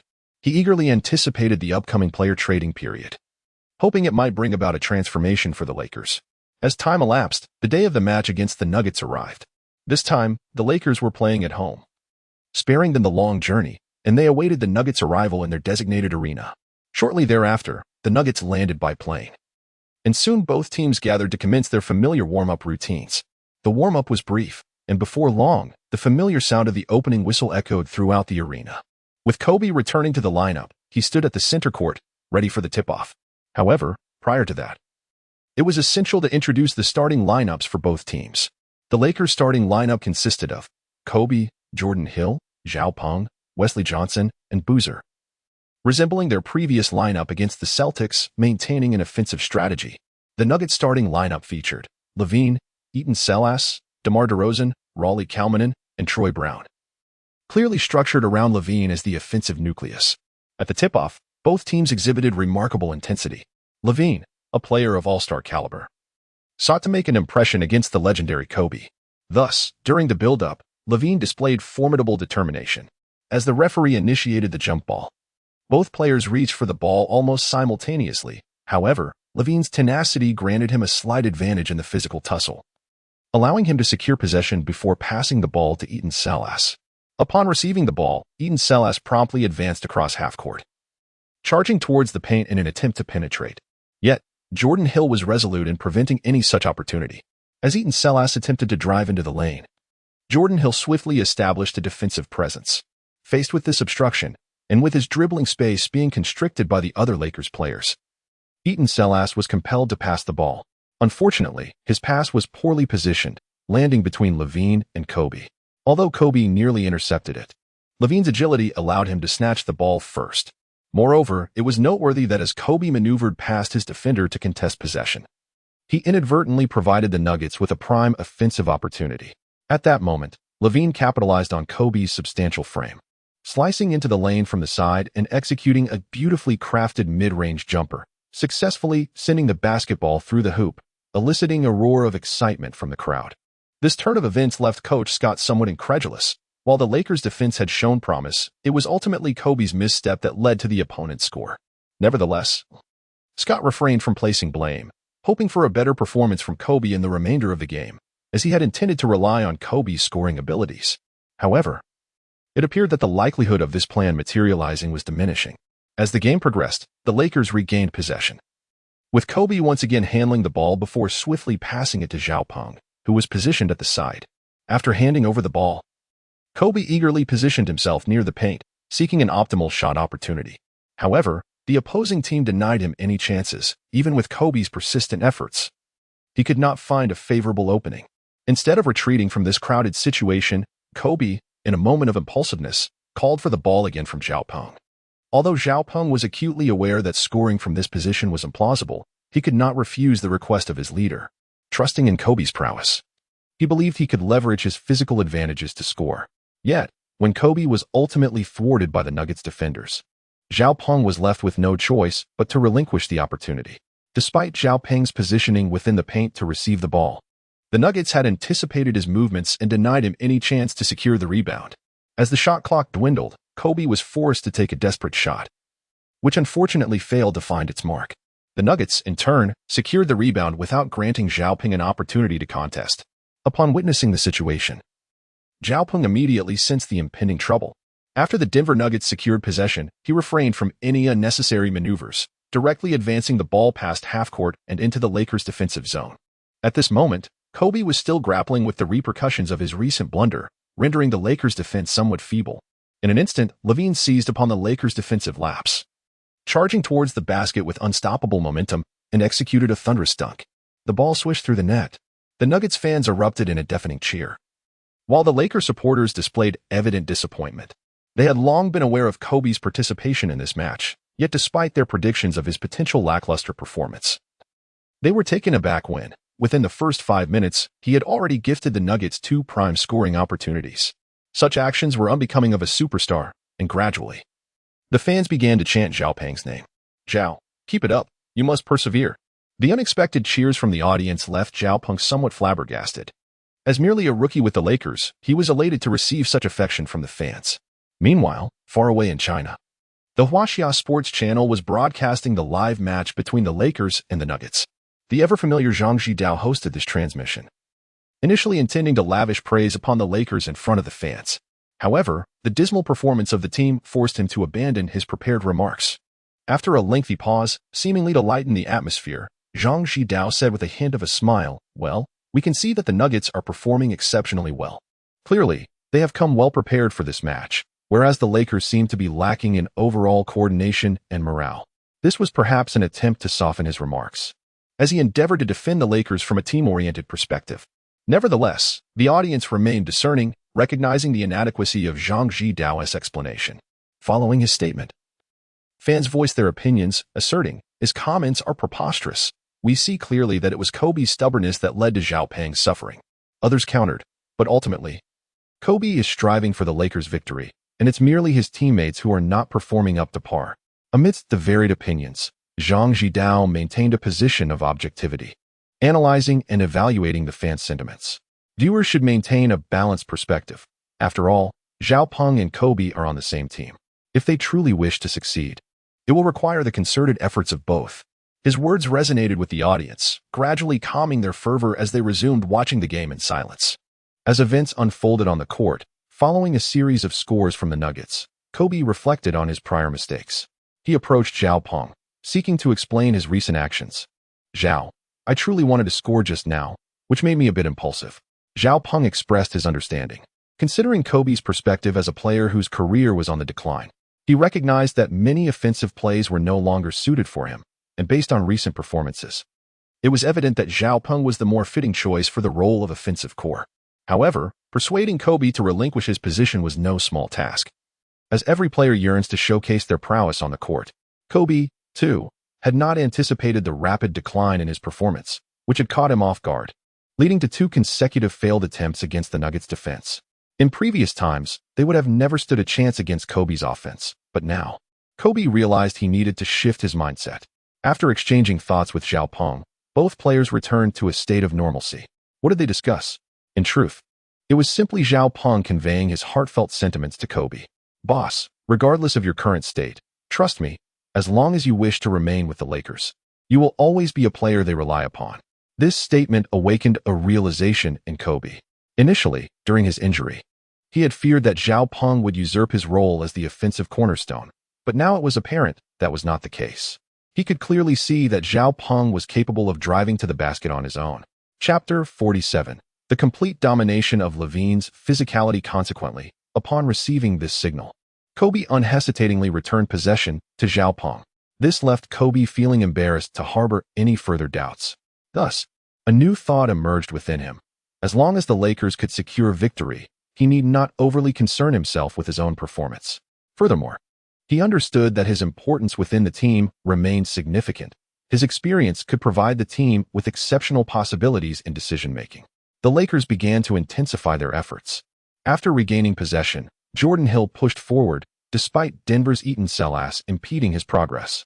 Nevertheless, Jordan Hill successfully brought the ball past half-court. Subsequently, as Raleigh Karma pressed forward, Jordan Hill, without hesitation, passed the ball to the nearest Zhao Peng. At that moment, Zhao Peng found himself matched up against Nuggets captain Levine. Faced with Levine's close defense, Zhao Peng exchanged a knowing glance with Kobe, who instantly understood and moved alongside Levine to create an opening for Zhao Peng. Seizing the opportunity, Zhao Peng swiftly cut towards the paint, his grasp on the basketball firm. However, the Nuggets quickly responded, with Raleigh Karma rushing to provide help defense. In a moment of desperation, Zhao Peng relied on his innate basketball instincts to take the shot.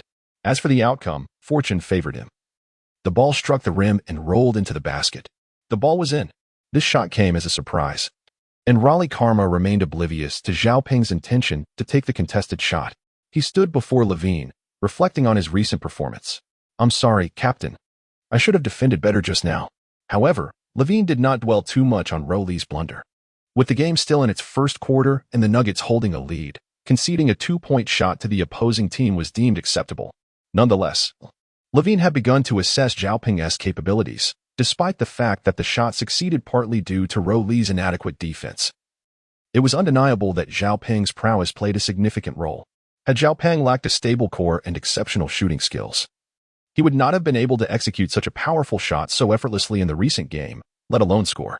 At this moment, Levine regarded Zhao Peng as even more formidable than Kobe, whose evident decline in performance had rendered him far less impactful than Zhao Peng.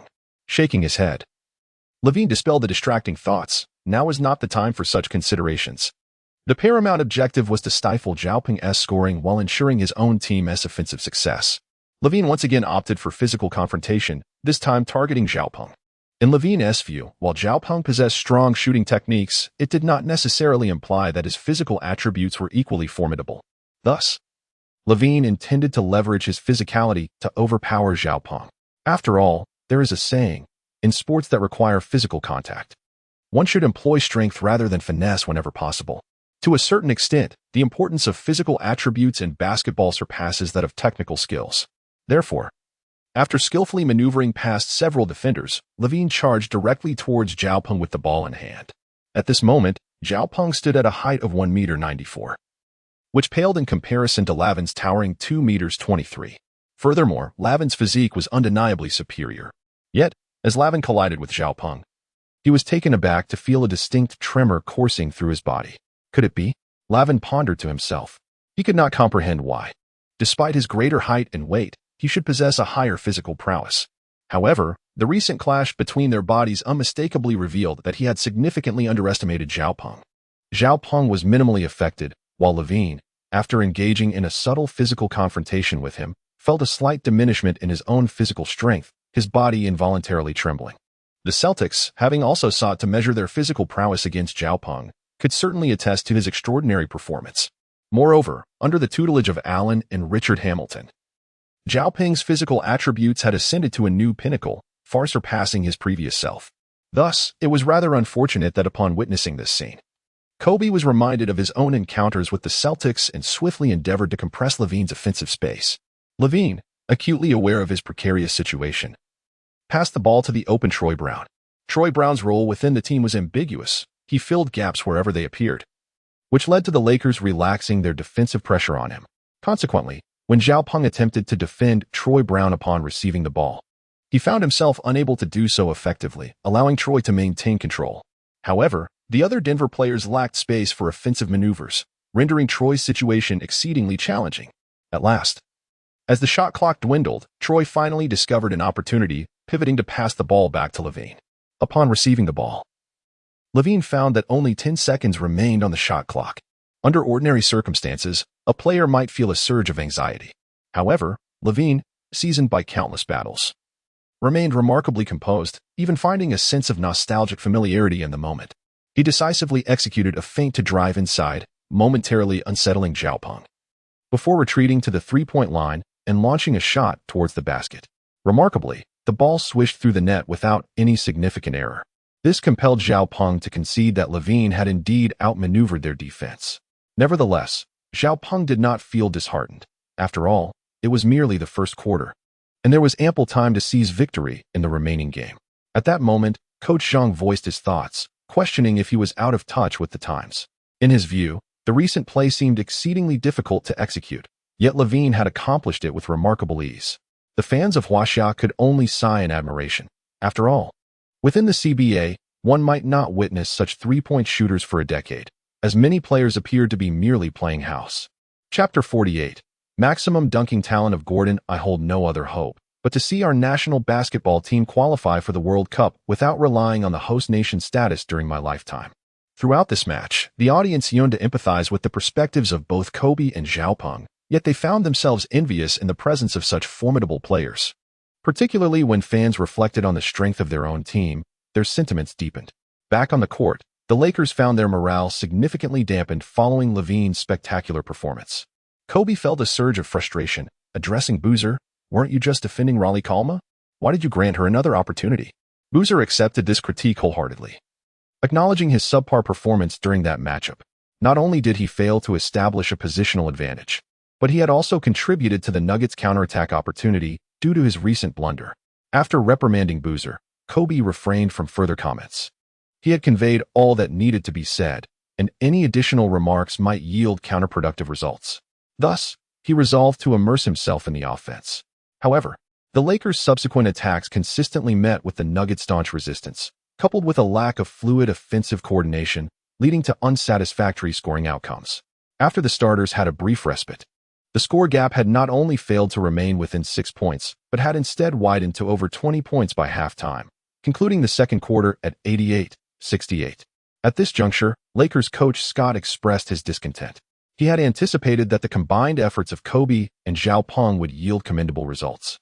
Yet he was dismayed to see the Nuggets pull ahead by such a substantial margin. Scott sighed in resignation, recognizing the formidable prowess of the Nuggets, who were vying for the championship this season, while the Lakers' strength had waned considerably since the departure of several star players, rendering them unable to compete with the formidable Nuggets. Despite the collaboration between Zhao Peng and Kobe, a miracle had yet to materialize, leaving Scott with a sense of regret. In light of this scenario, Scott resolved to carefully select a few talented newcomers during the next player transfer period, aiming to forge a more competitive team. Only then could the Lakers aspire to greater heights and avoid the pangs of failure in their championship pursuits. To be candid, the Lakers were burdened by a plethora of mediocre players. Although Scott had previously celebrated the players, their frequent excursions to indulgent venues had become detrimental. Should the players become too engrossed in such distractions, they risked losing their competitive spirit, ultimately impacting the team's performance.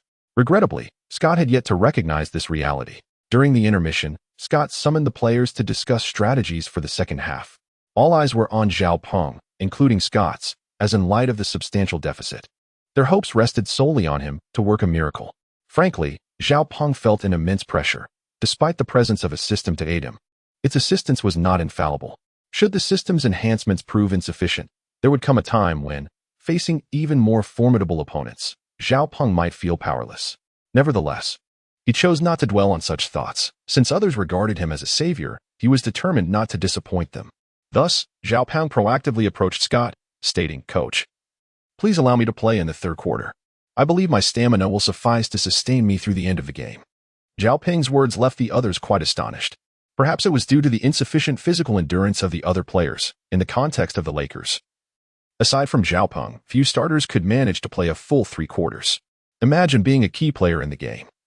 The pressure faced during both offense and defense is undoubtedly immense, and correspondingly, the energy expended is considerable. This very reason is why it has become increasingly rare for primary players in the league to opt for full participation in 3 quarters. Even completing 3 quarters of play can inflict significant strain on an athlete's body, a fact that most coaches would not readily endorse. Yet, Zhao Peng boldly requested to compete, which inevitably left the other players feeling somewhat ashamed. Many of them had, in recent times, engaged in little more than skill-based training and had scarcely worked on their stamina, resulting in their speed during both short and long sprints being far inferior to Zhao Peng's, and establishing a close rapport with improved challenging. In fact, their playing time barely amounted to a third of Zhao Peng's. Nevertheless, Zhao Peng remained unconcerned about this, with Kobe, the elder statesman, by his side. The contributions of others seemed minimal, and merely serving as support was deemed adequate. As for the notion of pushing him to endure longer, that was another matter entirely. Observing Zhao Peng's resolute determination, Scott did not decline but instead remarked, "All right, do your best to conserve energy. After all, the fourth quarter is where the outcome is determined." Understood. After hearing this, Zhao Peng wholeheartedly agreed. As a professional athlete, he understood the necessity of giving his all when the moment called for it. Yet he also recognized the importance of conserving energy. Especially after having played 3 consecutive games, the depletion of stamina was evident. Even though Zhao Peng's physical condition had improved, he needed to be cautious. With a sharp whistle, the brief intermission concluded, and both teams, under the referee's guidance, commenced the third quarter. At this juncture, the score remained at 88-68, placing significant pressure on the Lakers. The moment Zhao Peng stepped onto the court, the system's voice resonated as expected.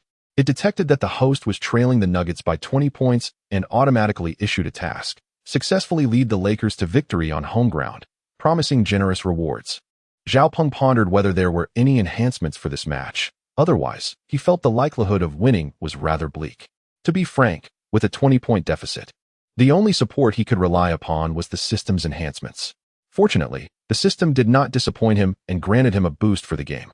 It identified that the host's personal strength was insufficient to fulfill the assigned task and, thus, provided him with Gordon's dunking talent, bestowing upon him the temporary title of Dunk King. In an instant, Zhao Peng felt a warm surge flowing through his body, deepening his understanding of dunking. Was this the transformation brought about by the Dunk King title? The system confirmed, indeed, that as a proficient Dunk King, the host's physical attributes required improvement. Therefore, the system temporarily enhanced his jumping ability, explosiveness, and endurance by 10 points. Additionally, to fulfill his role as a Dunk King, the host was supplied with a wealth of knowledge pertaining to various dunking techniques. Following the system's elucidation, Zhao Peng was elated. With the unlocking of Gordon's maximum dunking talent and the presence of the Dunk King title, he was convinced that this match could be easily secured. Moreover, he felt a sense of serendipity, as Gordon had a connection to the Nuggets. As a former Dunk King, Gordon's dunking prowess was widely recognized in the league. In a past game, he had even achieved an impressive score of 32 points and 12 rebounds, showcasing his extraordinary dunking skills. Previously, he had also contributed significantly to the Nuggets, particularly during a crucial matchup against the Suns, where he emerged as the decisive player. With the score tightly contested and only a minute remaining, the Nuggets found themselves trailing by a single point.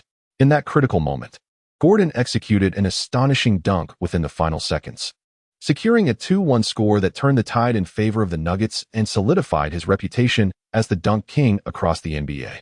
Thus, When Zhao Peng received the system's introduction to the Dunk King title, his excitement was palpable. Subsequently, the Nuggets encountered a markedly transformed Zhao Peng, regardless of the opposing players. Whenever he possessed the ball, he boldly engaged in one-on-one confrontations. Indeed, after Kobe brought the ball past half-court, he gestured for the ball, and Kobe, without hesitation, passed it to Zhao Peng. Kobe had initially anticipated that Zhao Peng would return the pass to another player. After all, Zhao Peng was not known for being reckless. However, to his astonishment, Zhao Peng opted not to pass, but rather charged directly into the paint without a moment's pause. Despite Levine's defensive efforts, Zhao Peng elegantly maneuvered, executed a reverse dunk, and successfully thrust the ball through the hoop. With an exuberant roar following his dunk, Zhao Peng left the audience in awe. In the NBA, dunks are a rarity. Typically, players reserve them for moments when the opposing defense is sluggish or a turnover occurs. Generally, players prefer layups over dunks during standard offensive plays due to the inherent difficulty and risk of failure associated with dunking. While a successful dunk not only scores points but also boosts team morale, it carries the potential for criticism from coaches if unsuccessful. Particularly given the evolution of basketball tactics since the last century, the game has shifted towards a more industrialized style of play, with players, regardless of their star status, expected to adhere strictly to their coach's directives. The emphasis has shifted towards stable layups, with dunking seen as an unnecessary risk in the absence of defensive pressure. This is why the other players were so astonished to witness Zhao Peng's dunk. Moreover, following Zhao Peng's dunk, the Nuggets players experienced a shift in their mentality. Even Rolly Kurama began to trash-talk Zhao Peng. "You little rascal, do you believe your recent dunk had only a tenth of a success rate? If you have the guts, show me another one next time. Let's see if you can score again. I bet you can't. That was just a lucky shot. And if you try to dunk in front of me again, I'll definitely block you. Just wait and see." As Zhao Peng listened to Luo Likalima's words, his heart remained unperturbed. The more furious Luo became, the more it revealed his underlying fear. Thus, Zhao Peng resolved to ensure that every member of the Nuggets would once again experience the prowess of his dunking skills. To achieve this objective, Zhao frequently called for the ball during subsequent offensive plays. Acknowledging Zhao's fiery touch, Kobe promptly entrusted him with the ball. The others were merely tasked with setting screens for Zhao. With unstoppable momentum, Zhao successfully executed a dunk against each member of the Nuggets. Initially, the audience did not grasp the gravity of the situation. However, upon witnessing Zhao's consecutive 5 dunks during the game, the crowd could no longer contain their excitement, erupting into applause. Remarkable. 5 consecutive dunks. Even a true dunking champion might not surpass this feat. Even more astonishing was the fact that he hailed from Huaxia. Indeed, it was hard to fathom that in a region where both football and basketball struggled to thrive, such a formidable player could emerge, especially one with such extraordinary accomplishments in dunking. At that moment, on the Huaxia Sports Channel, Director Zhang was left somewhat bewildered by Zhao Peng's actions. Can someone tell me what just transpired? He is clearly from Huaxia. Yet he executed 5 consecutive dunks in an official NBA game. It feels like a slap in the face to the opposition. To Director Zhang, this was indeed a blatant affront. A couple of dunks might be tolerable for the Nuggets, as consecutive dunks do occur in official matches, and there was nothing particularly vexing about that. However, 5 dunks were an entirely different matter, especially since each player had fallen victim to one. It was utterly outrageous. At that moment, Levine felt as if his heart might explode.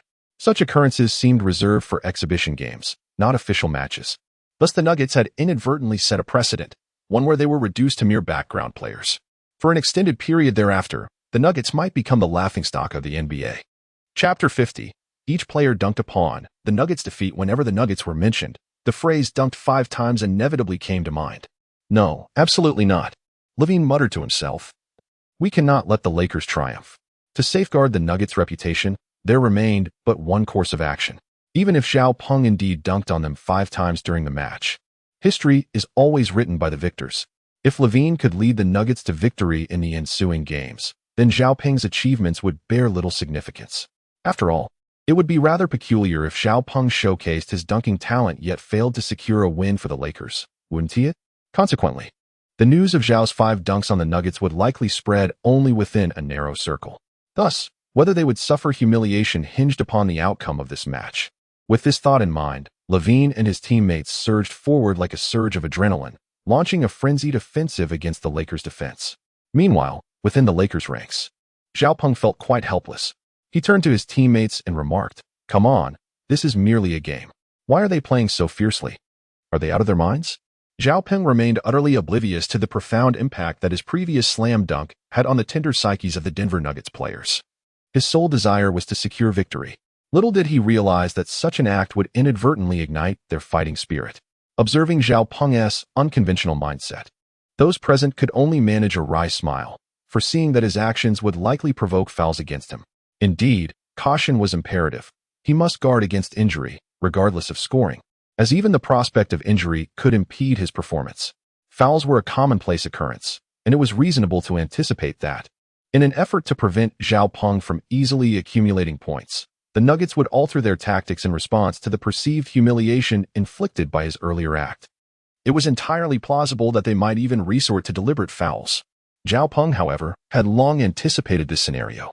He was acutely aware of the significant ramifications an injury could have for a professional athlete. Thus, he was determined to take meticulous care of his body.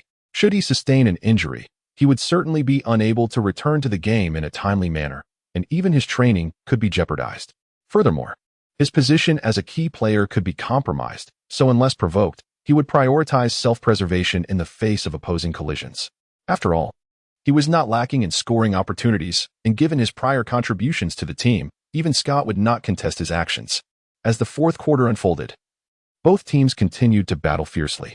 Zhao Peng's efforts had narrowed the score to 98-92, with the Nuggets holding a mere 6-point lead over the Lakers. Additionally, due to the Nuggets' intentional fouls against Zhao Peng earlier in the match, many of their players were now encumbered by fouls themselves. Another infraction could see them ejected by the referees. In contrast, Zhao Peng exuded his usual calm demeanor. Throughout the recent fouls, he had either evaded contact or relied on his core strength for stability, remaining largely unscathed, devoid of any evident injuries. As the Nuggets players began to exhibit hesitance, Zhao Peng commenced his performance once more, this time with even greater flair.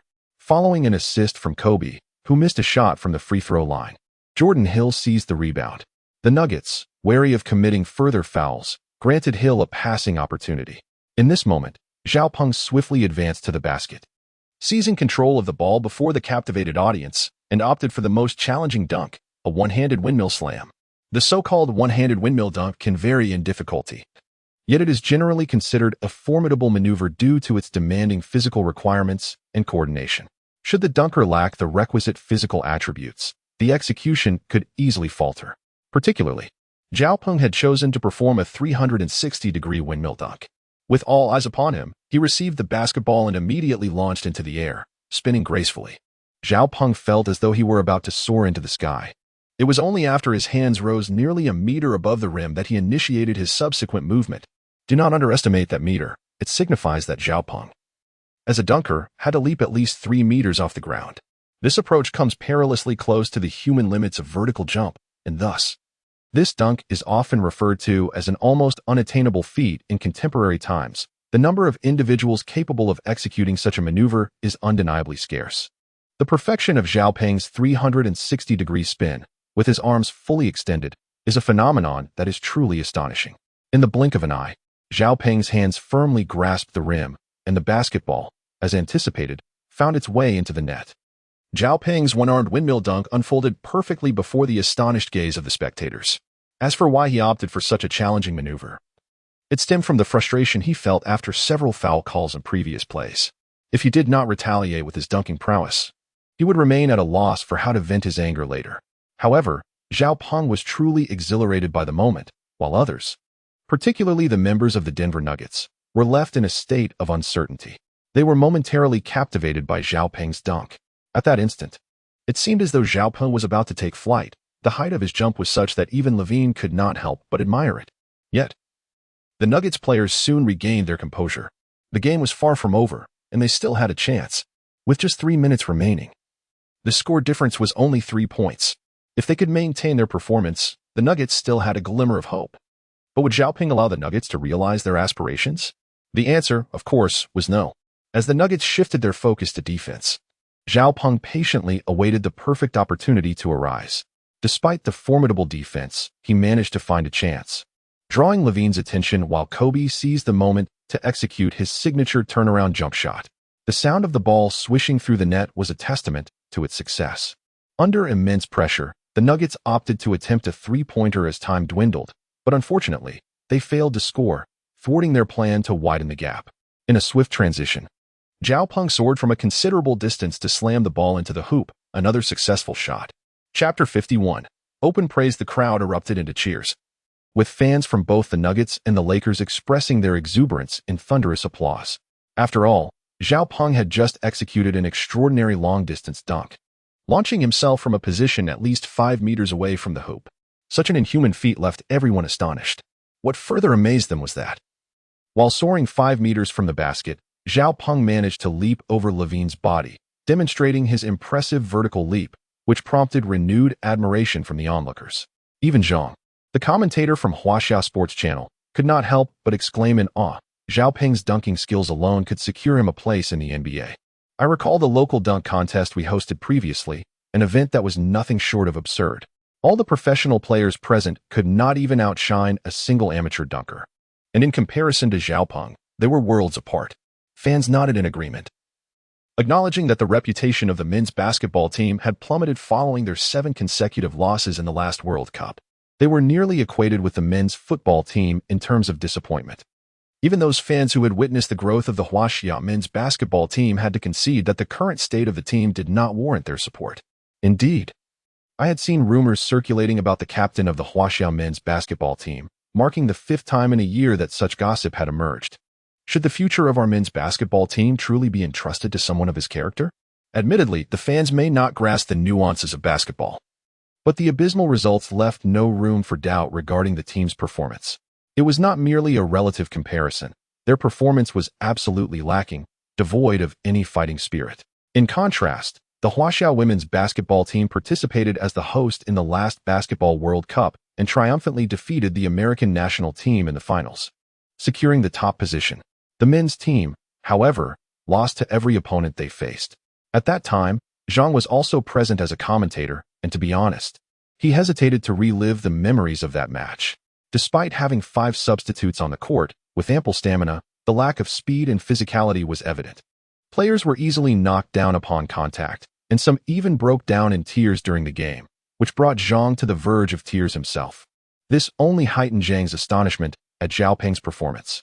If Zhao Peng could return to Huaxia, might the current plight of the men's basketball team witness a transformation? It was truly perplexing.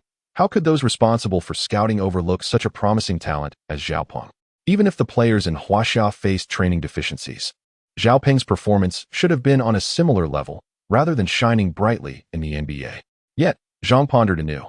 The Huaxia Basketball League appeared to offer scant opportunities for growth.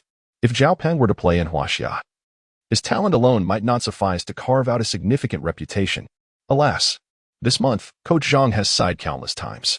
Each time he witnesses Zhao Peng's remarkable performance, he feels a mix of joy and a tinge of regret. However, Zhao Peng, in his simplicity, relishes the adoration of the fans as the Lakers' standout player in this match. Among the audience, the number of detractors has significantly diminished. Even those who once supported Kobe and criticized Zhao Peng's pivotal role as detrimental to the Lakers' future have gradually silenced themselves. Many Lakers fans, having observed Zhao Peng's recent displays, are now thoroughly convinced of his prowess. Objectively speaking, even elite players from the league may struggle to exhibit the same game-changing abilities as Zhao Peng during these matches. Coach Scott, too, radiates happiness, closely monitoring the performances of both Kobe and Zhao Peng throughout the game. Compared to the previous match, Kobe's form has notably improved, while Zhao Peng's prowess is beyond question. Even as his coach, Scott must acknowledge that Zhao Peng has emerged as a new generational leader in the league. Players who entered the league at the same time, or even earlier than Zhao Peng, find it challenging to match his exceptional performance. What delights Scott even further is Zhao Peng's remarkable consistency. Regardless of whether facing stronger or weaker teams, his performance remains outstanding. Even during dire score deficits, Zhao Peng often leads the team to triumph.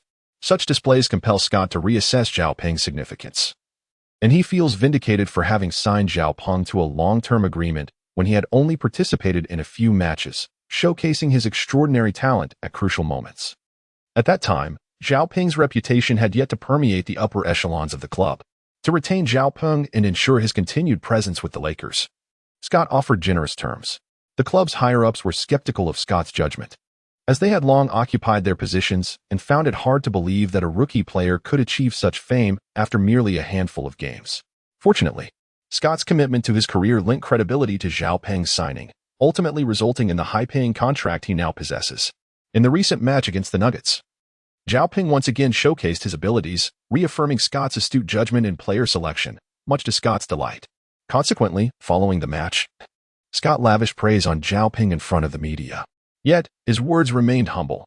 He remarked that Zhao's performance was indeed extraordinary, without which the Lakers would not have emerged victorious. Naturally, he expressed surprise at the final dunk, as it marked the first time he had witnessed Zhao dunk in an official game, finding it rather disappointing that Zhao disregarded the opponent's dignity. Upon my return, I shall certainly reprimand him, urging him to refrain from such displays in the future, as it reflects poorly on us as the Lakers. Chapter 52, 5-Star Reviews. The reporters present remarked, "Are you even human? We merely sought a brief interview, yet you devoted your time to extolling Zhao Peng." Indeed, while Zhao Peng is undeniably impressive, Scott's overt admiration was somewhat conspicuous. After all, he was not the only one present. Mike Malone, the head coach of the opposing Nuggets, was also in attendance. Upon hearing Scott's simultaneously modest and boastful tone, Malone's expression darkened. Had the Nuggets not lost to the Lakers at their home court, he would have left immediately upon hearing such brazen remarks from Scott. However, the circumstances had changed, having lost to the Lakers. If Malone were to exit the post-match interview prematurely, it would likely lead to negative coverage against the Nuggets in the following day's sports news. Consequently, Malone remained expressionless at the scene, while the sports media reporters were unwilling to let him feel isolated. After Scott briefly shared the sentiments of the victors, Malone was also prompted to respond. "Coach Malone, your Nuggets performed admirably in the early stages of the match, yet ultimately succumbed to defeat. What are your thoughts?" Malone internally mused, "Is such direct questioning polite?" Nevertheless, as the head coach of the Nuggets, he felt compelled to address the reality of their loss to the Lakers. Thus, he addressed the gathered reporters. "First and foremost, we must acknowledge that our performance in the first half was indisputable." This served as a justification, implying that the Nuggets had indeed performed commendably, and their strong showing in the first half was undeniable. Indeed, Malone succinctly characterized the Nuggets' defeat, asserting that it was not solely due to a lack of strength. He continued to articulate his thoughts, emphasizing that Zhao's outstanding performance in the second half disrupted their offensive rhythm, leading to their loss. The reporters present murmured among themselves, discussing how to amplify Zhao Peng's contributions and Malone's commendation of him. Malone felt no qualms about this, as Zhao Peng's contribution to the team's victory was indeed extraordinary. To put it bluntly, when comparing Zhao with Kobe, Zhao's scoring in the game surpassed Kobe's significantly, with Kobe merely acting as a supporting player. However, in the Lakers' home court, to avoid misunderstandings, Malone refrained from expressing his full assessment. As for Scott, witnessing Malone commend Zhao Peng's performance filled him with a sense of pride. The accolades from other teams' coaches further underscored the high caliber of his player selection. Subsequently, during the interviews that followed, Scott refrained from making any sarcastic remarks and instead engaged in mutual flattery with Mike Malone. Their exchange of compliments became so excessive that even the sports media present found it unbearable and began to vacate the post-game interview area. After their departure, the reporters intended to interview Zhao Peng at the exit, as his performance in the match had been nothing short of outstanding. Moreover, both coaches had spoken highly of him, and securing a comment from Zhao Peng could potentially make headlines the following morning. With this in mind, the journalists hurried towards the arena's exit, anxious not to miss the opportunity to speak with Zhao Peng. However, they were slightly delayed. Just before Scott commenced his interview, he granted the players a week-long holiday. The reason? Aside from celebrating the victory in their home game, Scott had his own considerations. Today marked the beginning of the player trading period, the last chance for trades during the Summer League. If the Lakers hoped to rely on Zhao Peng to lead the team to a championship in the Summer League, this trading period was of paramount importance for both the Lakers and Zhao Peng. It was an opportunity that could not be forsaken, and Scott even wished for Zhao Peng's involvement in the process. From the club's perspective, Zhao Peng's input was undoubtedly valuable, as the organization aimed to gain certain benefits through these trades. However, if the club were to assess the trade from a performance standpoint, Zhao Peng's opinion would become crucial. After all, he was a key player for the Lakers, and, as a professional athlete, he possessed the insights necessary for understanding how the team should approach trades and bolster their roster. As a seasoned coach, Scott also sought targeted suggestions from Zhao Peng, enhancing the reliability of his decisions. Nonetheless, those considerations would come later. For now, Scott had granted the entire team a holiday, and they exited the arena with great joy. Zhao Peng, ever the trailblazer, swiftly exited the arena with the intention of returning to his apartment. Consequently, the sports journalists lamented their missed opportunity to meet him. These reporters, resigned to their fate, could only resolve to arrive earlier next time, lest they risk another encounter with disappointment. Meanwhile, Zhao Peng remained unconcerned by their plight. After a brief refresh, he settled onto his bed. At that moment, his physical fatigue was manageable, prompting him to directly claim the rewards from the system. System, are there any rewards for completing this task? He inquired. The system responded promptly, affirming, indeed, there are. Your task completion was commendable, with your contributions during the match exceeding 60. Therefore, I shall bestow upon you a generous reward. Upon hearing this, Zhao Peng felt the familiar sensation of enhancement return to his body. Previously, the system's augmentation had been merely temporary. Following the match, however, he sensed a reversion to his original state. A glance revealed that the system had permanently solidified his dunking attributes. The system's words confirmed this, indicating that it had automatically increased his dunk-related attributes by 10 across various aspects, expressing hope for a 5-star review from him. Chapter 53. I never said that, oh my. The intelligence of this system has grown remarkably, even learning the art of soliciting 5-star reviews. Nevertheless, Zhao Peng held a genuine admiration for the system's performance. With each completed task, the rewards bestowed upon him were undoubtedly commendable. Zhao Peng felt a deep sense of gratitude towards the system for its kindness. However, he mused that if his master truly wished to express gratitude, he ought to ascend to the realm of the basketball deities post-haste. Sighing, Zhao Peng reflected on the arduous journey ahead. He was still quite distant from the title of true basketball god. From his current perspective, it was evident that such an accomplishment would not be realized in the short term. Thus, he temporarily set aside that aspiration. As his mind wandered further, the fatigue of his body enveloped him once more, and he eventually succumbed to slumber. It was not until 9 o'clock the following morning that Zhao Peng awakened from his dreams. As for why he did not set an alarm, he believed that additional rest would benefit his physical recovery, and so he had no intention of imposing a time constraint upon himself. He would rise when his sleep concluded and head to the club for training. At that moment, a beam of sunlight fell upon him, prompting Zhao Peng to hurry to the club's gym. Inside, Allen and Richard Hamilton had been waiting for quite some time. Upon seeing Zhao Peng's late arrival, they feigned anger, exclaiming, "Zhao, you are utterly irresponsible regarding training. You arrived even later than us." Upon witnessing the situation, Zhao Peng realized that his coaches were merely admonishing him and did not genuinely harbor any grievances. He promptly elaborated, "Coaches, it was indeed the fatigue from last night's match that concerned me. I feared that waking up early today would hinder my recovery, preventing me from reaching peak condition, which is why I rose later than usual." Previously, Zhao Peng had showcased his prowess in the game against the Nuggets, a fact well recognized by Allen and Richard Hamilton. Consequently, their initial discontent dissipated upon hearing his explanation. Furthermore, their early arrival at the club was not without purpose. They had their own responsibilities to attend to. Due to the club's limited physical training facilities, both indoors and outdoors, Allen and Richard Hamilton promptly suggested to Scott the acquisition of specialized training equipment to provide players with complementary training amenities. However, Scott, preoccupied with preparations for the match against the Nuggets, was slow to address this matter. As a result, it was only today that the new physical training equipment finally arrived at the club. Given the advanced nature of these facilities, the club staff were not equipped to install them. Thus, Scott entrusted this task to the expertise of Allen and Richard Hamilton. This morning, the two were engaged in setting up the equipment, completing the installation just before Zhao Peng's arrival. Immediately upon his entrance, they arranged for him to commence his warm-up routine.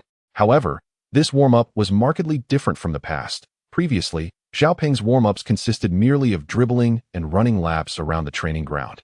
This time, Allen and Richard Hamilton intervened, inquiring, "Is this how you typically warm up?" At this moment, Zhao Peng felt somewhat perplexed, so he candidly remarked, "Indeed, coach. We typically warm up with shuttle runs. Is there an issue?" Allen and Richard exchanged glances before responding to Zhao Peng. "Your movements are quite standard and align with the requirements of warm-up exercises. However, there are flaws. It does not effectively engage all muscle groups, focusing solely on the strength of the legs and arms. Realizing his mistake, Zhao Peng promptly requested the coach to demonstrate new warm-up exercises. At this point, Allen and Richard Hamilton took on the role of instructors, gradually assisting Zhao Peng in his warm-up routine. As a professional athlete, it is essential to incorporate fundamental movements into the warm-up, such as in-without, back dribbling, and crossover steps. These are motions that should be integrated into your warm-up regimen. Following Allen's explanation of the principles, Zhao Peng began the warm-up exercises under Richard Hamilton's guidance. Initially, Zhao Peng assumed the warm-up would be straightforward. However, as he commenced the movements, he discovered the challenges involved. Whether targeting arm or leg strength, these warm-up actions proved significantly more effective than traditional shuttle runs, filling Zhao Peng with delight. After completing the entire warm-up routine, Zhao Peng was thoroughly perspiring, and even Allen and Richard Hamilton could not help but commend him. "Zhao, your movements were indeed exemplary. Make sure to maintain this standard moving forward." After this, they granted Zhao Peng a 5-minute break, though this respite was not entirely free. He would still need to stretch his ligaments afterward. Thus, it could be said that Allen offered Zhao Peng little opportunity for true rest. While others might have been overwhelmed by such an intense regimen, Zhao Peng remained unfazed. He understood that Allen and Richard Hamilton's objective was to push him to his limits to achieve training results. Consequently, even before the 5 minutes had elapsed, Zhao Peng stood ready before Allen and Hamilton, anticipating their next training directives. Observing Zhao Peng approach during his break, Allen and Richard Hamilton were engaged in discussion about the forthcoming training plan, and upon seeing him, they presumed he intended to conclude the day's conditioning session, stating, "No. The training plan must be completed today." "Zhao Peng, before I even utter a word, do you already know what I wish to convey?" Nevertheless, despite the incessant murmurs of discontent within, Zhao Peng courteously addressed the two, stating, "Coaches, I am not here to halt the training regimen. Rather, I am here to encourage you to proceed with the subsequent phase of our training." At that moment, the two could only assume that Zhao Peng had lost his senses, for typically, after completing the warm-up exercises they had just taught, one would require a brief respite before resuming training. Zhao Peng's swift conclusion of his rest period seemed to indicate that he surpassed our previous trainees in excellence. "Zhao Peng, I never uttered such words. It is merely your coach's fabrications, if I may say so." Chapter 54, The Irresistible Fatigue. "Zhao Peng, in any case, I shall proceed according to the plan devised by you, my coaches." Seeing Zhao Peng's determination, the two realized that he might indeed have made a full recovery. Thus, they hesitated no longer and promptly secured a special strap around Zhao Peng's body.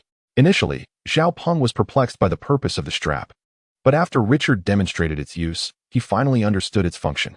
The straps were fastened to Richard's legs while he held a basketball in his hand. However, Richard turned and tossed another ball to Zhao Peng, leaving him somewhat bewildered. Yet, driven by curiosity, Zhao Peng caught the ball. Subsequently, Richard continued his demonstration. He extended his stance until the strap stretched to an impressive length of 5 meters before he finally paused, at which point he began to dribble the ball. With only one ball in his possession, he gestured for Zhao Peng to pass him the other. Once both basketballs were in his hands, he commenced dribbling, skillfully managing one ball in each hand. Moreover, while dribbling, he was required to cross his feet, alternating the lead leg with every bounce. Richard Hamilton, a former professional player, showcased his exceptional ball handling skills, which remained unparalleled even after a considerable hiatus from his career. His dribbling exhibited a remarkable rhythm, and his footwork adhered to the standards of a professional court. Consequently, Zhao Peng swiftly embarked on his first attempt. Although he initially regarded this training exercise as somewhat trivial, he was eager to give it a shot. At first, Zhao Peng underestimated the exercise, resulting in numerous mistakes that rendered his dribbling devoid of any elegance. However, as he gradually acclimated to the effects of the elastic strap on his body and the influence of holding the ball with both hands, his performance began to improve. It was then that he recognized the significance of this training for developing ball control. He became convinced that with several more sessions of such practice, his ball handling skills would markedly enhance. He even harbored hopes that Allen and Richard Hamilton would introduce this training regimen to the Lakers organization. However, Allen promptly declined, stating that it was not permissible, or rather, unnecessary. At that moment, Zhao Peng remained oblivious to the meaning of Allen's words. It was only when Richard Hamilton arrived to elucidate that he finally grasped their significance. This training regimen had always existed, functioning merely as a foundational exercise for novices. Its benefits to one's feel for the game were indeed evident, albeit it solely impacted individual singles prowess. Consequently, as modern basketball has progressively abandoned the notion of individual heroism in favor of a more collaborative team dynamic, the demand for this particular regimen has gradually diminished, leading to its declining frequency of use. Thus, there was no pressing need for Zhao Peng to advocate for its promotion within the club. Finally enlightened, Zhao Peng ceased to mention the subject and redirected his focus to the training at hand. However, the duration of this session was not extensive. An hour later, Allen and Richard called for a halt. All right, the next step is quite straightforward. Let's move on to the bench press until your legs feel weak. Given that there was no immediate pressure for Zhao Peng to perform on the court, he could fully exert himself during this training session. Thus, Zhao Peng, with a grimace, dragged his weary body as Allen and Richard relentlessly pushed him further. As time ticked away, Zhao Peng kept counting. 100, 101, 102. His voice gradually diminished, becoming barely audible. At this juncture, Allen and Richard exchanged glances at Zhao Peng's pale complexion before finally calling a stop to the session.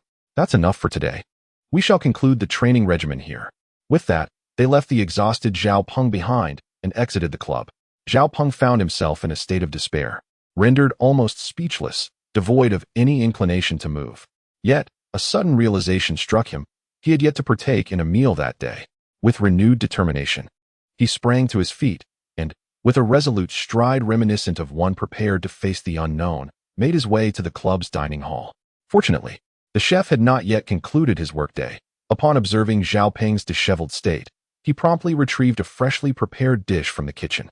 Zhao Peng devoured the food with remarkable speed, leaving the chef momentarily astounded.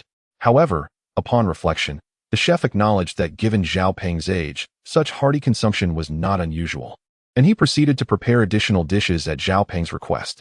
An hour later, after making some notations in his ledger, the chef gestured for Zhao Peng to depart, having grown wary of allowing him to remain any longer. Initially, he had anticipated a modest meal, but was taken aback by Zhao Peng's insistent demands, which resulted in the depletion of nearly all high-calorie items from the kitchen.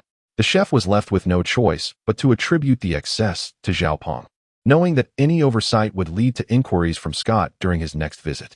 After being ushered out by the chef, Zhao Peng did not consider returning to his lodging. Instead, he turned back to his previous dormitory.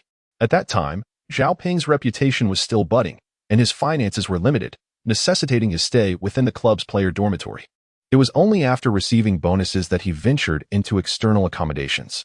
However, after particularly grueling training sessions, he often opted to return to the dormitory. As he had never possessed the airs of a star, for him, a bed sufficed, particularly on this day. Having been thoroughly exhausted by the rigors imposed by Allen and Richard, Zhao Peng found his greatest desire was not to indulge in sumptuous meals like a youth or to engage in leisurely fishing as an adult, but rather to enjoy a restorative sleep akin to his childhood, waking naturally. Thus, with this intention in mind, he lay down, and within less than a minute, he drifted into slumber, even neglecting his nightly ablutions. However, his wish to awaken naturally was ultimately thwarted. As the morning sun streamed through the window, Zhao Peng glanced outside and was startled to see two ominous figures. "Coach, what brings you here?" he inquired, recognizing them as Allen and Richard. Upon seeing Zhao Peng finally awake, they conveyed the purpose of their visit. "It's nothing serious. We just wanted to inform you that you needn't head to the training ground right away. Instead, please come to the club's medical room first. We will be waiting for you there." Zhao Peng felt perplexed. His physical condition was satisfactory, and there were no apparent concerns warranting a visit to the medical room. Nevertheless, he felt obliged to heed the words of the fitness trainer, who aimed to enhance his physical capabilities from a scientific perspective. Thus, Zhao Peng placed considerable trust in his coaches. Yet, that trust swiftly dissipated, overshadowed by the secrecy surrounding Allen and Richard's intentions. Upon arriving at the medical room, Zhao Peng discovered that they had prepared all the necessary equipment for him. Zhao Peng peered in, greeted by a pristine array of myofascial release tools. At the moment he beheld these instruments, his mind became a muddled haze, and he instinctively uttered, "Must it be this way, coach?"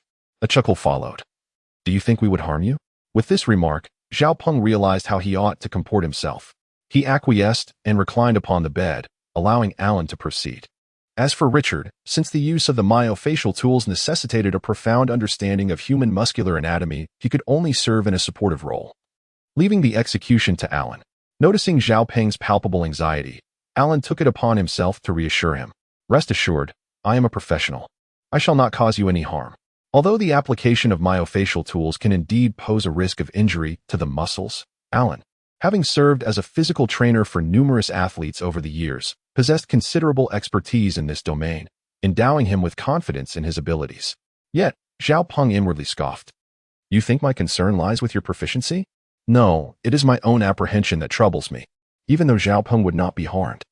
The use of the myofascial tools could undeniably enhance his physical condition, albeit with potential side effects. For instance, he might soon find himself in such excruciating pain that words would elude him. Indeed, even an athlete of Zhao Peng's caliber would struggle to maintain composure under such torment. Fear not, I shall be exceedingly gentle, Allen reiterated. It is important to clarify that while professionals generally adopt a light touch when using myofascial tools, the direct targeting of muscular inflammation inevitably results in significant discomfort. Suddenly, the team medical room echoed with anguished cries, which persisted for a considerable duration before finally subsiding.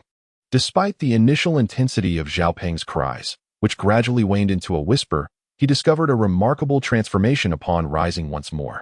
Following Allen's treatment with the myofascial tools, Zhao Peng genuinely felt a newfound lightness throughout his body, the fatigue from the previous night's vigorous exertion now seeming trivial, likely alleviated. However, if given the choice again, Zhao Peng might still opt to steer clear of Allen. He had not anticipated that the usually composed Allen would wield the myofascial tools with such ferocity. Nonetheless, Zhao Peng was eager to learn the technique, hoping to apply it on others in the future. Just as the trio exchanged experiences, Scott arrived, promptly summoning Zhao Peng to his office. How has training been of late? Scott inquired, his primary concern remaining Zhao Peng's progress. Zhao Peng responded candidly, it's been excellent. Both coaches have been incredibly supportive, especially just now. I feel significantly enhanced after the treatment. I should have greater endurance than before. Scott nodded in satisfaction, affirming, it appears my choice was indeed sound. Initially, he had only heard from others about the remarkable training results achieved by Allen and Richard, but due to time constraints, he had not conducted a thorough assessment until now, thereby solidifying his faith in their capabilities. However, after expressing his approval, Scott fell silent for a considerable time before introducing a new topic. Are you aware of who our next opponents are? To be frank, Scott's sudden shift in conversation left Zhao Peng somewhat bewildered, but as a team member, he responded earnestly. If I recall correctly, it should be the Philadelphia 76ers. Scott nodded. Correct. Yet, he soon displayed a furrowed brow, adding, however, I sense that our current roster may be somewhat lacking. Zhao Peng pondered that Scott must be seeking to strengthen the team, which is why he had come to console them. However, Zhao Peng did not intend to divulge all of his opinions. Ultimately, as a coach, the final decision rested with Scott. Zhao Peng's role was merely to offer suggestions. Consequently, there was no need for him to express his innermost thoughts, nor did he wish to become Scott's most trusted player. After all, the true master of that position was Kobe. If Zhao Peng were to fully articulate his opinions and Scott were to adopt them all, it could inadvertently lead to the emergence of a new captain for the Lakers. Frankly, this was not the outcome Zhao Peng desired.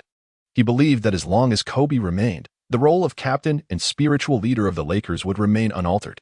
Kobe had once aided Zhao Peng. Without his support, Zhao Peng might never have stepped onto the NBA stage.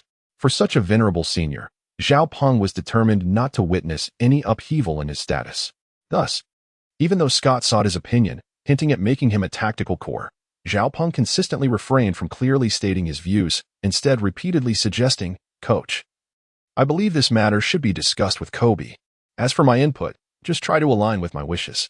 For Zhao Peng, it was simply a matter of hoping that his teammates could enhance their individual skills and deepen their understanding of tactics.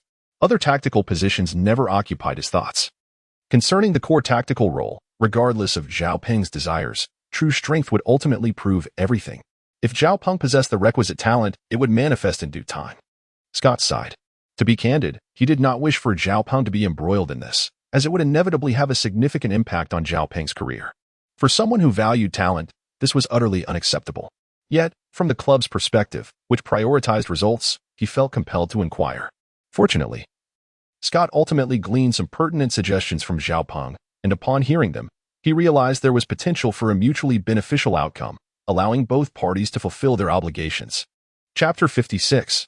Pre-game training, however, Zhao Peng did not specify what those suggestions entailed, as taking too much credit would not serve him well. As a player, he devoted all his time and energy to training. After Scott interrupted the day's practice, Zhao Peng engaged in additional training that evening. With the experience gained from the daytime session, even solo training at night yielded results comparable to the earlier practice. Soon, feeling his body succumb to fatigue, Zhao Peng commenced muscle relaxation exercises. Indeed, this was also a requirement from Allen and Richard. After athletes exercise, their muscles undergo various changes to recover swiftly. Aside from utilizing a cryotherapy chamber, stretching the muscles is the most effective method. Thereafter, Zhao Peng returned to his residence, freshened up, and retired for the night, only to return to the club for training the following morning. Thus, a week swiftly passed, during which Zhao Peng experienced considerable improvement. The night before resuming training, Scott sent a message to the players, notifying them that practice would commence at 8 o'clock the next morning. This new schedule was inspired by Zhao Peng's requests. Rising early could indeed mitigate the chances of players staying up late, which would diminish the effectiveness of the following day's training. For Zhao Peng, this adjustment in training time was not significantly impactful. However, it posed a challenge for other players. Traditionally, Lakers training sessions began in the afternoon and concluded within 4 hours. This early training time, coupled with an extended duration, proved arduous for the other players. Nevertheless, Scott remained unfazed. During the days Zhao Peng had tirelessly practiced, Scott reflected on whether he had been too lenient in regular training, resulting in a lack of necessary respect from the players. However, Scott's concerns were misplaced. Despite the Lakers players' reluctance to arrive at the training facility so early, they ultimately acquiesced, motivated by the desire to safeguard their careers. Consequently, when Zhao Peng awoke at 7, engaged in light exercise, and had breakfast before arriving at the club, he was greeted by the sight of numerous players already warming up. Witnessing this, Zhao Peng felt a surge of pride, affirming that his initial decision was indeed correct. The atmosphere within the Lakers was gradually shifting. Players who had previously been unable to take the court were now embracing high-intensity training under the coach's influence. Yet, the focus of the day was not solely on training. As the Lakers prepared to face their next opponent, it was time to commence pre-game preparations. Scott was engaged in such preparations, hoping to secure a victory against the 76ers. Thus, today's training emphasized foundational skills while prioritizing tactical training. Scott was particularly diligent in conveying his tactical arrangements, as he wished for the players to effectively implement his strategies. Firstly, our next opponent is indeed the 76ers, Scott stated. To be honest, he did not feel an overwhelming sense of pressure facing this team, as since the end of Allen Iverson's golden era, the Philadelphia 76ers had failed to recapture their former glory. Even with Kobe's decline in performance leading to a dip in the Lakers' strength, the 76ers had struggled against the Lakers, suffering more losses than wins. The few victories they achieved were often due to Kobe's absence or limited playtime. Virtually every game in which Kobe participated ended in significant defeats for the 76ers, with point differentials often hovering around 20. Moreover, the current Lakers team had been notably bolstered by Zhao Peng's addition, significantly surpassing their past capabilities. Thus, Scott expressed his expectations for the upcoming match. I hope you can achieve a 30-point margin.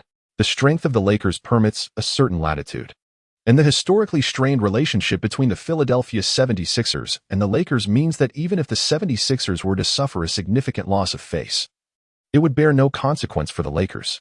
At most, they might face some criticism from sports media reporters, but Scott remains indifferent to such opinions. In fact, he harbors a desire for the Lakers to leverage their matchup against the 76ers to further promote Zhao Peng, thereby enhancing his commercial value. After all, once any player begins to shine in the NBA, they naturally aspire for greater financial rewards, and the club shares this sentiment. They too wish for Zhao Peng to evolve into a star with considerable appeal within the league.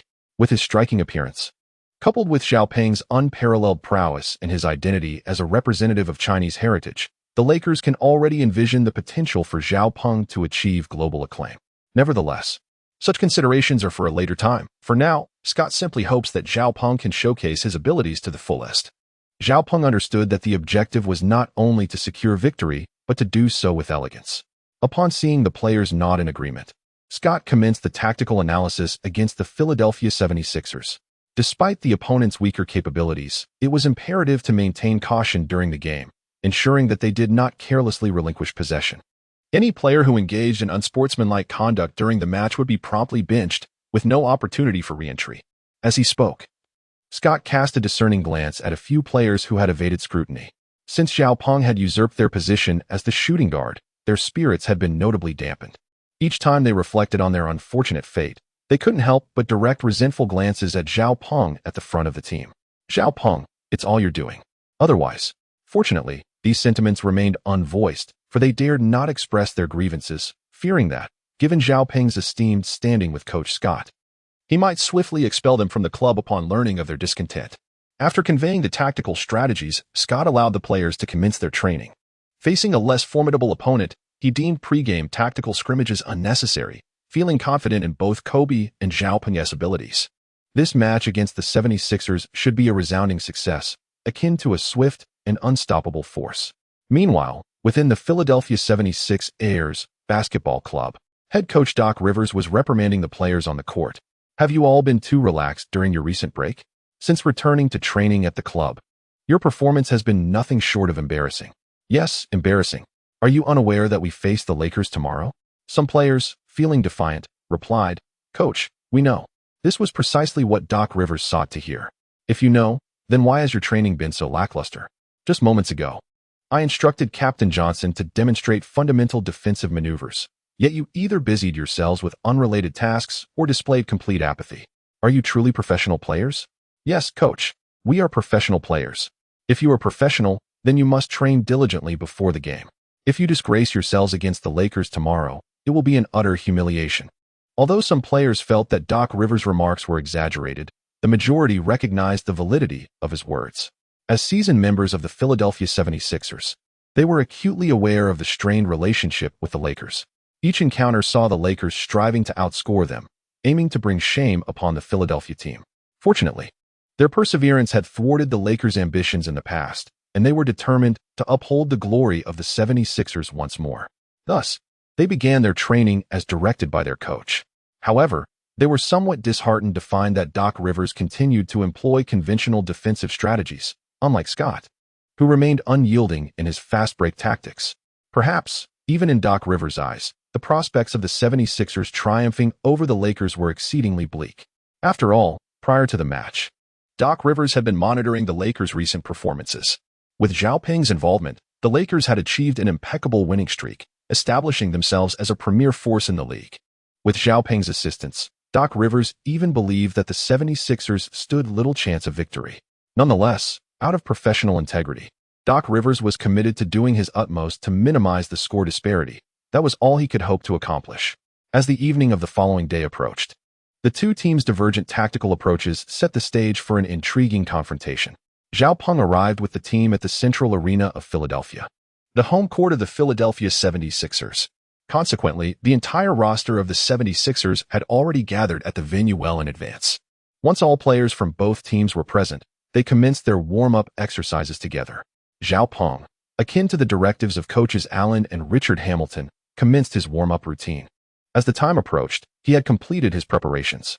With the sound of the referee's whistle, the match officially began, and the starting players took their positions on either side of the court. On the left stood the Los Angeles Lakers starting lineup: Kobe Bryant, Jordan Hill, Zhao Peng, Xavier, and Dwight Howard. Opposite them, on the right, stood the Philadelphia 76ers starting five: Tobias Harris, Spencer Dinwiddie, Johnson, Smith, and Eric Snow. Once the players were adequately prepared, Kobe and Eric Snow positioned themselves at the center line, awaiting the arrival of the official. The referee wasted no time, tossing the basketball high into the air, while Philadelphia's coach, Doc Rivers, eagerly observed the contest for possession. The initial possession was crucial for setting the pace of the game. If Eric Snow could secure the ball, the 76ers would gain a measure of control over the ensuing offensive play. However, Rivers harbored concerns that failure to seize the opportunity would leave his team at the mercy of their opponent's rhythm. With a soft sigh, he resigned himself to watching the unfolding drama. When the moment of truth arrived, Rivers felt a pang of disappointment. Ultimately, Kobe's superior leaping ability allowed him to effortlessly claim possession of the ball, soaring above Eric Snow. He promptly passed the ball to Jordan Hill, not due to a lack of trust in Zhao Peng, but because Zhao had already crossed half court, awaiting the pass. Recognizing the situation, Jordan quickly approached Kobe and moved the ball to Zhao Peng.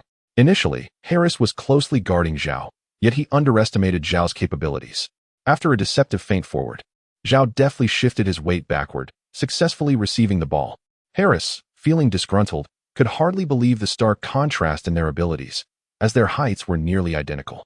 However, Zhao's performance soon left him utterly astonished.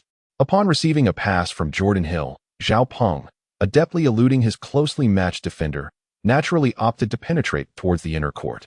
At this juncture, the interior defense was far from lacking, as the Philadelphia 76ers had long been instructed by their coach to prioritize defense above all else. Consequently, with the Lakers yet to approach the paint, the defenders appeared resolute in allowing open shots, unperturbed by the prospect of imminent defense. However, had the defense been positioned outside the key, Zhao Peng and his comrades would have undoubtedly faced relentless pressure from the 76ers. Under such stringent interior defense, it was exceedingly challenging for Zhao Peng to mount an offensive. Yet, while others harbored such thoughts, Zhao Peng's perspective diverged significantly. He perceived the opponent's allocation of multiple defenders to the paint as the most substantial vulnerability, ignoring the pleading gazes of his teammates for possession. He boldly charged through the defensive blockade and executed a resounding dunk. The ball swished through the net, following Zhao Peng's inaugural basket. Coach Scott and his teammates erupted in applause for his remarkable display. Coach Scott discerned that, in the face of such a concentrated defense, he had initially hoped Zhao Peng would pass the ball. However, Zhao Peng, upon assessing the defensive setup, did not opt for the most prudent decision. Instead, the typically astute player chose to take on 3 defenders single-handedly. If that were not enough, the most pivotal aspect was that even while being guarded by 3 opponents, Zhao Peng resolutely launched the ball into the hoop. This feat instilled a fierce confidence within the Lakers, illuminating the realization that the Philadelphia 76ers were not the formidable competitors they had once been perceived to be. In an instant, the minds of all Lakers players branded the 76ers as a weak team. Conversely, the fans of the 76ers expressed profound disappointment, unable to fathom how a franchise that once reigned as a golden team in the league had descended to such a state. Many among them remained unaware that the current Philadelphia 76ers bore little resemblance to their illustrious predecessors. Amidst the fans' despondency, Zhao Peng and his fellow Lakers players became utterly electrified, each of them appearing as if invigorated by an unseen force. Coincidentally, Zhao Peng received a mission from the system to achieve a remarkable score of 30 in the first quarter. Was this not an unreasonable demand? The pace of the current game had significantly slowed compared to the past, resulting in a decline in offensive opportunities. Thus, if the opposing team remained steadfast in their resolve to confront the Lakers head-on, the number of offensive plays for the Lakers would inevitably diminish. Therefore, even as the core player for the Lakers, Zhao Peng could not monopolize possession. Otherwise, achieving a score exceeding 30 would indeed prove arduous. Zhao Peng genuinely could not comprehend why the system would assign such an unrealistic task. Nevertheless, the system, adhering to its own rationale, bestowed upon Zhao Peng a chapter of experience cards after issuing the task. Congratulations, host, you have received an experience card for this session, the Peak Kobe All Attributes Experience card. Valid until the conclusion of the match. We hope you make the most of it. At that moment, Zhao Peng's heart swelled with joy. It was no jest. This was an opportunity to experience the attributes of Kobe at his pinnacle, far surpassing Zhao Peng's own capabilities in every aspect. Consequently, as soon as the system finished its announcement, Zhao Peng promptly instructed, "Apply the experience card directly to me." Upon hearing this, the system immediately activated the card, and Zhao Peng felt a warm surge enveloping his body. Upon self-assessment, he discerned a significant enhancement in both his physical condition and basketball skills. Notably, his mid-range shooting ability had improved considerably. With greater ball possession, he was confident in his ability to consistently score. This elevation in attributes would enable Zhao Peng to achieve the remarkable feat of scoring over 30 points in a single quarter. As Zhao Peng secured his first 2 points, the momentum shifted, and the ball was swiftly passed to the Philadelphia 76ers. The current ball handler was Harris, who was tasked with advancing the ball past half-court. However, as a rookie with limited playing time this season, Harris lacked a thorough understanding of the game and was somewhat impulsive. Upon witnessing Zhao Peng score his first basket, he fixated on Zhao Peng, deciding to mark him closely. In a display of arrogance, he taunted Zhao Peng, "We entered the NBA at the same time, and to me, your skills are nothing but mediocre. You're merely fortunate to have triumphed over your opponents repeatedly." Today, watch as I expose your true abilities. Harris initially believed that such words would provoke Zhao Peng, anticipating that his performance would falter in response to the taunts. This was his strategic approach, albeit viewed by some as rather unsportsmanlike. However, Harris's expectations were swiftly dashed. Zhao Peng was no stranger to such banter. He had encountered many who attempted to belittle him before, never taking them seriously. Thus, even in the face of Harris's relentless mockery, Zhao Peng chose to remain silent. He felt no anger. In fact, he was slightly amused as he was poised to introduce Harris to a different facet of the NBA.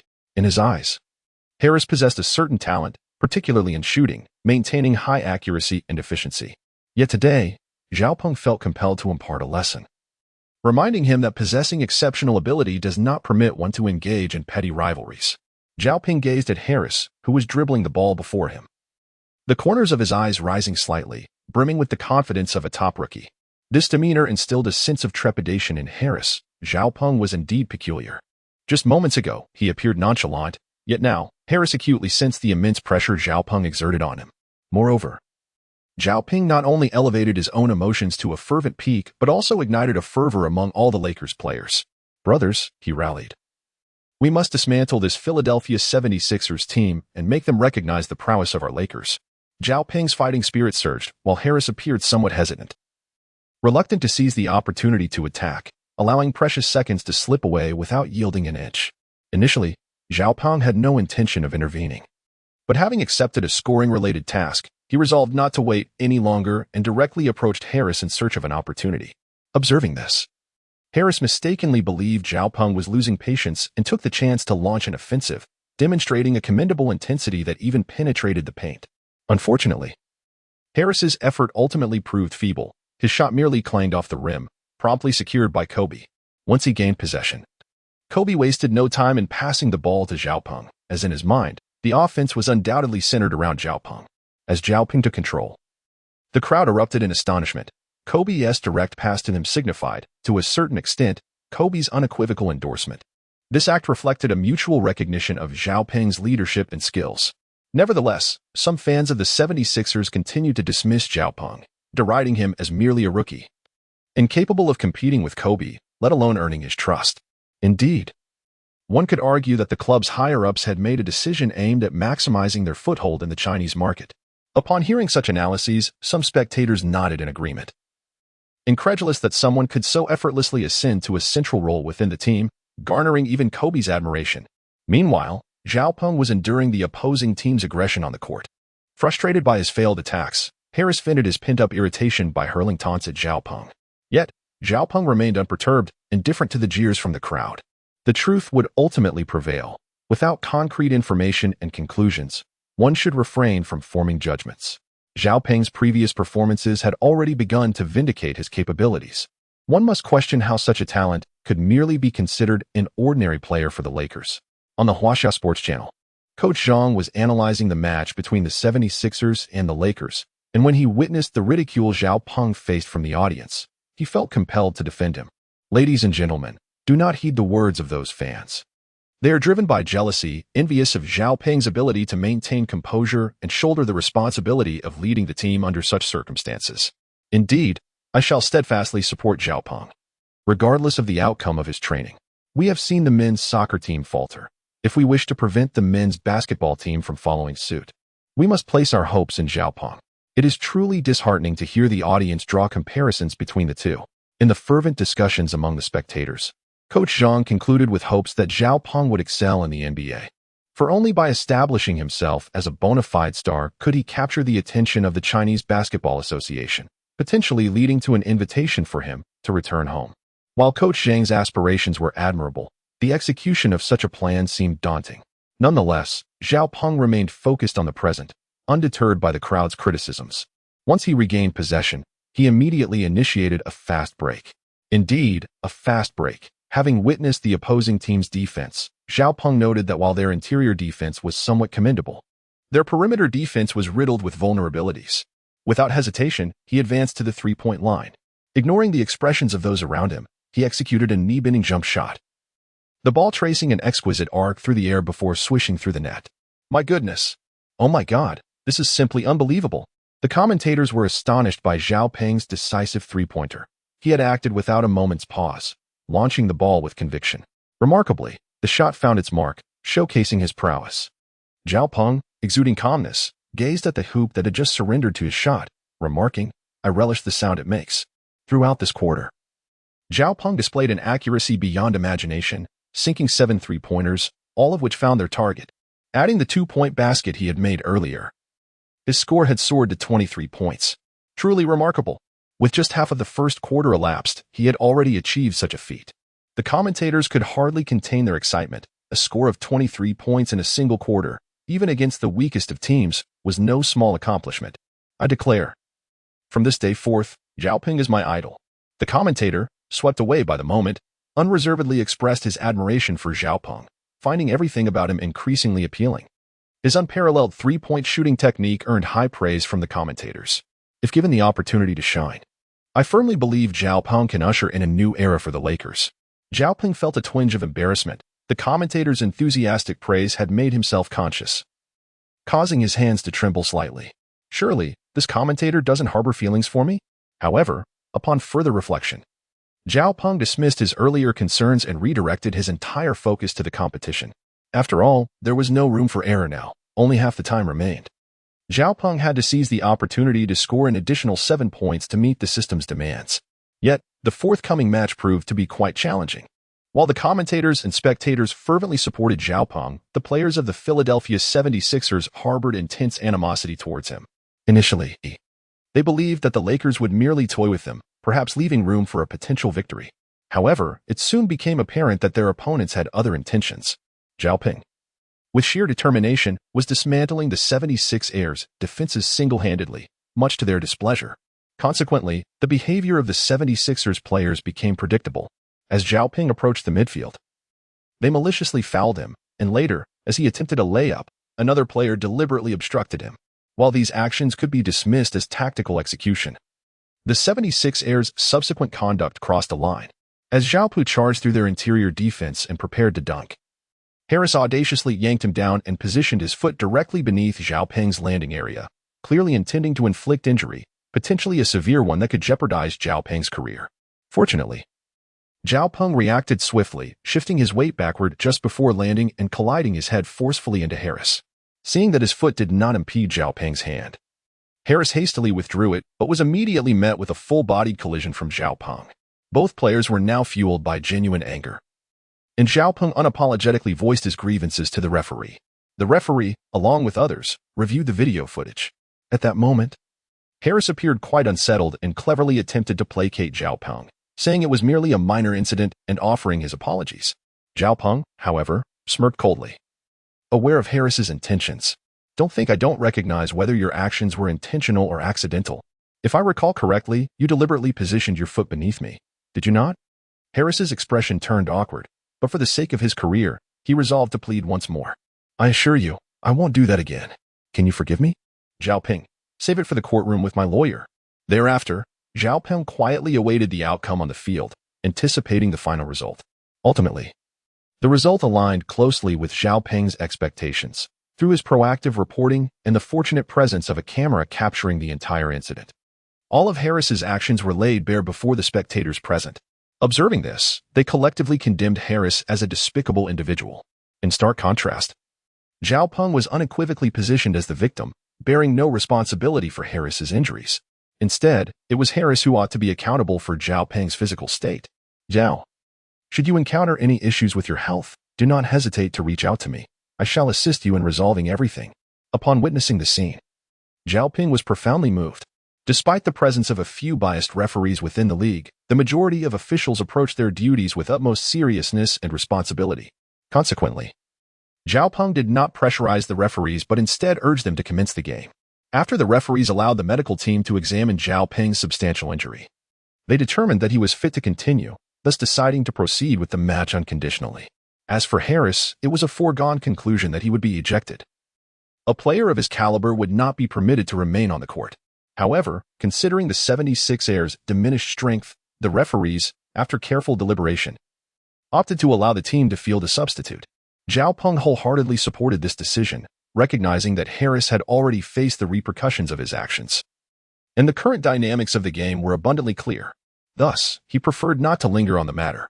In that moment, Zhao Ping resembled an ethereal being, showcasing his prowess before all.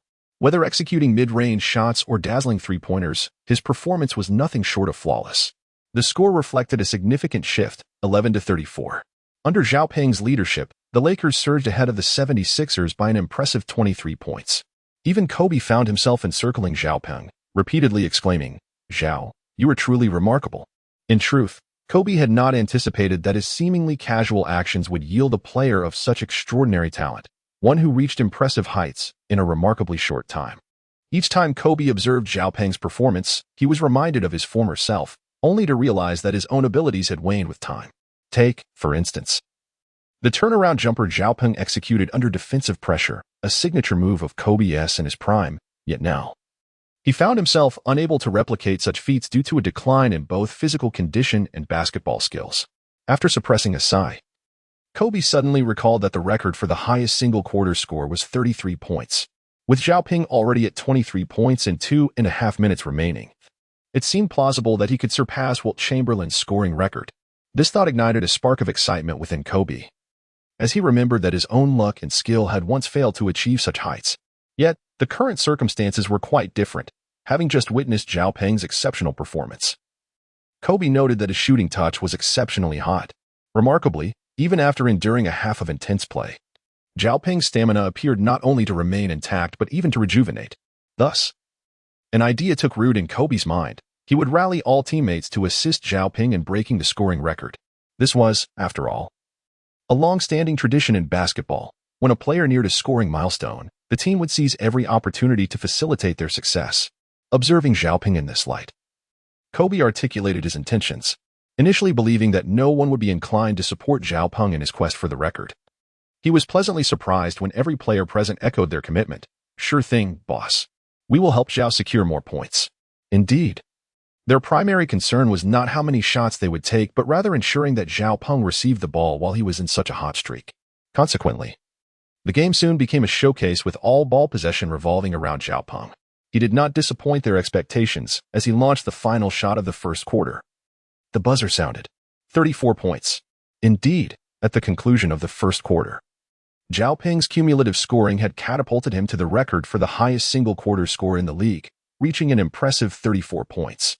Grateful for his teammates' support, Zhao Ping expressed heartfelt gratitude as he exited the court, suggesting, "If there's nothing else, I'll treat everyone to a grand feast." Indeed, Zhao Ping's offer to treat his teammates to dinner was a significant gesture for him, as he had no intention of dragging them to a bar, which would undoubtedly complicate matters. Hearing his words, his teammates were elated.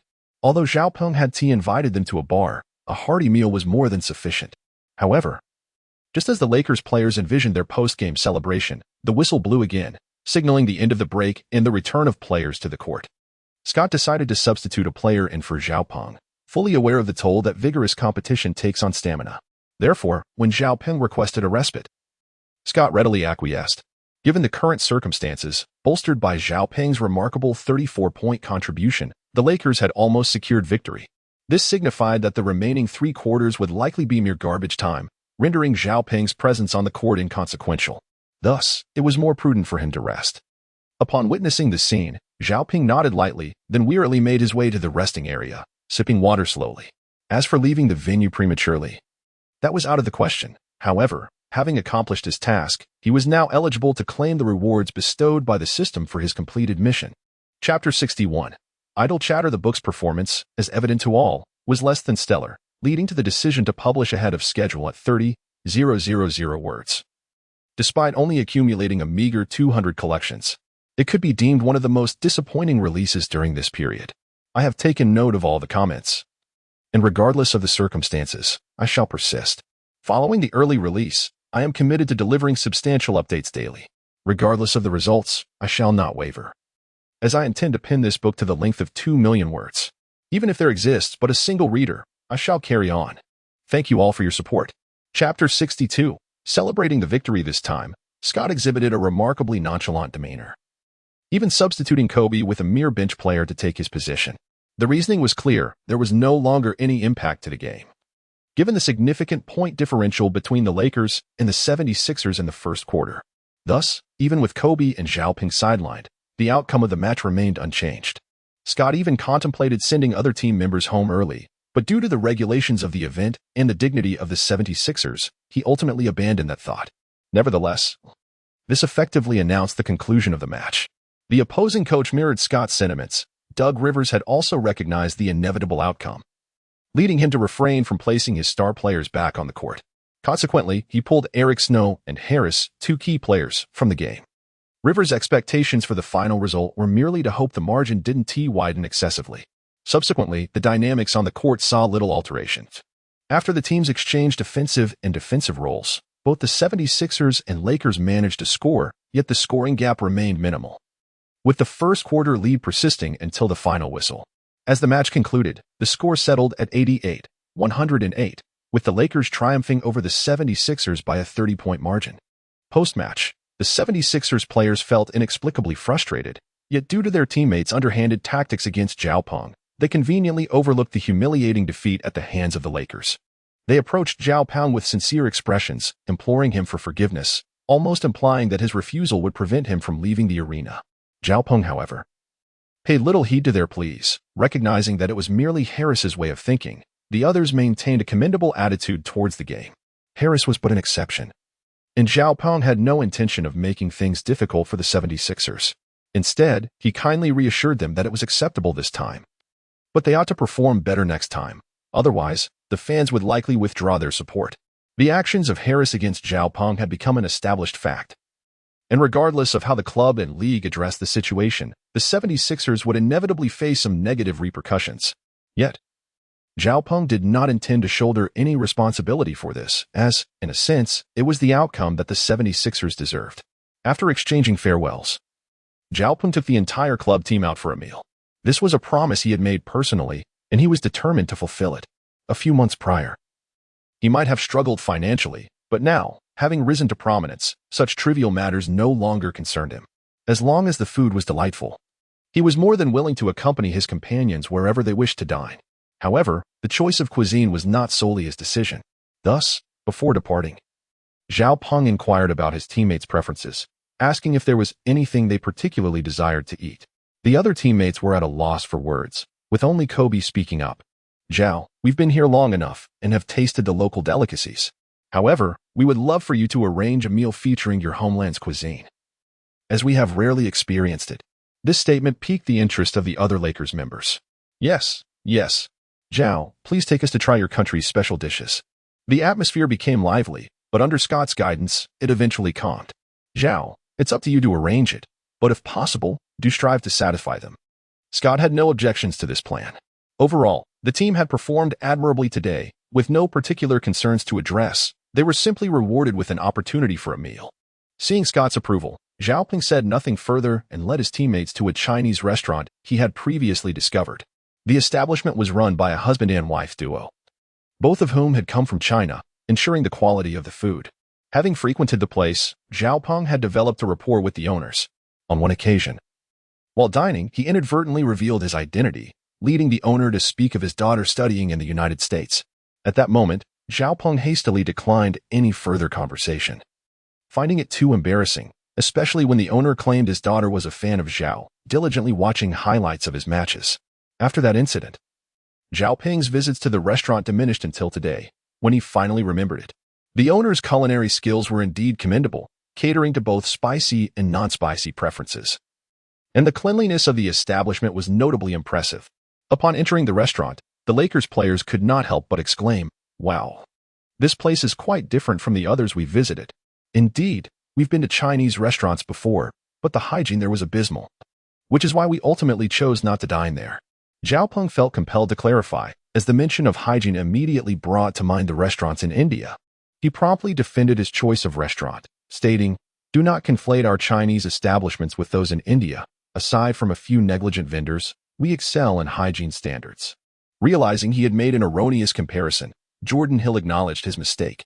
However, he bore no regret, as this presented an opportunity to finally experience authentic Chinese cuisine. After all the members were seated, he directly began to order. Meanwhile, Xiaopeng took a moment to greet the owner, saying, "Mr. Li, I have brought our club's players and coaches for a meal. Please, do your utmost to serve us a variety of dishes. As for the payment, do not worry. It is on me. Chapter 63. A call from the Basketball Association. The owner, whose real name was Li Guodong, was witnessing such a magnificent scene for the first time since arriving in the beautiful country. After some contemplation, upon spotting Zhao Peng, he realized that it was all Zhao Peng's idea. Therefore, Mr. Li courteously replied, "All right, I will send over some appetizers for you all. Enjoy your meal while I head to the kitchen to prepare the dishes." The table was still adorned with snacks such as sunflower seeds, and under Zhao Peng's guidance, all the players and coaches began to crack open seeds together. A group of foreign individuals engaging in this traditional Chinese activity left Zhao Peng feeling somewhat astonished. However, this did not hinder his subsequent ordering process. He first inquired about Jordan Hill's preferences and then recommended several dishes, including Kung Pao chicken and Mapo tofu, both of which were delightful choices. Ultimately, after Zhao Peng's explanations, Jordan Hill ordered a selection of signature dishes. Zhao Peng promptly took the finalized menu to the kitchen and requested Mr. Li's assistance in preparing the meals. Mr. Li was thrilled and eagerly set to work, cooking every dish with great dedication. That night, Zhao Peng and the entire club relished an exquisite feast, and as they departed, they felt a sense of reluctance to leave. "Zhao, next time we have the opportunity, we must return here," they exclaimed. Zhao Peng nodded in agreement, expressing his willingness to return with them next time. However, deep within, he felt a sense of helplessness. As much as he desired to bring them along, he couldn't shake off the worry of potential repercussions from his boss should he do so. Zhao Peng still vaguely recalls the gaze of Boss Li directed at his son-in-law, a look that sent a shiver of electricity coursing through him. After bidding farewell to everyone, Zhao Peng returned to his dwelling. At that moment, he found himself alone in the residence. Zhao Peng quietly summoned the system and promptly inquired, "System, what is the reward for this mission?" The system swiftly responded, "Host, the difficulty of this task has been assessed as reduced. Thus, the experience card reflecting Kobe's peak condition will not be retained. Instead, enhancements will be made to the host's overall perspective and mid-range shooting abilities." Zhao Peng pondered for a moment, contemplating the meager rewards bestowed by the system. However, upon reflection, he realized that the tasks issued today were indeed rather simplistic. In truth, even without the premium experience card featuring the legendary Kobe Bryant, Zhao Peng believed that, given his current prowess, he could barely triumph over his opponent and achieve a commendable score of over 30 points in a single quarter. Yet, with the system's assistance, the difficulty of the task had plummeted, leading Zhao Peng to ultimately accept the rewards offered. Nevertheless, this experience enlightened him to the system's principles regarding task assignments and rewards. Essentially, these were determined by the strength of the adversaries he faced. The more formidable the opponent, the greater the challenge and, consequently, the more substantial the rewards he would receive. After some contemplation, Zhao Peng began to feel drowsy. So he swiftly attended to his personal hygiene and retired to bed for the night. Upon awakening the following day, he was astonished to discover several missed calls on his phone. What could this possibly mean? His phone number was private, known only to a select few close acquaintances. In fact, the majority of his teammates at the club were oblivious to his contact details. Only Scott and a handful of close players, such as Kobe and Jordan Hill, were privy to his information. Consequently, he found himself perplexed as to who had attempted to contact him late at night, especially at 4 in the morning. Still groggy from sleep, Zhao Peng did not immediately consider returning the call, as he was uncertain of the caller's identity. Moreover, if the matter were truly urgent, it was likely the caller would attempt to reach him again. Thus, he chose to wait until after his training session at the club. While training alongside Allen and Richard Hamilton, he was suddenly reminded by Allen, "Zhao, it seems your phone has been ringing for quite some time. It might be something important, so you should check it out." Seeing this, Zhao Peng hurriedly approached his backpack, unzipped it, and retrieved his mobile phone. At that moment, the phone rang again. With his sweat-drenched hands, Zhao Peng gently tapped the screen and then unscrewed a bottle of mineral water to quench his thirst. "Hello, is this Mr. Zhao Peng?" The caller inquired fluently in Mandarin, and Zhao Peng immediately recognized that the caller was from Huaxia. He replied, "Indeed, it is I. What pressing matter do you have?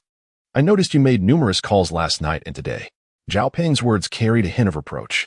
After all, the caller had taken advantage of the time difference to make the call, first intruding upon his sleep and then interrupting him during training. Did the other party not comprehend the existence of time zones? Moreover, a crucial point was that Zhao Peng was particularly reluctant to have his training time disturbed by anyone. Just moments ago, Allen had already cast a discontented glance at Zhao Peng. Any player, during critical training periods, ought to refrain from engaging with external distractions, especially mobile phones or answering calls. If Zhao Peng was to continue training afterward, he would likely require a considerable amount of time to regain his focus, inevitably diminishing the effectiveness of his practice. However, the caller seemed oblivious to his transgression and instead introduced himself with his affiliation. Hello, Mr. Zhao Peng. I am the secretary of the president of the Huaxia Basketball Association, Zhao Xiqing. He has instructed me to contact you regarding matters pertaining to the national team. May I inquire if you're interested? The tone of the caller was somewhat arrogant, and he even added, Are you not going to accept? We are offering you an opportunity. A rookie as weak as you is hardly a loss for our Huaxia men's basketball team. Zhao Peng was left speechless and infuriated. Exceedingly so. He was not one to care about reputation, but the prospect of joining the national team was paramount for his career. The fact that the president of the Huaxia Basketball Association had dispatched merely a secretary to negotiate with him was an affront to his dignity. Furthermore, this secretary had the audacity to label him as weak. For heaven's sake, anyone who had witnessed his matches would never dare to call him weak. Was this individual truly an uninformed novice who had stumbled into the Huaxia Basketball Association as a secretary? Consequently, Zhao Peng decisively replied, I am not interested. If you genuinely wish for me to join the national team, send someone appropriate to discuss this with me. With that, he promptly hung up the phone. Chapter 64. A decisive rejection. As Zhao Peng hung up the phone, he could not help but express his frustration. Seriously, what on earth? I wonder if the president of your basketball association is truly busy. He seems to have time to accompany his sister, but not enough to communicate properly with the members of the national team. It is not that Zhao Peng possesses a petty heart. Rather, the Los Angeles Lakers Summer League has now entered the championship contention phase. Each forthcoming match is of paramount significance for both the Lakers and Zhao Peng himself. For the Lakers, it is a matter of whether they can successfully add another trophy to their accolades and potentially shatter the Warriors' championship ambitions. For Zhao Peng, the stakes are even higher. His current standing within the team has been earned through his remarkable performances on the court. Thus, he must strive for excellence in every game, permitting no room for error. Consequently, should Zhao Peng participate in national team training, the Huaxia Basketball Association might hastily summon him back, jeopardizing his training and gameplay. Such a scenario could significantly impact Zhao Peng's professional career within the NBA. After all, many talented players who once shone in the NBA were abandoned by their teams after repeated recalls by the Huaxia Basketball Association. It is utterly absurd. Zhao Peng harbors no genuine interest in joining such an organization. Unless someone sincerely extends an invitation, his response to any inquiries regarding this matter will remain a resolute no. After hanging up the phone, Zhao Peng promptly returned the device to his bag and immersed himself once again in the monotonous regimen of training. Despite the exhaustion and tedium, Zhao Peng understood that as a diligent and ambitious athlete, maintaining a consistent training regimen was paramount. Regardless of whether he felt stronger than the previous day, he remained resolute in his commitment to training, recognizing it as essential for preserving his competitive edge and achieving a transformative leap in his abilities one day. However, unbeknownst to him, a storm was brewing back home regarding his recent actions. Indeed, it stemmed from Zhao Peng's abrupt termination of the call with Linan, the very secretary who had just reached out to him. Linan had received instructions from Zhao Xiqing a few days prior, mandating her to persuade Zhao Peng to join the national basketball team. This directive, however, was not purely Zhao Xiqing's initiative. It reflected the fervent aspirations of numerous fans who held high hopes for Zhao Peng. Consequently, upon witnessing the national team's lackluster performance, Zhao Xiqing promptly dispatched his secretary to extend the invitation. Initially, Linan perceived Zhao Peng merely as a fledgling rookie in the league, believing that a simple gesture on her part would suffice to draw him forth. Yet, to her astonishment, Zhao Peng not only declined her invitation but also severed the call without hesitation. This was an affront that Linan found intolerable and coupled with Zhao Xiqing's orders. She quickly shifted all the blame onto Zhao Peng. When Zhao Xiqing inquired about Zhao Peng's stance, Linan replied curtly, Chairman, Zhao Peng has refused our invitation. You cannot fathom the depths of his character. Upon hearing our association's name, he dismissed us without a second thought. In her narrative, Zhao Peng was transformed into a disrespectful, self-serving traitor, while she positioned herself as the aggrieved party, neglecting to mention her own lack of courtesy during the conversation. She seized upon Zhao Peng's minor misstep to launch a vehement tirade, all the while embellishing her account to ensure Zhao Xiqing believed her claims. Eventually, the two calmed down. But as the chairman, Zhao Siqing remained skeptical of Li Nan's assertions. He was not oblivious. He would not forsake the promising star Zhao Peng based solely on Li Nan's one-sided account. However, Li Nan quickly added, "Chairman, I assure you I speak the truth. When I spoke to Zhao Peng, I invoked your name, and he audaciously claimed that our association would collapse because of individuals like you." At these words, Zhao Siqing could scarcely contain his indignation. How outrageous. I intended to invite him back to the national team to serve our country, yet he proves to be so arrogant. If he looks down upon our association, we shall not employ him any longer. Please convey my directive. Zhao Peng is to be barred from participating in any domestic sports events. And we will also announce to the media that he is no longer welcome in the national basketball team. Inwardly, Li Nan reveled, thinking to herself, "So, Zhao Peng, this is your downfall.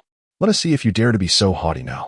Had Zhao Peng been present, he would have surely left a couple of imprints on Li Nan's face. It was utterly absurd. Zhao Peng had merely expressed his discontent.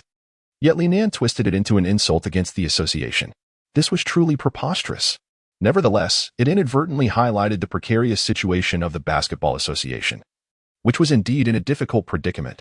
The following day, Zhao Siqing's decision was promptly disseminated across sports news outlets. As fans nationwide tuned in, they were astonished to hear the news surrounding Zhao Peng. The association made no effort to embellish their stance on Zhao Peng. Rather, they openly criticized him based on their impressions. Zhao Peng had outright rejected the invitation, explicitly stating that while he would play for the American team, he could not represent the national team of Huaxia. Such a traitor seeking glory abroad would be blacklisted without hesitation. As if that were insufficient, the association even proposed a fine against Zhao Peng, asserting that per their regulations, any domestic player competing abroad was required to forfeit 50% of their earnings. Thus, they would not relinquish Zhao Peng's portion as they aimed to encourage a prolonged boycott of the sneakers he endorsed. In a myriad of ways, the association crafted regulations targeting Zhao Peng, yet they still felt it was inadequate. They began disseminating disparaging information about him on social media, suggesting that his previous lackluster performances were merely a fade for some extraordinary abilities, insinuating he must have resorted to performance-enhancing substances. Some even revealed Zhao Peng's physical assessment data, attempting to argue that he was an extraterrestrial being. Ultimately, due to a lack of credible evidence, these claims fizzled out. But Zhao Peng's name had already spread widely throughout Huaxia. Both knowledgeable and uninformed fans vociferously condemned Zhao Peng, asserting that he was not a worthy representative of Huaxia. In a swift turn of events, Zhao Peng's reputation plummeted to an all-time low, and even when Director Zhang sought to clarify the situation on his behalf, the station head rebuffed him. "Director, you know Zhao Peng is not that kind of person. Why won't you allow me to clarify his position on the show?" The station head, being well-versed in basketball, understood that Zhao Peng's character would preclude him from uttering such disrespectful words, and that joining the American team could very well be an orchestrated attack against him. However, the station head was acutely aware that aiding Zhao Peng at this juncture would be unwise. Let's not even discuss how tarnished Zhao Peng's reputation currently is. The general public would hardly be inclined to believe it. Moreover, even if he is innocent, do you believe others won't hold it against you if you come to his aid? The station head's words jolted Director Zhang into realization. Coupled with the recent events involving Zhao Peng and the Basketball Association, he began to piece together the underlying motives. "Do you think this incident has the association's fingerprints all over it?" The station head chuckled lightly. "I haven't asserted anything, but just observe the association's reaction. Zhao Peng merely declined their invitation, yet they have placed him on a lifetime domestic suspension. Do you not sense the underlying motives?" With that, the station head departed, leaving Director Zhang in a state of disillusionment, as he recognized that Zhao Peng was unlikely to escape the onslaught of public scrutiny. It was possible that even his career with the Lakers would bear the brunt of this fallout. Director Zhang could only hope that Zhao Peng would navigate this crisis with finesse. Meanwhile, in downtown Los Angeles, Zhao Peng commenced another day of training. However, while he was still engrossed in his workout, Scott summoned him into his office with a grave expression. The atmosphere in the office was tense, and Zhao Peng was uncertain of the cause behind Scott's seriousness. Nevertheless, Scott gestured for Zhao Peng to take a seat before addressing him. "Zhao, has the chairman of your basketball association been in contact with you recently?" Zhao Peng was somewhat taken aback. He had believed that such matters were within his purview to decide and thus had not consulted Coach Scott in his commitment to the Lakers game. He had outright declined the other party's request. However, upon reflection, it appeared that the situation was not as straightforward as he had presumed. For Coach Scott seemed genuinely displeased about this issue. Nevertheless, Zhao Peng decided to candidly disclose the truth. "Coach, yesterday I received a call from the secretary of that chairman, and her tone was rather brusque. Given the recent intensity of our Lakers games, I chose to decline her request outright." As Zhao Peng spoke, he cast a glance at Scott, who, at that moment, felt a sense of calm wash over him, his gaze towards Zhao Peng softening. Initially, upon hearing the news from China, he had felt a twinge of anger, for Zhao Peng's reputation within the domestic sphere had considerably deteriorated, a stark contrast to his previous standing, significantly impacting his commercial value. However, after listening to Zhao Peng recount the entire sequence of events, Scott came to realize that it was, in fact, the Chinese Basketball Association that was deliberately undermining Zhao Peng.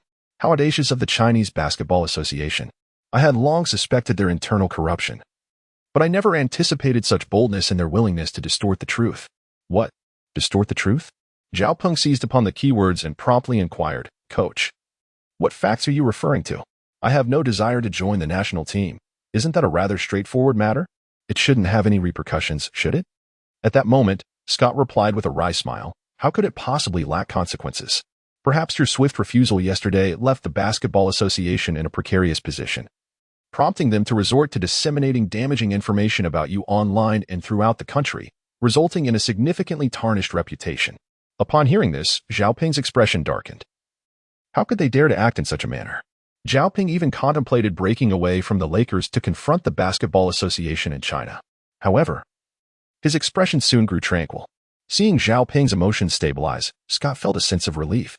Yet, he still held a hint of curiosity as he presented the newspaper containing Zhao Peng's scandalous revelations to him, subsequently inquiring, "Zhao, are you not angered by this?"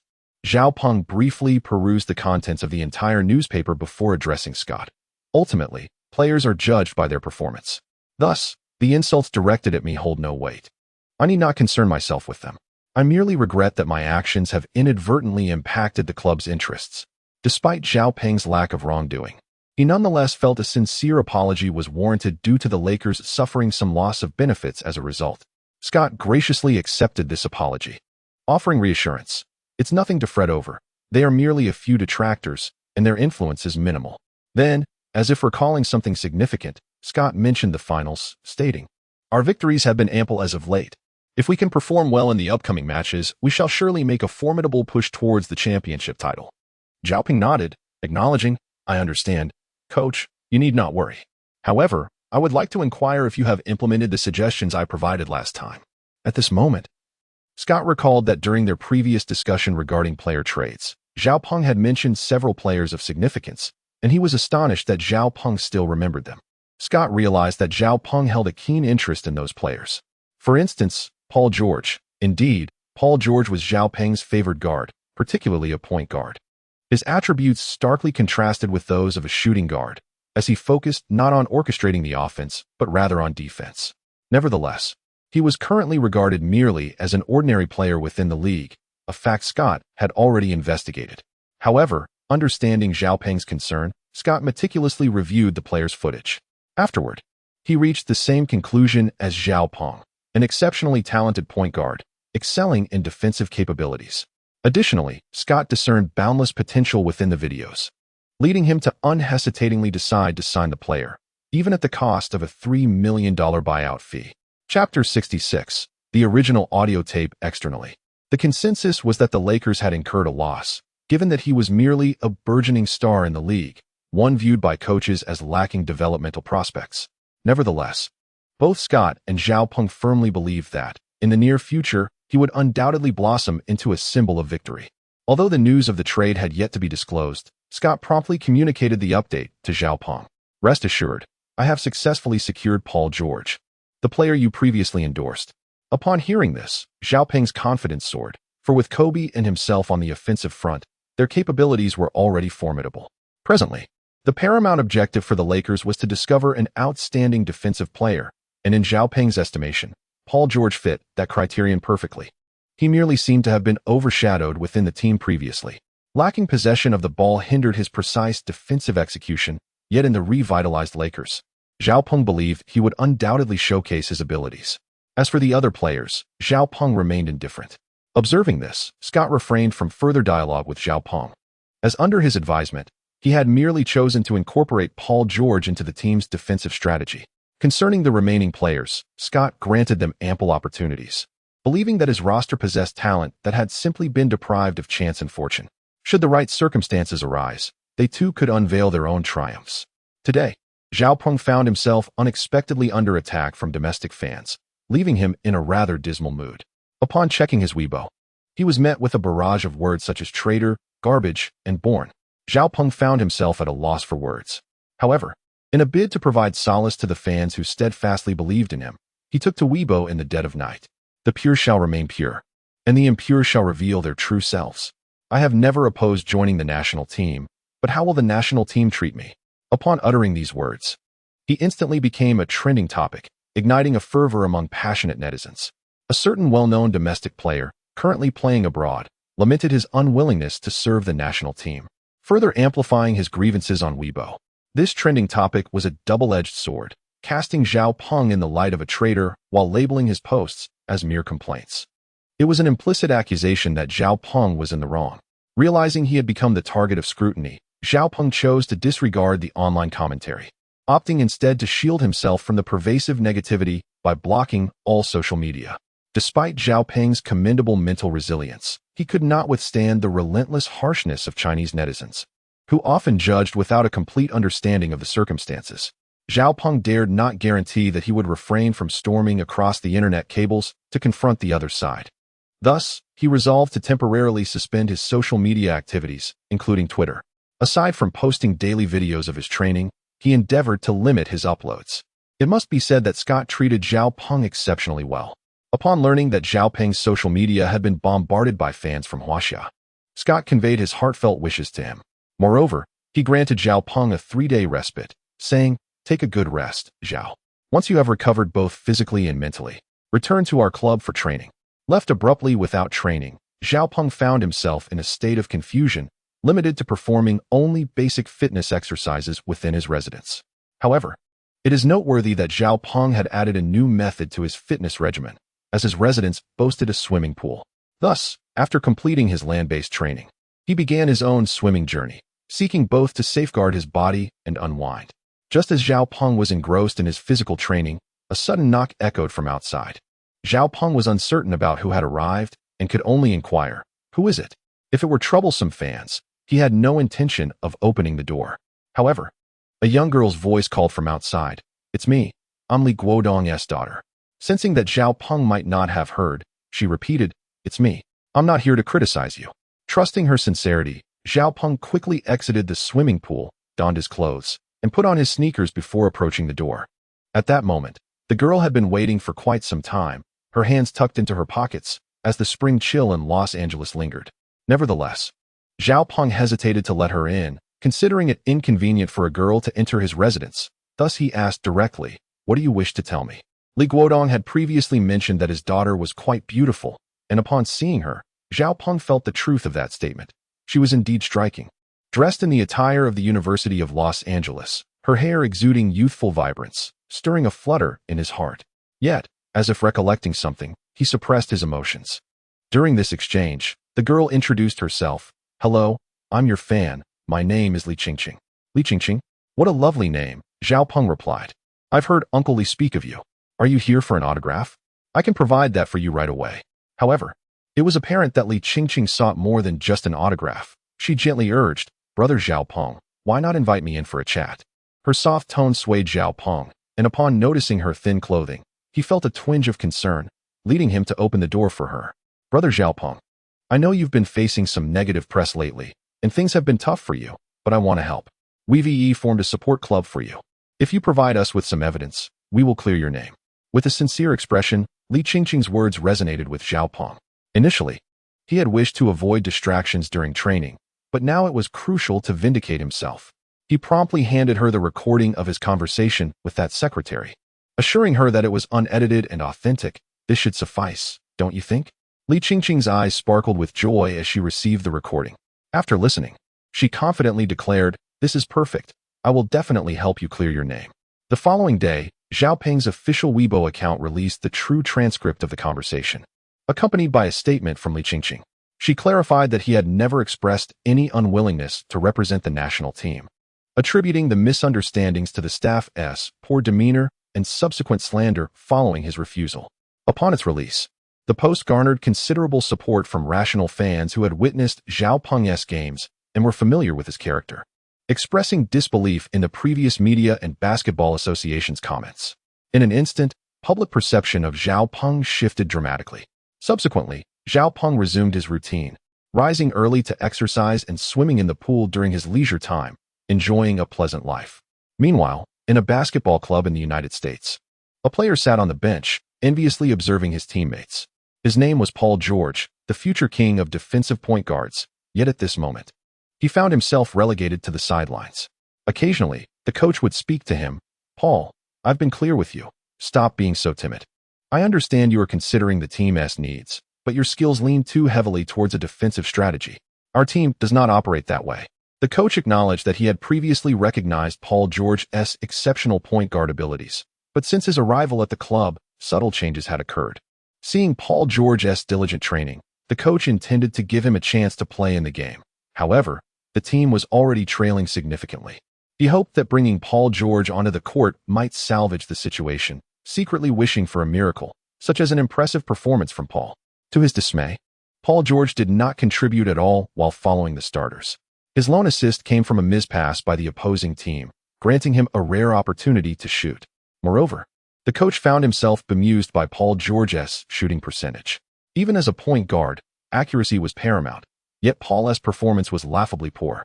Ultimately, his shot missed entirely, barely grazing the rim, and in such critical moments, every opportunity was invaluable. Consequently, Paul George's blunders solidified the coach's perception of his nervousness in high-stakes situations, leaving little doubt about the game's outcome. Defeat seemed inevitable. Fortunately, the captain was near the basket, and after Paul George's miss, he managed to regain possession of the ball. At that point, Paul George was acutely aware of his underwhelming performance, feeling increasingly anxious. The captain's words became the final straw. "Paul, you're useless. Wasn't I clear that you should focus on ball control and organizing the offense? Why did you take the shot yourself?" Indeed, during that moment, Paul had the opportunity to relinquish possession to others.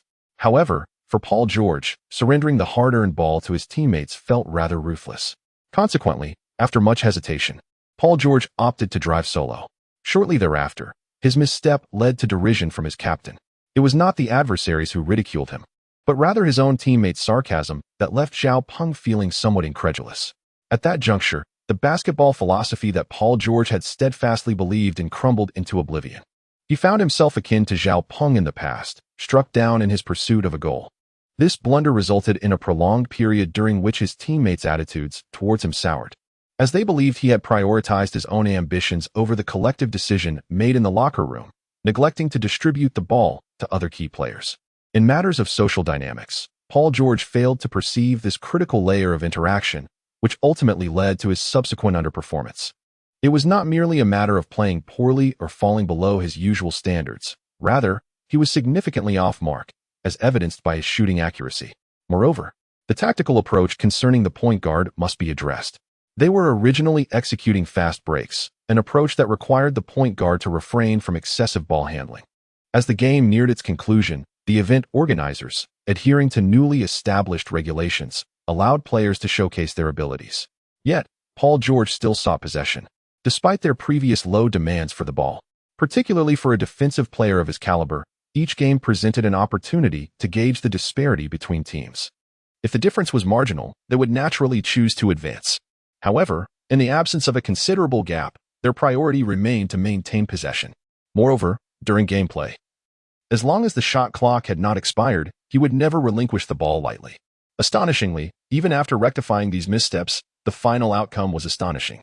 Their team not only failed to create a miracle, but, to the coach's disbelief, Paul George was awarded the MVP title. Indeed, despite his lackluster performance, during which he committed several turnovers, expert analysis later concluded that Paul George was, in fact, the standout player of the match. The coach, upon hearing this news, was bewildered, pondering how a player with such a performance could attain the title of best player. Eventually, he realized that this was part of Paul George's strategy and nodded approvingly. Though he refrained from further praise, swiftly transitioning to critique their conduct, stating, "I did not assign you to defend, but to attack. Did you not comprehend this earlier? Why, then, did you falter in the game?" Chapter 68. Paul George is joining. Nevertheless, this incident was put behind them, as Zhao Ping chose not to dwell further. His focus was primarily on preparing for the upcoming NBA games. Obsessing over domestic professional matters would only hinder his training. For Zhao Ping, such concerns were unwarranted. Moreover, Scott noted the diminishing intensity surrounding the situation, and Zhao Ping's reputation in Huaxiao was gradually improving, prompting Scott to restore Zhao Ping's training regimen. With their next opponent being the renowned Warriors, Scott placed significant emphasis on this matchup. The Warriors, featuring superstars like Curry and Durant, were perennial contenders for the championship. Having secured 3 trophies in consecutive seasons, they held considerable prestige both within the league and internationally, boasting an advanced training regimen and a highly motivated roster. Apart from the Cavaliers and Lakers, few teams could exert pressure on them. Thus, Scott faced substantial pressure, as their aim was the championship, and the Warriors were formidable rivals, especially given their recent performances. Therefore, Scott regarded the forthcoming game against the Warriors as pivotal. However, Zhao Ping was taken aback by Scott's unconventional defensive strategy. "Indeed, we have recently acquired Paul George, a remarkable point guard. You have witnessed his prowess. Thus, I believe reverting to previous fast break tactics is somewhat misguided." Zhao Ping actually concurred with Scott's defensive strategy perspective. His recommendation to recruit Paul George was motivated by this very rationale. Fast break tactics had previously suited the Lakers due to their dominance during Kobe's peak. With few teams capable of matching their strength and exceptional team synergy, their results were commendable. However, strategies must evolve, particularly given the significant changes in the Lakers roster in recent years. As Kobe's performance waned and other key players departed, the Lakers roster no longer aligned with the fast break approach.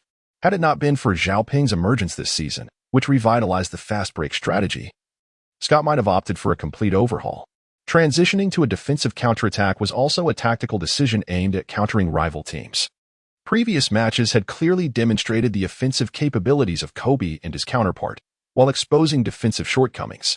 Given this reality, a tactical shift was indeed warranted. However, the defensive counterattack should not merely entail waiting for the opponent's offense. Much like Zhao Ping's adaptability on the court, regardless of the strategy employed, it should always be flexible enough to respond to the dynamic nature of the game. After discussing tactics with Scott, Zhao Ping suggested resuming training, to which Scott promptly agreed, arranging training sessions for him. Before departing, Scott specifically reminded Zhao Ping, "I have informed Paul George about your recommendation. Be sure to foster a good rapport with him." Zhao Ping nodded with a smile, realizing that this would greatly facilitate his interaction with Paul George. Previously, the two were not well acquainted. Zhao Ping's knowledge of him was limited to Paul's formidable defensive prowess. For instance, Paul George had once earned the title of regular season MVP due to his remarkable contributions on the defensive end. Such an astonishing achievement was hard to fathom, and there was certainly no personal rapport between them. Consequently, Zhao Ping lacked insight into Paul George's character and qualities. However, Scott informed Paul George that Zhao Ping had recommended him to the Lakers, coupled with a commendable valuation, which quickly bridged the gap between the two. Indeed, upon arriving at the Lakers club the following day, Zhao Ping immediately spotted an unfamiliar player. Upon noticing Zhao Ping, the player approached to greet him. Although Zhao Ping was unaware of his true identity, he somewhat guessed and promptly extended a warm welcome, saying, "Hello, Paul. Welcome to the Lakers. I shall be your teammate henceforth." Following this, Zhao Ping embraced Paul George, who was visibly thrilled. Initially, Paul regarded Zhao Ping as his benefactor. Prior to the trade, he had yet to showcase his elite defensive capabilities, having played a rather peripheral role in his former club, akin to that of a water cooler. The coach would typically only allow him to play during garbage time, and given that his strength lay in defense, he could hardly achieve impressive statistics during those moments, let alone lead the team to victory. His sole focus was to minimize the scoring gap through defense. Other circumstances were beyond his control. And although Paul recognized this as a test from the coach, who hoped he would score a few points in those limited minutes, his innate skills were not geared toward offense. Thus, the coach's attitude gradually shifted. Ultimately, even though the coach acknowledged Paul George's commendable performance in practice, he opted to trade him during the transfer period due to a lack of fit with the team. Naturally, the club's satisfaction with the Lakers' offer also played a role. But the coach's stance was the predominant factor. What the coach did not anticipate was that, in his very first encounter with the Warriors post-transfer, Paul George would unveil his unparalleled skills as a point guard. Subsequently, whenever the coach mentioned him, it was with a sense of regret, exclaiming, "I was foolish.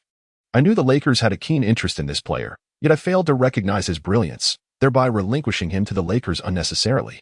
Moreover, I thought I had profited from the situation, only for him to join the Lakers, play just one game, and instantly elevate his market value to the millions.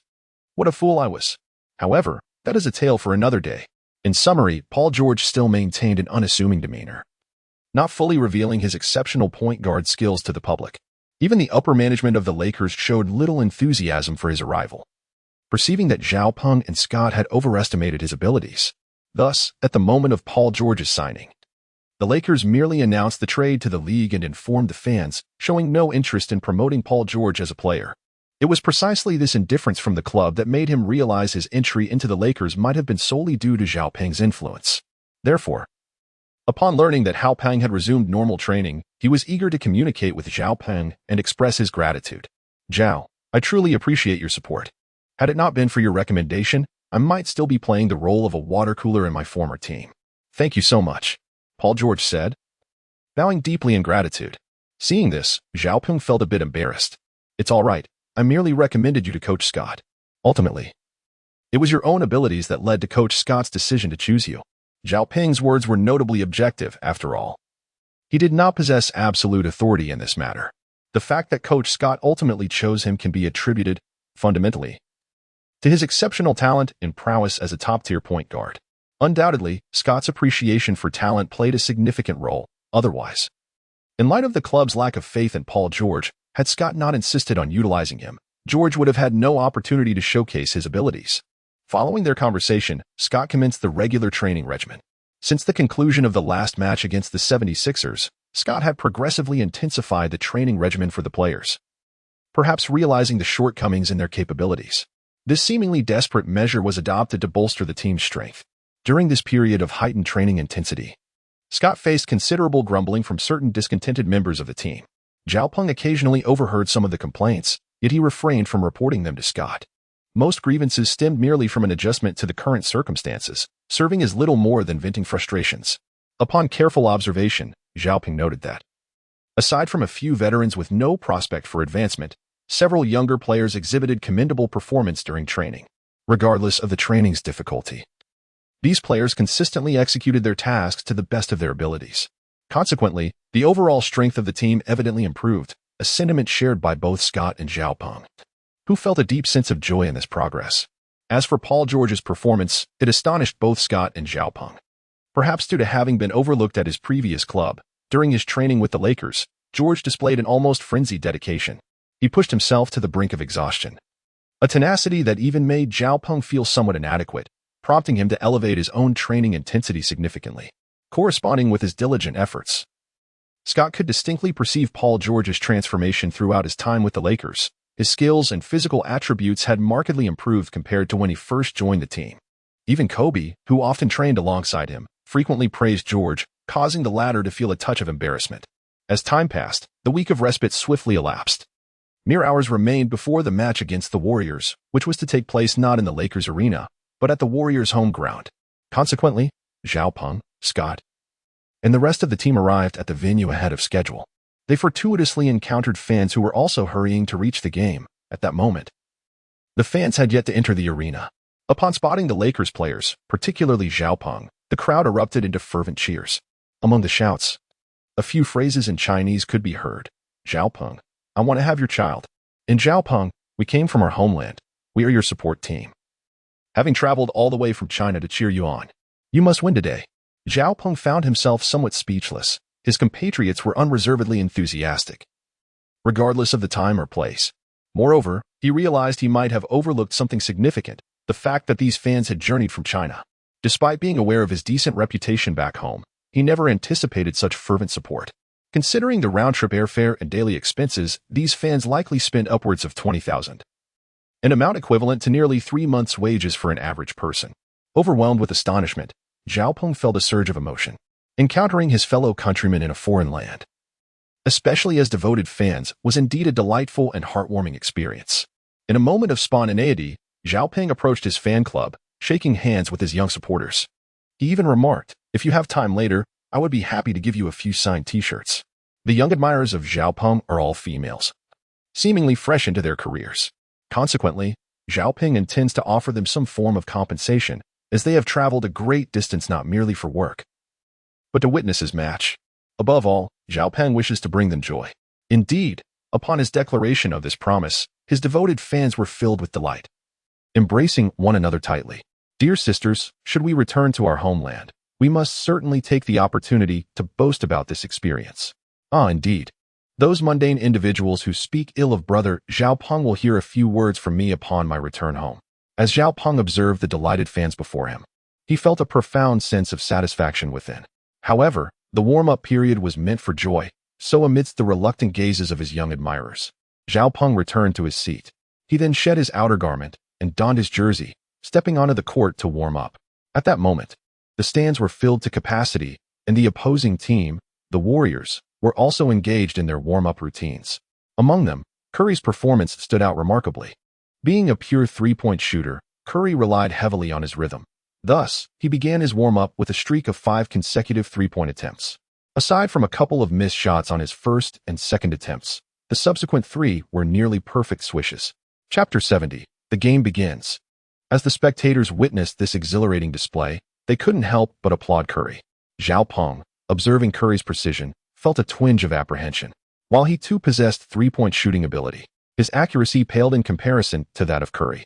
It was evident that Curry's three-point shooting percentage was likely to exceed 60 if he maintained this level of performance. Moreover, when shooting from an open position, Curry's accuracy could potentially reach 100, as he was undoubtedly one of the pinnacle figures in the NBA for three-point shooting. Realizing this, Zhao Peng suddenly understood that the challenge of the match might be more formidable than anticipated. Given Curry's formidable three-point prowess, the Lakers would need to allocate more defensive players to guard him, which could leave other players open and affect their scoring opportunities. However, the Lakers had no better strategy at the moment. Thus, Zhao Peng could only implement Scott's tactics and intensify the defense against Curry, leaving the outcome to the unfolding of the game. Meanwhile, Curry had nearly completed his warm-up and was dribbling at the sidelines to maintain his feel for the ball, while Durant approached him for a brief exchange. "Curry, be wary of that Zhao Peng. I've heard his skills are quite impressive." Curry cast a glance in Zhao Peng's direction before shifting his focus to Kobe. "There's no need for concern. He's merely a rookie, and his threat to our Warriors is minimal. We should prioritize our defense against Kobe. Despite his decline, he remains formidable." Curry's underestimation of Zhao Peng stemmed from his ingrained experiences. In the NBA, new players emerged daily, yet only a select few remained. Among that elite group, only a handful truly achieved stardom. Curry was aware that Zhao Peng had only entered the NBA a mere 3 months prior and had participated in only a handful of games. Even if Zhao Peng had performed admirably in those matches, it didn't truly reflect his capabilities. Thus, Curry's dismissal of Zhao Peng was somewhat unwarranted. In contrast, Durant approached the game with a different mindset, valuing victory above all. Prior to the match, he had researched the Lakers players. Excluding Kobe, most of the Lakers roster appeared unremarkable. However, Zhao Peng was exceptional. Durant had reviewed all of Zhao Peng's games since joining the Lakers and recognized his extraordinary talent. To Durant, a player's innate gifts were inherently limited, as if predetermined by the divine. In the league, few players were truly versatile. Most excelled in just 1 or 2 areas. For instance, Durant himself showcased impressive physicality and ball handling skills. Yet in three-point shooting, he could not compare to Curry, and even newly minted players might surpass him. As for Curry, Durant, being his teammate, understood him well. Although Curry displayed extraordinary prowess in three-point shooting, he lacked the physicality and ball handling finesse. Yet, after scrutinizing Zhao Peng's game footage, Durant discovered that Zhao Peng was indeed a well-rounded player, excelling in multiple facets of the game. While he may not have reached Curry's elite level in three-point shooting, he was undeniably proficient. Thus, as Durant prepared to face the Lakers, a sense of unease gripped him, especially when he relayed this concern to Curry, who, rather than strategizing against Zhao Peng, chose to belittle him. This caused Durant to waver in his confidence for the upcoming match. Nevertheless, he did not relent. Curry's reasoning held merit, as Zhao Peng's time in the NBA was still brief. Durant was confident that even if he couldn't dominate, he could at least hold his own. As Durant pondered these thoughts, the referee's whistle pierced the air. The players, upon hearing the signal, promptly set aside their warm-up basketballs and took their positions on the court. The matchup was set, Lakers versus Warriors. The Lakers' starting lineup featured Kobe, Jordan Hill, Zhao Peng, Paul George, and Russell. The Warriors' starting five consisted of Curry, Durant, Clay, Green, and Looney. As the referee stood at center court to initiate the jump ball, Kobe and Durant squared off for possession. The height difference between the players affected their jumping ability. With his greater height, Durant had an advantage over Kobe. However, Kobe's quickness allowed him to leap slightly ahead. Yet, Durant's extensive experience in jump ball situations meant he remained unperturbed by the slight delay. Even though Kobe had a marginal head start, Durant jumped in time to make contact with the ball first, securing possession with both hands. Zhao Peng was taken aback, realizing he had underestimated Durant's prowess in securing offensive rebounds. Meanwhile, Kobe felt a momentary disappointment. He had anticipated a straightforward win for the ball, but the reality proved otherwise. However, this fleeting negativity dissipated quickly. No matter, he thought. We'll get it back soon enough, it's just a jump ball.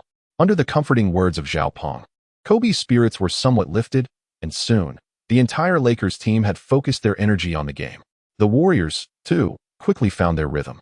Upon gaining possession, Durant noticed Clay in a favorable position and promptly passed the ball to him, signaling him to initiate the attack. As for Curry, the team's most formidable three-point shooter, he endeavored to assume the role of a sixth man, only taking control when there was an open shot or a need for a screen. Truth be told, Durant was genuinely hesitant to entrust the ball to Curry. Chapter 71. Curry's discontent, however, this was not due to any dissatisfaction on Durant's part towards Curry, but rather from a tactical standpoint. Curry's ball handling should be minimized. Once Curry had possession, he was expected to release the ball swiftly. From Durant's experience, if Curry held onto the ball too long, it was likely that the opposing defense would successfully thwart the ensuing offensive play. Thus, the Warriors players awaited Clay's ball control. Upon crossing half-court, Clay did not hesitate, passing the ball directly to Durant. At that moment, Kobe was defending Durant and immediately advanced to pressure him as soon as Durant gained possession. Yet, Durant's extensive experience shone through. He dribbled right and surged forward, attempting to break through Kobe's defense. However, Kobe's defense was highly effective. Even when Durant attempted to pivot and drive left, Kobe maintained his solid positioning, preventing Durant from scoring. Left with no choice, Durant passed the ball to Green. Upon receiving it, Green confidently turned and maneuvered around Lakers defender Russell, bringing the ball into the paint. At this point, Green had an opportunity to shoot, but Zhao Peng abandoned his defense of Curry to confront Green. This was a reluctant decision, as Zhao Peng aimed to intercept Green. However, this move inadvertently provided Green with an opening, allowing him to feint a shot and pass to Curry, who was at the three-point line. Curry, enjoying an open look, released the ball before the defenders could close in.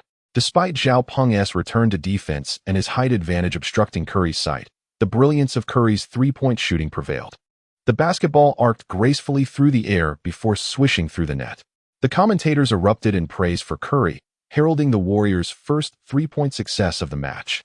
In a bid to further discourage the Lakers, the commentators pointedly mentioned Zhao Peng, critiquing the Lakers' performance for failing to tighten their defense on Curry at such a critical juncture. To be fair, this assessment was somewhat unfair. Curry's successful shot was primarily due to Russell's defensive lapse. Had Zhao Peng not swiftly returned to guard Clay, that shot might have gone in without contest. Ultimately, Zhao Peng chose to fortify the paint, and Russell later apologized for his error, saying, "Zhao, I was wrong. That was my mistake." Kobe also offered words of comfort. "Zhao, it's all right. That wasn't tea on you." Zhao Peng was undeterred by the commentary and the spectators' jeers. The match had only just commenced. He swiftly replied to Kobe and Russell, saying, "It's all right. I'm fine, but we must intensify our defense from here on out." Particularly with regard to Curry, whose offensive prowess was undeniably formidable. On the sidelines, Scott was somewhat at a loss, aware that the recent blunder was not Zhao Peng's fault, but rather Russell's. He muttered to himself, "It seems the training intensity is still somewhat lacking." The game continued, with the teams switching roles. Kobe, possessing the ball, advanced over the half-court line and quickly positioned himself beyond the three-point arc. Observing this, Durant promptly approached to apply pressure, reciprocating the earlier enthusiasm displayed by Kobe. In response, Kobe swiftly passed the ball to Zhao Peng. Upon receiving the pass, Zhao Peng, disregarding Curry's presence, executed a swift pivot and assertively pushed Curry aside. This could be attributed to Curry's physical attributes. It must be acknowledged that in terms of shooting, Curry is unparalleled. However, in terms of height and physicality, Curry was significantly outmatched by Zhao Peng, allowing Zhao Peng to easily displace him. With effortless grace, Zhao Peng took 3 steps and executed a layup, scoring 2 points. The fans of the Lakers, particularly the young girls who had just been defending Zhao Peng, now beamed with pride upon witnessing his effortless scoring. Look how exceptional my idol is. That Curry is nothing in comparison. Indeed, Zhao Peng is truly remarkable. The commentator also expressed admiration for Zhao Peng's actions, despite his personal bias against him, indicating that Zhao Peng's layup was undoubtedly a textbook maneuver. Following Zhao Peng's display, other teams began to recognize Curry's vulnerabilities, devising a new strategy to counter him. This involved sending physically imposing players to match up against Curry with a simple directive: prevent Curry from receiving the ball. If Curry's teammates passed it to him, the designated player would immediately confront him, disrupting his dribbling. Although a comprehensive strategy against Curry had yet to be fully formed, Zhao Peng's actions had indeed initiated a tactical response. To be candid, the Warriors coach was visibly displeased with Zhao Peng's maneuvers. He promptly called for a timeout and began discussions with the referee, questioning whether Zhao Peng's actions had crossed the line. The coach was skeptical, recalling how Zhao Peng had collided with Curry, sending him flying 3 meters before easily completing the layup. He suspected Zhao Peng might have employed some underhanded tactics. Zhao Peng remained oblivious to the meaning of the opponent's timeout, yet he had already imparted his recent actions to the other members of the Lakers. Everyone, if anyone finds themselves matched up against Curry later, do not hesitate, go straight at him and apply relentless pressure. At that moment, Zhao Peng felt compelled to commend the brilliant strategy devised against Curry. It was truly exceptional. With this approach in mind, he believed that dealing with Curry would be astonishingly effortless. Subsequently, the unfolding game corroborated this notion. After the referee reviewed the replay, he ultimately concluded that Zhao Peng had committed no foul. The game resumed normally. The Warriors coach's complaints against Zhao Peng proved futile, as it was evident that Curry's frail physicality had led to him being effortlessly knocked aside by Zhao Peng. The coach, left speechless, regretted the squandered opportunity of a timeout. Nevertheless, he took the time to admonish Curry not to engage in one-on-one confrontations with Zhao Peng again. Curry, feeling somewhat unsettled, reassured his coach, "Trust me, I will deliver." Chapter 72. An unexpected steal for a basketball player. Regular training is indeed paramount. It represents the baseline of their capabilities. However, on the court, belief holds equal significance. Had the Warriors coach opted to replace Curry due to his earlier blunder, it would have dealt a considerable blow to Curry, potentially impacting his future career. Thus, the coach could only hope for a stellar performance from Curry. To his surprise, however, once Curry re-entered the game, he was immediately subdued by the Lakers. When the possession changed, Curry was intent on regaining control of the ball and launching a powerful three-pointer to redeem his prior embarrassment. Though reluctant, Durant acquiesced to Curry's desire to showcase his true prowess. Thus, after bringing the ball past half-court, Durant promptly passed it to Curry, who positioned himself beyond the three-point line. Initially, Curry sought to elude Zhao Peng's tight defense through movement, but Zhao Peng, recognizing Curry's location near the sideline, disregarded his feints and continued to apply physical pressure. Zhao Peng relentlessly pressured Curry, preventing him from comfortably securing the ball, and his palm persistently attempted to dislodge the basketball. As Curry dribbled, he was momentarily caught off guard by Zhao Peng's advance, nearly losing possession. Fortunately, at the critical moment, Curry's exceptional fundamental skills allowed him to avert the loss of the ball. However, the space in which he could maneuver was significantly constricted, prompting Curry to swiftly pass the ball to another player. Under the circumstances, it was nearly impossible for him to mount a conventional scoring attempt. Despite Curry's desire to take a step-back three-pointer in front of Zhao Peng and flaunt his skills, his rationality prevailed, leading him to prioritize the team's scoring over personal pride. Yet, this decision could not remedy his earlier mistake in ball handling, as his space was effectively encroached upon, compounded by miscalculations regarding passing lanes and visibility, resulting in a poor judgment call. He passed the ball to Clay on his left, who was currently guarded, and Kobe, quick to react, intercepted the pass, severing the connection between the two and seizing possession. Curry's frustration reignited as he recalled his previous performance, leading him to realize that he had underestimated Zhao Peng's capabilities. In fact, Zhao Peng's tactical acumen appeared to surpass his own. While Curry had thrived in the league through off-ball strategies, Zhao Peng's deliberate provocation had evidently gotten under his skin, resulting in his turnover. Curry cast a resentful glance at Zhao Peng, who felt a twinge of embarrassment. Although the collision had not been intentional, Zhao Peng had indeed aimed to irritate Curry. Had Curry not been incensed, Zhao Peng might have even considered teasing him with banter. Even Kobe and Scott, present at the scene, could not help but comment on Zhao Peng's cunning tactics, recognizing the darker side of strategic play. Of course, Zhao Peng's prowess and tactics were inherently complementary and invaluable. Consequently, upon regaining possession, Zhao Peng immediately launched an offensive against the Warriors. Despite their somewhat diminished morale, the Warriors, inspired by Durant, quickly returned to their defensive positions for the sake of victory.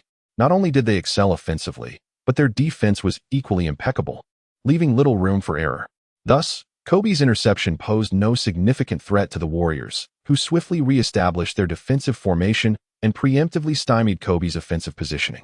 With caution, Kobe refrained from continuing his attack, while the disgruntled Curry sought to redeem himself by attempting to reclaim the ball from behind Kobe, hoping to emulate Zhao Peng's earlier success. However, the seasoned Kobe was not one to grant such opportunities, and despite Curry's speed, he failed to regain possession, inadvertently providing Kobe with a passing opportunity. As Curry defended Kobe, Zhao Peng's position went unguarded, situated advantageously near the basket. Without hesitation, Kobe directed a high pass towards Zhao Peng, effectively delivering the ball in his direction. At this moment, Zhao Peng did not need to glance back. His gaze was firmly fixed on the basketball. He then leaped high into the air, seizing possession of the ball. Kobe, witnessing this, felt a sense of satisfaction. For the outcome was virtually predetermined. Zhao Peng was poised to effortlessly score. Yet, an unexpected twist unfolded as Zhao Peng failed to notice the returning Durant behind him. Consequently, Durant seized a prime opportunity. As Zhao Peng aimed for the shot, Durant intercepted the ball mid-flight. It was evident that the ball was captured by Durant before it reached its apex, thus rendering it a legitimate play rather than interference. After securing possession, Durant swiftly passed the ball to Klay on the perimeter. Klay's position was well within the offensive zone, making Durant's decision remarkably astute. Even Zhao Peng could not help but commend the play, exclaiming, "Incredible.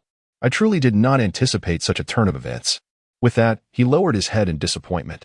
However, Kobe held a differing perspective. He believed that Zhao Peng's performance had been commendable. Being a newcomer, he was still adjusting to competing against numerous superstar athletes. Durant was no mere decorative figure. His prowess in ball handling and rebounding was undoubtedly of elite caliber.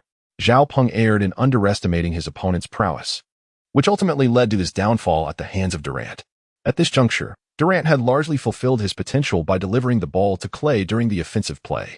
In Chapter 73, the remarkable performance of Paul George is highlighted. Klay, true to expectations, adeptly maneuvered past the opposing players' defenses and successfully scored. The home crowd at the Warriors arena erupted in thunderous applause, chanting encouragement for Durant, Klay, and Curry. Meanwhile, Zhao Peng's small group of admirers refused to be outdone, expressing unwavering support despite Zhao Peng's recent missed opportunity. "Zhao Peng, go out there and dominate," they cheered. "Indeed, Zhao Peng, we believe in you." Their spirited shouts resonated throughout the arena, reaching Zhao Peng clearly even amidst the gang. In response, he signaled his acknowledgement to them, silently assuring, "Don't worry.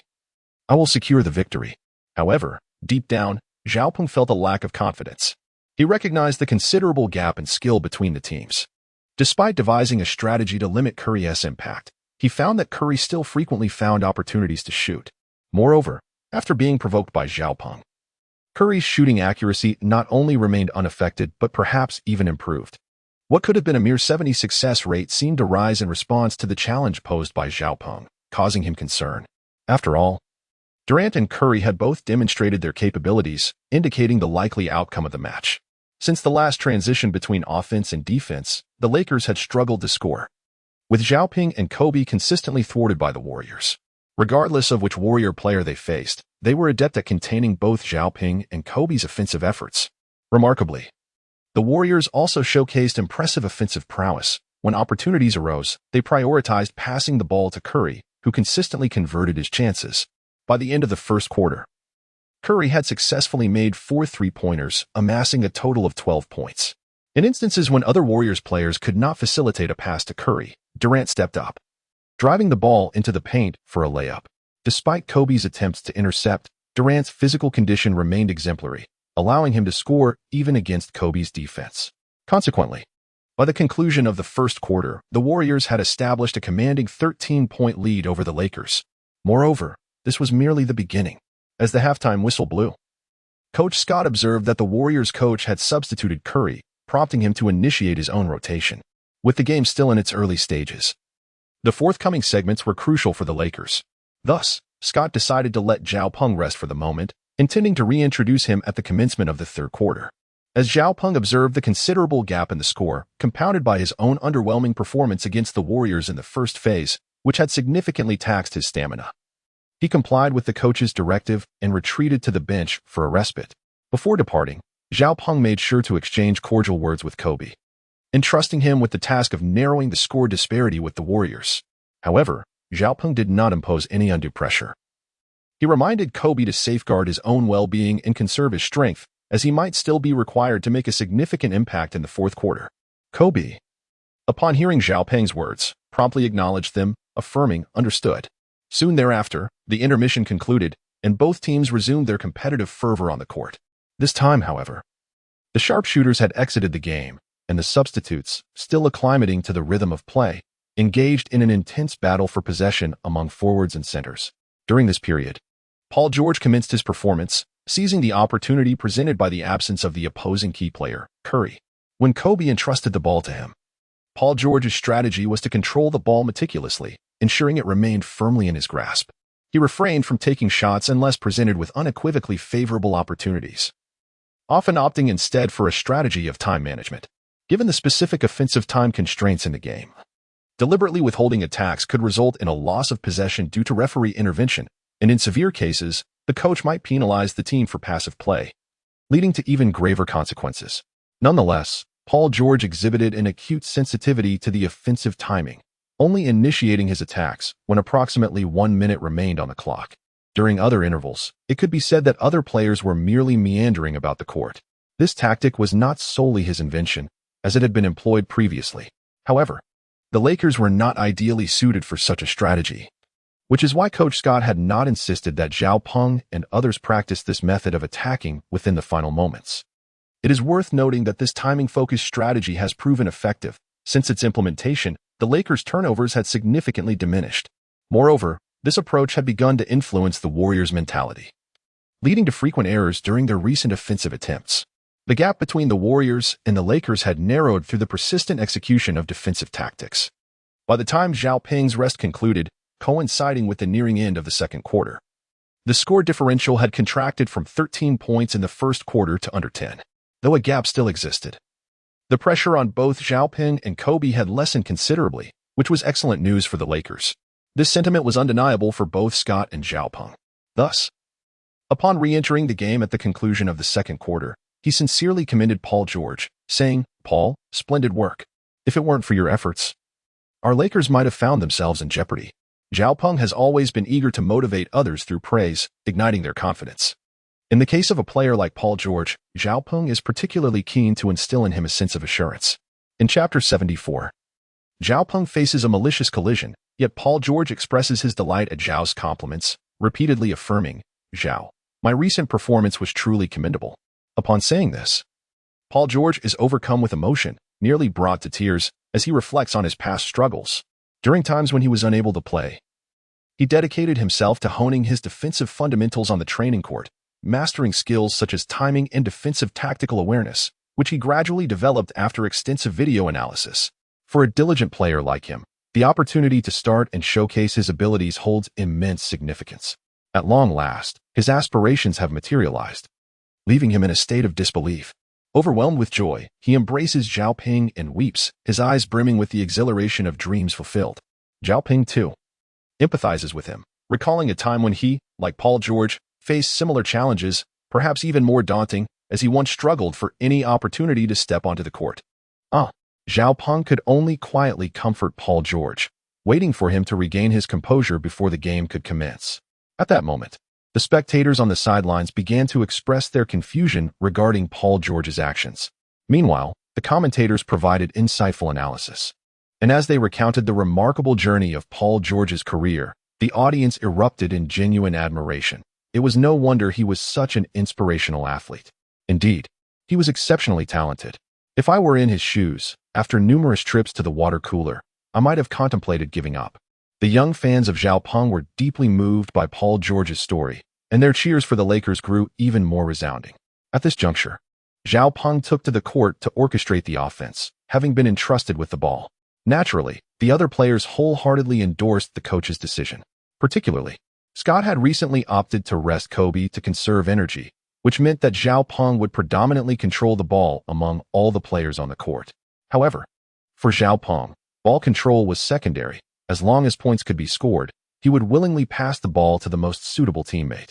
For instance, after crossing half-court, confronted by Durant's defense, Zhao Peng judiciously chose to hand the ball to Paul George. He understood that matching up against Durant would yield him slim chances of success. Although Zhao Peng excelled in both physical prowess and ball handling, facing a player significantly larger than himself like Durant presented considerable pressure. In such circumstances, the likelihood of Zhao Peng losing possession was undeniably high. Conversely, entrusting the ball to another player, especially Paul George, altered the dynamics entirely. Durant's defense would not reach him. Meanwhile, without the ball, Zhao Peng found it exceedingly convenient to maneuver and set screens for others. As Paul George took control of the ball, Curry once again advanced to apply pressure, hoping for a mistake from the opponent. However, Paul George offered Curry no such opportunity. Observing the situation, Zhao Peng swiftly positioned himself behind Curry to set a screen, allowing Paul George to penetrate towards the basket. After Zhao Peng completed the screen and roll, he swiftly repositioned himself. At that moment, Durant was compelled to guard Paul George, thereby relinquishing his defense of Zhao Peng. Just then, Paul opted to pass the ball to Zhao Peng, who, undeterred, seized the opportunity. Observing a clear path ahead, he executed a layup. However, in a fit of frustration, Curry unexpectedly collided with Zhao Peng midair as he attempted the layup. At that moment, Zhao Peng lost his balance completely and fell heavily to the floor. The referee, witnessing the incident, promptly issued a yellow card to Curry. Furthermore, the layup was ruled a 2-2, indicating that if Zhao Peng could persist, he would be awarded 2 free throws. As for Curry, he received 2 yellow cards, meaning any further defensive actions would require utmost caution. A minor infraction could lead to his ejection from the game.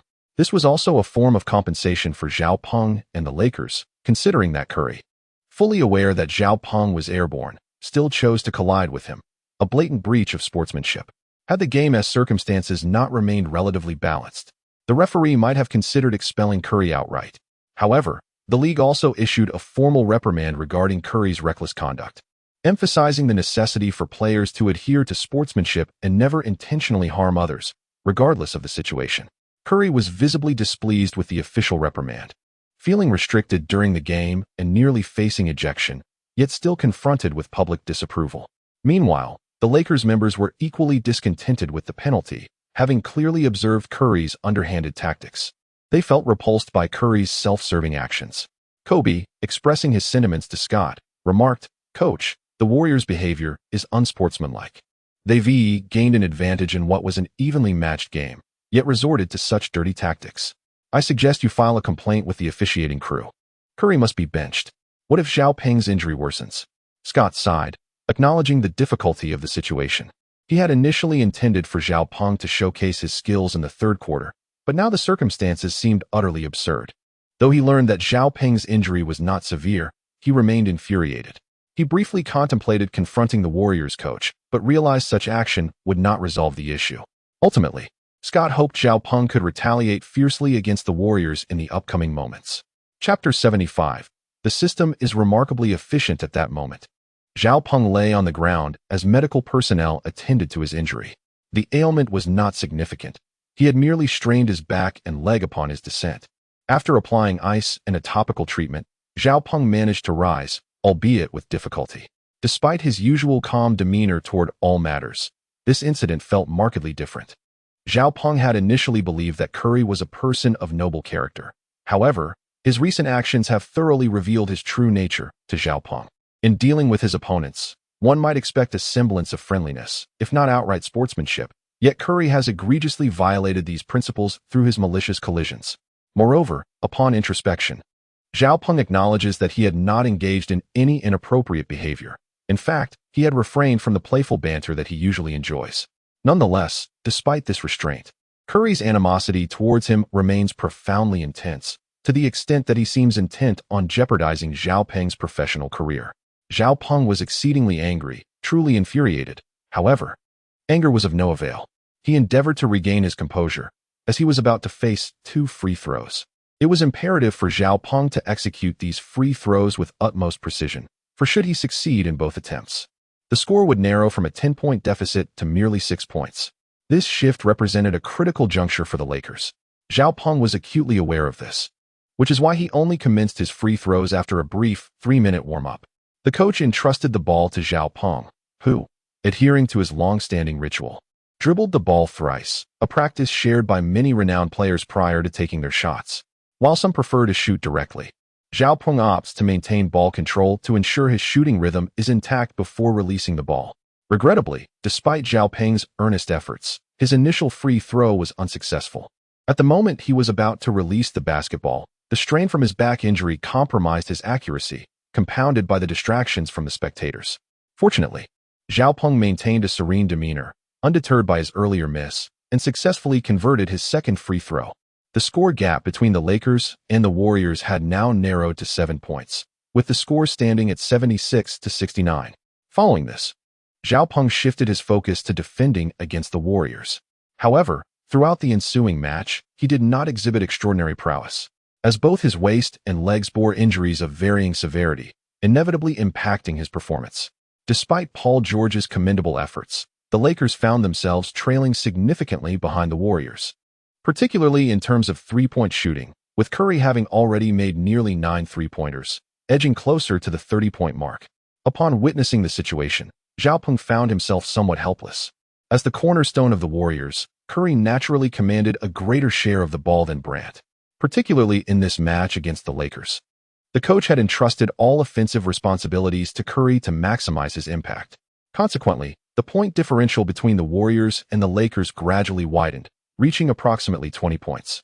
At this juncture, only 3 minutes remained in the third quarter. If the Lakers could not rectify their downward spiral before the conclusion of this period, it would undoubtedly affect their performance in the decisive fourth quarter.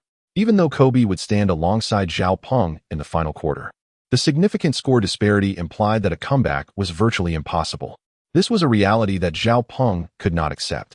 Thus, he found himself filled with anticipation, hoping for a response from the system. Indeed, it was not long before the system communicated within his mind, detecting that the host was on the brink of defeat. The system issued a task: surpass the Warriors. Completing this task would yield substantial rewards from the system. However, the allure of these rewards held little significance for Zhao Peng. What truly mattered to him was how the system would assist him. Soon after, the system provided its solution, indicating that it had detected the host's current physical state was subpar. Therefore, it offered a recovery potion along with a 10 boost to his three-point shooting ability. Zhao Peng glanced at his attribute interface and discovered that an item had unexpectedly appeared in his backpack: a restorative potion. Zhao Peng scrutinized the detailed introduction of the restorative potion, which was notably brief. In a matter of moments, he had comprehended its essence. Essentially, it was a concoction designed to aid in the recovery of his injuries. Initially, Zhao Peng's ailments would have required several weeks for full recuperation. However, with the aid of the potion provided by the system, he could return to peak physical condition in mere seconds.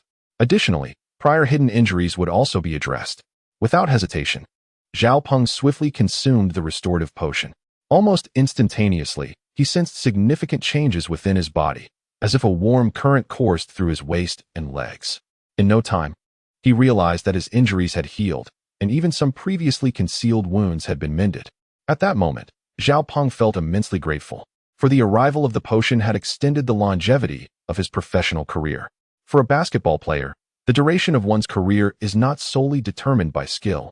Rather, it is profoundly influenced by physical condition, particularly regarding hidden injuries.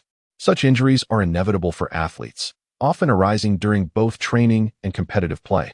Take, for instance, the recent foul committed by Curry on Zhao Peng. Despite Zhao Peng's swift reaction, had he been even slightly slower, the consequences could have been far more severe, significantly affecting his training and upcoming matches.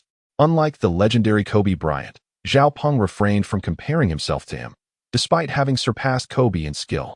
However, when it comes to commercial value, Zhao Peng undoubtedly lagged behind Kobe. This discrepancy highlights the drawbacks of commercialism within the NBA, and although Zhao Peng harbored some dissatisfaction, he recognized the need to minimize his injury risks until he garnered sufficient strength. The restorative potion proved to be a significant boon, alleviating Zhao Peng's injuries. Moreover, he had also acquired an additional 10 points in three-point shooting ability from the system, which greatly facilitated his game. Previously, while Zhao Peng had gained Curry's three-point skills, his execution could not compare to that of Curry, resulting in a considerably lower overall proficiency. This was why Zhao Peng had consistently opted for drives rather than engaging in three-point shootouts with Curry. Now, however, circumstances had changed. With the augmented three-point ability, Zhao Peng felt a newfound mastery over his shooting, convinced that he could effortlessly sink shots from beyond the arc, though he harbored a degree of skepticism regarding his confidence. His commanding presence within the team rendered his words influential. Determined to showcase his shooting prowess to the opposing Warriors, Zhao Peng was resolute in his intention to win. After Paul George advanced the ball across half-court, Zhao Peng immediately signaled for the ball. Although Paul George was initially perplexed, given that the established strategy dictated Zhao Peng should be cutting to the basket, he ultimately respected Zhao Peng's request and passed him the ball.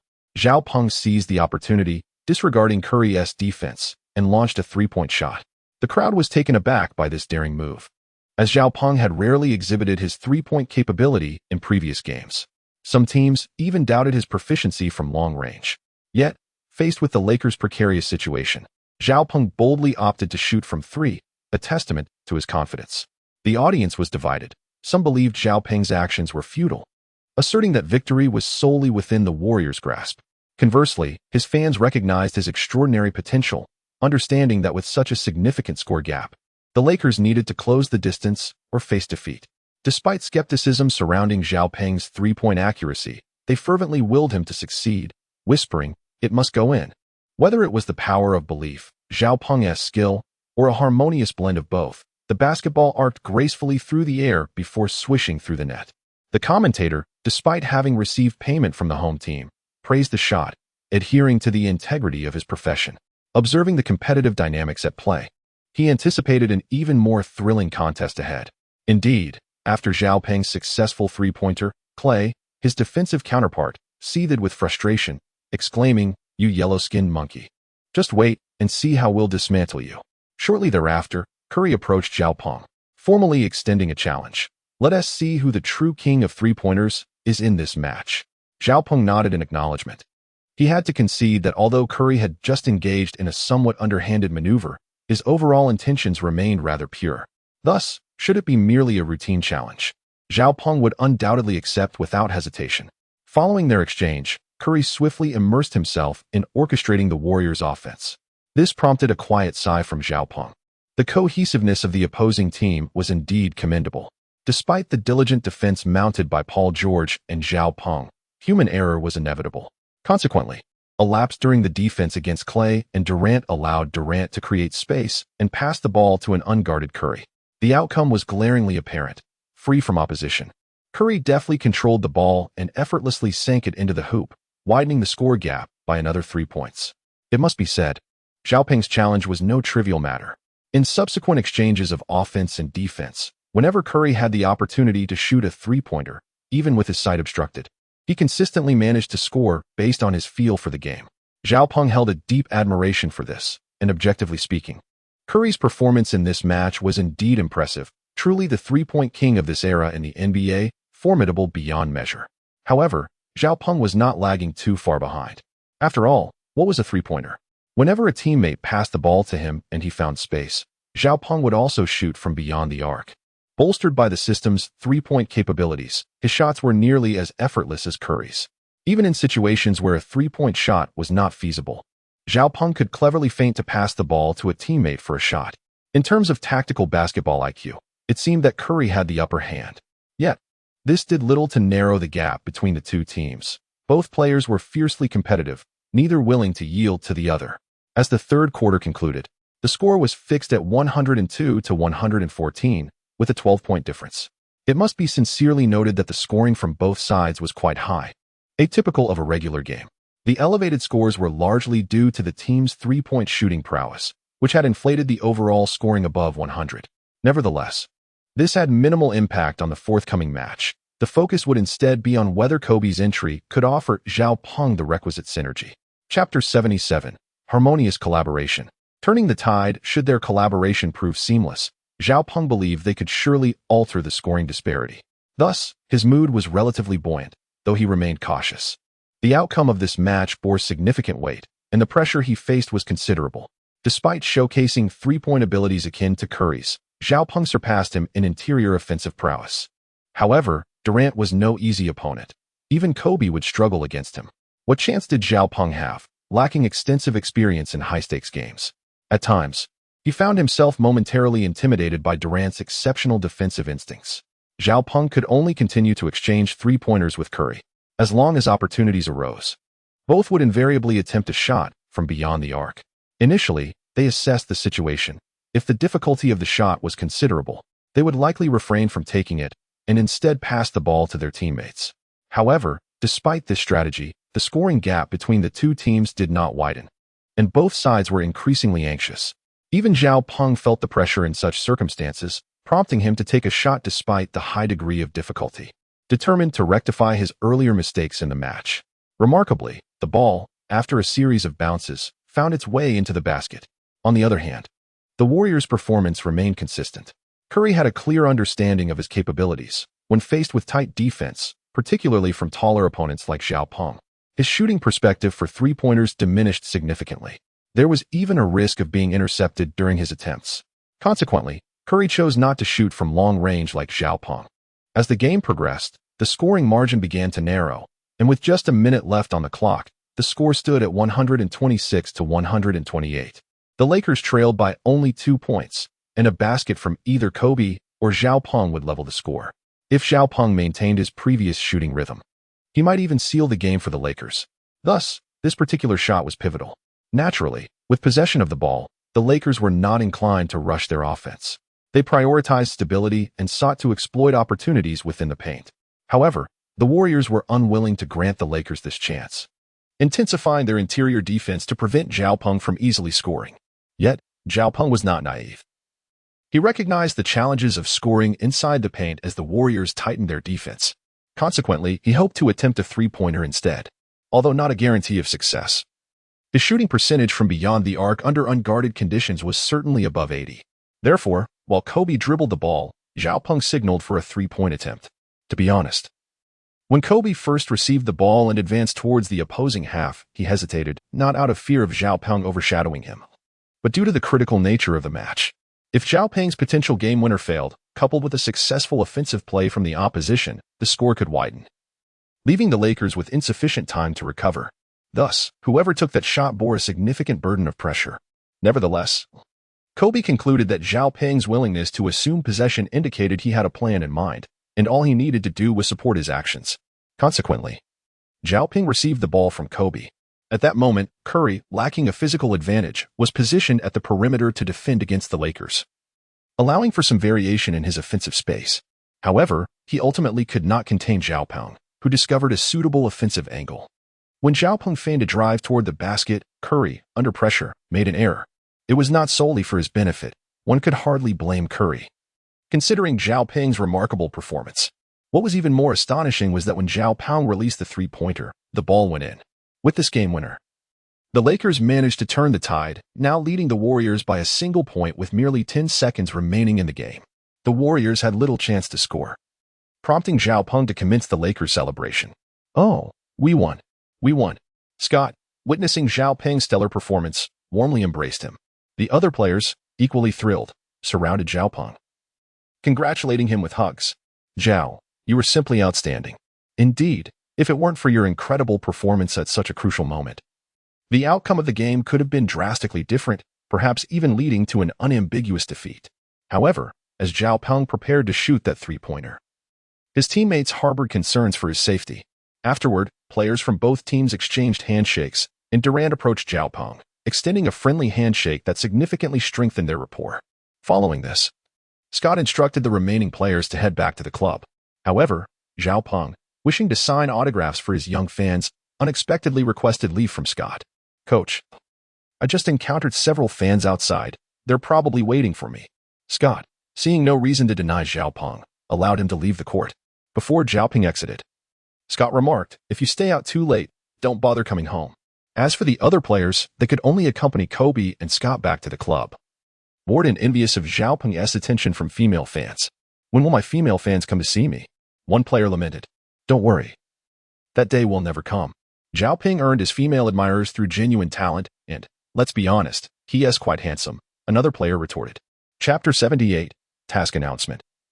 The requirement of 60 points. Just look at yourself. Your skills are lacking, and when it comes to looks, you can't compare to Zhao Peng. Meanwhile, before the young fans departed, Zhao Peng made sure to sign their jerseys. As they left, the fans expressed their desire for Zhao Peng's game-worn jersey, but after some reflection, Zhao Peng, feeling uncomfortable with the request, ultimately declined. No, that is not possible." However, despite this, the fans left joyfully, expressing their best wishes for Zhao Peng, which deeply touched him. At this moment, Zhao Peng glanced at the clock. It was already around 1 or 2 in the morning. Zhao Peng dared not to linger any longer, fearing that if he delayed his return even slightly, he would find it impossible to rise the following day. Thus, he hastily made his way back to his residence. By now, it was nearly 3 in the morning. After a brief ablution, Zhao Peng promptly retired to bed.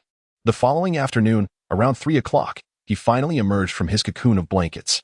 Although the regular training was not set to commence until the next day, Zhao Peng typically returned to the club post-match to engage in rigorous practice with Allen and Coach Richard. He would also take the opportunity to analyze his performance from the previous game. It must be said that his last performance had been quite remarkable, achieving an impressive score of over 40 points in a single game. Even the peak version of Kobe might have been comparable to Zhao Peng's display from the night prior. One could only imagine the extent of Zhao Peng's prowess at this juncture. However, as he pondered, it struck him that he might have overlooked something. "Host, you have yet to claim your reward from last night." No wonder Zhao Peng felt a void upon waking, after much reflection. He realized he had forgotten the rewards for the tasks completed the previous evening. He felt somewhat embarrassed for his oversight, attributing it to a moment of hubris. Nonetheless, he swiftly accessed his system and attentively reviewed the rewards bestowed upon him, noting his outstanding performance during last night's match. The system granted him an enhancement of 10 to his three-point shooting ability. Delighted by this attribute boost, Zhao Peng acknowledged that, despite his already commendable skills, any opportunity to enhance his capabilities would never be turned away.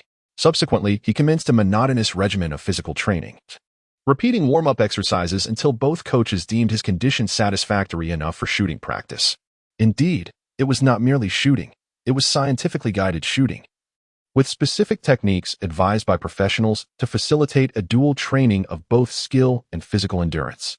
Even Scott was profoundly moved by the display. The following day, upon resuming training, Scott briefed the team on their upcoming opponents. "Be cautious, everyone. Our next adversary is the Kings." The Kings? Zhao Peng found himself somewhat bewildered. He had rarely heard of this team and was not well versed in their current situation. The other players present shared similar confusion, as they too were unclear about the state of the Kings. However, it is noteworthy that Scott took it upon himself to enlighten them. Observing the lack of knowledge among his teammates, he began to impart wisdom about the team. In fact, like them, the Kings are a Western Conference team, though their recent performance has left much to be desired, thus escaping their notice. They tend to believe that only elite teams warrant their attention. Yet the Kings' prowess cannot be dismissed. They have previously triumphed over the Warriors in a match. Initially, Jordan Hill and others thought Scott was jesting until they viewed the footage of that game, realizing the veracity of his claims. Notably, Stephen Curry participated, making significant contributions with an impressive performance of 36 points and 6 assists, a remarkable achievement indeed. Yet, such excellence could not avert the Kings' decisive victory over the Warriors, underscoring their undeniable strength. The current iteration of the Kings boasts a roster deemed the most formidable in a century, featuring luminaries such as Oscar, Archibald, Peja, Weber, and Sam Lacey. Each of these players can be considered superstars in their own right, and even if they fall slightly short, they remain figures of envy. The prospect of competing against such talent ignited a sense of anticipation among the Lakers players. Scott, noticing this enthusiasm, felt a sense of joy. indicating that his team was brimming with confidence and vitality. After a brief tactical training session, they gradually acclimated to the situation. 3 days later, on the day of the match, the entire Lakers squad arrived at the Kings' home arena. Although they were once again the visiting team, this detail seemed trivial. Ultimately, the victor would uncover the truth. Prior to the game, Scott offered a final reminder that the players' abilities at each position did not match the Warriors in terms of clarity. However, it is worth mentioning that the Kings excelled in teamwork beyond what the Warriors could offer. Whether in offense or defense, this team commanded respect, and he urged his players to learn from their opponents. Scott believed that his own side still lacked cohesion and often struggled to balance offense and defense. He had expressed his dissatisfaction with this issue multiple times, and Zhao Peng was equally concerned. Nonetheless, the Lakers still faced numerous challenges on the defensive front. Despite the addition of the formidable Paul George, the team remained distant from achieving a true balance between attack and defense. With this understanding, Zhao Peng and his fellow players stepped onto the court. Meanwhile, the Kings players were already engaged in their warm-up routines, which differed somewhat from the Lakers. The Kings emphasized teamwork, incorporating passing drills into their warm-up, while most Lakers players focused solely on individual exercises, highlighting the disparity between the two teams. As the warm-up concluded, the commencement of the match drew near. Zhao Peng suddenly heard a sound from the system. Detecting that the host was currently facing the Kings and issuing the task to score over 60 points in the entire game. Chapter 79, The King of Steals. To be honest, upon hearing the system's task announcement, Zhao Peng felt somewhat speechless. Scoring over 60 points was indeed an exceedingly challenging endeavor for him at this moment, as average scores for ordinary players might even linger around 10 or, in some cases, single digits. Even some of the most exceptional superstars, at their peak, might only achieve around 40 points. Yet, the system expected him to attain a score exceeding 60 in this game, which would be nothing short of miraculous in the history of the NBA over the past decade, or even the past century. After all, in 100 years, the only record for the highest score belongs to Wilt Chamberlain, who once achieved over 50 points in a single game. Since then, no one in the league has managed to replicate such a feat, underscoring the formidable difficulty of the task set by the system. Initially, Chamberlain's ability to score over 50 points was attributed to the fact that teams at that time did not emphasize teamwork as much. They prioritized individual talent, allowing Chamberlain's skills to shine. Additionally, his prowess was indeed far superior to that of his contemporaries, combined with a series of fortunate circumstances during that game, which resulted in his remarkable score. However, in the realm of modern industrial basketball, even scoring over 50 points is a rare occurrence, let alone surpassing 60, leaving Zhao Peng feeling somewhat despondent. Just then, the system spoke again, to assist the host in achieving the goal. It would provide Zhao Peng with Chris Paul's max-level steal medal, hoping that the host could ultimately complete the challenge, at which point the system would reward him accordingly. Finally, the system proved to be fair. Upon receiving the steal medal from Paul, Zhao Peng's confidence surged instantly. Indeed, Paul could be regarded as one of the 75 superstars. His full name is Chris Paul. As an elite player of his era, he is a highly esteemed figure in the basketball world. Although he did not shine in the finals, considering all his accomplishments and contributions throughout his career, he can certainly be classified as a superstar. His most notable skill is his stealing technique. During games, he often faces aggressive opponents, primarily due to his exceptional stealing ability. His remarkable prowess as a point guard is evident not only in his dribbling and breaking through defenses, but also in his ability to intercept passes. He frequently steals the ball from opponents, making his statistics in this regard unparalleled in the NBA, with few rivals over the past 50 years. The prospect of acquiring his steal medal filled Zhao Peng with uncontainable joy. It seemed that achieving over 60 points against the Kings in the upcoming game was indeed within reach. As Zhao Peng received the steal medal, the game was about to commence, with both teams' players taking to the court and positioning themselves on either side of the center line. On one side stood the poised Kings, with their starting lineup: Oscar, Archibald, Peja, Weber, and Sam Lacey. Notably, Oscar was identified as a key player, prompting Scott to repeatedly advise Zhao Peng and his team to keep a close eye on him. In this lineup, Oscar's role was pivotal. If they could overcome him, the subsequent game would likely proceed favorably. Zhao Peng had always remembered Scott's admonition, hence he took the time to familiarize himself with Oscar's visage prior to the match. Meanwhile, the Lakers' starting lineup remained largely unchanged from the previous game. Kobe, Zhao Peng, Jordan Hill, Paul George, and Lamel. This match was predicated on a defensive strategy. However, Scott had previously instructed that the specific tactical nuances would be determined by Zhao Peng and Kobe as the game progressed. It was evident that Zhao Peng would lean towards an offensive approach. Therefore, as the referee's whistle pierced the air and Kobe had secured possession, Zhao Peng decisively surged forward, expertly dribbling the ball across half-court. Even when faced with an attempted steal from three opponents, Zhao Peng displayed remarkable poise, effortlessly evading their grasp before swiftly arriving at the basket, where he executed a thunderous dunk, sending the ball straight through the hoop. The Lakers had claimed the first points. The audience remained momentarily stunned, and even the players on the court had yet to fully engage in the game when Zhao Peng scored. This left everyone in attendance feeling a sense of disbelief. However, their astonishment was short-lived, as Zhao Peng's name had been frequently mentioned in league discussions and sports news lately. Thus, upon witnessing him lead the team to an early 2-point advantage, the spectators were not overly surprised. Subsequently, Oscar began chastising his teammates. After losing the initial possession, he immediately sought to transition back on defense, yet his teammates lagged behind, resulting in a crucial delay. It was this fleeting moment of error that Zhao Peng seized upon, capitalizing on it to score. Frankly, Oscar found this unacceptable. You all must take this seriously from now on. If anyone fails to do so, just wait and see how I handle it. The other players, recognizing the gravity in their captain's tone, promptly redirected their focus to the game. Unbeknownst to them, Oscar had inadvertently placed Zhao Peng in the crosshairs, for despite his own misstep, the root cause lay in Zhao Peng's formidable prowess. While they harbored some inclination to target Zhao Peng, their resolve was not yet fervent. Shortly thereafter, Oscar swiftly transitioned to offense. After distributing the ball, it quickly found its way to Peja, who advanced it across half-court. Eager to assess the situation around him, he pondered to whom he should pass, his captain or another teammate. However, in the midst of his contemplation, he suddenly realized the basketball was no longer in his possession. Habitually, Peja attempted to tap the ball, only to discover it had been snatched by Zhao Peng. Indeed, it was Zhao Peng who executed a stealthy steal, having discerned Peja's distraction, positioning himself discreetly behind him before emerging to claim the basketball with ease. What further irked the Kings was that upon gaining possession, instead of making a quick layup, Zhao Peng opted to dribble to the three-point line, launching a shot just as Oscar was returning to defense, an audacious move. Even though Oscar had made every effort to obstruct Zhao Peng's sight line, the latter's exceptional feel for the game allowed him to successfully sink the shot. This left the Kings players feeling aggrieved, interpreting Zhao Peng's actions as a deliberate affront. Yet, Zhao Peng's intent was merely to score.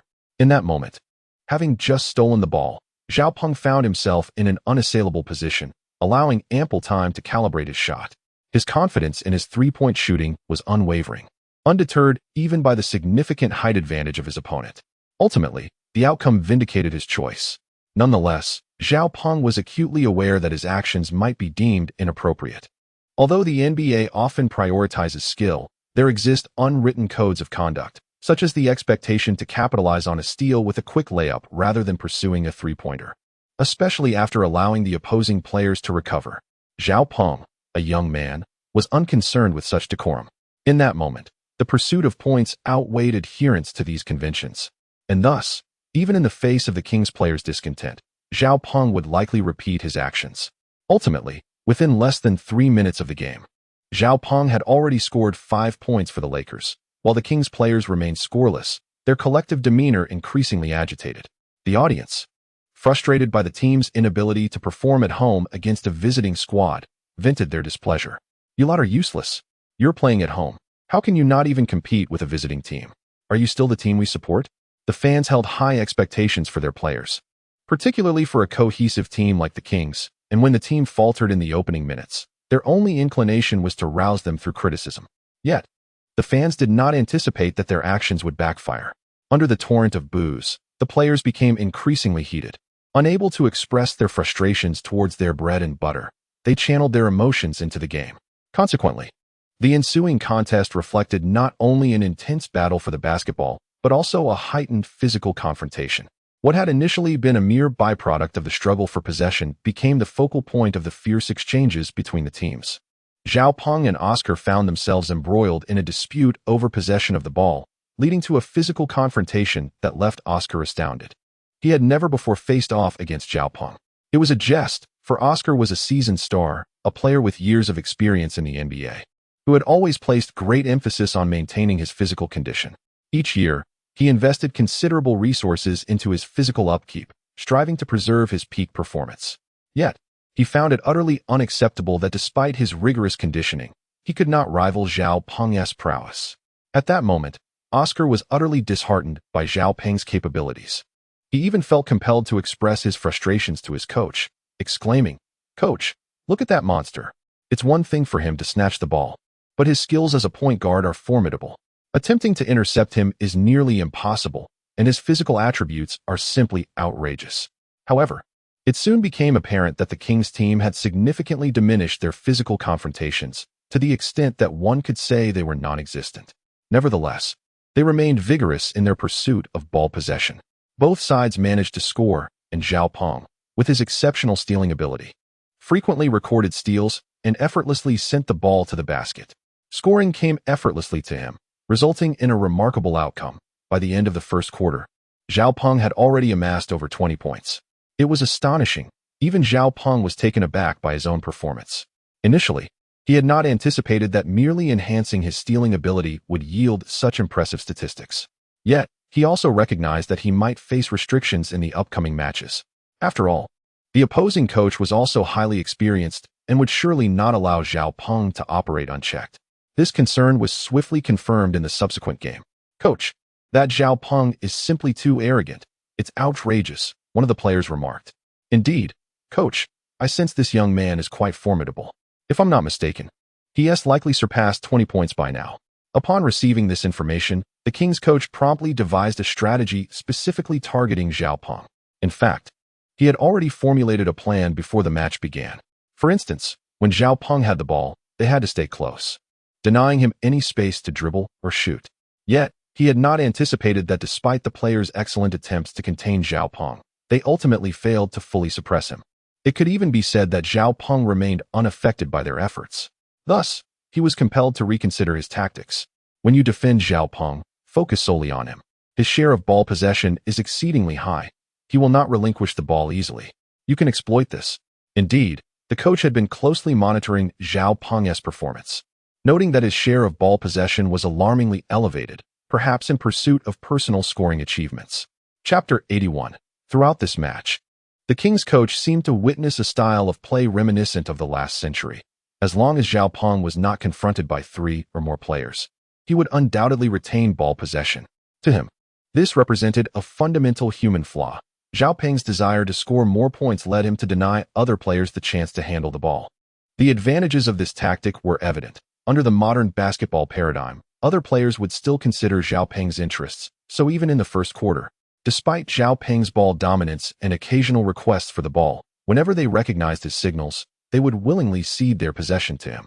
This demonstrated both trust in Zhao Peng and a sense of responsibility towards the team. However, this flaw was undeniable. If the Lakers players only ceded ball possession to Zhao Peng once or twice, there would be no issue. The current dilemma lay in the fact that Zhao Peng's share of possession had escalated to an intolerable extent, even surpassing that of Kobe. This was an unacceptable reality for the other players. Even if Kobe had accepted that Zhao Peng's possession surpassed his own, the rest of the team would not acquiesce. Upon returning to the team, Zhao Peng was soon subjected to a private inquiry from Coach Scott. "Zhao, didn't I mention before? The issue of ball possession will be addressed, but not at this moment." Although it was true that Zhao Peng had surpassed Kobe in various aspects, the higher-ups believed it prudent to divide ball possession between them, one share for Zhao Peng and the other for Kobe. This arrangement was not only to balance their commercial value, but also to ensure the team's overall strength. However, Zhao Peng's performance had indeed exceeded expectations. Last quarter, your share of ball possession exceeded 60, while Kobe's was barely half of that. This will lead to your isolation, Scott cautioned. Yet, Zhao Peng was not inclined to discuss this matter. "I don't care, coach. Just tell me, was my performance good or bad?" Scott found himself unable to provide an evaluation. From an objective standpoint, Zhao Peng exhibited an elite level of skill on the court that day. His formidable stealing capabilities, coupled with his inherent dribbling skills, elevated him to the status of a top-tier, even superstar player.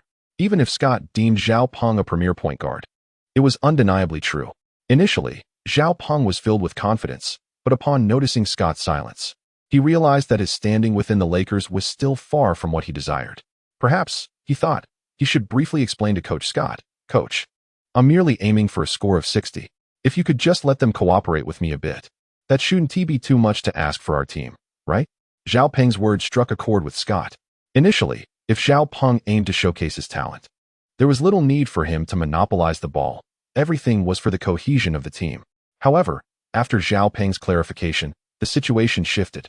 He was now intent on surpassing Chamberlain's remarkable record of over 50 points. This ambition seemed entirely reasonable to him, prompting Scott, after careful consideration, to swiftly acquiesce to Zhao Peng's wishes. Meanwhile, the Kings coach remained oblivious to the fact that his assumptions were profoundly mistaken. The players of the Kings exhibited an increasingly lackadaisical attitude once they took to the court, to the extent that even Zhao Peng found it hard to believe how effortlessly he could breach their defenses. What astonished the Kings players most was Zhao Peng's astonishing control of the game. Not only did he maintain a high possession rate throughout this period, but he also achieved an incredible 80 control rate. Such a figure was truly formidable. 80 signified that the Lakers willingly transferred all opportunities to Zhao Peng whenever possible. Consequently, from dribbling to attacking, Zhao Peng might not even pass to his teammates, opting instead to take the shot himself. Observing this, the Kings coach promptly called for a timeout. Realizing that the situation was perilous, he felt compelled to reassess his strategy. Perhaps Zhao Peng was indeed fixated on amassing statistics, aiming for a score exceeding 60 points. This thought chilled him to the core. He understood that if Zhao Peng accomplished such a feat against the Kings, his name would resonate throughout the league. At that moment, every team would regard him as a miraculous player akin to Chamberlain, while the Kings, merely serving as his backdrop, would be remembered for their complacency that allowed Zhao Peng to achieve such a monumental milestone in his career. The thought was terrifying. In light of this, the coach devised a new strategy for his players. "I no longer expect you to contain him. Focus on your own offense instead. Just avoid failure. If the score disparity remains minimal, I can explain it away as the team's overall poor performance. Find an excuse. We must not allow Zhao Peng to shine, especially not at our expense." Nonetheless, this approach failed to stifle Zhao Peng's performance. In the subsequent third quarter, he confidently elevated his score to over 45 points, now merely 15 points shy of his target. Meanwhile, the opposing team spiraled into a frenzy. They could scarcely tolerate the fact that Zhao Peng had played as a starter for 3 consecutive quarters. This was an inconceivable scenario for them. Upon realization, they genuinely acknowledged, "In terms of stamina and skill, we are indeed inferior to Zhao Peng. However, we will not easily permit him to reach 60 points." Ultimately, whether he succeeded would depend on their respective abilities. Chapter 82. Targeting from the nets. After Oscar and his teammates made their intentions clear, they employed every tactic at their disposal to counter Zhao Peng. Simply put, even if it meant leaving others open, they could no longer afford to give Zhao Peng any space. This strategy, however, yielded unfavorable results. Just 3 minutes into the fourth quarter, the score soared to 120 to 67. With the Lakers leading by 53 points, nearly 48 of which were attributable to Zhao Peng's contributions, while the remainder came from Kobe's open shots. Overall, the score gap had widened significantly. Yet, as the coach had previously stated, they preferred to lose decisively rather than allow Zhao Peng further scoring opportunities. At this moment, Zhao Peng felt utterly helpless. "Oh my goodness, please don't act this way. What are you doing?" All he desired was to achieve a score of over 60. Why were so many people intent on thwarting his efforts? Zhao Peng pondered these thoughts. Yet he remained blissfully unaware of the immense psychological pressure his remarkable score of 47 had imposed on his teammates from the Kings. Regardless, Zhao Peng was resolute in his pursuit of points, whether he had possession of the ball or not, and he aimed for nothing short of high scores. Just moments ago, seizing an opportunity while the opposing team was distracted, he executed yet another steal from Peja, a move that was simply infuriating. The commentators and spectators present were left astounded. Those steals were not uncommon in the NBA. The sheer volume of them in this game was indeed a rarity, especially considering both teams were formidable contenders within the league. The occurrence of such an extraordinary number of steals between two equally strong teams left the commentators and the audience in disbelief. They even began to speculate whether Zhao Peng had made some sort of arrangement with the opposition to bolster his statistics. However, upon reflection, they realized that Zhao Peng was merely a rookie who had just entered the league. He lacked the leverage to orchestrate such a scheme. Could it be that this was indeed a true reflection of his abilities? If so, the championship for this summer league might have already been decided. Meanwhile, Zhao Peng was indifferent to the conjectures of the audience and commentators. His score had surged to 47, and he believed that with a few more opportunities, he could very well achieve his goal of surpassing 60. What he did not anticipate was that, following his numerous steals, the king's attitude towards him would shift dramatically. Initially, they had engaged him with standard physicality, but now, any time they saw the ball in Zhao Peng's hands, they would deliberately foul him. Notably, the intensity of these fouls had escalated. While typical physical confrontations might involve a mild push, the Kings were now resorting to more aggressive tactics, possibly fueled by their mounting frustration towards Zhao Peng. As he skillfully maneuvered past Oscar, who had approached him with the intent to press, Zhao Peng was unexpectedly met with a concealed elbow strike just as he completed his turn, sending him crashing to the floor. The referee, initially perplexed, assumed that Zhao Peng had merely made an error while dribbling, awarding possession to the Kings. However, as beads of sweat formed on Zhao Peng's brow, it became apparent that he had sustained an injury. It was only after the head referee reviewed the video replay that he recognized the foul play executed by the Kings captain. Nonetheless, acknowledging that Zhao Peng's previous actions had also been somewhat excessive, the referee made a balanced decision to revoke the Kings' possession and return the ball to the Lakers. As for Zhao Peng, the head referee inquired about his injury, and upon learning that it was not severe, he commanded the game to resume, urging all players to uphold professional conduct on the court. Initially, Scott had intended to discuss the matter with the referee, fully aware of the circumstances surrounding Zhao Peng's fall due to Oscar's elbow strike. Yet, upon witnessing the referee's apologetic demeanor, he understood that the referee was already privy to the entire situation. Consequently, Scott had no choice but to swallow his frustration, recognizing that Zhao Peng's prior actions had indeed been questionable. From the opposing team's perspective, their treatment of Zhao Peng seemed entirely justified, prompting him to advise Zhao Peng to avoid further injuries and to refrain from repeating his earlier mistakes. Despite Scott's attempts to mitigate the situation, the effectiveness of his methods remained tenuous. Even though Zhao Peng was consciously trying to temper his actions, he still failed to earn their forgiveness. Zhao Peng accepted this reality with grace, yet the King's behavior had turned excessively aggressive. Previously, they would not have targeted him unless he had possession of the ball. However, the dynamics had shifted. Even without the ball, the lingering shadow of Zhao Peng's prowess haunted them. The Kings stationed multiple players in close proximity to Zhao Peng, ready to encircle him at the slightest movement. The other players were disregarded entirely in their strategy. As the game progressed, Zhao Peng found himself frequently injured. It was unclear whether this behavior was contagiously adopted by the other Kings players, but after Oscar's successful strike, his teammates began to escalate their physicality against Zhao Peng as well. They would sometimes position themselves to obstruct Zhao Peng's path to the basket, perfectly timed to the final moments. Not to be overlooked were the actions of the other team members, who exhibited impressive performances. As the Kings confronted Zhao Peng, they had already advanced the ball past half-court, allowing them ample time to linger beneath the basket before executing a dunk. In summary, during this phase of the game, the opposing team's performance was decidedly commendable. Zhao Peng's opportunities had significantly diminished. He could only rely on Kobe's passes to maintain a semblance of their previous offensive momentum. Yet, as previously mentioned, he hardly had any chances to receive the ball. Chapter 83. The match commenced against the Nets. Ultimately, however, Kobe yielded possession to Zhao Peng at his behest, allowing him to orchestrate the play. In this instance, Zhao Peng displayed remarkable agility in his dribbling to extricate himself. But unfortunately, the opposing players were far too numerous, swiftly cornering him into a small enclave. In that moment, Zhao Peng even wished he could take flight, but alas, after much contemplation, Zhao Peng decided to pass the ball back to Kobe. Kobe cherished this hard-earned opportunity. As Zhao drew the defender's attention, he deftly dunked the basketball into the hoop. Subsequently, Zhao felt it was imperative to alter his approach.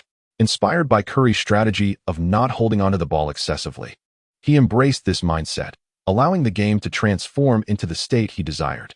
Following a successful steal from the opposing team, Zhao shot without hesitation from midcourt, ultimately scoring. Whenever Kobe passed him the ball, he promptly took his shot. As the final whistle blew, both Zhao and the Kings team exhaled in relief. The final score settled at 137-100 in favor of the Lakers, and Zhao achieved his goal of victory along with over 60 points. This outcome was acceptable for both teams. Although the result was somewhat unfavorable for the Kings due to the significant point difference, they managed to maintain their gap even against a team featuring a remarkable player like Zhao Peng, showcasing their strength. As for Zhao, his joy was palpable. Upon scoring over 60 points, the system automatically updated his personal attributes. In the steals category, he beheld the King of Steals badge. The description of this badge was intriguing. To commemorate the host's courage, the system conferred the King of Steals badge, which grants a permanent effect of an additional 10 points to his stealing attribute when worn. The system expressed hope for Zhao's continued success on his basketball journey.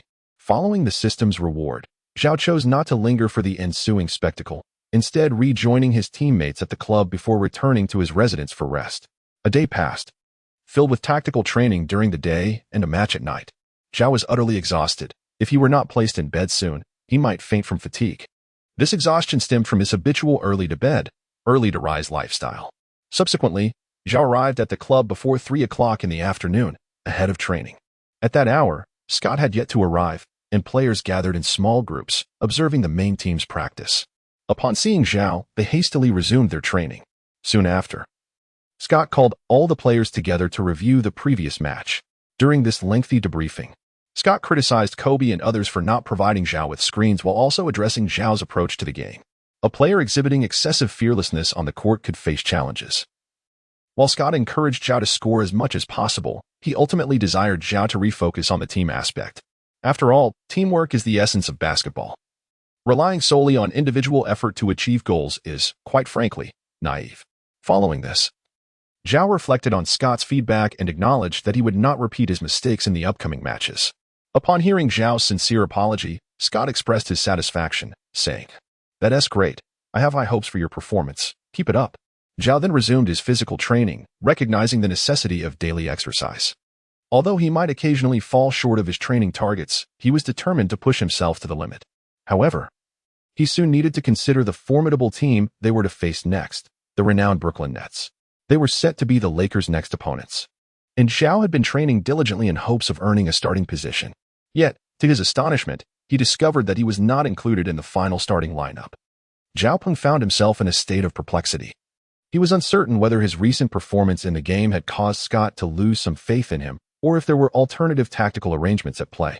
Regardless, Zhao Peng felt compelled to adhere to Scott's strategic directives. The following day, the Lakers entered the venue known as the Barclays Center, the primary arena for the Nets, which boasted a staggering construction cost of approximately $1 billion, perhaps even exceeding that figure. Notably, this arena is the first of its kind on the blue planet to surpass $1 billion price tag. Moreover, the architectural design of this arena deviated from the conventional, often rectangular structures that minimize construction costs and optimize volume and lighting. In contrast, the Nets opted for a streamlined, elliptical design reminiscent of the bird's nest, resulting in an exceptionally aesthetic arena that dazzles the eye, evoking visions of futuristic architecture. Today, the highly anticipated match between the Lakers and the Nets was set to unfold within this magnificent venue. Given the critical nature of this contest, the arena was filled to capacity, with fans arriving early, eager to witness the players' warm-up routines. At this moment, Li Qingqing arrived with her friends at the front row seats. Strategically placed near the Lakers' side, an arrangement made by Zhao Peng to accommodate his fans. Nevertheless, her companions were engrossed in playful banter. "Look, your boyfriend secured the best tickets. It seems Zhao Peng adores you." This comment caused Li Qingqing's cheeks to flush. "No, he merely views me as a sister. There is nothing more to it." Despite her earnest denial, her friends dismissed her words.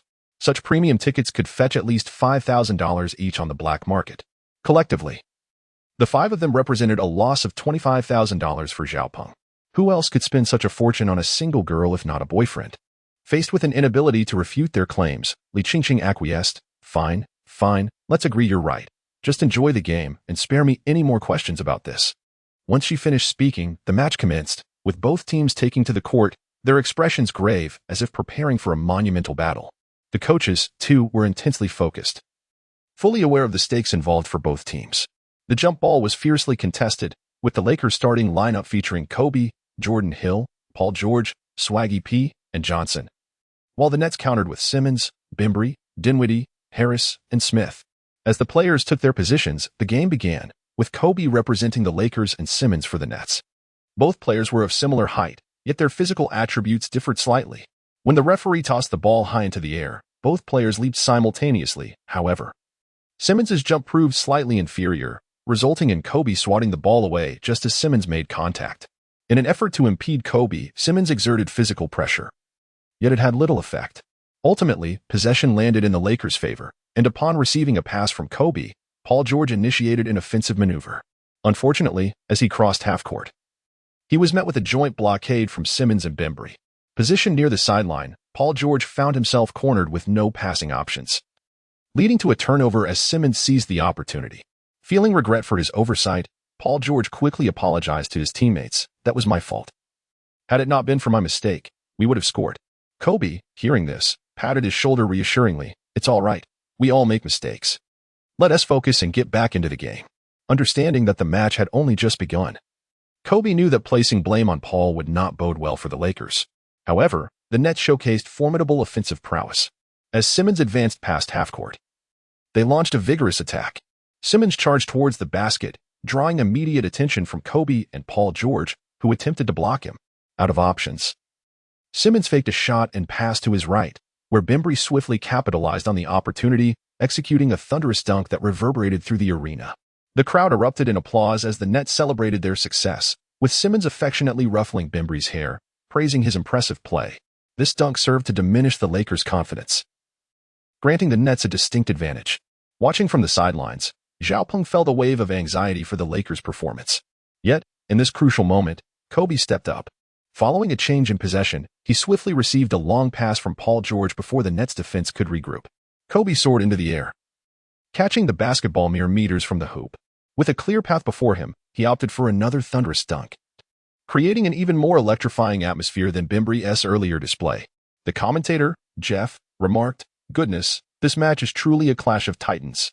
Within just a minute of the first quarter, we witnessed two spectacular dunks. Unbelievable. A former professional basketball coach for the Rockets, Jeff had transitioned to commentary after recognizing the limitations of age. His insightful and impartial analyses, combined with his engaging commentary style, established him as a prominent figure within the league. I remain eagerly anticipative of the showdown between Kobe and Simmons, both centers whose rivalry promises to be intense and enthralling. Regarding his partner Smith, he expressed his thoughts candidly. "I acknowledge that they indeed represent a captivating aspect of tonight's match. However, my primary focus lies on Xiaopeng." Have you heard of Xiaopeng? After listening to Smith's remarks, Jeff reflected deeply, realizing that he had virtually no impression of the name Xiaopeng. Consequently, he inquired, "Smith, forgive my ignorance. Perhaps I have not prepared adequately, for I cannot comprehend what you are saying. I am unfamiliar with this athlete named Xiaopeng." Recognizing Jeff's lack of awareness, Smith proceeded to enlighten him about Xiaopeng's remarkable achievements. Upon hearing this, Jeff decisively exclaimed, "Incredible. I truly admire him for creating such miracles. It is simply astounding." Jeff's admiration stirred quite a commotion among the fans and the audience. Chapter 85. Simmons insists on isolation play. Some of Xiaopeng's fans seized the opportunity to voice their sentiments, declaring, "Indeed, my husband is exceptionally talented. Why is he not starting?" These fans were particularly concerned about Xiaopeng's absence from the starting lineup. When Xiaopeng was not on the court, they felt that the match had lost its allure, even proclaiming, "When will you treat my husband with the respect he deserves and allow Xiao to play? I shall return to watch your games only then." To be honest, one female fan displayed deep affection for Xiaopeng. He understood that the coach's decision to keep him off the starting roster was intended to alleviate pressure rather than a sign of dissatisfaction. Nevertheless, the fans' insistence was unwavering. They demanded Xiaopeng's presence on the court.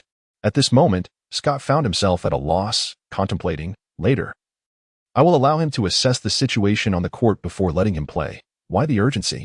Thus, both Xiaopeng and Scott decided to let the fans express themselves, promising to provide explanations later. Scott wholeheartedly agreed and began posing questions to Xiaopeng. "Did you notice the disparity between our Lakers and the Nets? If you take the court later, how do you intend to approach the game?" Xiaopeng understood that his coach was testing him. If he answered the question satisfactorily, it was likely that he would be granted the opportunity to play. However, should his responses falter, Scott might choose to withhold his participation until absolutely necessary. Weighing these possibilities, Xiao approached Scott's inquiries with utmost seriousness. Scott then posed the question, "If you were in Kobe's position, what do you believe is the most essential action to take at this moment?" The question was indeed rather broad. From the onset of the match, Zhao Peng meticulously observed every move made by both teams. In his perspective, neither team exhibited any significant flaws. Both demonstrated commendable performances in both defense and offense. Notably, their coordination on the field was remarkably aligned. Given this parity, how could he enhance their performance when he takes the field? Zhao Peng found himself in a state of uncertainty. Perhaps he was genuinely at a loss. As he spontaneously remarked, simply lead the team to disrupt the opponent's rhythm. This statement, seemingly plucked from thin air, astonished Scott. Indeed, you make a valid point. When the second quarter commences, you shall take Kobe's place on the court. Zhao Peng found himself in a state of bemusement, almost disinclined to continue watching the game. Yet, in pursuit of understanding the progression of the match to strategize for the forthcoming segment, he remained utterly focused, immersing himself in the analysis of the unfolding events. During this interval, despite the valiant efforts of players like Kobe and Paul George, whose fatigue was palpably evident, the Lakers still trailed the Nets by more than 10 points. Such a disparity was staggering. Even Zhao Peng found it hard to fathom. How could this be? The gap in the score was indeed too vast. Previously, he had been blissfully unaware of the disparity in strength between the two teams, naively believing it to be merely a few points, never anticipating it would escalate to over 10. Reality, however, had dealt him a sharp blow. It was crucial to note that the starting lineup on the court represented the pinnacle of the Lakers' prowess. Yet the facts demonstrated that even at their zenith, disparities existed. The Nets, clearly, had significantly outperformed Zhao Peng's team in several instances. Nonetheless, Zhao Peng had come prepared to confront adversity. Thus, when Scott substituted Kobe for him, Zhao Peng immediately began to strategize, dismissing the Nets team with disdain. "Brothers," he proclaimed, "the players on the Nets are akin to foolish deer. We shall easily outmaneuver them." In a bid to undermine the Nets' confidence, Zhao Peng sought out the opposing captain, engaging in a verbal exchange of playful banter. "Just wait," he taunted. "When I step onto the court, I'll ensure you remain scoreless. I will block your shots with ease. As for scoring, I will undoubtedly eclipse you. You shall witness my prowess." At that moment, Simmons, who was in peak form, could hardly overlook Zhao Peng's provocations. Renowned as a formidable center within the league and frequently featured in elite sports media, he found Zhao Peng's jibes infuriating. "Just watch," he retorted. "I will decisively outplay you." Having achieved his objective, Zhao Peng ceased his mocking antics. After all, such behavior could not be sustained indefinitely.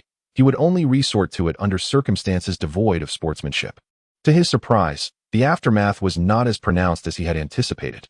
Fueled by anger, Zhao Peng demonstrated his exceptional shooting prowess, successfully landing 5 consecutive three-pointers, elevating his score to over 15. However, the Nets were no ordinary adversary. Simmons maintained a remarkably steady performance, resulting in a continual back and forth in the scoring. Both teams managed to find their rhythm, and in the interest of pride, they clung tenaciously to their resolve. Before long, the game reached the concluding phase of the second quarter. The scoreboard reflected a close contest at 55-50, with the Nets holding a slender 5-point lead over the Lakers.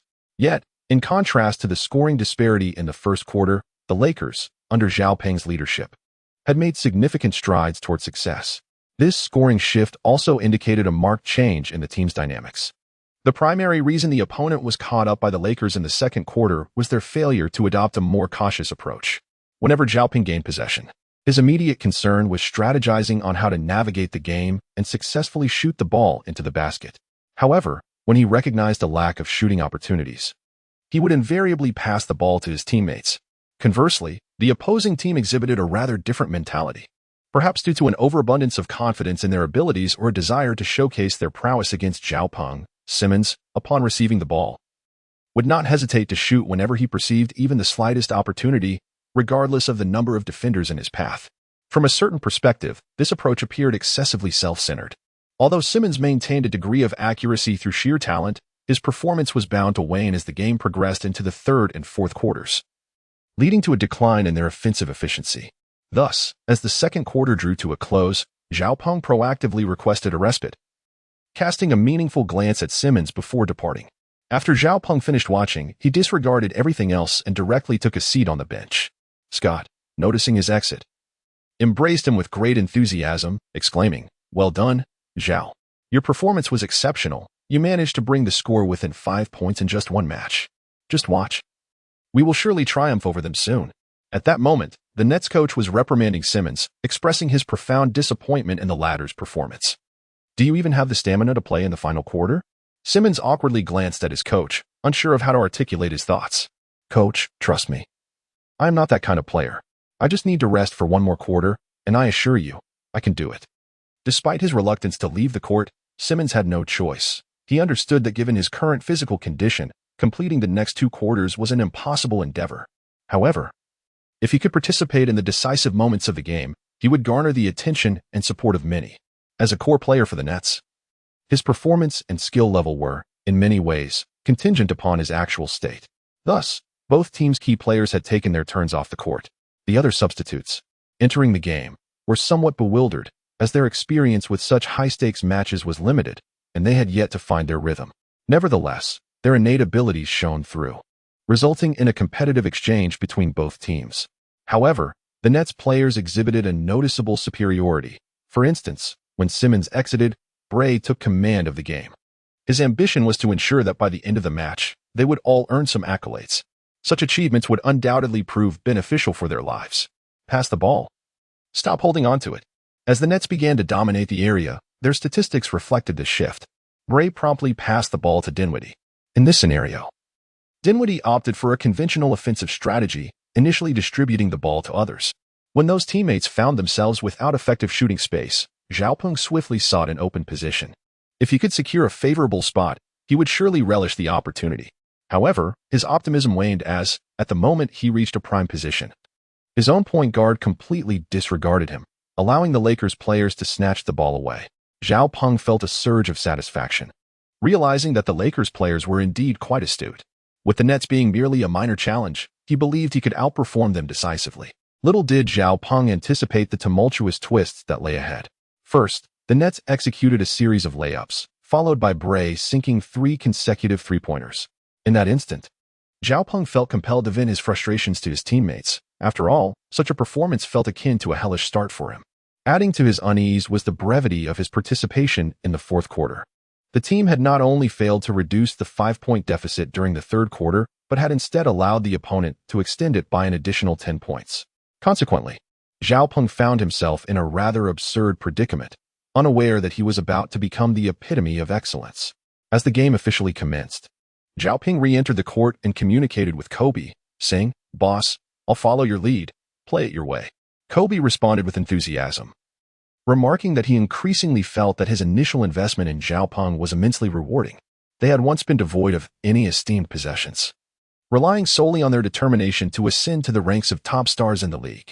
Now, Kobe recognized a familiar spirit in Xiaopeng, and with time pressing upon them, he quickly assured Xiaopeng, "No worries, we'll collaborate seamlessly." Thus, the pair ignited a tempest on the court. Xiaopeng, after acquiring the ball, swiftly executed a 3-point shot, which found its mark. Subsequently, he seemed to engage in an unending pursuit alongside Kobe, ready to assist him in regaining position whenever an opponent appeared in Kobe's path. Even when Xiaopeng possessed the ball, upon witnessing a prime opportunity for Kobe, he promptly relinquished his hold on the ball to his teammate. Kobe, in turn, did not disappoint Xiaopeng's expectations. Upon receiving the pass, he launched the ball toward the basket from within the paint. Truth be told, at the very moment he released the ball, Kobe sensed the outcome. While Xiaopeng remained unconcerned about his shooting percentage, his tactical cooperation was commendable. Scott observed these performances with delight, perhaps contemplating bestowing upon Xiaopeng greater responsibilities. Previously, he had refrained from allowing Xiaopeng to participate in jump balls, believing that despite the considerable experience Xiaopeng had amassed, his current expertise still lacked the refinement that comes with a full season of competition. However, witnessing Xiaopeng's commendable display, especially during the match against the Nets, it was evident that he exerted considerable effort. Whenever faced with a situation where shooting was unfeasible, Xiaopeng resolutely retained possession of the ball. Moreover, it was particularly gratifying to note Xiaopeng's mental fortitude. When confronted with high-pressure scenarios, his immediate instinct was to seek resolution. If a situation proved untenable, he would not dwell on it but instead channel his energy back into training. Shifting focus to the ongoing match, the score disparity remained, with even the seamless collaboration between Kobe and Xiaopeng unable to bridge the gap, which lingered around 12 points. In the fourth quarter, the final segment of the game, Both teams retained lineups reminiscent of the initial phase, with the sole alteration being Zhao Peng stepping in for Shiver to join the Lakers. The Nets, however, maintained their unchanged starting lineup for this decisive phase. At this juncture, the score gap had widened to 15 points, necessitating that Zhao Peng lead his team to secure an additional 15 points within the brief remaining time, a considerable challenge for the Lakers. Zhao Peng initially focused on facilitating plays for his teammates, yet it appeared that prolonged exertion had significantly drained their stamina, resulting in minimal scoring contributions despite his efforts. Conversely, Oscar from the Nets showcased his formidable one-on-one skills, effortlessly surpassing Kobe to drive towards the basket for a score. This moment left Kobe feeling somewhat despondent. Despite his commendable defensive efforts, he was unable to thwart the opponent's advances, a setback that weighed heavily on him. Fortunately, Zhao Peng, as the backbone of the team, quickly approached Kobe, reassuring him that it was acceptable. They had merely granted the opponents an opportunity, but the tide would soon turn, and they would ultimately prevail. Zhao Peng's encouragement did not cease there. Recognizing the lackluster performance of others had dampened the Lakers' morale, he swiftly gathered the team together, placing a hand on both Kobe's and Paul George's shoulders, asserting the importance of cohesive teamwork and belief in their abilities, declaring that victory was within reach. With that, Zhao Peng led the Lakers back into the fray of an intense and exhilarating battle. Following Oscar's successful score, the possession shifted. Kobe initiated the play, and Zhao Peng quickly received the ball, advancing it past half-court, at which point Oscar launched a vigorous defensive onslaught against the Lakers. Oscar inched closer to Zhao Peng, occasionally probing him. The moment Zhao Peng contemplated retreating, Oscar would press forward, constricting Zhao Peng's options for passing and attacking. Yet, Zhao Peng never entertained the notion of retreat. Instead, he relied on his physical prowess to stand firm against Oscar, exhibiting remarkable courage. As Zhao Peng approached the three-point line, the defensive pressure intensified. Not only was Oscar attempting to thwart his drive, but having witnessed Zhao Peng's shooting capabilities, he also assigned a teammate to obstruct Zhao Peng's path to the basket. Should Zhao Peng even consider a shot, Oscar would not hesitate to impede him, regardless of the risk of a foul call. Zhao Peng was acutely aware of this fact. Therefore, with just 15 seconds remaining in the offensive play, he refrained from taking an immediate shot. It was only when Paul George began signaling to him that Zhao Peng gradually intensified his drive towards the basket. Zhao Peng's breakthrough progress has yet to manifest, primarily due to a lack of opportunity. However, as the moment approached, Oscar finally granted Zhao Peng a chance. He cautiously retreated a step, and it was precisely this movement that solidified Zhao Peng's resolve. He immediately signaled for Paul George to set a screen for him. Indeed, it was a screen. But Zhao Peng's intention was not to drive. Rather, he aimed for a step-back three-pointer. Once Paul George successfully shielded him from Oscar, Zhao Peng found the space to shoot. He executed the three-pointer as desired, and his shot was remarkably precise, slicing through the air and swishing through the net with astonishing speed. The Brooklyn Nets on the court were momentarily oblivious to Zhao Peng's actions, leading to collective gasps of disbelief. "Oh my, he has hit another three," they lamented. "This young man is simply extraordinary. I had assumed he was incapable of shooting given the inherent risks. Had he missed that shot in such a situation? It would have been a squandered opportunity for a prime offensive play. Indeed, if I were in Zhao Peng's shoes, I would have hesitated to take the shot." The commentators were equally astonished by Zhao Peng's decisive decision to shoot. Goodness, Zhao Peng is remarkably confident. In that scenario, most players would likely opt to pass or drive forward, yet Zhao Peng views such moments as prime opportunities. Though Zhao Peng's shooting form appeared somewhat rushed, his accuracy remained impressively high. At that moment, Kobe rushed over to congratulate Zhao Peng, giving him an encouraging pat on the shoulder and saying, "Play your game. We will do our utmost to create opportunities for you."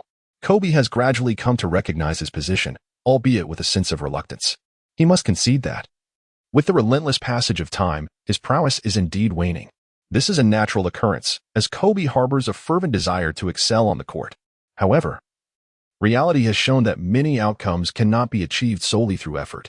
Although Zhao Peng's performance has been commendable, the disparity in scores remains significant, rendering his task formidable.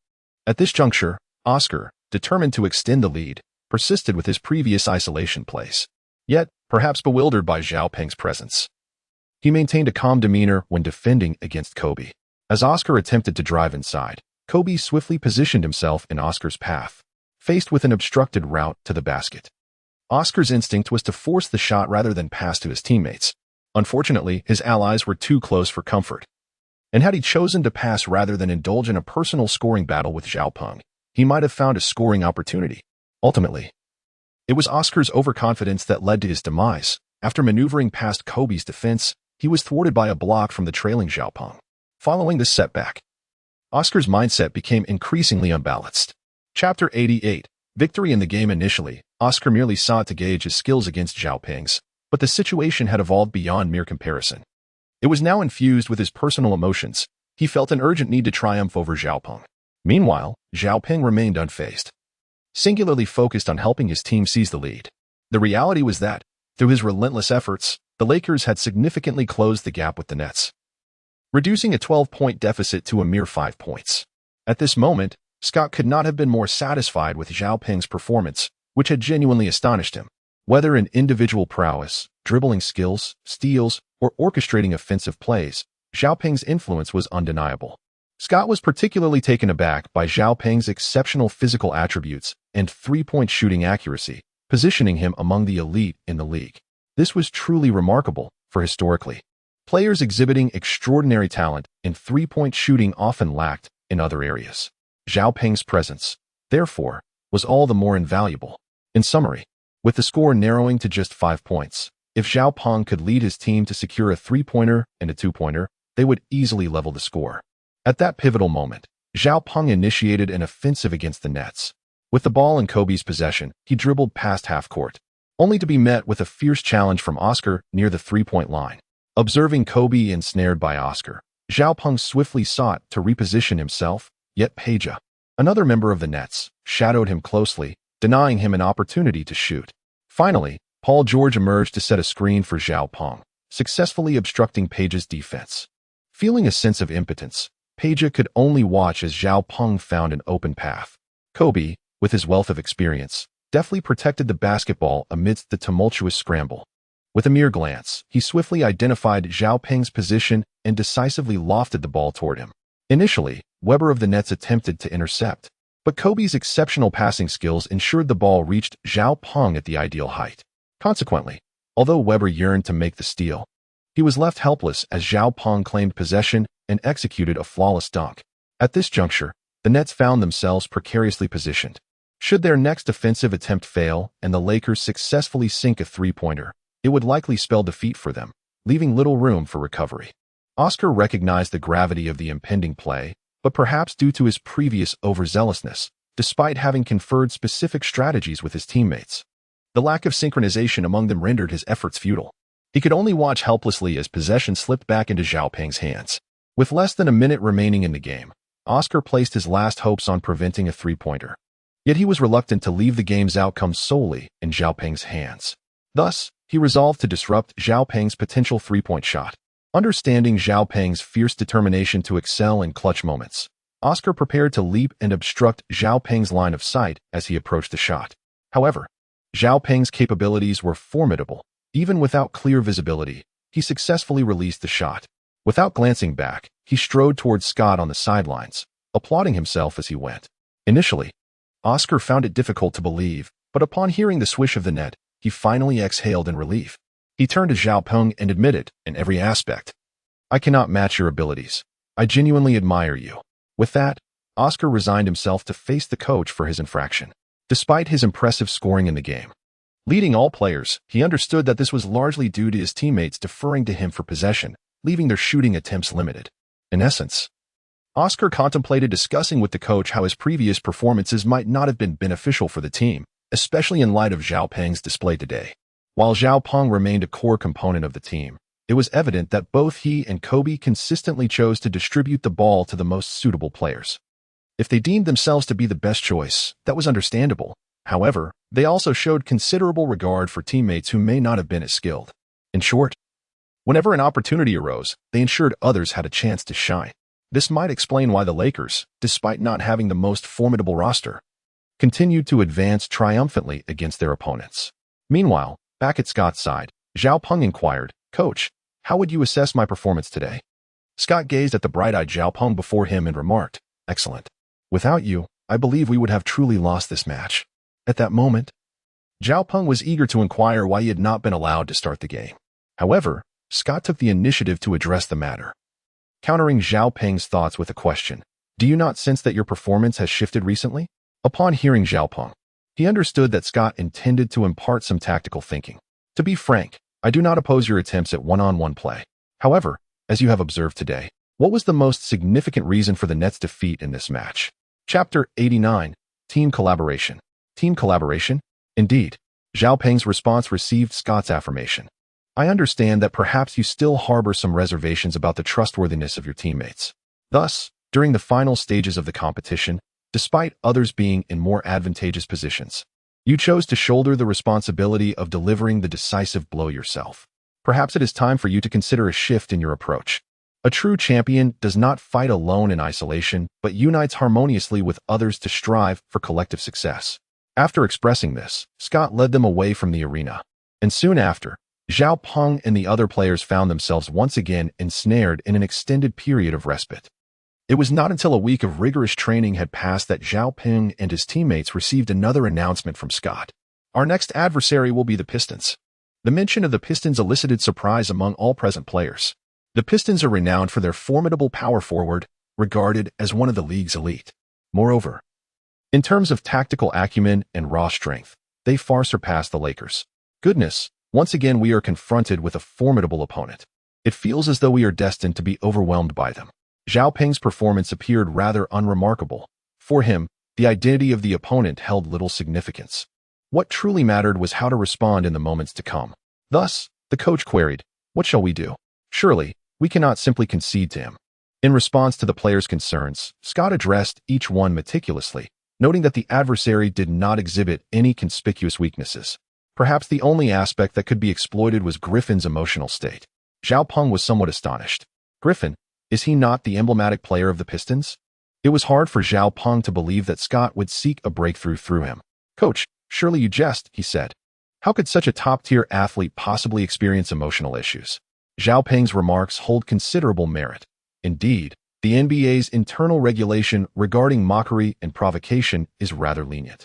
Consequently, spectators frequently witness individuals engaging in playful banter during the matches. Moreover, when two players exchange jibes, the commentators often join in, offering their speculations, thereby elevating the discourse to a heightened level. It is within this context that the competition between the two sides becomes increasingly captivating, igniting a fervent enthusiasm among the audience for the clash between these teams. Thus, NBA professional players demonstrate commendable control over their emotions. Typically, few players allow emotional upheaval to disrupt their strategic execution, which could lead to defeat. In other words, should a player become overly passionate during the game, it is not only he who notices, even the coach would promptly substitute him out. Zhao Peng shared his conjectures with Scott, who did not refute them. However, after listening to Zhao Peng, Scott offered a slight clarification. The authority of our coach is, in fact, selective, primarily targeting more commonplace players. This implies that if a star player were to exhibit emotional difficulties on the court, leading to a loss due to such issues, our intervention would be futile. It would not alter the player's condition, but would indeed affect our own authority. Scott's remarks completely overturned Zhao Peng's perception of a coach, as he had believed that the coach should be the most influential figure within the locker room. Yet, Scott's words suggested that his influence within the locker room was not comparable to that of other star players. At that moment, Zhao Peng recognized his previous missteps. Perhaps it was indeed his performance that had diminished Scott's authority. Surprisingly, Scott did not elaborate further, but encouraged Zhao Peng to leverage this insight during the game. If he could provoke Griffin, the ensuing contest against the Pistons would become considerably easier. Faced with such a formidable team, Zhao Peng was determined not to squander this exceptional opportunity for confrontation. Consequently, he dedicated even more time to training in the days that followed, leaving Allen and Richard Hamilton somewhat perplexed. They remarked that he could simply practice at a leisurely pace, for if he were the only one to shoot, defeat was inevitable. Nevertheless, this did not deter Zhao Peng. He understood his path and resolved to strive for success, believing that if he succeeded, the Lakers would undergo significant changes in the time to come. Time flew by, and soon it was time for the match between the two teams. At that moment, Zhao Peng and his teammates proceeded to the court for a thorough warm-up, intending to showcase the fruits of their training. Thus, when Zhao Peng began his warm-up, he employed the exercises taught by Allen and the others. Moreover, In an effort to find his shooting rhythm, he took numerous basketballs and commenced shooting three-pointers on the court. Within 3 minutes, Xiaoping attempted over 10 shots, each ball responding to his touch as if imbued with life. Xiaoping's shooting accuracy astonishingly reached an impressive 90 in the preceding period. Although this was merely a warm-up, it did not deter the audience from applauding him. They had never witnessed such a remarkable three-point shooting percentage, and some spectators couldn't help but exclaim that if Zhao were to participate in the All-Star event, it would undoubtedly be a foregone conclusion. Indeed, I recall that Curry's shooting percentage in this regard was only around 85, which pales in comparison to Xiaoping's prowess. The members of the Pistons displayed an air of disdain upon seeing Xiaoping. Many players even abandoned their warm-up routines to cheer him on. However, this so-called encouragement felt more akin to watching a monkey perform tricks, prompting Xiaoping to decisively halt his warm-up exercises. As he surveyed the Pistons team before him, he finally grasped why Griffin's emotions were so volatile. It became evident that the environment played a significant role in such a restless atmosphere. Even if Griffin wished to rectify his shortcomings, it would prove exceedingly challenging for him. Thus, after acknowledging their scrutiny, Xiaoping recalled Scott's prior admonitions and promptly engaged them in banter. "Oh, look at you all, a veritable disgrace to the league. Observe our players, who have barely stepped onto the court. As the hosts of this match, how can you utter such discourteous remarks to your guests? Just consider whether the league might deem your words a violation." Upon the utterance of Xiaoping's words, an immediate sense of incredulity enveloped him. Initially, his intent was merely to deliver a light-hearted jest at the expense of his adversary. Yet, unexpectedly, he found himself entangled with the authorities. Furthermore, shortly after his proclamation, the officials indeed dispatched a dedicated team to verify the situation. Upon grasping the entirety of the events, the authorities rendered a judgment that each member of the Pistons had been penalized for a breach of sportsmanship, warning that should they err again in the forthcoming matches, they would not be spared easily. Under the weight of this official coercion, Xiaoping exhaled a sigh of relief. As for the others, he offered them heartfelt reassurances. "Do not worry, we shall decisively prevail against them in the game." Upon hearing Xiaoping's unwavering confidence, Kobe and the others, particularly Paul George, were left in awe, exclaiming that Zhao's self-assurance was remarkable. If it were them, they would scarcely possess the audacity to act in such a manner. Xiaoping's performance in the previous match was nothing short of remarkable, earning him widespread acclaim. Therefore, when he declared his intent to dominate the opposing Pistons, his teammates exhibited formidable confidence in his words. As the match was set to commence, the players finally took to the court, with the Pistons fielding their starting lineup: Griffin, Isaiah Briscoe, Reggie, Drummond, and Glenn Robinson. The bench was brimming with talent, making it unnecessary to introduce each player individually. In essence, the starting lineup was exceptionally formidable, particularly in their ability to break through defenses. However, this aspect would soon be challenged by Xiaoping.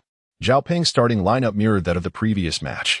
Just as he was preparing to engage in the competition, he unexpectedly received a mission from the system to successfully break through the defensive player 50 times during the match. It was crucial that these were complete breakthroughs. If the opponent caught up, the attempt would be deemed unsuccessful. The difficulty of this challenge was, to be frank, quite astonishing. Xiaoping had previously encountered a task related to steals, which had proven to be a considerable ordeal for the team. While they generally performed admirably in stealing during casual competitions, the seriousness of a formal match naturally reduced the likelihood of such opportunities. Similar to stealing, breaking through defenses posed an equal level of challenge. In the realm of basketball, breakthroughs are paramount, particularly in today's industrial basketball, which emphasizes defensive strategies. Initially, standard defense relied on one-on-one type marking, but as the game evolved, coaches devised innovative defensive tactics to enhance the complexity of strategies and provide players with opportunities to rectify mistakes. In this new paradigm, defense expanded beyond mere individual coverage to encompass a more collective approach once the opposing team gained possession. This evolution in defensive strategy made penetrating the opponent's defense a formidable task. Moreover, prolonged training fostered a strong synergy within the team, rendering the defense against ball-handling players increasingly formidable. Present-day players without advantages in speed or skill find it exceedingly challenging to achieve their objectives. When Xiaoping recognized this reality, he momentarily feared that the system was setting him up for failure. It seemed implausible that he would be assigned such a daunting task. However, upon discovering the system's assistance, he couldn't suppress his laughter. The system detected that his current abilities were insufficient and thus granted him the right to utilize the Irving Breakthrough Medal. Overwhelmed with joy at the sight of the Metal S replicated figure, Zhao Peng was ecstatic. Irving, a true idol for many basketball fans, Irving initially lacked physical advantages, and even his coach doubted his potential in the sport. Nevertheless, driven by ideals and aspirations, he persevered through rigorous training, gradually uncovering his unique talents. Indeed, prior to this, few acknowledged Irving's capabilities, but once he showcased his innate talent on the court, they realized that it was not a matter of strength but rather a failure to recognize his advantages.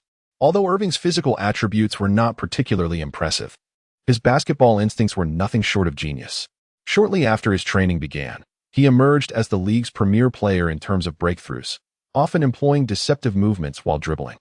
This unpredictability rendered defenders unable to anticipate his paths, solidifying his status as a superstar in the league. Notably, despite lacking physical superiority compared to some stronger players, Irving's breakthroughs inflicted significant damage on defenders. His approach was not aggressive. Rather, he adeptly maneuvered past opponents with minimal effort, leaving them powerless to respond. Upon learning of his acquisition of the medal, Zhao Peng experienced an indescribable surge of excitement. As someone who excelled in ball handling, he had always believed his breakthrough abilities were formidable. However, only after receiving the information did he truly grasp the terror of Irving's prowess, particularly in footwork and ball control. Typically, even elite stars would prefer to avoid facing him, as such encounters often resulted in their inability to defend effectively. As the game was about to begin, bolstered by the power of the medal, Zhao Peng felt an overwhelming sense of victory was within reach. Alas, the Lakers were unfortunate not to secure the opening possession. Following the jump ball, Griffin, leveraging his impressive leaping ability, seized the initial possession. As he passed the ball to a teammate and subsequently marked Zhao Peng closely, he unwittingly whispered, "You're worthless." Zhao Peng was utterly taken aback. This truly exemplified Griffin's characteristic demeanor. Scott's words were indeed not unfounded. Just moments ago, Zhao Peng had merely advised him to refrain from watching the warm-up, accompanied by a few soft jibes. Initially, he presumed that Griffin would have forgotten about it by now. However, to his astonishment, not only had Griffin not forgotten, but it also seemed that all of his associates cast an inexplicable air of hostility towards Zhao Peng. Zhao Peng thought to himself, "I truly feel a sense of injustice." However, he was not overly concerned about it. Upon stepping onto the court, his sole ambition was to achieve victory.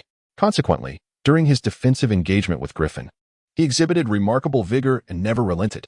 Yet, despite his efforts, Griffin ultimately outperformed him, as Zhao Peng diligently maintained his close defense. An opportunistic player by the name of Brooke seized the moment to set a screen for Griffin.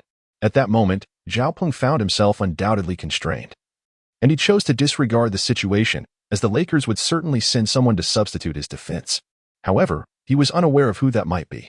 The outcome proved to be somewhat disheartening. Despite the presence of additional defenders, they were taken aback by Griffin's remarkable individual prowess. Consequently, they ultimately withstood the Lakers' defense and executed a three-point shot that miraculously found its mark, which was utterly astonishing. Just when everyone believed that the Pistons were poised to seize complete control of the game, circumstances took an unexpected turn. Griffin, who had previously displayed exceptional performance and vitality, now appeared somewhat flustered. Following the recent change in possession, after Zhao Peng passed the ball to Kobe, he also began his advance towards the opponent's half. Initially, Griffin was confident in his ability to easily contain Zhao Peng, but he was entirely oblivious to Zhao Peng's true capabilities. Kobe, stationed at the three-point line, relayed the ball to Zhao Peng, who then dribbled towards the left edge with the intention of driving to the basket. However, Griffin's defense was exceedingly tight, and despite numerous attempts to break through, Zhao Peng found himself thwarted. Griffin could not resist taunting him, exclaiming, "Look at you, such a waste, with a mere straight-line acceleration. Just observe how slow you are. Are you even an NBA player?" Hearing Griffin's remarks made him want to toss Zhao Peng aside. Yet Zhao Peng chose to disregard him entirely. In Zhao Peng's eyes, Griffin was merely a fool, and a rather capricious one at that. With the ball secured, Zhao Peng executed a leftward drive, prompting Griffin to shift his defensive focus in that direction. Little did Griffin realize that this was merely a figment of his own imagination. As Griffin committed to the left side, Zhao Peng swiftly initiated a breakthrough to the right, a move that was astoundingly effective. Despite some discomfort in his knee, he managed to score. After shaking off Griffin, the path ahead was virtually unobstructed, which brought Zhao Peng immense satisfaction. Approaching the basket, he unleashed a thunderous dunk, the reverberations echoing throughout the arena. much to Griffin's dismay. "You could have just dunked without the theatrics," he thought, irritated by the sheer ferocity of the display. Upon hearing his words, Xiaopeng couldn't help but chuckle. "What else am I supposed to do? Should I tiptoe while dunking? Are you all right?" Faced with Griffin's rude inquiry, Xiaopeng chose to disregard it, recognizing that this was merely the beginning of the unfolding drama. The spectators outside the court were thoroughly delighted by Xiaopeng's dunk, as many of the fans present were indeed steadfast admirers of his prowess. This admiration was, of course, a testament to Xiaopeng's remarkable performance within the league. However, Xiaopeng was not preoccupied with the discussions of the audience. He had regained possession of the ball and was poised to initiate a swift offensive surge. With the realization that he had yet to fulfill his breakthrough objective for the day, his focus sharpened anew. Having completed merely one breakthrough thus far, he understood that a long journey lay ahead. At this moment, Xiaopeng aspired to navigate past several defenders, yet as he approached the paint, he found Griffin to be his sole adversary. Growing increasingly impatient, he pondered why others were not tasked with defending him as well. Nevertheless, considering that his opponent had multiple defensive assignments, Xiaopeng swiftly redirected his attention to the other players on the court. From that point onward, whenever an opportunity arose, he intended to dribble the ball right in front of his opponent, skillfully maneuvering it toward the basket. This display profoundly astonished Griffin, who found it hard to believe that, despite it being only the first quarter, Xiaopeng had already scored 5 consecutive two-pointers. Although each score contributed modestly to the total, the impact of his performance was undeniable.